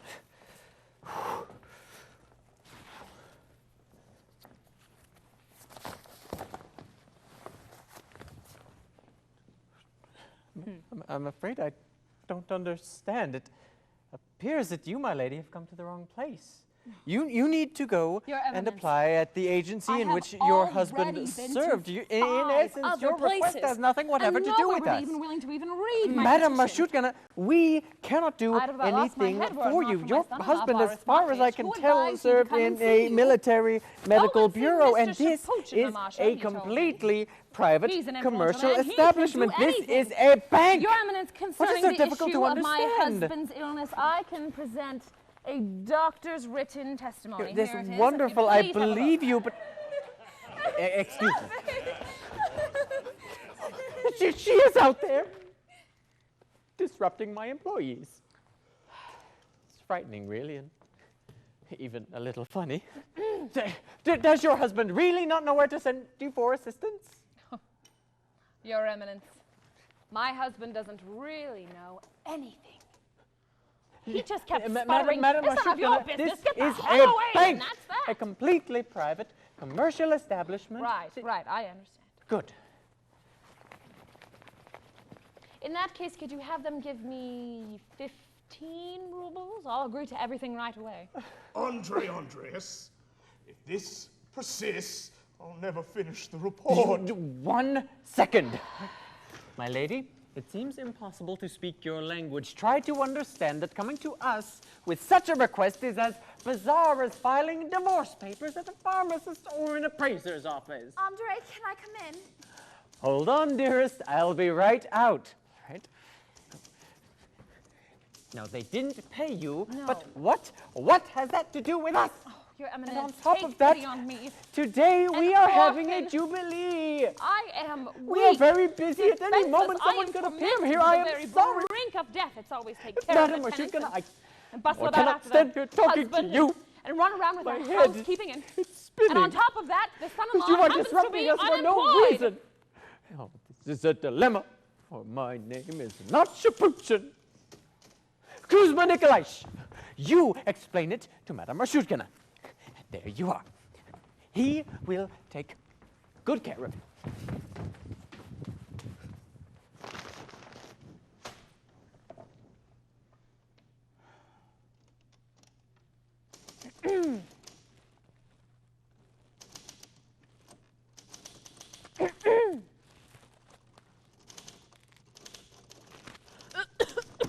What do you want?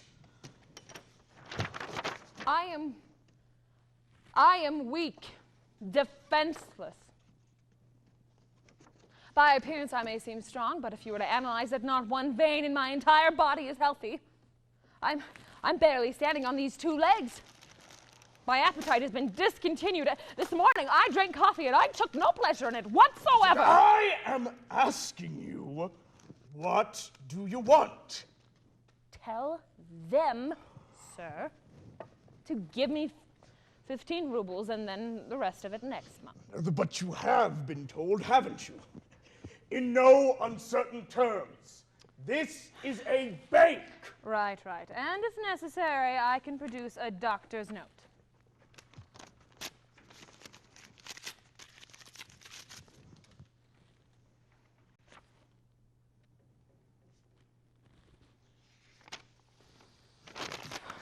Do you have a head on your shoulders, I am or not don't asking for anything that is not And within I am my asking legal you, rights. do you have a head on your shoulders, or don't you? I've no time to sit here and chat with you. Don't drag me down, and I am busy. Please. And what about the money? To put it bluntly, you haven't a head on your shoulders. Oh. You've this. What? Treating me as if I'm his own wife. I am the wife of her provincial clerk. If you do not get out of here this second, then I will call for security. I am not afraid of you, you cavity. I don't think I've witnessed anything so I repulsive am not asking for in anything my that life. is not within my It's giving legal me a rights. I don't want headache. anything else. Do you hear me, you old troll? If you do not get out of here this second, then I will grind you to a powder. The wind is I can- blowing, the dog kind of is character that could barking. cripple you I for all am eternity. not And afraid I of you. am liable to commit a crime! I can't even look at her. The bank is overrun with ladies. You brave. I'll never finish my report. In polite company, and he's wearing belts. Latia wore a light blue silk print dress with lace details and an open neckline. Tall hairdos really suit her, and I did her hair up for her myself. The way she was dressed and with her hair done, she was simply charming. Yes. Your Eminence, Yes, that charming. That one. That. At any that moment, one there, someone he, could appear He here. knocked his hand on the chair and he tapped his finger on his forehead. You told him. I "Oh, my will issue." take care of it. I'll take steps. You just leave. We'll do this later.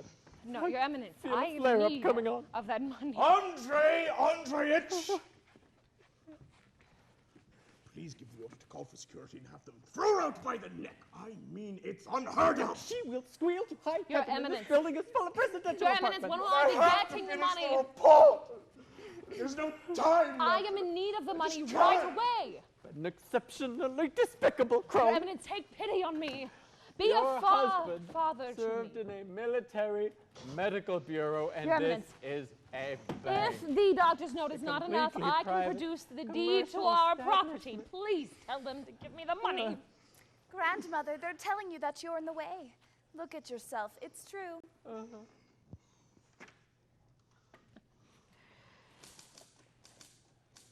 You pretty little thing.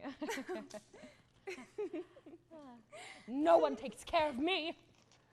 All I know is that I eat and that I drink and that... This morning I drank coffee and I took no pleasure. How much do you want? 24 rubles and 36 kopecks. 25 rubles. Just take it and leave. I thank you most humbly, Your Eminence. So and now it's to the issue about of my time husband's for me employment. to head home. But I still haven't finished my story. Just a minute, and I'll finish my story, and then I'll go home. What went on there? Oh, what went on there? And so we took a little trip to the Berchnitskys for an evening get-together. And of course, Katya's devotee, Grandulevsky, was there. Well, I spoke with Katya, shed some tears, exerted some influence, and then and there at the get-together, she had it out with Grandulevsky and turned him down. Well, I thought everything worked out as perfectly as possible. I put Mother at ease, I saved Katya, and now I can be at ease. But what do you know? Before the dinner, Katya and I are walking in the garden, and suddenly we hear a shot. No, I can't speak of it so cold-bloodedly. No, I can't. Oh, we run to the gazebo, and there lies poor Grandulevsky. Your Eminence. With a pistol in his I hand. can't stand Your this any Eminence. longer. I can't. Your Eminence. What are you still doing here? Would it be Just impossible shot for my him husband to right take in up the his heart old right position here. again? Katya fell into a faint, the poor Your dear, Eminence. and he himself got quite a Would it be fright impossible there. for my husband to Yes, take up his he said old to the position doctor. again? The doctor gets him just in time. Your to Eminence. save the victim. Can't do it any longer. I won't throw her out. Out! Not her, this horrible. Out! Get out! Quiet. What? Are you serious? Have you lost your mind? I am an unlucky man. This is Or I'll horrible. maim you. Throw her out. I'll Throw maim her you. out. I am the kind of character that can Your commit Eminence, a I crime. am Ah, Peter! Flogger! I Peter! Flogger! Cut her throat! The delegation, my reputation, the occupation. Hand her over to me, devil drag me down! I am liable to commit a crime! Highly respected and beloved Andrei Andreevich, casting a retrospective glance on the past of our financial establishment and running our minds over the history of its constant development, we are met with a joyous impression of the highest order. True, in the beginning of its existence, the insignificant amount of capital, the absence of any sort of serious operations, and also the undefined goals became a thorn in the side, causing us to ask Hamlet's question, to be or not to be. And at that time, voices from all around seemed to call for the closing of the bank. But then you came to take the helm of our establishment. Your knowledge, energy, and innate tact were the reason for unprecedented success and rare blossoming. The reputation of the bank. The reputation of the bank.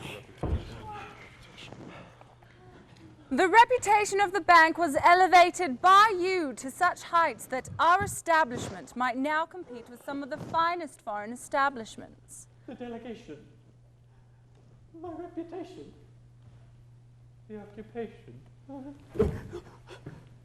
Gentlemen, I have it. There we are.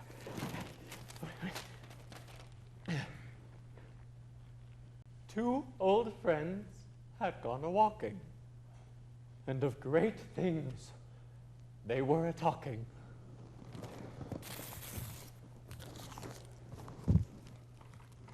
Let it not be said that my youth was wasted, and my jealousy torn apart. As a result of which, casting an objective view on the present, most respected and beloved Andrei Andreevich, we in that case will, oh dear, do this later. In that case, better do it later. Yes, later.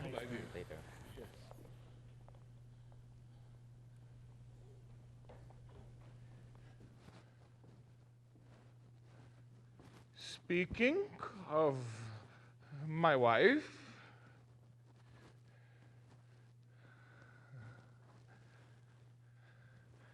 but she is still not yet here.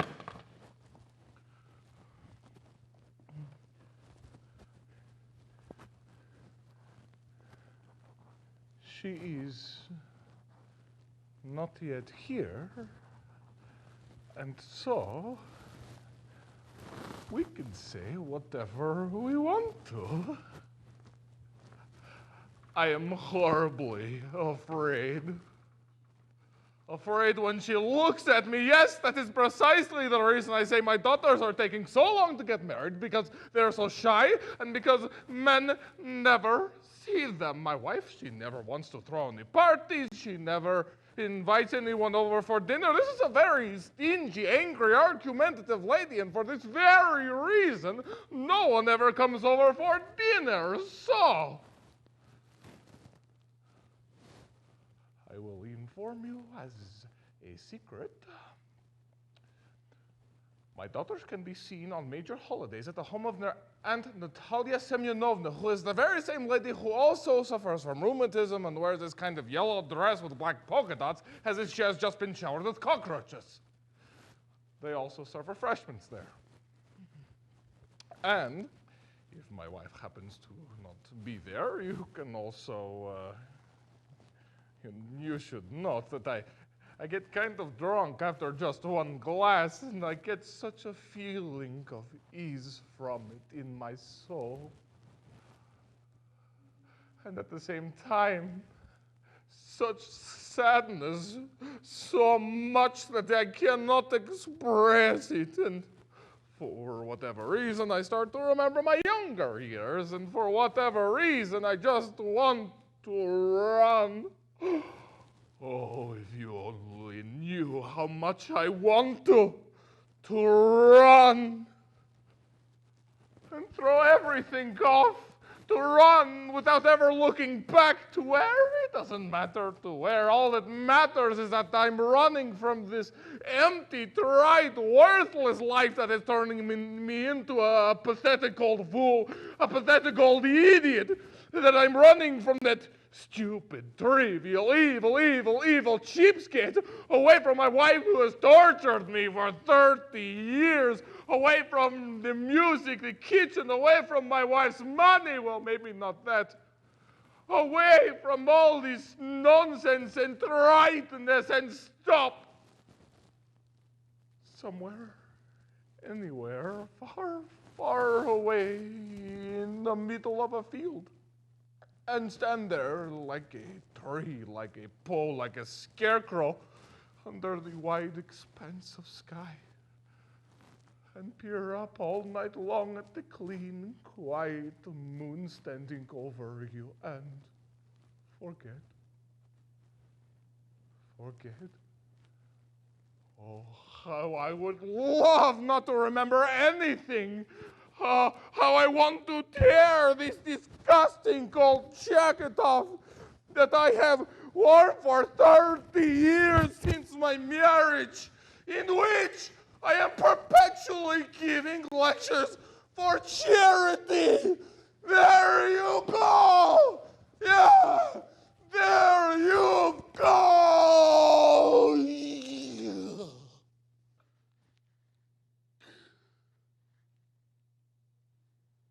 I am old, poor, pathetic, like this vest with this mangy back.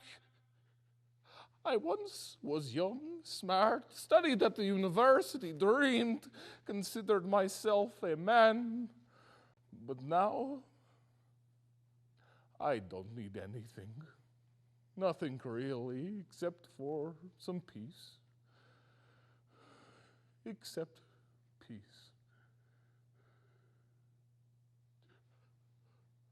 Oh.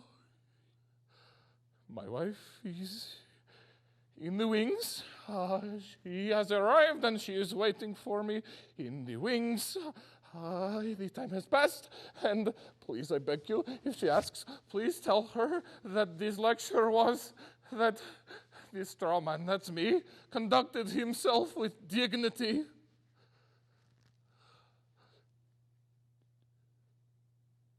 She's staring straight at me. Proceeding from these circumstances wherewith tobacco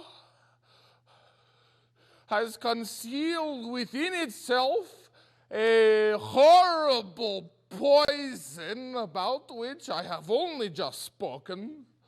One should never smoke, not in any event, and I will allow myself this hope that this, my lecture on the harmfulness of tobacco,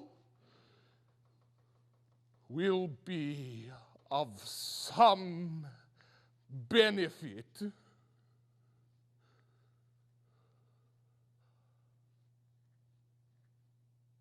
I have said everything.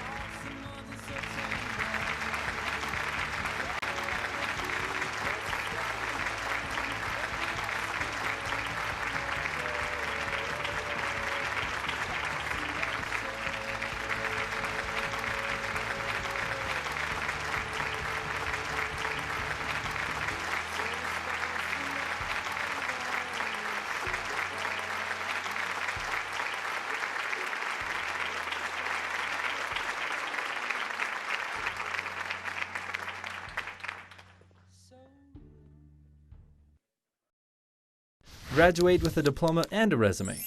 Engaged Learning at Utah Valley.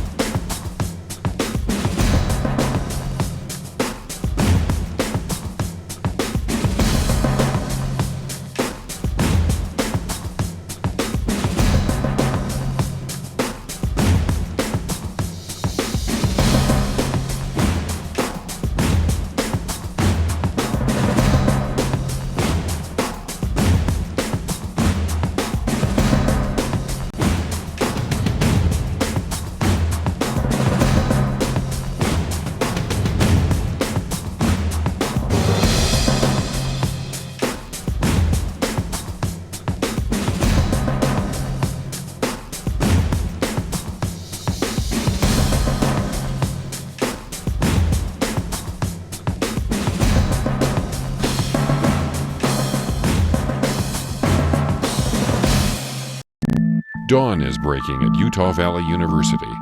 33,000 students are descending on campus. What are they after? Knowledge? Opportunity? They might be pursuing an MBA, an automotive certificate, or a bachelor's degree in philosophy. But despite their different paths, they share a common understanding.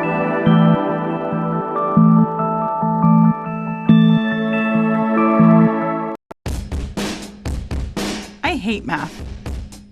I can't count how many times I've heard people say that. And as a math teacher, I take it personally. So, while working on my master's at UVU, I developed ways to help kids not hate math. Does engaged learning make a difference? You do the math.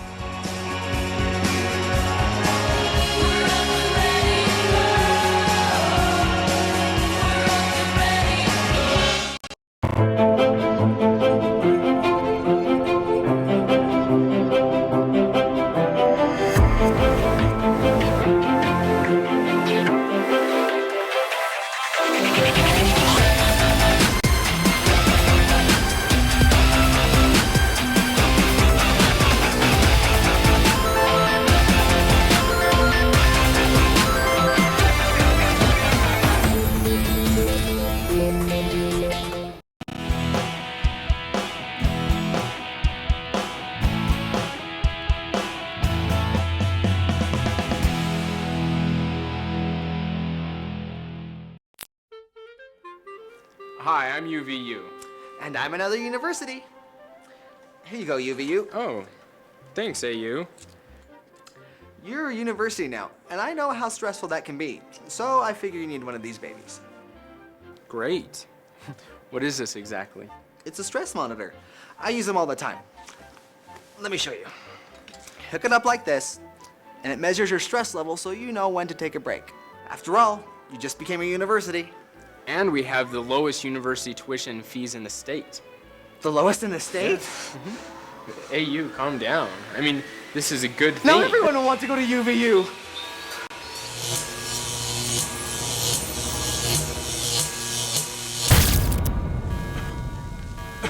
AU? Are you alright? Maybe I should go to UVU.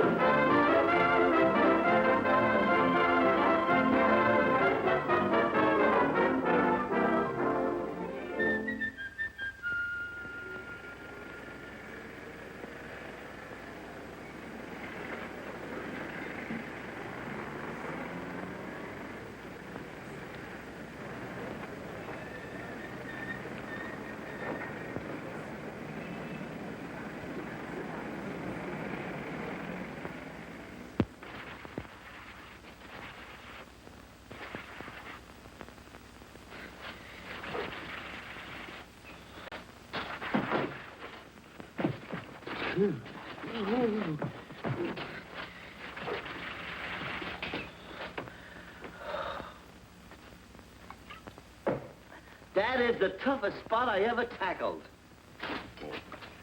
Only beat me. Shep, give me a hand, will you?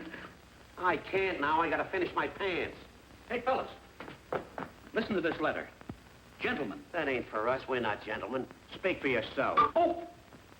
Gentlemen, this is to inform you that unless overdue payments for tailoring equipment are made within 24 hours, we will repossess said equipment. Balance now due $321.86. Skin and Flint Finance Corporation. I, Fleesom, President. They'll put us out of business. What'll we do? You guys worry about that. I'm too young to worry and get wrinkles on my pretty little face. What we need is a little music to cheer us up.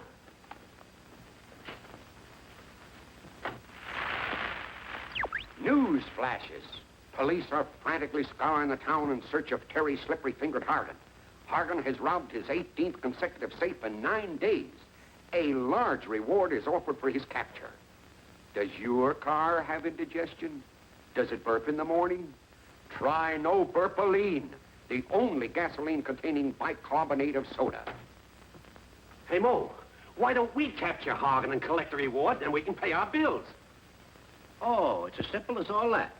Hagen is going to walk right in here and let you capture him. You're nuts. We're going to be paupers. Paupers. Are you kidding? We're not even married. Why don't you be quiet? Oh, Think.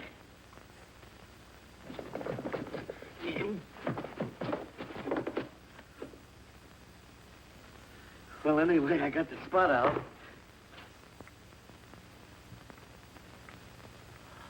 Oh, boy. Am I a sap? I can't think when I'm hungry.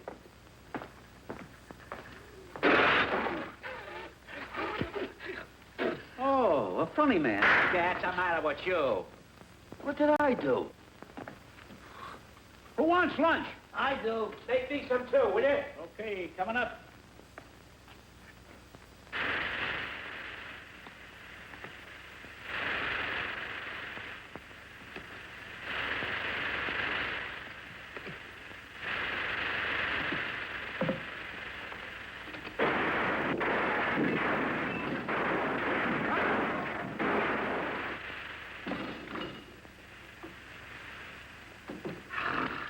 Boy.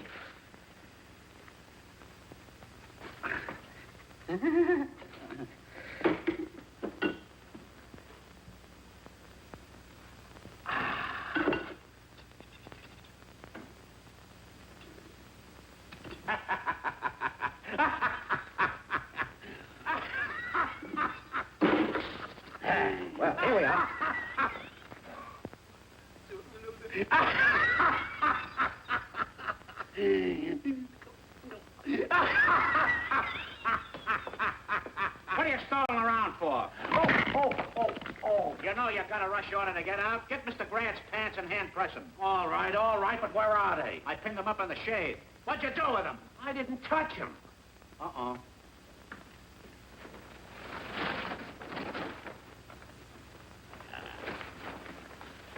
Here, hurry up and press those. What are you standing around for?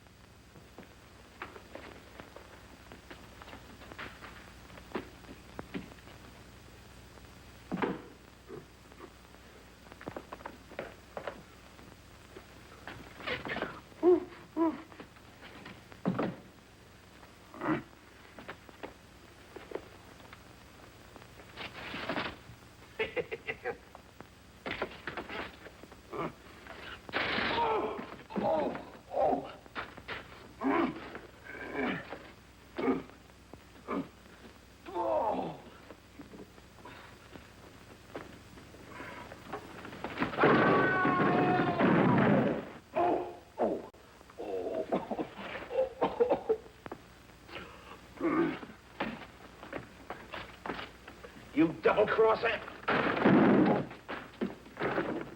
Oh! Oh!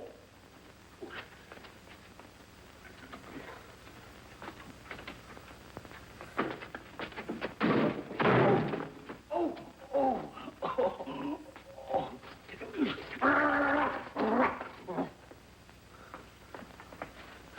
Wise guy, this time I'll close you. Oh, no. I'm sorry, Mo. Oh, think nothing of it. Oh, gee, thanks. Hey, you're welcome.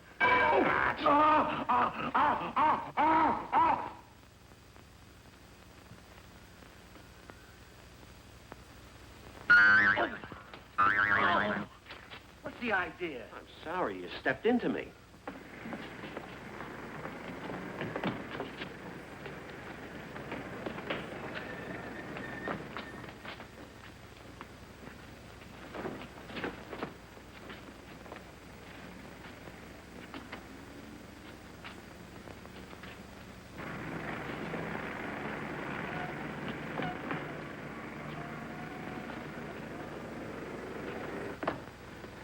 Hey, fellas! A customer. Say, have you seen... Yes, sir. Don't worry about You've really come to the right place. You bet. This is the store where your dollars have more sense. Say, we've got the very sport coat you're looking for. I don't want a coat. But listen, mister, we're going to give you a bargain. Where did you ever get this mess? I bought it here. Oh, what a beautiful masterpiece. Here. Isn't it a beauty? Genuine import. Smell the ocean. And it's 200% wool. 200%? Yeah, these sheep led a double life. Yes, sir. And I'll just throw 'em right in there. I don't... Right. Will you... There you are. I don't want a coat. I don't want a coat. I don't want a coat! Oh, he don't want a coat. What he wants is a pair of our slick slacks. Why don't you tell me the man wants slacks? Get him slacks. Go ahead. I don't want any... All right, look. Now, look, Bud. In this store, the customer's always right.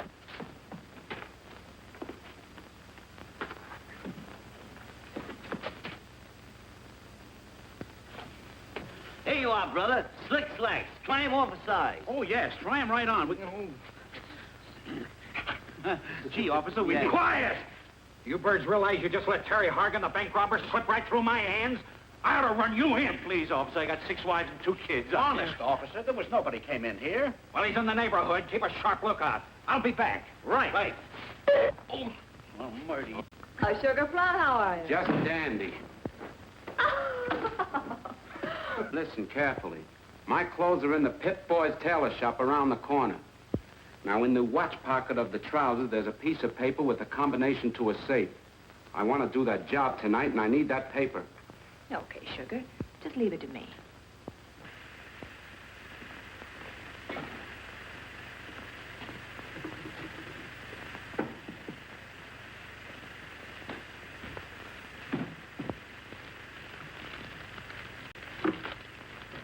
Hey, fellas. Look what I found in the pocket of these pants.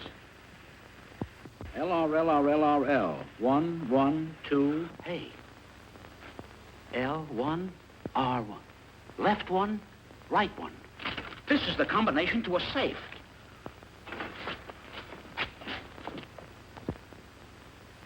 TH. I wonder what that means. Teddy Roosevelt? You're wrong, quiz kid. T.H. I got it. What? Thomas Edison. Why don't you dumbbell stop? Terry Horgan, he was here. The bank robber was here. You're crazy. Those clothes came off one of the dummies. Now, no cracks. Oh.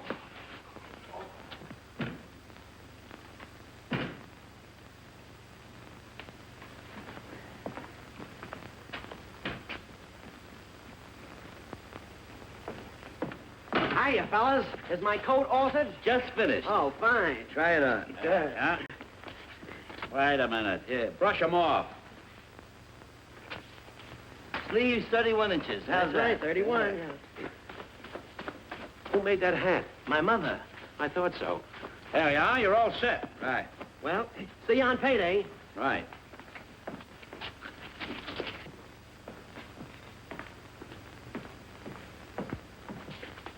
What kind of brushing you doing around here? He had a loose baste. Yes, ma'am? Do you die? Oh, that's his natural expression. What can we do for you? I'd like to have this dress dyed. What color? Henna color. You mean henna color at all? No. H-E-N-N-A. Henna. It's kind of a brown reddish. I never ate a brown reddish. I'm also interested in a sport coat and a pair of slacks for my brother. There's exactly what I want. Oh, yes, you have it. Tegel gabardine. How much would that be? 42. 89. You better add that up.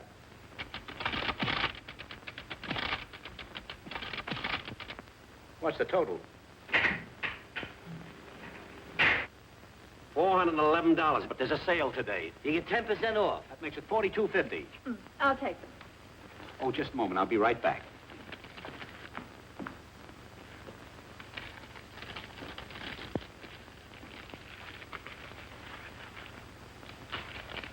Henna color. You mean brown radish? Oh, yellow, turnip, blue, cucumbers, anything I at all. see. Go ahead. There we are.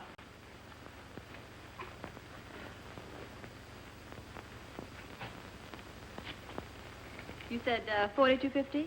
Yeah. 100, 200, 300, 450. There you are. Keep the change. Thanks.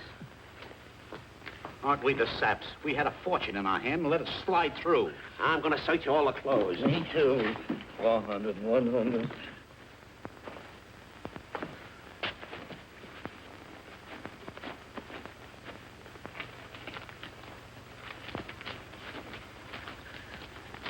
Hey, look, I found another 50. Yeah, so you did. Why?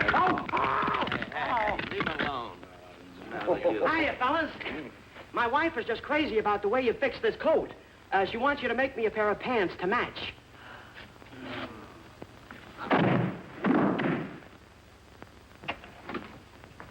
Hi.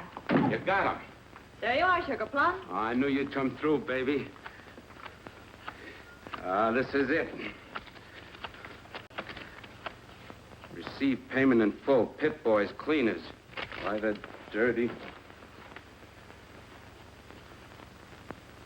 They even took my bankroll, the dirty crooks. Come on, boys, we're going calling.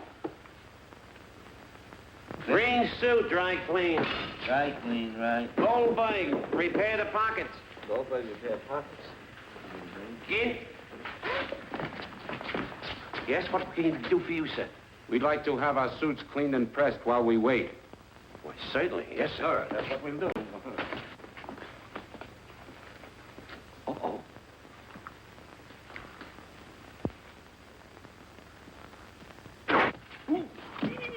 All right, Bub. Where that piece of paper was in my pants pocket. You mean the one with the numbers on it? That's it, that's it. And the letters LRLRLRL? Yes, yes. Where is it? I never saw it. Oh, a wise guy. Okay, fellas, make them talk. Get him. Now, take it easy. Where's that guy was here? He went that way. Oh, I'll get him out.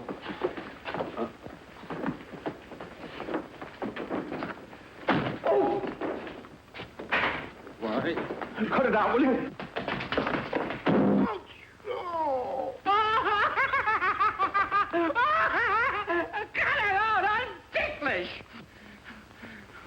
All right, come across with that paper. Oh, the paper? Yes, the paper. Why didn't you say so? There it is. Hey,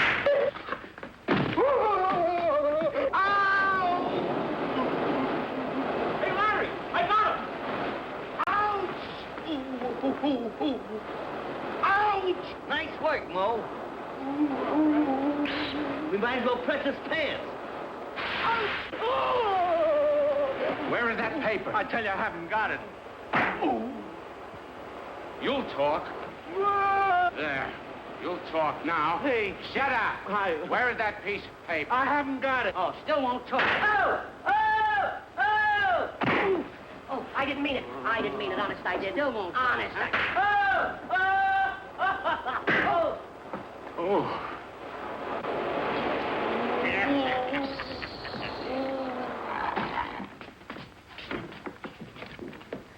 Oh, his head is steaming.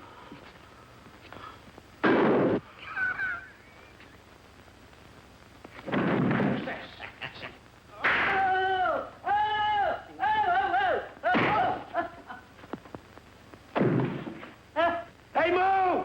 Mo, Larry! Get me off here! Oh! Kid, take it easy. Right. Oh! Oh! Oh! How do you feel, kid? Oh, I'm all right. We got him! We got Hargan! Oh. What's that? It's Hargan, all right. Oh. Nice work, boys. We're in the chips. The moolah. Now we can pay Skin and Flint. Oh, a couple of more. Hold him while I phone for the wagon. Wait a minute. When do we get our reward? The reward? Oh, I get the reward. But here's some tickets to the policeman's ball. Tickets to the policeman's ball?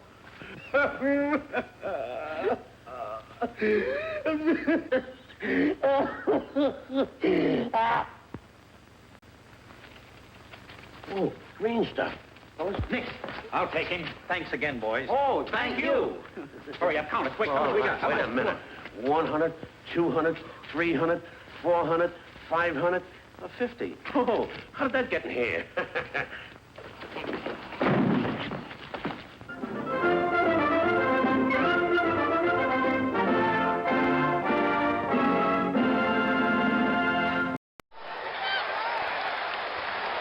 You're watching UVUtv.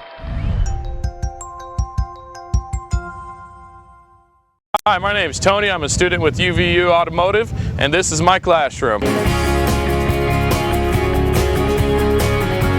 At UVU, you can graduate with a diploma and a resume.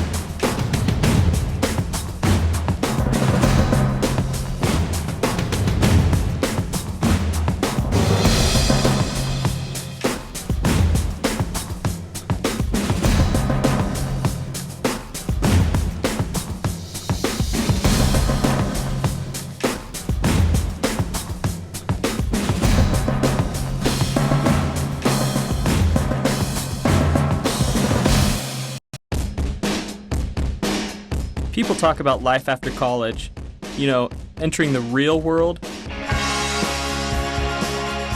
But this is engaged learning. I'm not just reading about it or watching someone else do it. I'm learning by doing. I'm at UVU. I'm in the real world every day.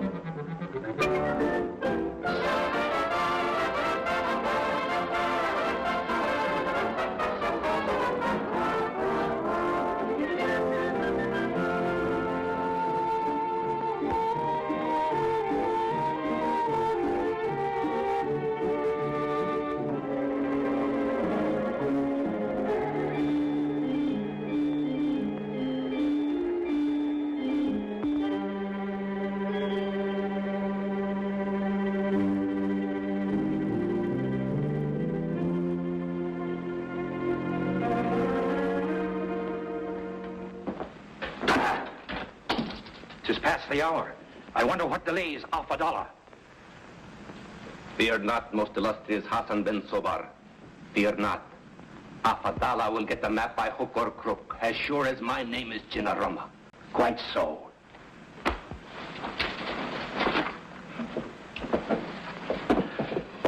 Service! Hold on, service!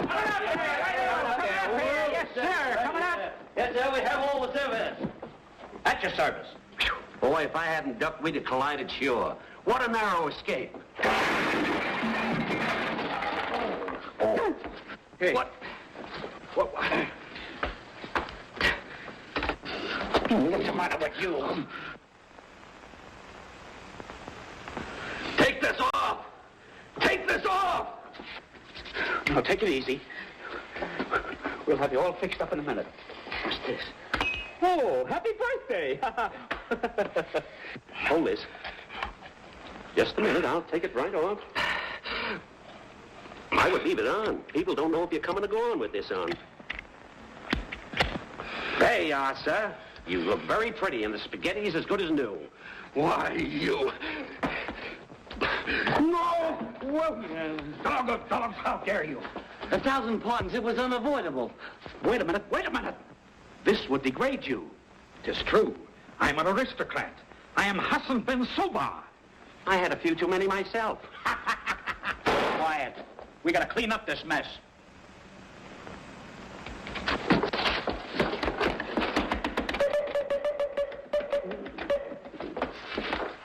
Why? Oh. Get busy. What are you doing? Stop it, will you? Cut it out.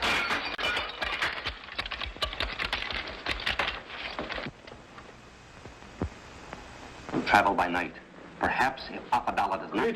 Greetings. Let's bring the map, $1. Hey, Chief. But as I slit his throat, with his dying breath, he said someone else had a duplicate map. 'Tis bad. We must leave at once if we are to be the first to reach King Rootin' Tootin's tomb. Make preparations to depart immediately. Aye, Chief. But remember the curse. He who touches the jewel first is doomed to 1,000 deaths. We must secure the services of 3. And when we get them to do our bidding... Yes, but we'd best have food before we travel. Aye. Service! Waiter! Oh! What do you have? We don't have any more. All we got left is rabbit and hot dogs. Rabbit. Hot dog. Hot dog, they'll take rabbit. Okay, coming up. Okay, coming right up. Here we are, pepper and salt.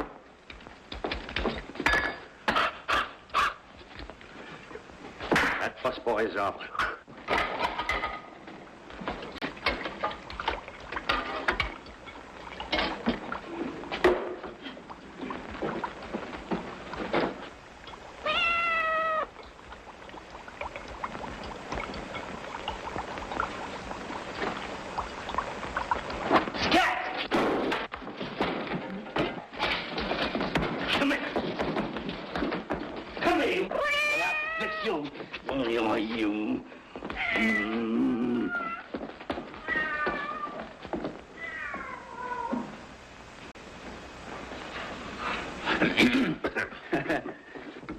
Yeah.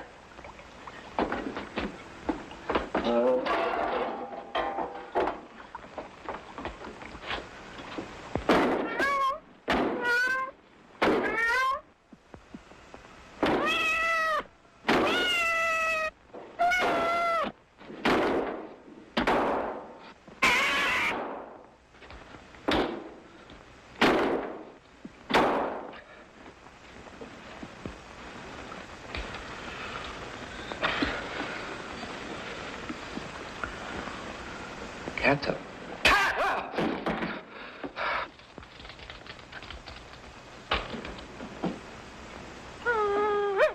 Get out of here.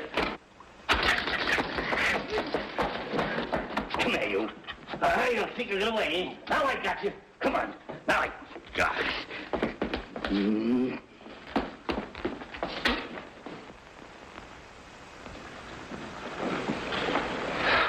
It couldn't be. Or could it? Now, you stay here. You be a good boy, you. Now sit there.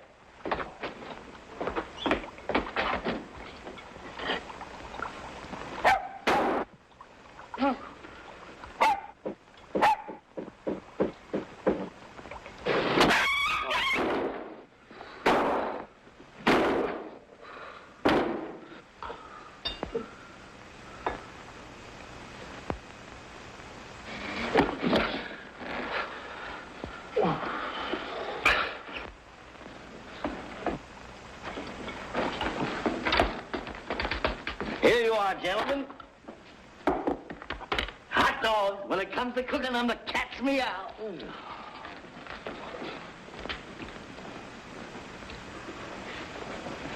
Sit down. Oh, but I'm not tired. I'll just stand while you eat. Sit down with your head on or off. You talked us into it. Eat.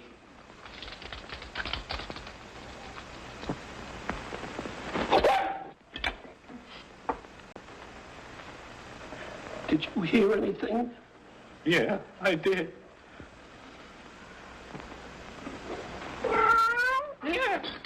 Sit down and eat. Eat.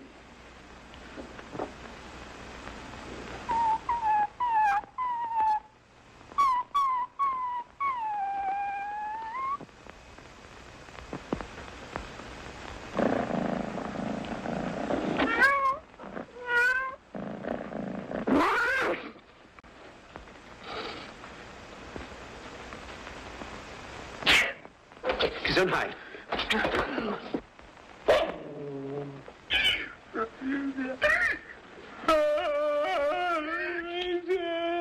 Eat! Well?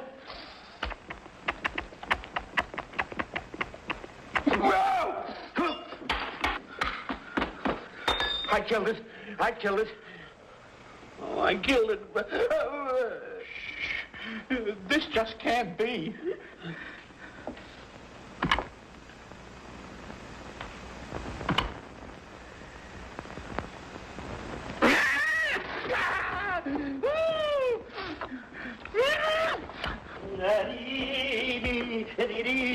Forget the mustard.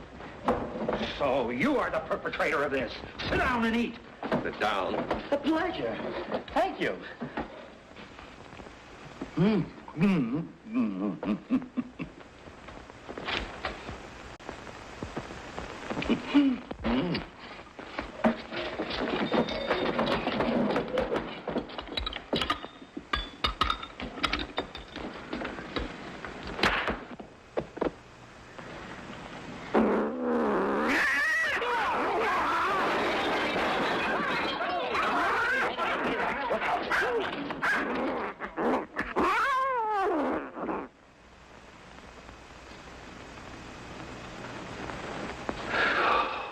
There's the dog and cat.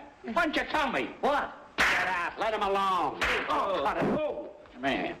Oh. There. Oh. These three, they are the ones that get the jewel for us. Right. Gentlemen, Who came in? no, you. How would you boys like to make 1,000 shilblinas? You've convinced us. What do we have to do? There is a diamond worth a king's ransom. Do you hear? A king's ransom. Gentlemen, this map will lead us to the treasure. Now pay strict attention.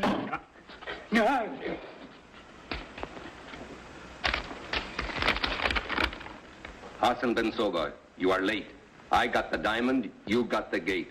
Signed, Omagash, Immer of Shmo. Oh, ruined, defeated. That murderous cutthroat. He has the famous 100-carat diamond. 100 carats, he sure knew his onions. Quiet. This map is useless to me now. With that diamond, I could have quit my job as the doorman at the Oasis Hotel. Hey, Spinach Chin. Do you mean to tell me you're only a doorman? Yes. Well, there's the doorman.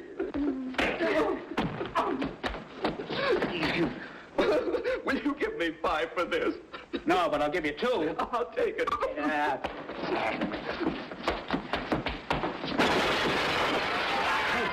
There's only one 100-carat diamond, and it comes from Rootin' Tootin's tomb. That's government property. Right, and if we return it, we'll get a big reward. Yeah, maybe $50,000. Boy, with that kind of money, we could rent a one-room apartment in Hollywood. Maybe. But that Emer Schmo is a cutthroat. Suppose he cuts my throat. Well, now don't worry. We'll be disguised. We'll find the shortest way. Now here, study this map closely.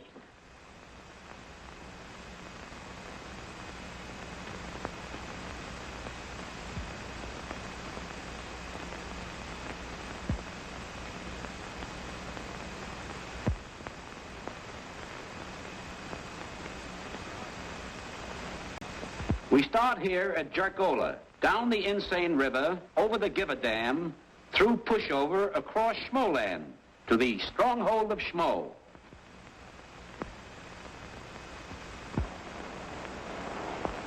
Pass.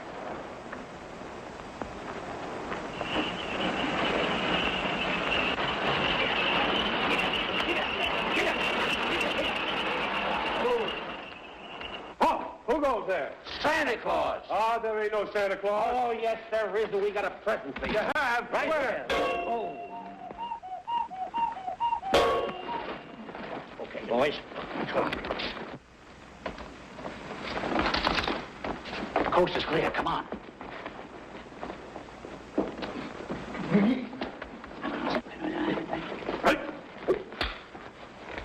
Come on.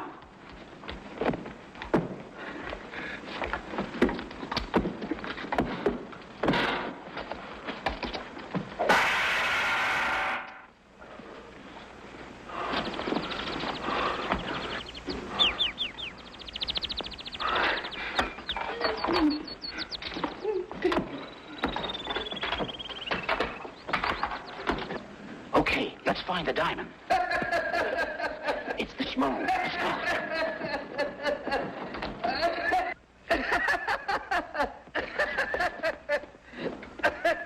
There he is, and he's wearing the diamond. Now's our chance to get it. Yeah.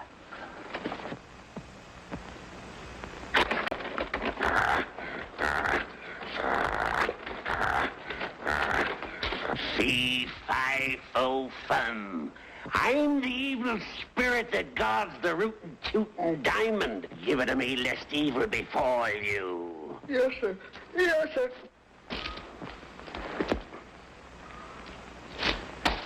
The spirit commands you to stand on your head in that lily pond until further notice.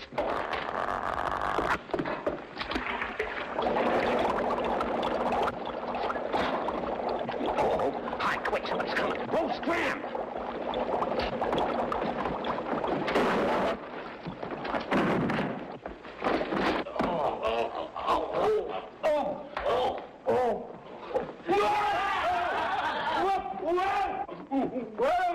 Whoa! Here, hold it.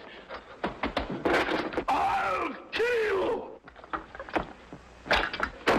Die in this! I'll kill you! Gotcha! Bullseye! Why, you...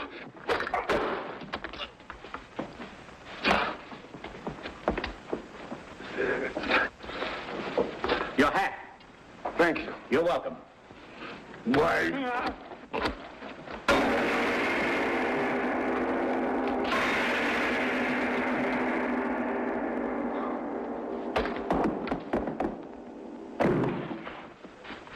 Well, that's that.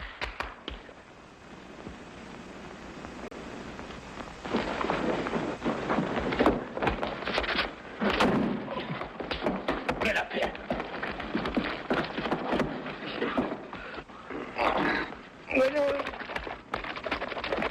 Hey, the schmo is flooded.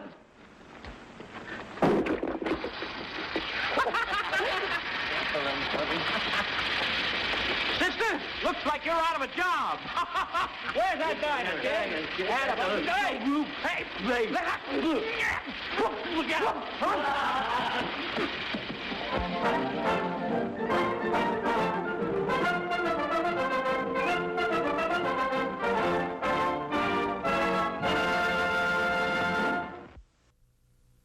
Are watching UVUtv.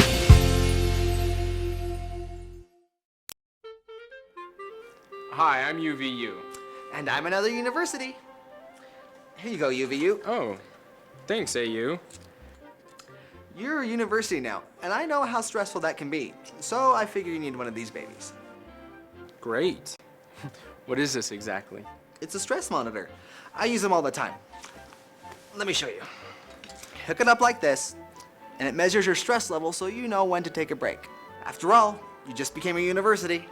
And we have the lowest university tuition fees in the state. The lowest in the state? AU, calm down. I mean, This is a good thing. Now everyone will want to go to UVU.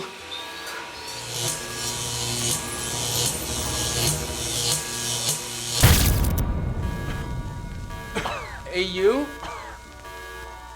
Are you alright? Maybe I should go to UVU.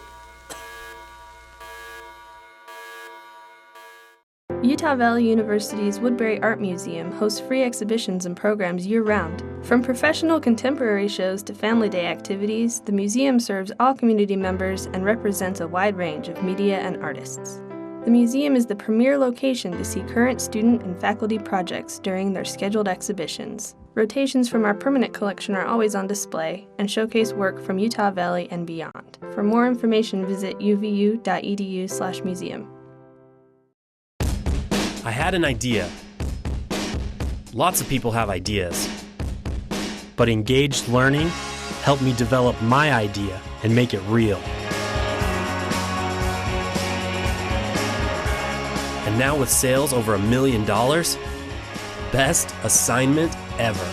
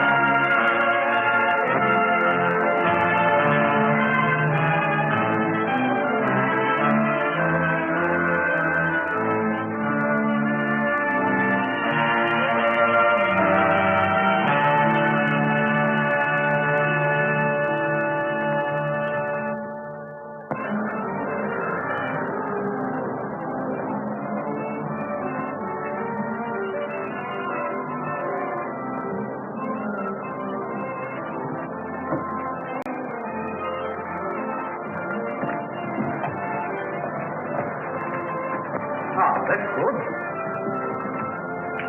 Oh, exactly what you're looking for. Haven't you finished packing yet? Not yet, sir, but I'm getting along. Well, be as quick as you can, won't you? Indeed, I will. But these things do take a bit of collecting. Well, how about his chemical apparatus? He's very particular about that, you know. He'll have packed that himself by now.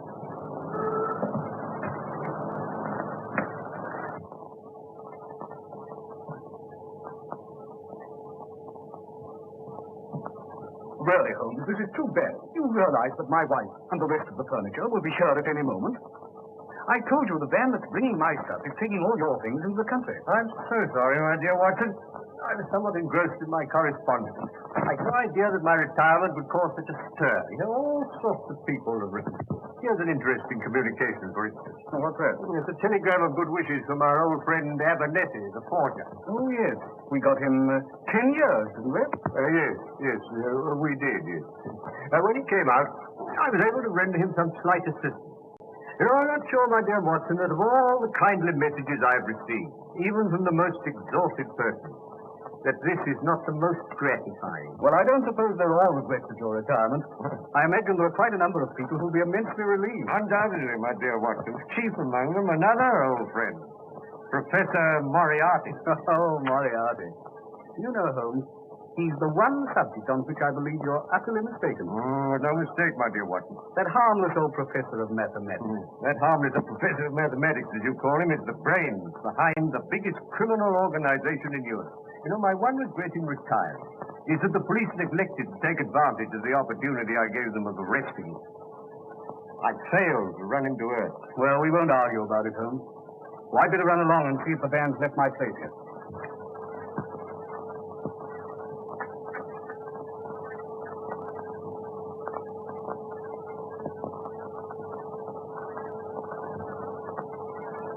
Excuse me, Mr. Holmes. There's a gentleman outside. Wants to see you very particular. Oh? What's the gentleman like? He's an old gentleman and very tall. Ask him to come up. Yes, sir. Huh. Another well-wisher.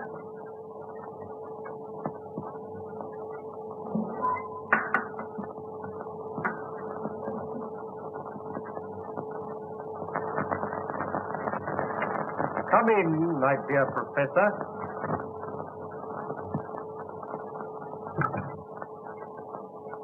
May I point out, Mr. Holmes, that it is a very dangerous habit to finger a loaded revolver in the pocket of one's dressing gown? Just a slight precaution, Professor. As a matter of fact, I half expected a visit from you to satisfy yourself personally that I really was going. Your perception, as usual, does you credit, Mr. Holmes. I must confess that, personally speaking, I cannot regret your intention to retire. I can well believe you, Professor. I also feel that from your own point of view, it is a very wise course. In fact, it is the only course possible. I'm afraid I don't quite follow. Do you not, Mr. Holmes? Allow me to refresh your memory.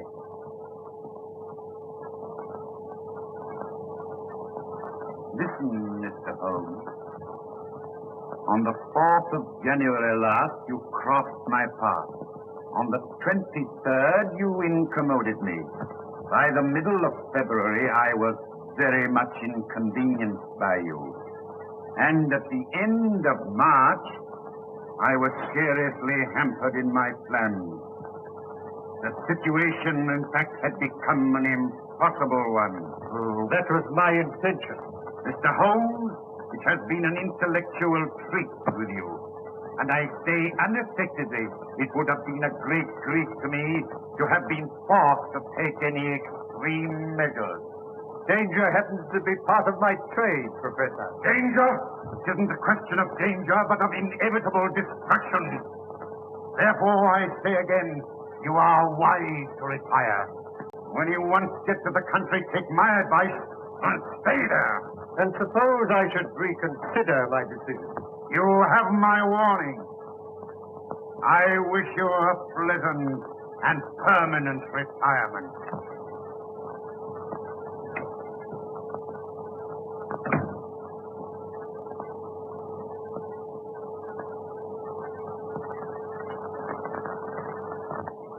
Now see here, Colonel Moran. How much longer have I got to wait? Where is this Mr. Moriarty? He's received your message, and he'll see you as soon as it's convenient to him. Waiting here for 3/4 of an hour. Who the devil does he think he is?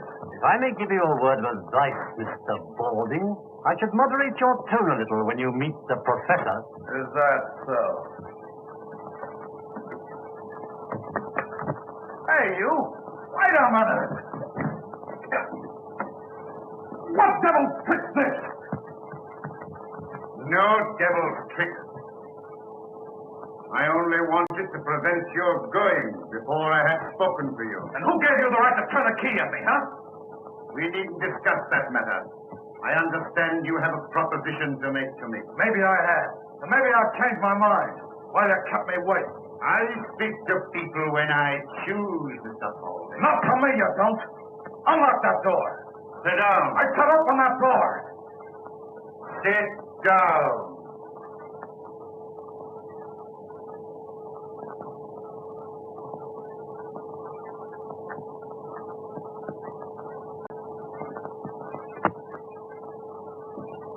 You're merely wasting time. You traveled here on a false passport, and the American police would be interested to know your whereabouts. So you will do as you're told. Okay, Mr. Moriarty. I understand you represent an American society which is anxious to remove one of its ex-members, who is now living in this country under an assumed name. That is so. And you wish the aid of my organization. What do you propose to pay? $50,000.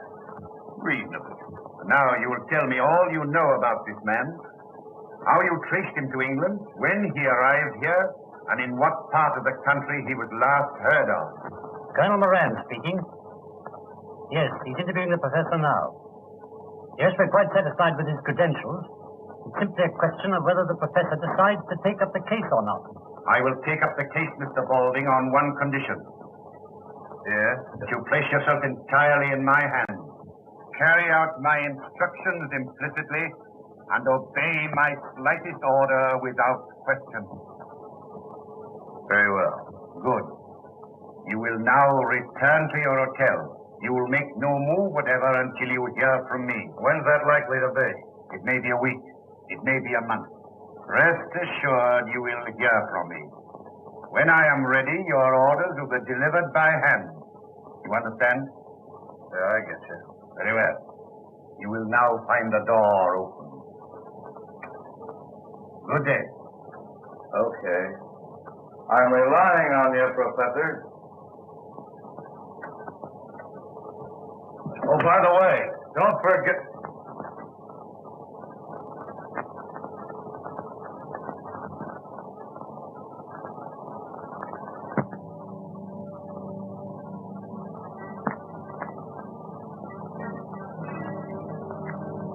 Going downstairs again, darling? Yeah, for a little. I don't think I'm going to sleep. You've been dreadfully nervy all day, dear. Was anything wrong? No, dear, nothing. I just don't feel I'm going to sleep, that's all. I see.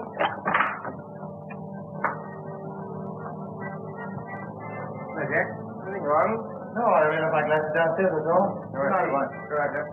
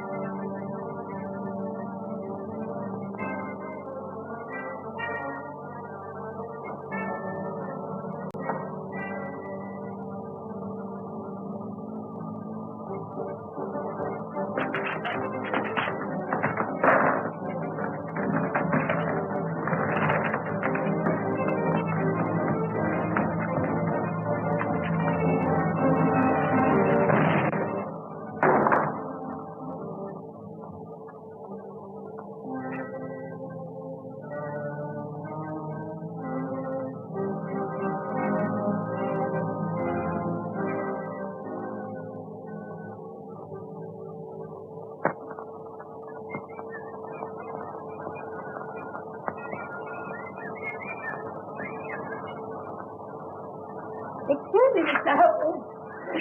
I'm so sorry, Mrs. Hudson. Is Mrs. Watson coming down with the doctor? No. No, she isn't. I gather that she's too busy in Baker Street. Oh, so it can only be the doctor. Yes. Is it or just the doctor? Oh. Oh, here he is. Good morning, Holmes. Oh, my dear Watson. I'm delighted to see you. Good morning, Mrs. Hudson. Good morning, doctor. Well, how are you? Oh, I'm much better, thank you. Watson, you're looking better. I hope Mrs. Hudson's seeing that you have proper meals. Oh, I'm living like a fighting cock. We had a delicious chicken casserole yesterday, didn't we? Yes, and you let it all get cold while you were deducing the age of the chicken. As a matter of fact, Watson, it was a tough proposition. I bit off more than I could chew. Well, come along inside, Watson, have a drink. I know you must need one after your long journey.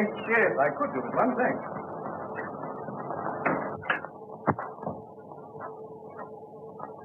Oh, this is very nice, Holmes. No, help yourself, Watson. Thanks. It's sulfuric acid. You're developing a curious sense of humor, Watson. So, how's over there? Well, you settled in comfortably in Baker Street? As far as I can see, we are, but Mrs. Watson doesn't seem to think so. No, you've been moving things about a bit. Yes, you moved your shaving mirror over to the fireplace. Yes, that's right. My wife has a dressing table where we used to have... How did you know? Well, dear Watson, you're a man of precise habits and considerable regard for your personal appearance. It is observed that whilst the right-hand side of your face is closely shaved, the further we get to the left, the more careless your shaving appears. Till we come to the angle of the jaw, where it is positively slovenly. I deduce, therefore, that you placed your shaving mirror where the light strikes on the right side of the face. The bed is obviously because the end of the room, therefore the fireplace is the only place left which could produce that result. Amazing, Holmes. Elementary, my dear Watson. Elementary. Oh, by the way, I've got a letter for you. Oh, thanks very much. Hello. This is interesting. No? This is a letter from Porlock. Well, who's Porlock? Well, it's rather difficult to say. It's a gentleman of many aliases. It wouldn't be of any importance except for the fact that he's one of Moriarty's creatures. Oh, I see, Moriarty. A link in the chain. It's a good way down the chain. Not a very good link.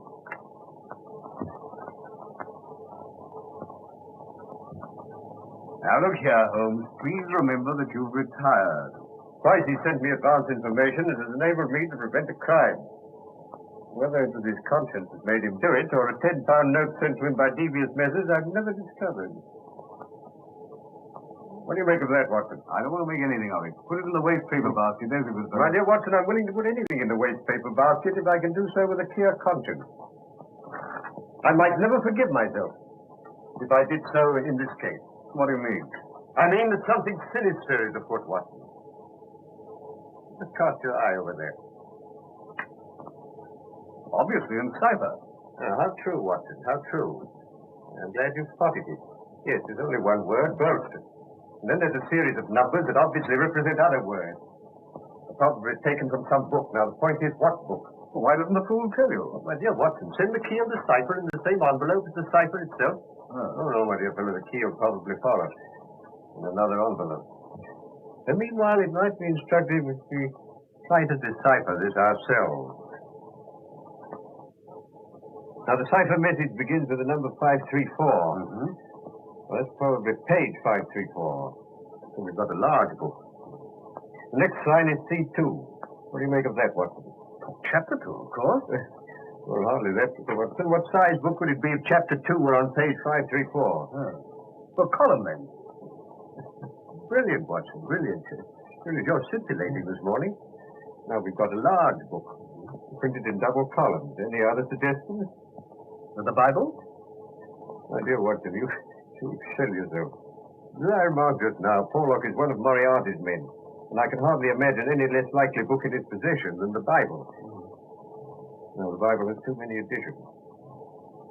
No, this must be a standardized book, and page 534 would be the same in all copies. Try again, Watson. How about Bradshaw? The ABC. Well, that's a good idea, Watson, but if I may say so, it's not quite good enough. I know, Whitaker's Almanac.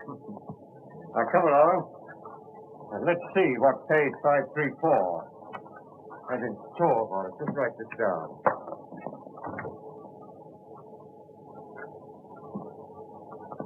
Danger? Good, Watson, good. You got that down? Yeah, capital.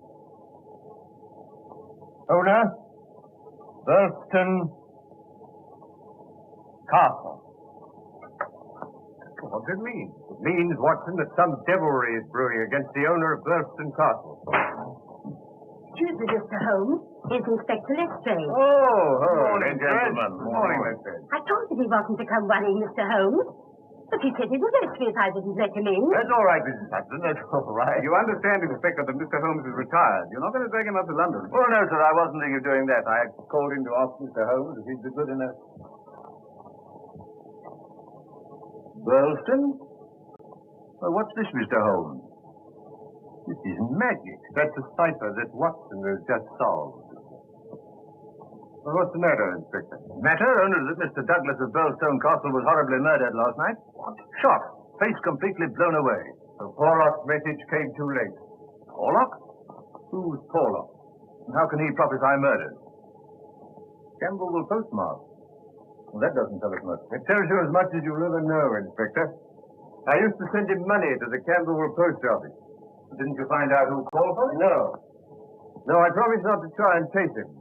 I gather he was of a rather shy, no, not to say retiring disposition. Well, we can't waste any more time. Will you come over to Burlstone with me, Mr. Holmes? On the way, I'll tell you all I know. We're not going far, then. About 20 miles? You'll be back for lunch. I forbid it. I'd sooner go myself than let you go. Excitement's bad for you. I appeal to you, Inspector. He really ought not to go. My dear Watson, I appreciate your thought of it. I wouldn't dream of going if I were not convinced that Moriarty is behind all this. Not your Professor Moriarty? Yes, that's right, Professor Moriarty. My dear Mr. Holmes, you're beginning to see his hand in everything. Porlock is one of Moriarty's men. Volunteer, Lestrade. I'll bet you my new beehive to your old bowler hat that you'll find that Moriarty is behind this boat. All right, I'll take you. Good. This mistake well back into the past, Watson. I suggest these are the remains of the old outer fortification. Yes, obviously. Well, I suggest, Mr. Holmes, that we should do better to go inside and view the scene of the tragedy. My dear Lestrade, I always think it wise to get one's bearings before proceeding into deeper waters. My dear Watson, what kind of a tree is it that comes to maturity and blossoms in water? No. This water is a recent addition. Makes it much more difficult to get out of the window. Yes, Watson. Or to get in. Possibly Mr. Douglas anticipated this crime. Inspector Griffith. This is Mr. Sherlock Holmes. How do you do, sir? How do you do? Oh, this is my friend, Dr. Watson. How do you do? How do you do? Well, shall we get in? By all means, Inspector.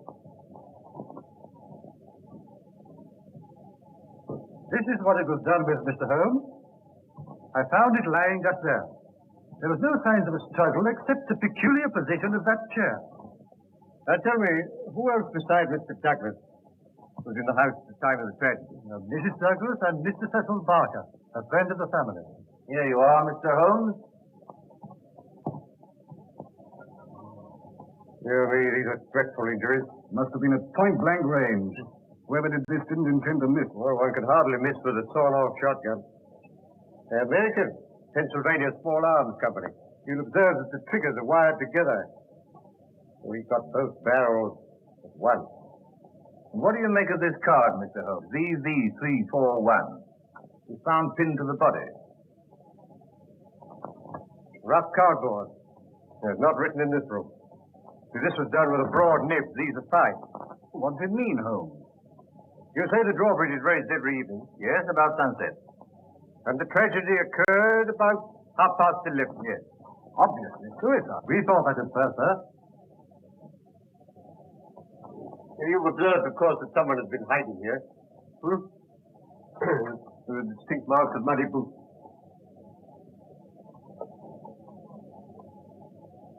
When were these curtains drawn? At dusk. So the man must have got in after the curtains were drawn and before the bridge was raised. Yes, but I observed when I arrived that the moat doesn't extend right round the castle. The ruined tower at the end of the building is accessible without crossing the drawbridge. Yes, but the only way from the tower to this part of the house is through this solid oak door, which is always kept locked.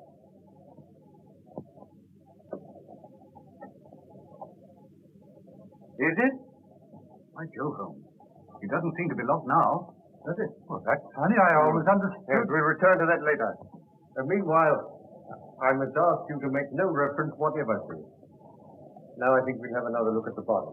Oh, and I should like to have a word with that Mr. Cecil Barker. Very good, sir.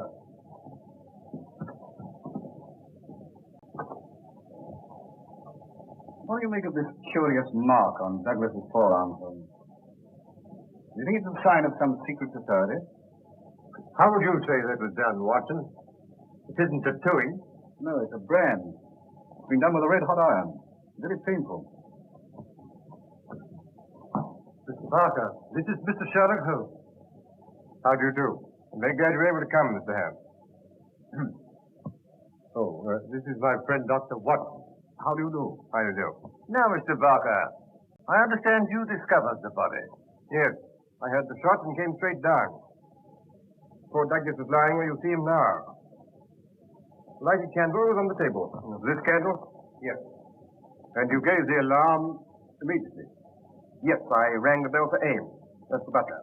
And a minute later, he came in. So that within 2 minutes of the murder, Ames was in this room? Yes. What was the first thing he did? He put that lamp he was carrying on the table. It blew out the candle. As a matter of fact, I was here so quickly myself after the shot. I must actually have been in the room while the murderer was escaping through the window. Why do you say through the window? Because there's no other way out. That door to the tower is always locked. But we just... Now tell me, Mr. Barker, did Mrs. Douglas come in here after the tragedy? No, I was able to stop her just in time. How long have you known Mr. and Mrs. Douglas? About a year. I met them when they first came to Fitzman. How long have they been here? About 9 months. You don't know anything about Douglas's past life. Sir, he used to live in Chicago. I never heard him speak of any secret society. Funny you should mention that. He never told me about it himself, but I always got the impression that he was a member of one, or an ex-member. You don't know what that mark on his arm was? No. I've seen it often, of course, but he never told me what it was. I never liked to ask him. It was one of the things that rather made me wonder about that secret society. Anything odd about his behavior at any time? Well, he hated meeting people. In Switzerland, he hardly ever moved from his chalet in the mountains. Rather made me wonder if somebody was after him. When he suddenly packed and bolted to England, it made me wonder all the more. Come in. Excuse me, sir, but Mrs. Douglas would like to see Mr. Holmes when he's finished his investigation in this room. Oh, certainly.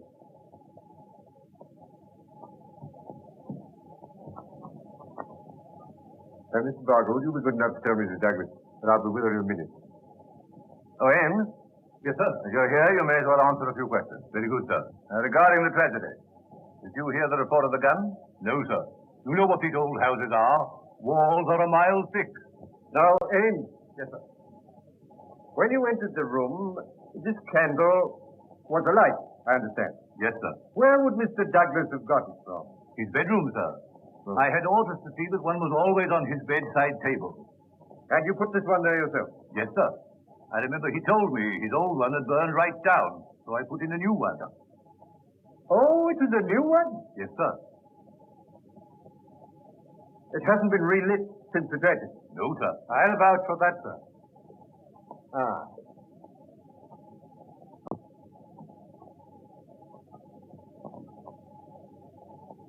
Did these candles come out of the same box as that one on the table? Yes, sir. Yes. Yes, thank you. Have there been any strangers about the place lately? No, sir. Oh, wait a minute. An old gentleman did call a little while back to look over the ruin part. But we often have people come to see that. It dates from the Norman Conquest. That's right. Right. Well, you know more that you can tell me, eh? No, sir. I can't make head or tail of the whole thing. Fairly beats me. And the wedding ring being missing, too. Wedding ring? Didn't Mr. Barker tell you? Not a word. What about the wedding ring? The master always wore a plain gold wedding ring under the one with the rough gold nugget on it. Under? Yes, sir. I never saw him without it. And for the murderer to take that and leave the other seems so strange, doesn't it? Yes. Yes. Oh, there's just one more question, eh? Did your master ever do exercises in the morning? Yes, sir. Every morning. As regularly as clockwork. Thank you. Thank you. Will that be all, sir? Yes, thank you.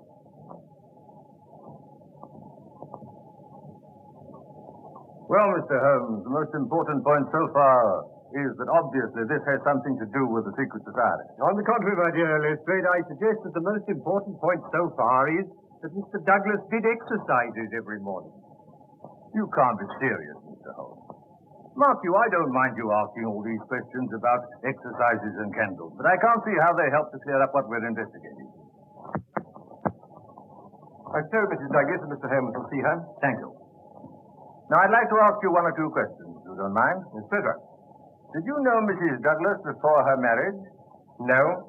But you've seen a good deal of her since. What are you suggesting? You've seen a good deal of him. I'm not suggesting anything. I'm here to get facts.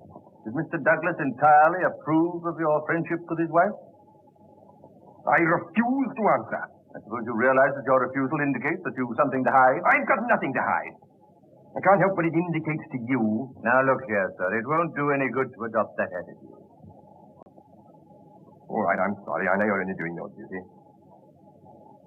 As a matter of fact, I may as well tell you. Poor Douglas did have one fault, and that was jealousy. He liked my being here, but that's Mrs. Douglas, and I had too much to say to each other. He used to go off the deep end and say the wildest things. But I assure you that no man ever had a more faithful wife than Etty, or a more loyal friend than I. No doubt. Still, the fact that his wedding ring is missing rather suggests that the marriage and the tragedy were in some way connected. I've no idea what it suggests. If you're insinuating there was anything between me and Mrs. Douglas, you're on the wrong track, that's all. I don't think I have anything more to say to you. Any more questions, Mr. Holmes? Not at the moment. Let's see it now. It immensely adds to the zest of an investigation when one is in conscious sympathy with the historical atmosphere of one's surroundings. May I commend this little book to your attention? Still boasting? Huh. I've got something better to do than to read that sort of stuff. Well, that's pity, Lestrade. It's a pity because you see here that this castle was erected in the 5th year of the reign of James I.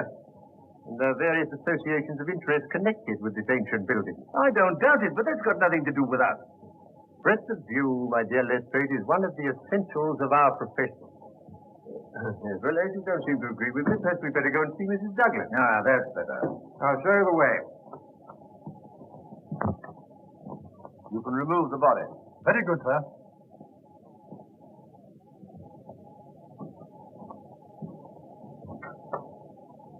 Etty. You've met Inspector Lestrade. This is Mr. Sherlock Holmes. How do you do, Mr. Holmes? How do you do? Well, may I present my friend, Dr. Watson? How do you do? It was good of you to come, Mr. Holmes. Not at all. I hope I may be of service to you. Won't you make yourself comfortable? Well, I think I shall leave you now. If you want me, I shall be in the garden.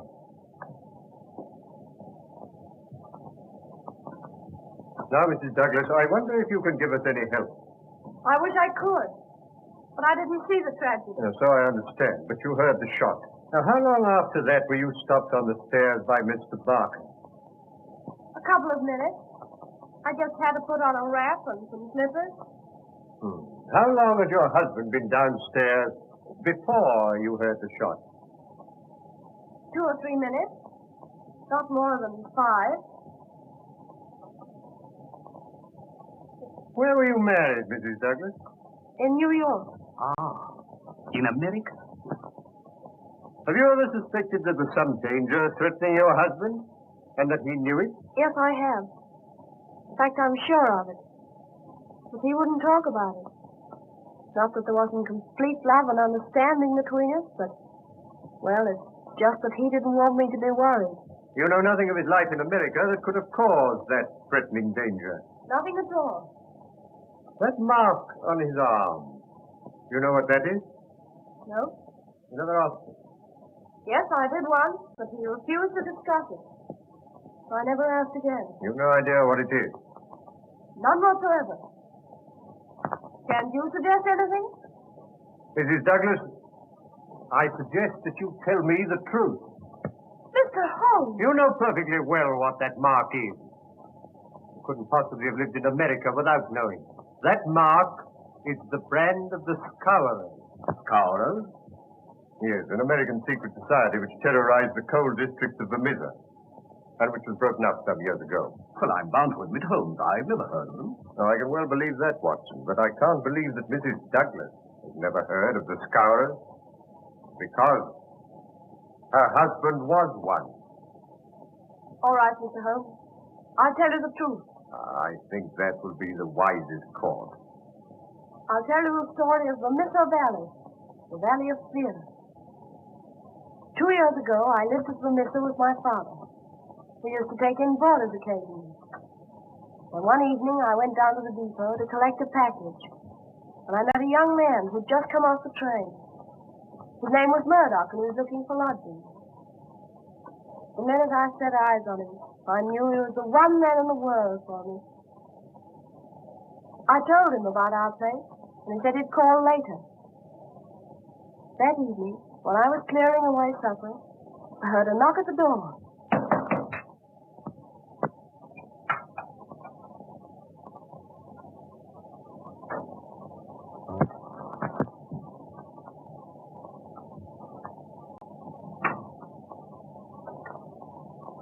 So you've turned up, Mr. Murdoch. I sure have.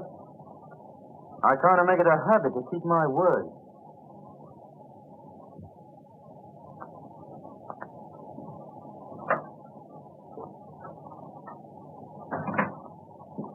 Who's that, Eddie? Someone to see you about a room, Dad. Eddie, so that is it? Mine's Jack.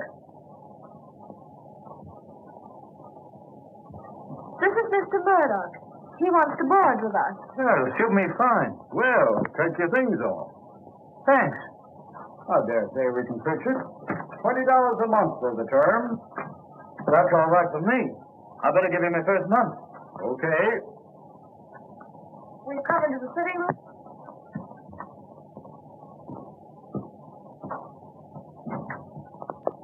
Well, this looks pretty good to me.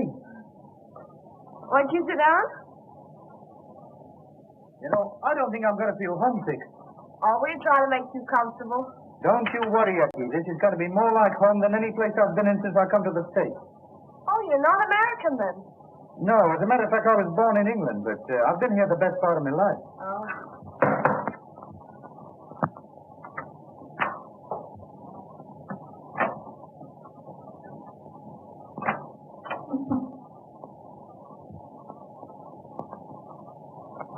Why, hello, Ted. I didn't expect you so early.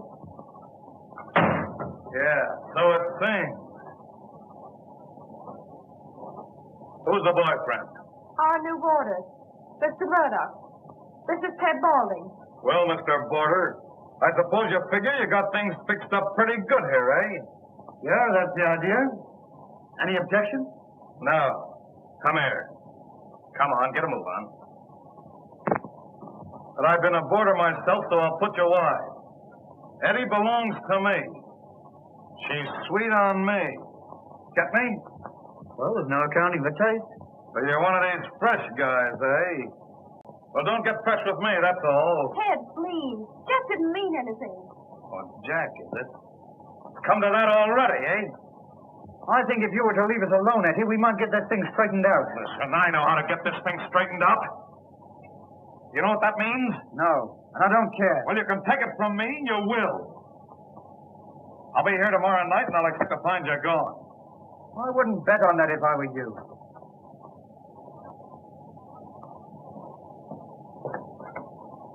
You'll be sorry you ever came here before I'm through with you. Get out. Why, you're not going, Ted?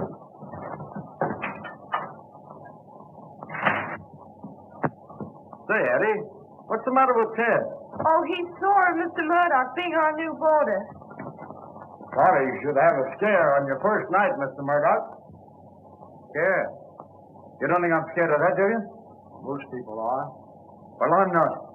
Who the devil is he, anyway? He's one of the bosses of the Scowlers. The what? The Scowlers. A society of murderers and blackmailers. The ancient order of freemen, they call themselves. No, baloney. The freemen are to be found in every town in the state. It's a society for charity and good fellowship. Not here, it ain't. It's just a murder gang. Well, then why don't they bring them to justice? Tell me that. Because no one dares give evidence against them. Juries don't dare to convict. The judge has to do as he's told, and the police are all square. Say, you're just trying to kid me. I don't believe a word of it. Aren't there 50 murders to prove it? Is there a man or woman in the valley who doesn't believe it? Well, you don't scare me. You see, you don't know me, and you don't know McGinty and his gang. McGinty, eh? That's queer. I've got a date with that guy this evening. McGinty? What have you got to do with McGinty? Well, I've got to report to him. You see, I happen to be a freeman myself. What? What? You a freeman? Then you don't stay here another minute. Here's your $20 back. I wouldn't have you for $100 a week. But you can't tell him out now. Oh, can't I? I'm telling you, I got no use for these freemen. It's bad enough to have one hang around Eddie. I'm not going to have another for a boarder. You get out of here tonight. Well, tomorrow morning.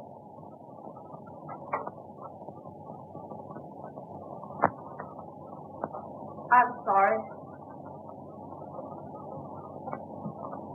That's all right. But don't make any mistake. I'll be seeing a lot of you. It's no good. With Ted Balding. Tell me, Eddie, you're not in love with Balding, are you? You're only afraid of him. If you'd have met me first, would I have had a chance? I wish you had been the first. That's all I wanted to know. Oh, Jack, I'll never believe anything bad of you. Not whatever happens. Well, I wouldn't be too sure of that, Eddie. Still, even a guy like me can be on the level with a woman. Well, I'll be getting down to McGinty.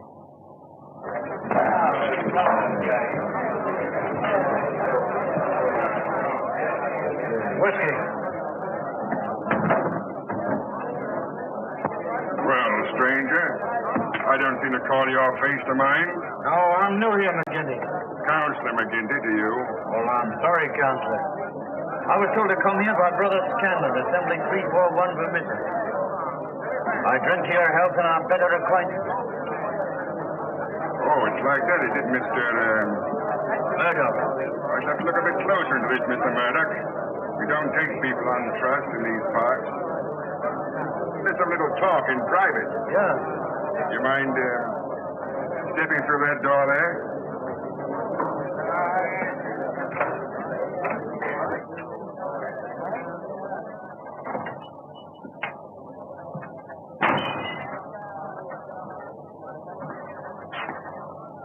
Look here, my joker. If I thought you were playing any games on us, it'd be short stripped for you. A strange sort of welcome for a brother. Where were you initiated? Assembly 29, Chicago. What are you doing here? Looking for work. Why'd you leave Chicago? I'm telling you that. Why not? Because the rules say that one member can't tell another a lie. Oh, you mean the truth's too bad to tell, eh? Put it that way if you want to. Now, listen here, mister. You can't expect me as boss to let into this assembly anything for whose past I can't answer. Say, you wouldn't squeal if I showed you something, would you? Well, wipe my hand across your face and talk to me like that. I'm sorry, I didn't mean it that way. Oh. Here. Take a look at that. Oh. Your work? Sure. Why'd you shoot this guy, Pinto? Well, he threatened to squeal on me. So I croaked him and beat it out here. The thought of murder would be welcome out here, eh? Yeah, you've said it. You ought to go far. You look like being a pretty useful brother to us. Didn't flinch when I put the gun on you either. You were the one in danger, boss. I got you covered from the first. And I guess my shot would have been as quick as yours.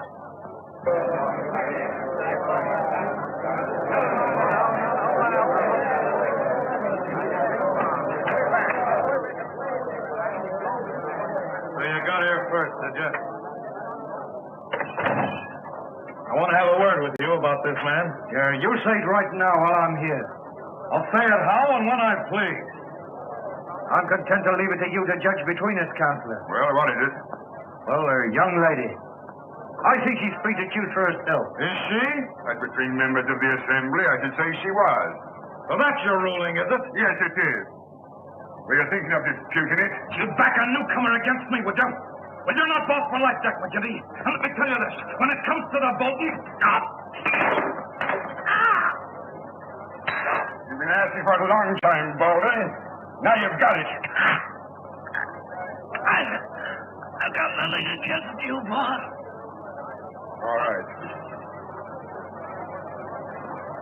Now, we can't have bad blood between brothers. Go along in the bar, and I'll buy a both a drink.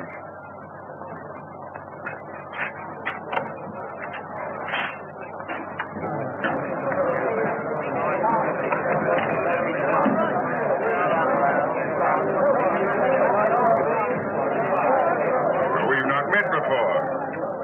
You're the new captain? You guessed it. I'm Captain Moore. Well, we can do without you. We got fleas enough of our own without importing any. Hello. Here's an old acquaintance. I'm no friend of yours or any other cause. You're Jack Murdoch of Chicago, all right, and don't deny it. I'm not denying it. Why should I be ashamed of my name? Well, you ought to be. What the devil do you mean? You can't pull that stuff with me. I'm Marvin of Chicago Central. We haven't forgot the shooting of Jonas Pinto. I never shot Pinto. Nice, impartial evidence. As it happened, we couldn't get any case against you. So you're okay with me just as long as you're on the level. Get me? Good night.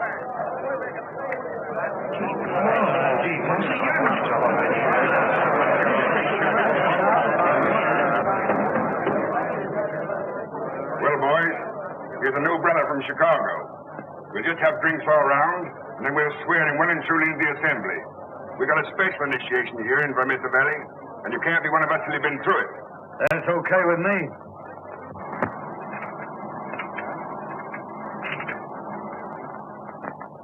Okay.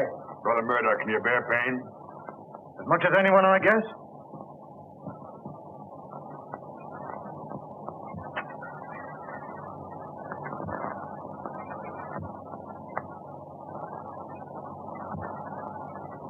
Well done, brother. Now, one last word. You'll obey my warnings at all times. And the penalty for breach of faith is inevitable death. I understand. Well, boys, we must get to the business of the evening.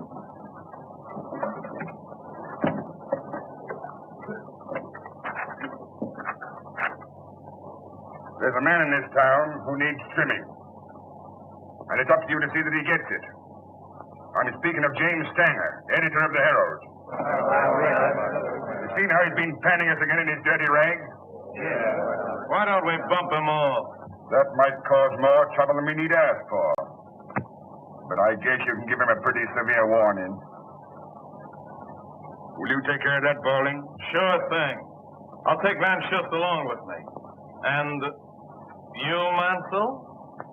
And you, Gower? Okay. And yeah. You'd better come along with us, Murdoch. We'll see the kind of stuff you're made of. That's okay with me. Come on, let's go.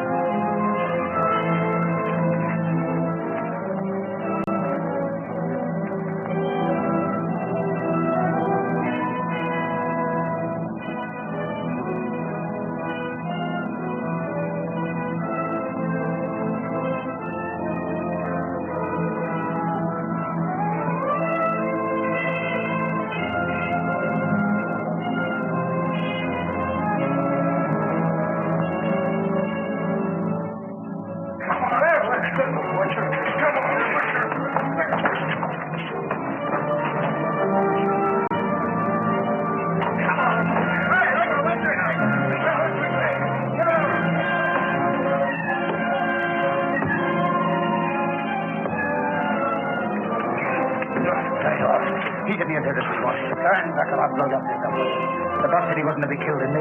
Yeah, that's all. Lay off, Bowling. Come on, let's go.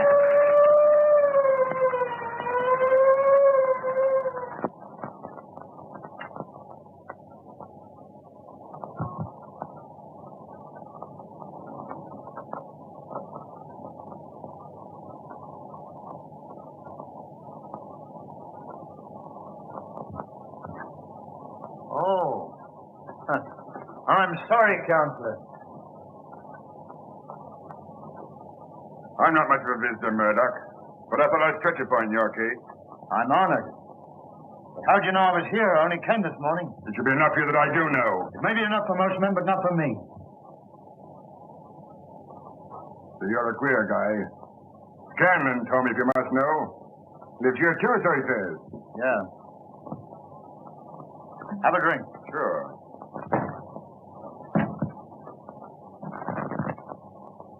I thought you'd be getting into trouble, Cookie Murdoch of Chicago. He's a friend of mine, and I'll answer for his conduct. Well, what am I being accused of? Beating up old Stanger of the Herald last night. Not your fault, it isn't a murder charge. Say, I can bring a dozen men to prove he was playing poker with me. You'll not be able to hold him, Captain Marvin. I wouldn't bet on that. Take him away, boys.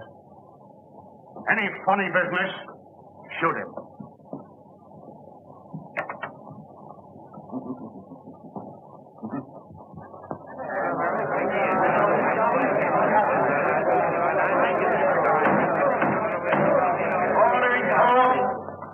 Do you find the prisoner, John Murdoch, guilty or not guilty? Not guilty.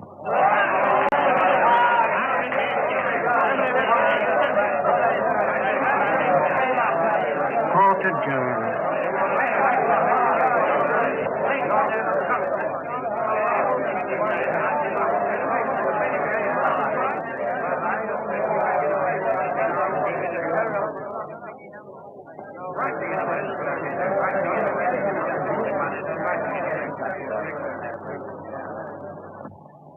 see? I told you you needn't worry.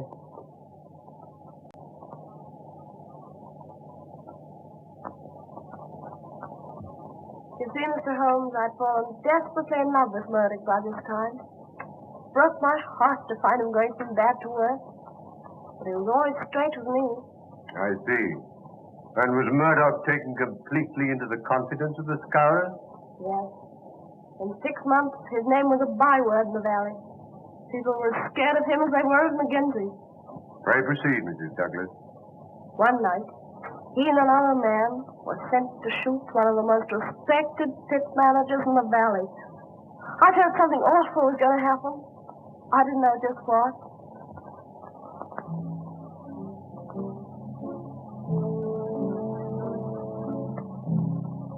Tell the boys to scram. Okay, boy. Now then, Bowling. As soon as we get this going, you come back to these bushes and cover the door. He's got to come out when he finds the place alight. And where are you going? Don't be a sap. I've got to cover the back, haven't I? Come on, let's go. Okay.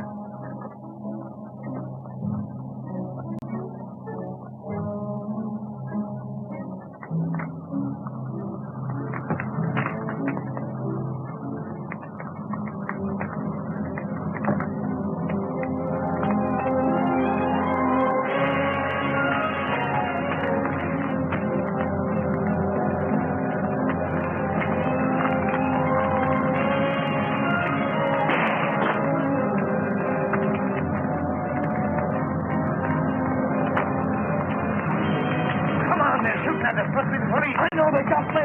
Oh, come on, then.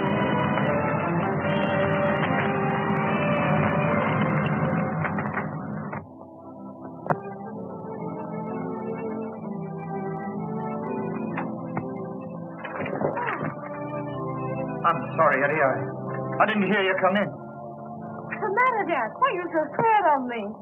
I'm not scared, honey. I was just thinking of other things, that's all. Oh, no, it's more than that. Let me see the letter you were writing. A letter? Yeah, the one you're trying to hide from me. No, I can't do that. It's secret. It's the business of the society.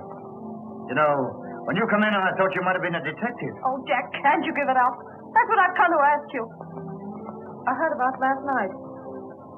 Can't we get away from this terrible place, this valley of fear? No, I can't do that right now. They'd never let me get away knowing as much about them as I do. Still, maybe in 6 months' time I could find a way. 6 months? Is that a promise? Perhaps 8 months. Anyway, within the year. Oh, darling. You see, I felt happier after his promise. Did he keep his promise? Did you leave in 6 months? It wasn't a matter of months, Mr. Holmes, but hours. That same afternoon, I was just going upstairs when I heard someone come to the door.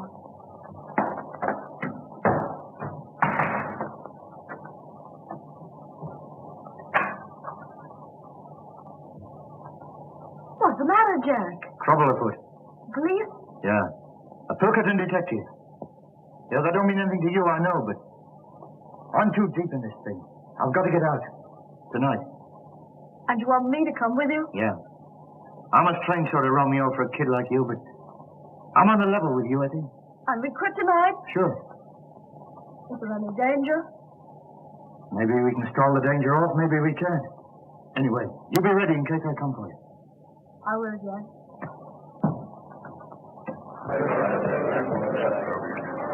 Boss, I got some bad news. What sort of bad news? Well, I can't tell you in public, but let me collect a few of the boys and go into your room and discuss it. Okay, carry on. Olin, Cormac, you go. Garth. Mansell. Come into the boss's room, will you? Yeah, and you too, Willoughby. Okay.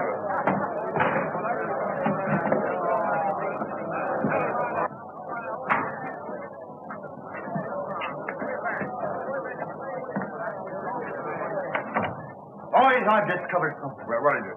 There's a fellow called Bertie Edwards among us. Well, he's a Pilkington detective. And he's collecting evidence against us that'll send us all to the gallows. You sure of this? Yeah, you can take it from me, but I'll give you the details later. Anyone know this guy by sight? Sure, I do. But if we act quick, we've nothing to fear. We got nothing to fear anyway. What can this man know about our affairs? Well, I hope you're right. But he's got the coal owner's millions at his back. Don't you suppose there may be some weak member among us who can be bought? Maybe he's got our secrets already. No, there's only one cure. that he never leaves the valley alive. For the first time, Balding, you and I agree. Well, do you want me to handle this, boss? Sure, but you better tell us some more about it. Well, the other day I met a fellow who said he was a press man. And he offered me good money for inside stories of the Scars. Although his face was familiar, somehow or other I couldn't place him. I know now that was Bertie Edwards. I made a few inquiries and found out he was living at a place called Hobson's Patch, under the name of Steve Wilson. Well, we'll just bump him off quick. No, I've got a better plan than that. Well, what is it? I'll go over to Hobson's Patch this afternoon and locate him. I'll tell him I'm a scholar, and I'll offer him the secret papers of the Society for a price.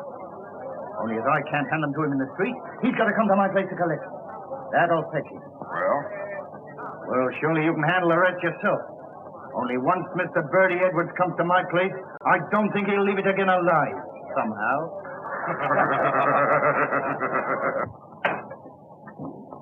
Oh. Well, he's coming. Good. Come right in, make yourself at home, boys.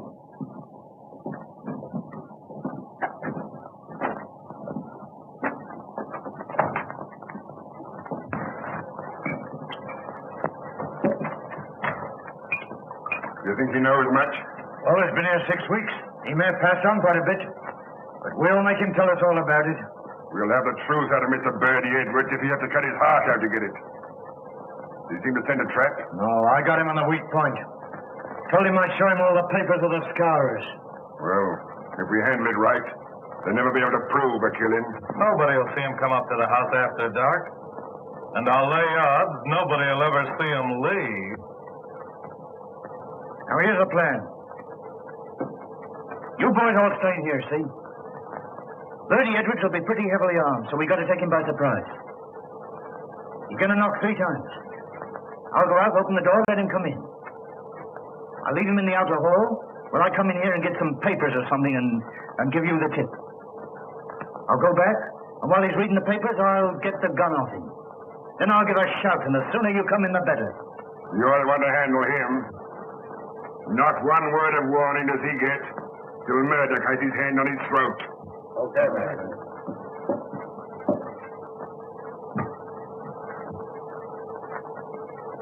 Pity you haven't got shutters on your windows. Don't you worry, we won't be spied on. Perhaps he won't come. He's as eager to come as you are to see him.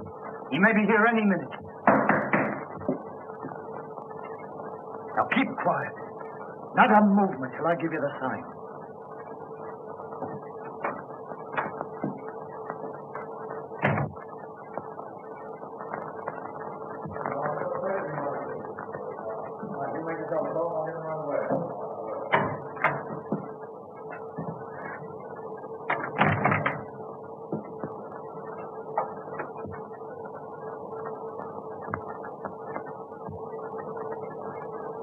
Well, is he here? Is Bertie Edwards here? Yeah, he's here all right. I am Bertie Edwards. I'll get you for this, you rotten cop.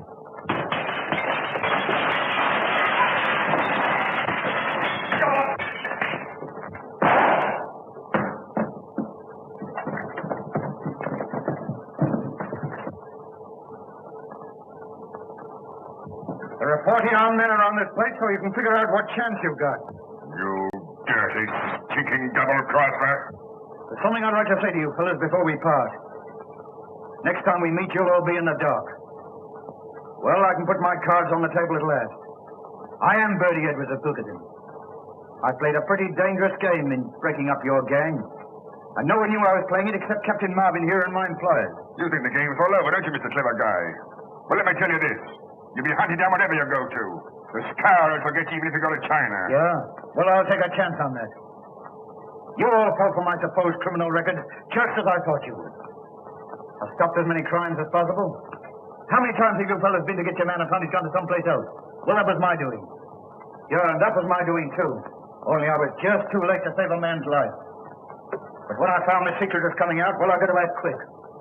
And so I'm able to hand over to Captain Marvin the worst gang of murderers this country has ever known. Handpicked by me. I told you when you joined us, the penalty for breach of trust is inevitable death. And you'll find that's true. Take him away, boys. Well, Bertie, the boss will be pleased. You sure got results. Yeah, but I wouldn't go through all this again for all the money in the States. That's the whole story, Mr. Holmes. McGinty and a dozen others went to the gallows.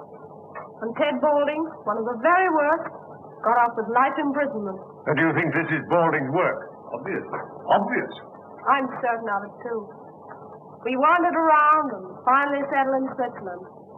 And then one day my husband got a cable saying that Balding had broken jail and was believed to be in Europe. My husband must have got wind of something because we packed up in a few hours. And now? I see. McGinty proved himself to be right. Yes.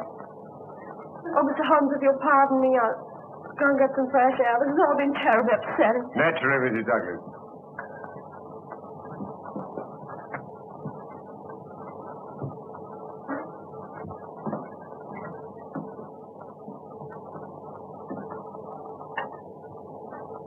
Well, that's all as clear as crystal, Mr. Holmes. All we've got to do is to find Balding, and that shouldn't be difficult.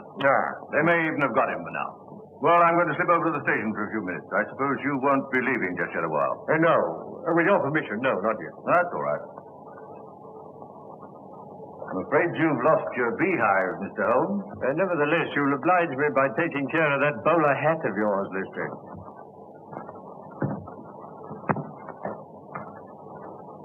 Well, didn't take us long to solve that. But I'm sorry for Mrs. Douglas. A strikingly pretty woman, don't you think? I didn't notice. Really, Holmes, there's something positively inhuman about you at times. My dear Watson, I never allow my judgment to be biased by personal qualities. I can assure you that the most winning woman I ever knew was hanged for poisoning 3 little children for their insurance money. Oh, I see.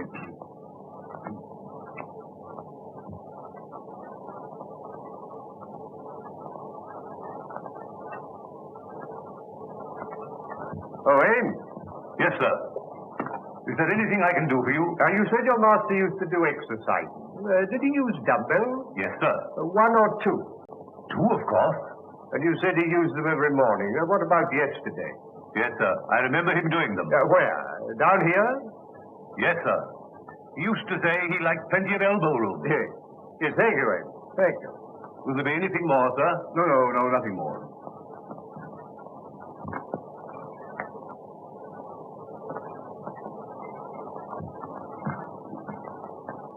Seriously, Holmes, this is all very simple. What's to prevent our going home to lunch? Only that I'm rather concerned about the missing dumbbell, Watson. Dumbbell? Yes. Yes, I am not referring to the good Lestrade, whom I'm aware has gone to the station, but to the equally solid article used for developing the muscles. One usually looks to them in pairs, my dear Watson. I can only account for one. Now, this is by no means a simple case. What complicates it still more is where does Moriarty come in? He doesn't. Balding murdered Douglas, and it's Lestrade's job to find him. My dear Watson, you appear to have forgotten that only this morning we decoded a message from one of Moriarty's men foretelling this tragedy. Oh, yes, of course. Yes, so he did. Well, what's the next step, Holmes? You can lend me your umbrella. Umbrella? Yes. But it's not raining. How true, Watson, how true. Nevertheless, I should like it. You brought the one with the crooked handle, didn't you? Yes, I left it in the hall. But that's a wretched weapon, Holmes. Take my revolver. No, my dear fellow. There's no danger. If there were, I'd ask for your help. No, I'm not thinking of doing any shooting, Watson. Just a little fishing. Fishing? Yes. Yes, I want to see what the moat has to offer us. Oh, I see. Fishing.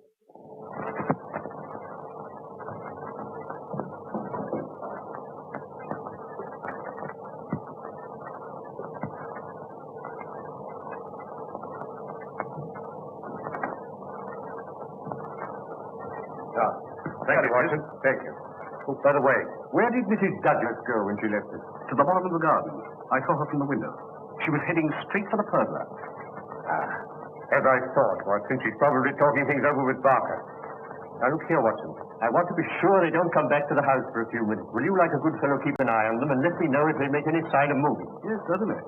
I wanted to offer her a word of sympathy.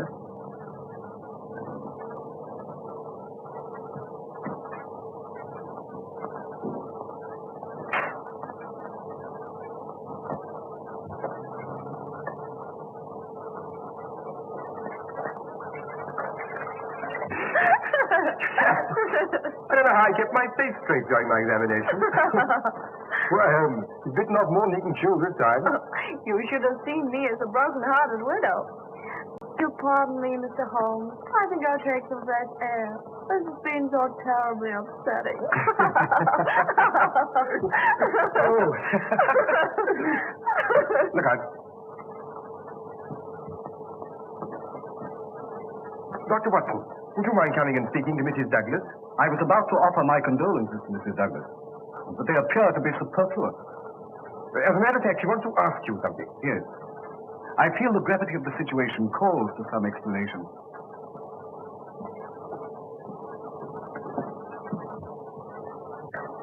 I'm afraid you must have thought my behavior very callous, Dr. Watson. Your behavior is not my business, Mrs. Douglas. But I must admit, I find it a little difficult to reconcile with the circumstances. What did you want to ask me? If I was to tell Mr. Holmes something in confidence, would he tell the police? I can't answer that.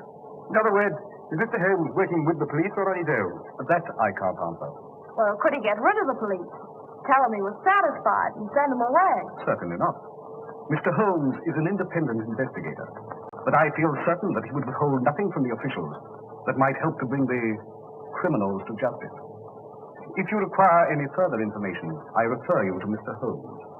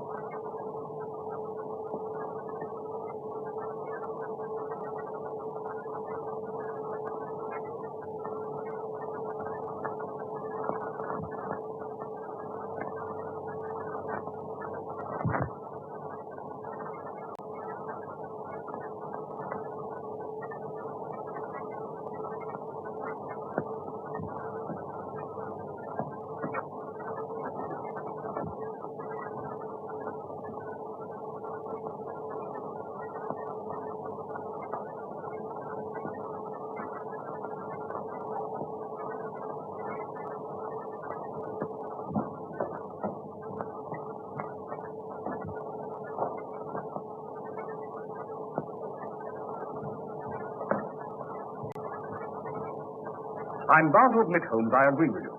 This case isn't so simple after all. On the contrary, my dear Watson. To me, it becomes clearer every minute. But don't worry. I think I can put you on the right track. I should indeed be grateful. Now, the murderers... Oh, there's more than one. My dear Holmes, if you'll stop interrupting me, I'll explain my theory. Yes, Watson. I'm so sorry. I apologize. Please don't mention it. So you have a theory? Well, it's more of a certainty than a theory. I'm all attention. From the first, Barker's account of the tragedy didn't satisfy me. No, I noticed that. I came to the conclusion he was telling lies. Half-truths, Watson. Much more dangerous. He admitted that Douglas was jealous, and I suggest he had good cause to be. The guilty lovers wanted to get rid of the husband, so they killed him and used the story of the scourge to put everybody off the scent. I see everybody except the astute Dr. Watson. Well, it hadn't occurred to you, had it? No, I'm bound to say that isn't my theory. But I'm going to prove it to you. When I went into the garden just now, the pathetic widow was consoling herself with Barker. They were laughing. Positively laughing. That confirms it, doesn't it? Oh, yes, that confirms it. And what's more, she wanted to ask you something in confidence. No, Watson. No, I want none of their confidences. It's always awkward when it comes to an arrest. Then you agree with me. You think they're the murderers. Oh, dear Watson, there's an appalling directness about your questions at times.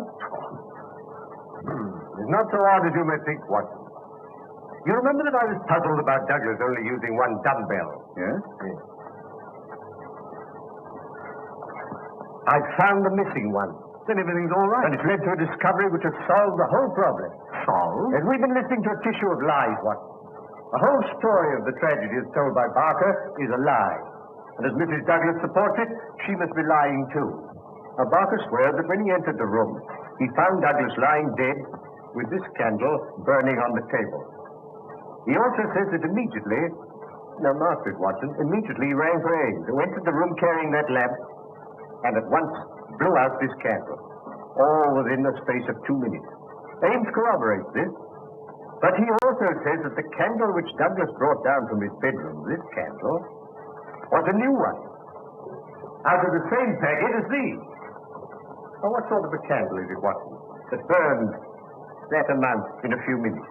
By Jove, Holmes, I believe you've got it. And moreover, if Barker's story were true, the assassin had less than a minute in which to remove 2 rings and replace one. Remember, the wedding ring was under the other one. Pin that card to the body, cross the room, and make good his escape. No, Watson, it's false every word. Oh, that's a kindly thought, Ames. Oh, Ames, can you remember what kind of shoes Mr. Barker was wearing when you found him in here after the tragedy? Yes, sir. Bedroom slippers. And a nice mess they were in. Could you conveniently lay your hands on one of those slippers? Yes, sir. Mr. Barker changed them in here for his shoes before he went for the police. Oh. Would you bring them over here, Ames? Yes.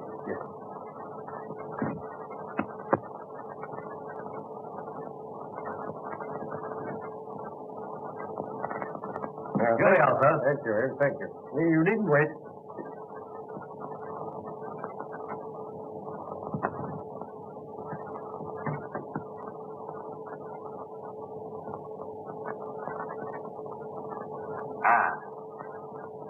As I thought. It fits exactly. You mean Barker made that mark himself? It's part of this deliberate conspiracy, Watson, to hide the truth. Then why don't you arrest him? And Mrs. Douglas? My dear Watson, if you asked the good Lestrade, I think he would. No, Watson. These are only small figures in the drama. The principal players you will meet tonight. Where? Here? Pass through that door. In the ruined tower of Burlston Castle. Oh, I see.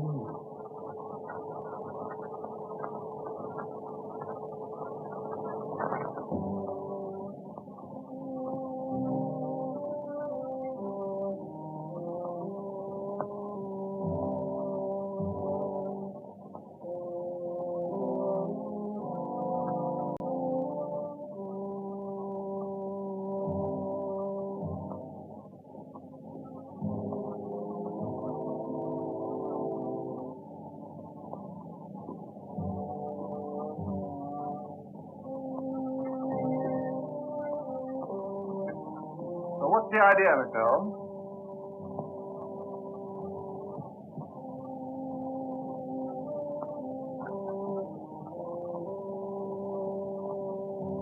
Come out, Mr. Douglas. Douglas? Well, what on earth are you talking? Mr. Holmes, I believe. Let me introduce Mr. Douglas of Burlston Castle, otherwise known as Bertie Edwards. But Douglas is dead. On the contrary, my dear Lestrade, as you see, he's very much alive.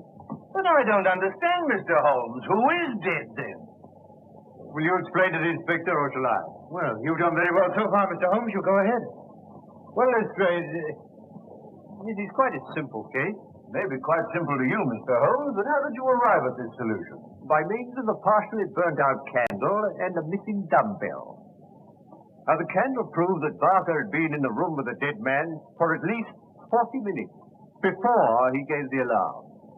And I had to ask myself, what was happening during that time? What was Barker doing? Yes, I'm afraid that's the point I missed, Mr. Holmes. Well, that's not the only point you've missed, my dear Lestrade. Now, Mr. Douglas was being hounded by the Scarers, who'd sworn to kill him. So he retreated to this castle, where he took every precaution against intruders. But Baldy succeeded in entering during the day, unseen. That night, he attacked Mr. Douglas with a knife. It was knocked out of his hand, so he had to use the noisier weapon, the shotgun, which in the struggle went off, killing Baldy and mutilating him beyond recognition. Oh, I see. Oh, well, that answers your question, Lestrade. But what about Barker? Barker, my dear Watson, on hearing the shot, came down at once. And in order to put the Scarers off the scent, they dressed Baldy in Douglas's clothes. The Scarer's mark on the arm completing the deception. Baldy's own clothes, Barker weighted with a dumbbell and threw into the moat. Douglas then got dressed, took some food, and went into hiding. And that's what happened, Watson, while the candle was burning down. You see, Lestrade? Am I right, Mr. Douglas? I can certainly hand it to you, Mr. Holmes. Yes. Yes, you came across one little difficulty, however. When you placed that gold nugget ring on Balding's finger, you intended to place your wedding ring there also, eh? But you couldn't get it off, could you? No. Though I've been in a country where wedding rings slip off pretty easily, mine wouldn't. But how did you guess that Mr. Douglas was concealed here? It isn't a question of guessing, my dear Lestrade. The clue was supplied by that interesting little book on Burton Castle that I once offered you. A clue which was amply confirmed by the equally interesting plan I found in a pocket of Balding's coat. Amazing, Holmes. No, simplicity itself, my dear Watson. Well, now that the case is complete, I suggest we go over to the house and discuss Mr. Douglas's position. No, you're too hasty, Lestrade. I haven't yet introduced you to the principal figure in this drama. The brains behind it all. Not your Professor Moriarty, surely. Moriarty? Well, who's he? My friend Dr. Watson will tell you later. Come, gentlemen, we must lose no time.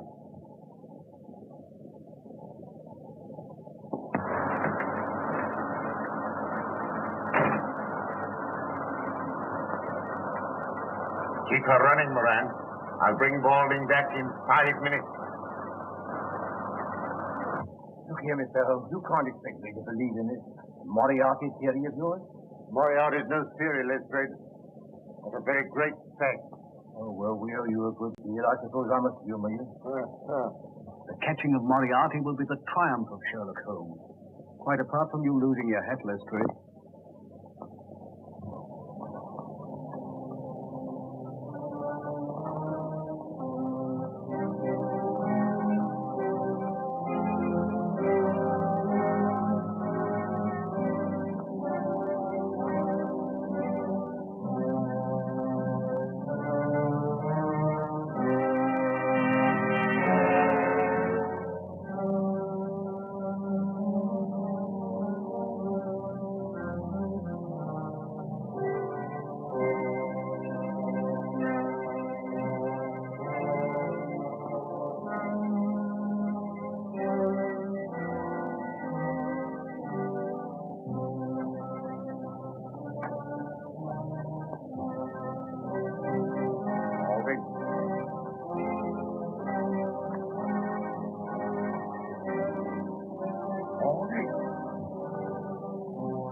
Balding failed to carry out your instructions, Professor. Oh, you're in this, are you, Holmes? Well, I warned you.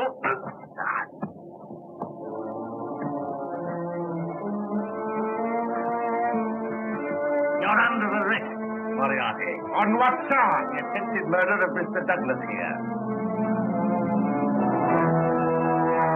Our paths have crossed for the last time, Moriarty. Put the handcuffs on him, Lestrade.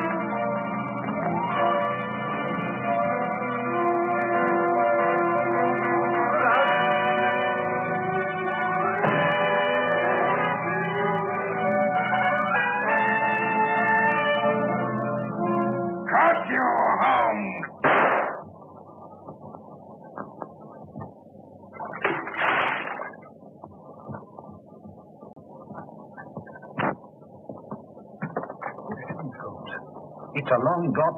Yes. Yes, it's rather more than that required by law, I fancy, my dear Watson, but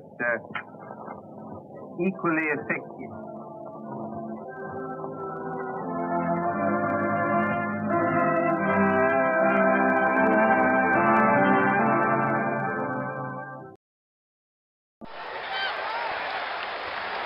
You're watching UVU TV.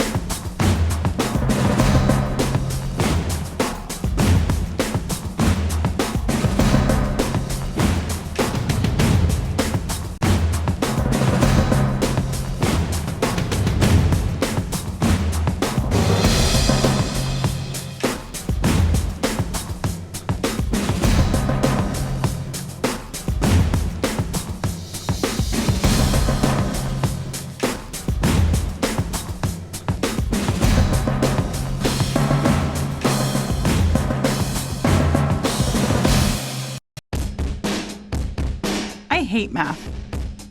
I can't count how many times I've heard people say that. And as a math teacher, I take it personally. So, while working on my master's at UVU, I developed ways to help kids not hate math. Does engaged learning make a difference? You do the math.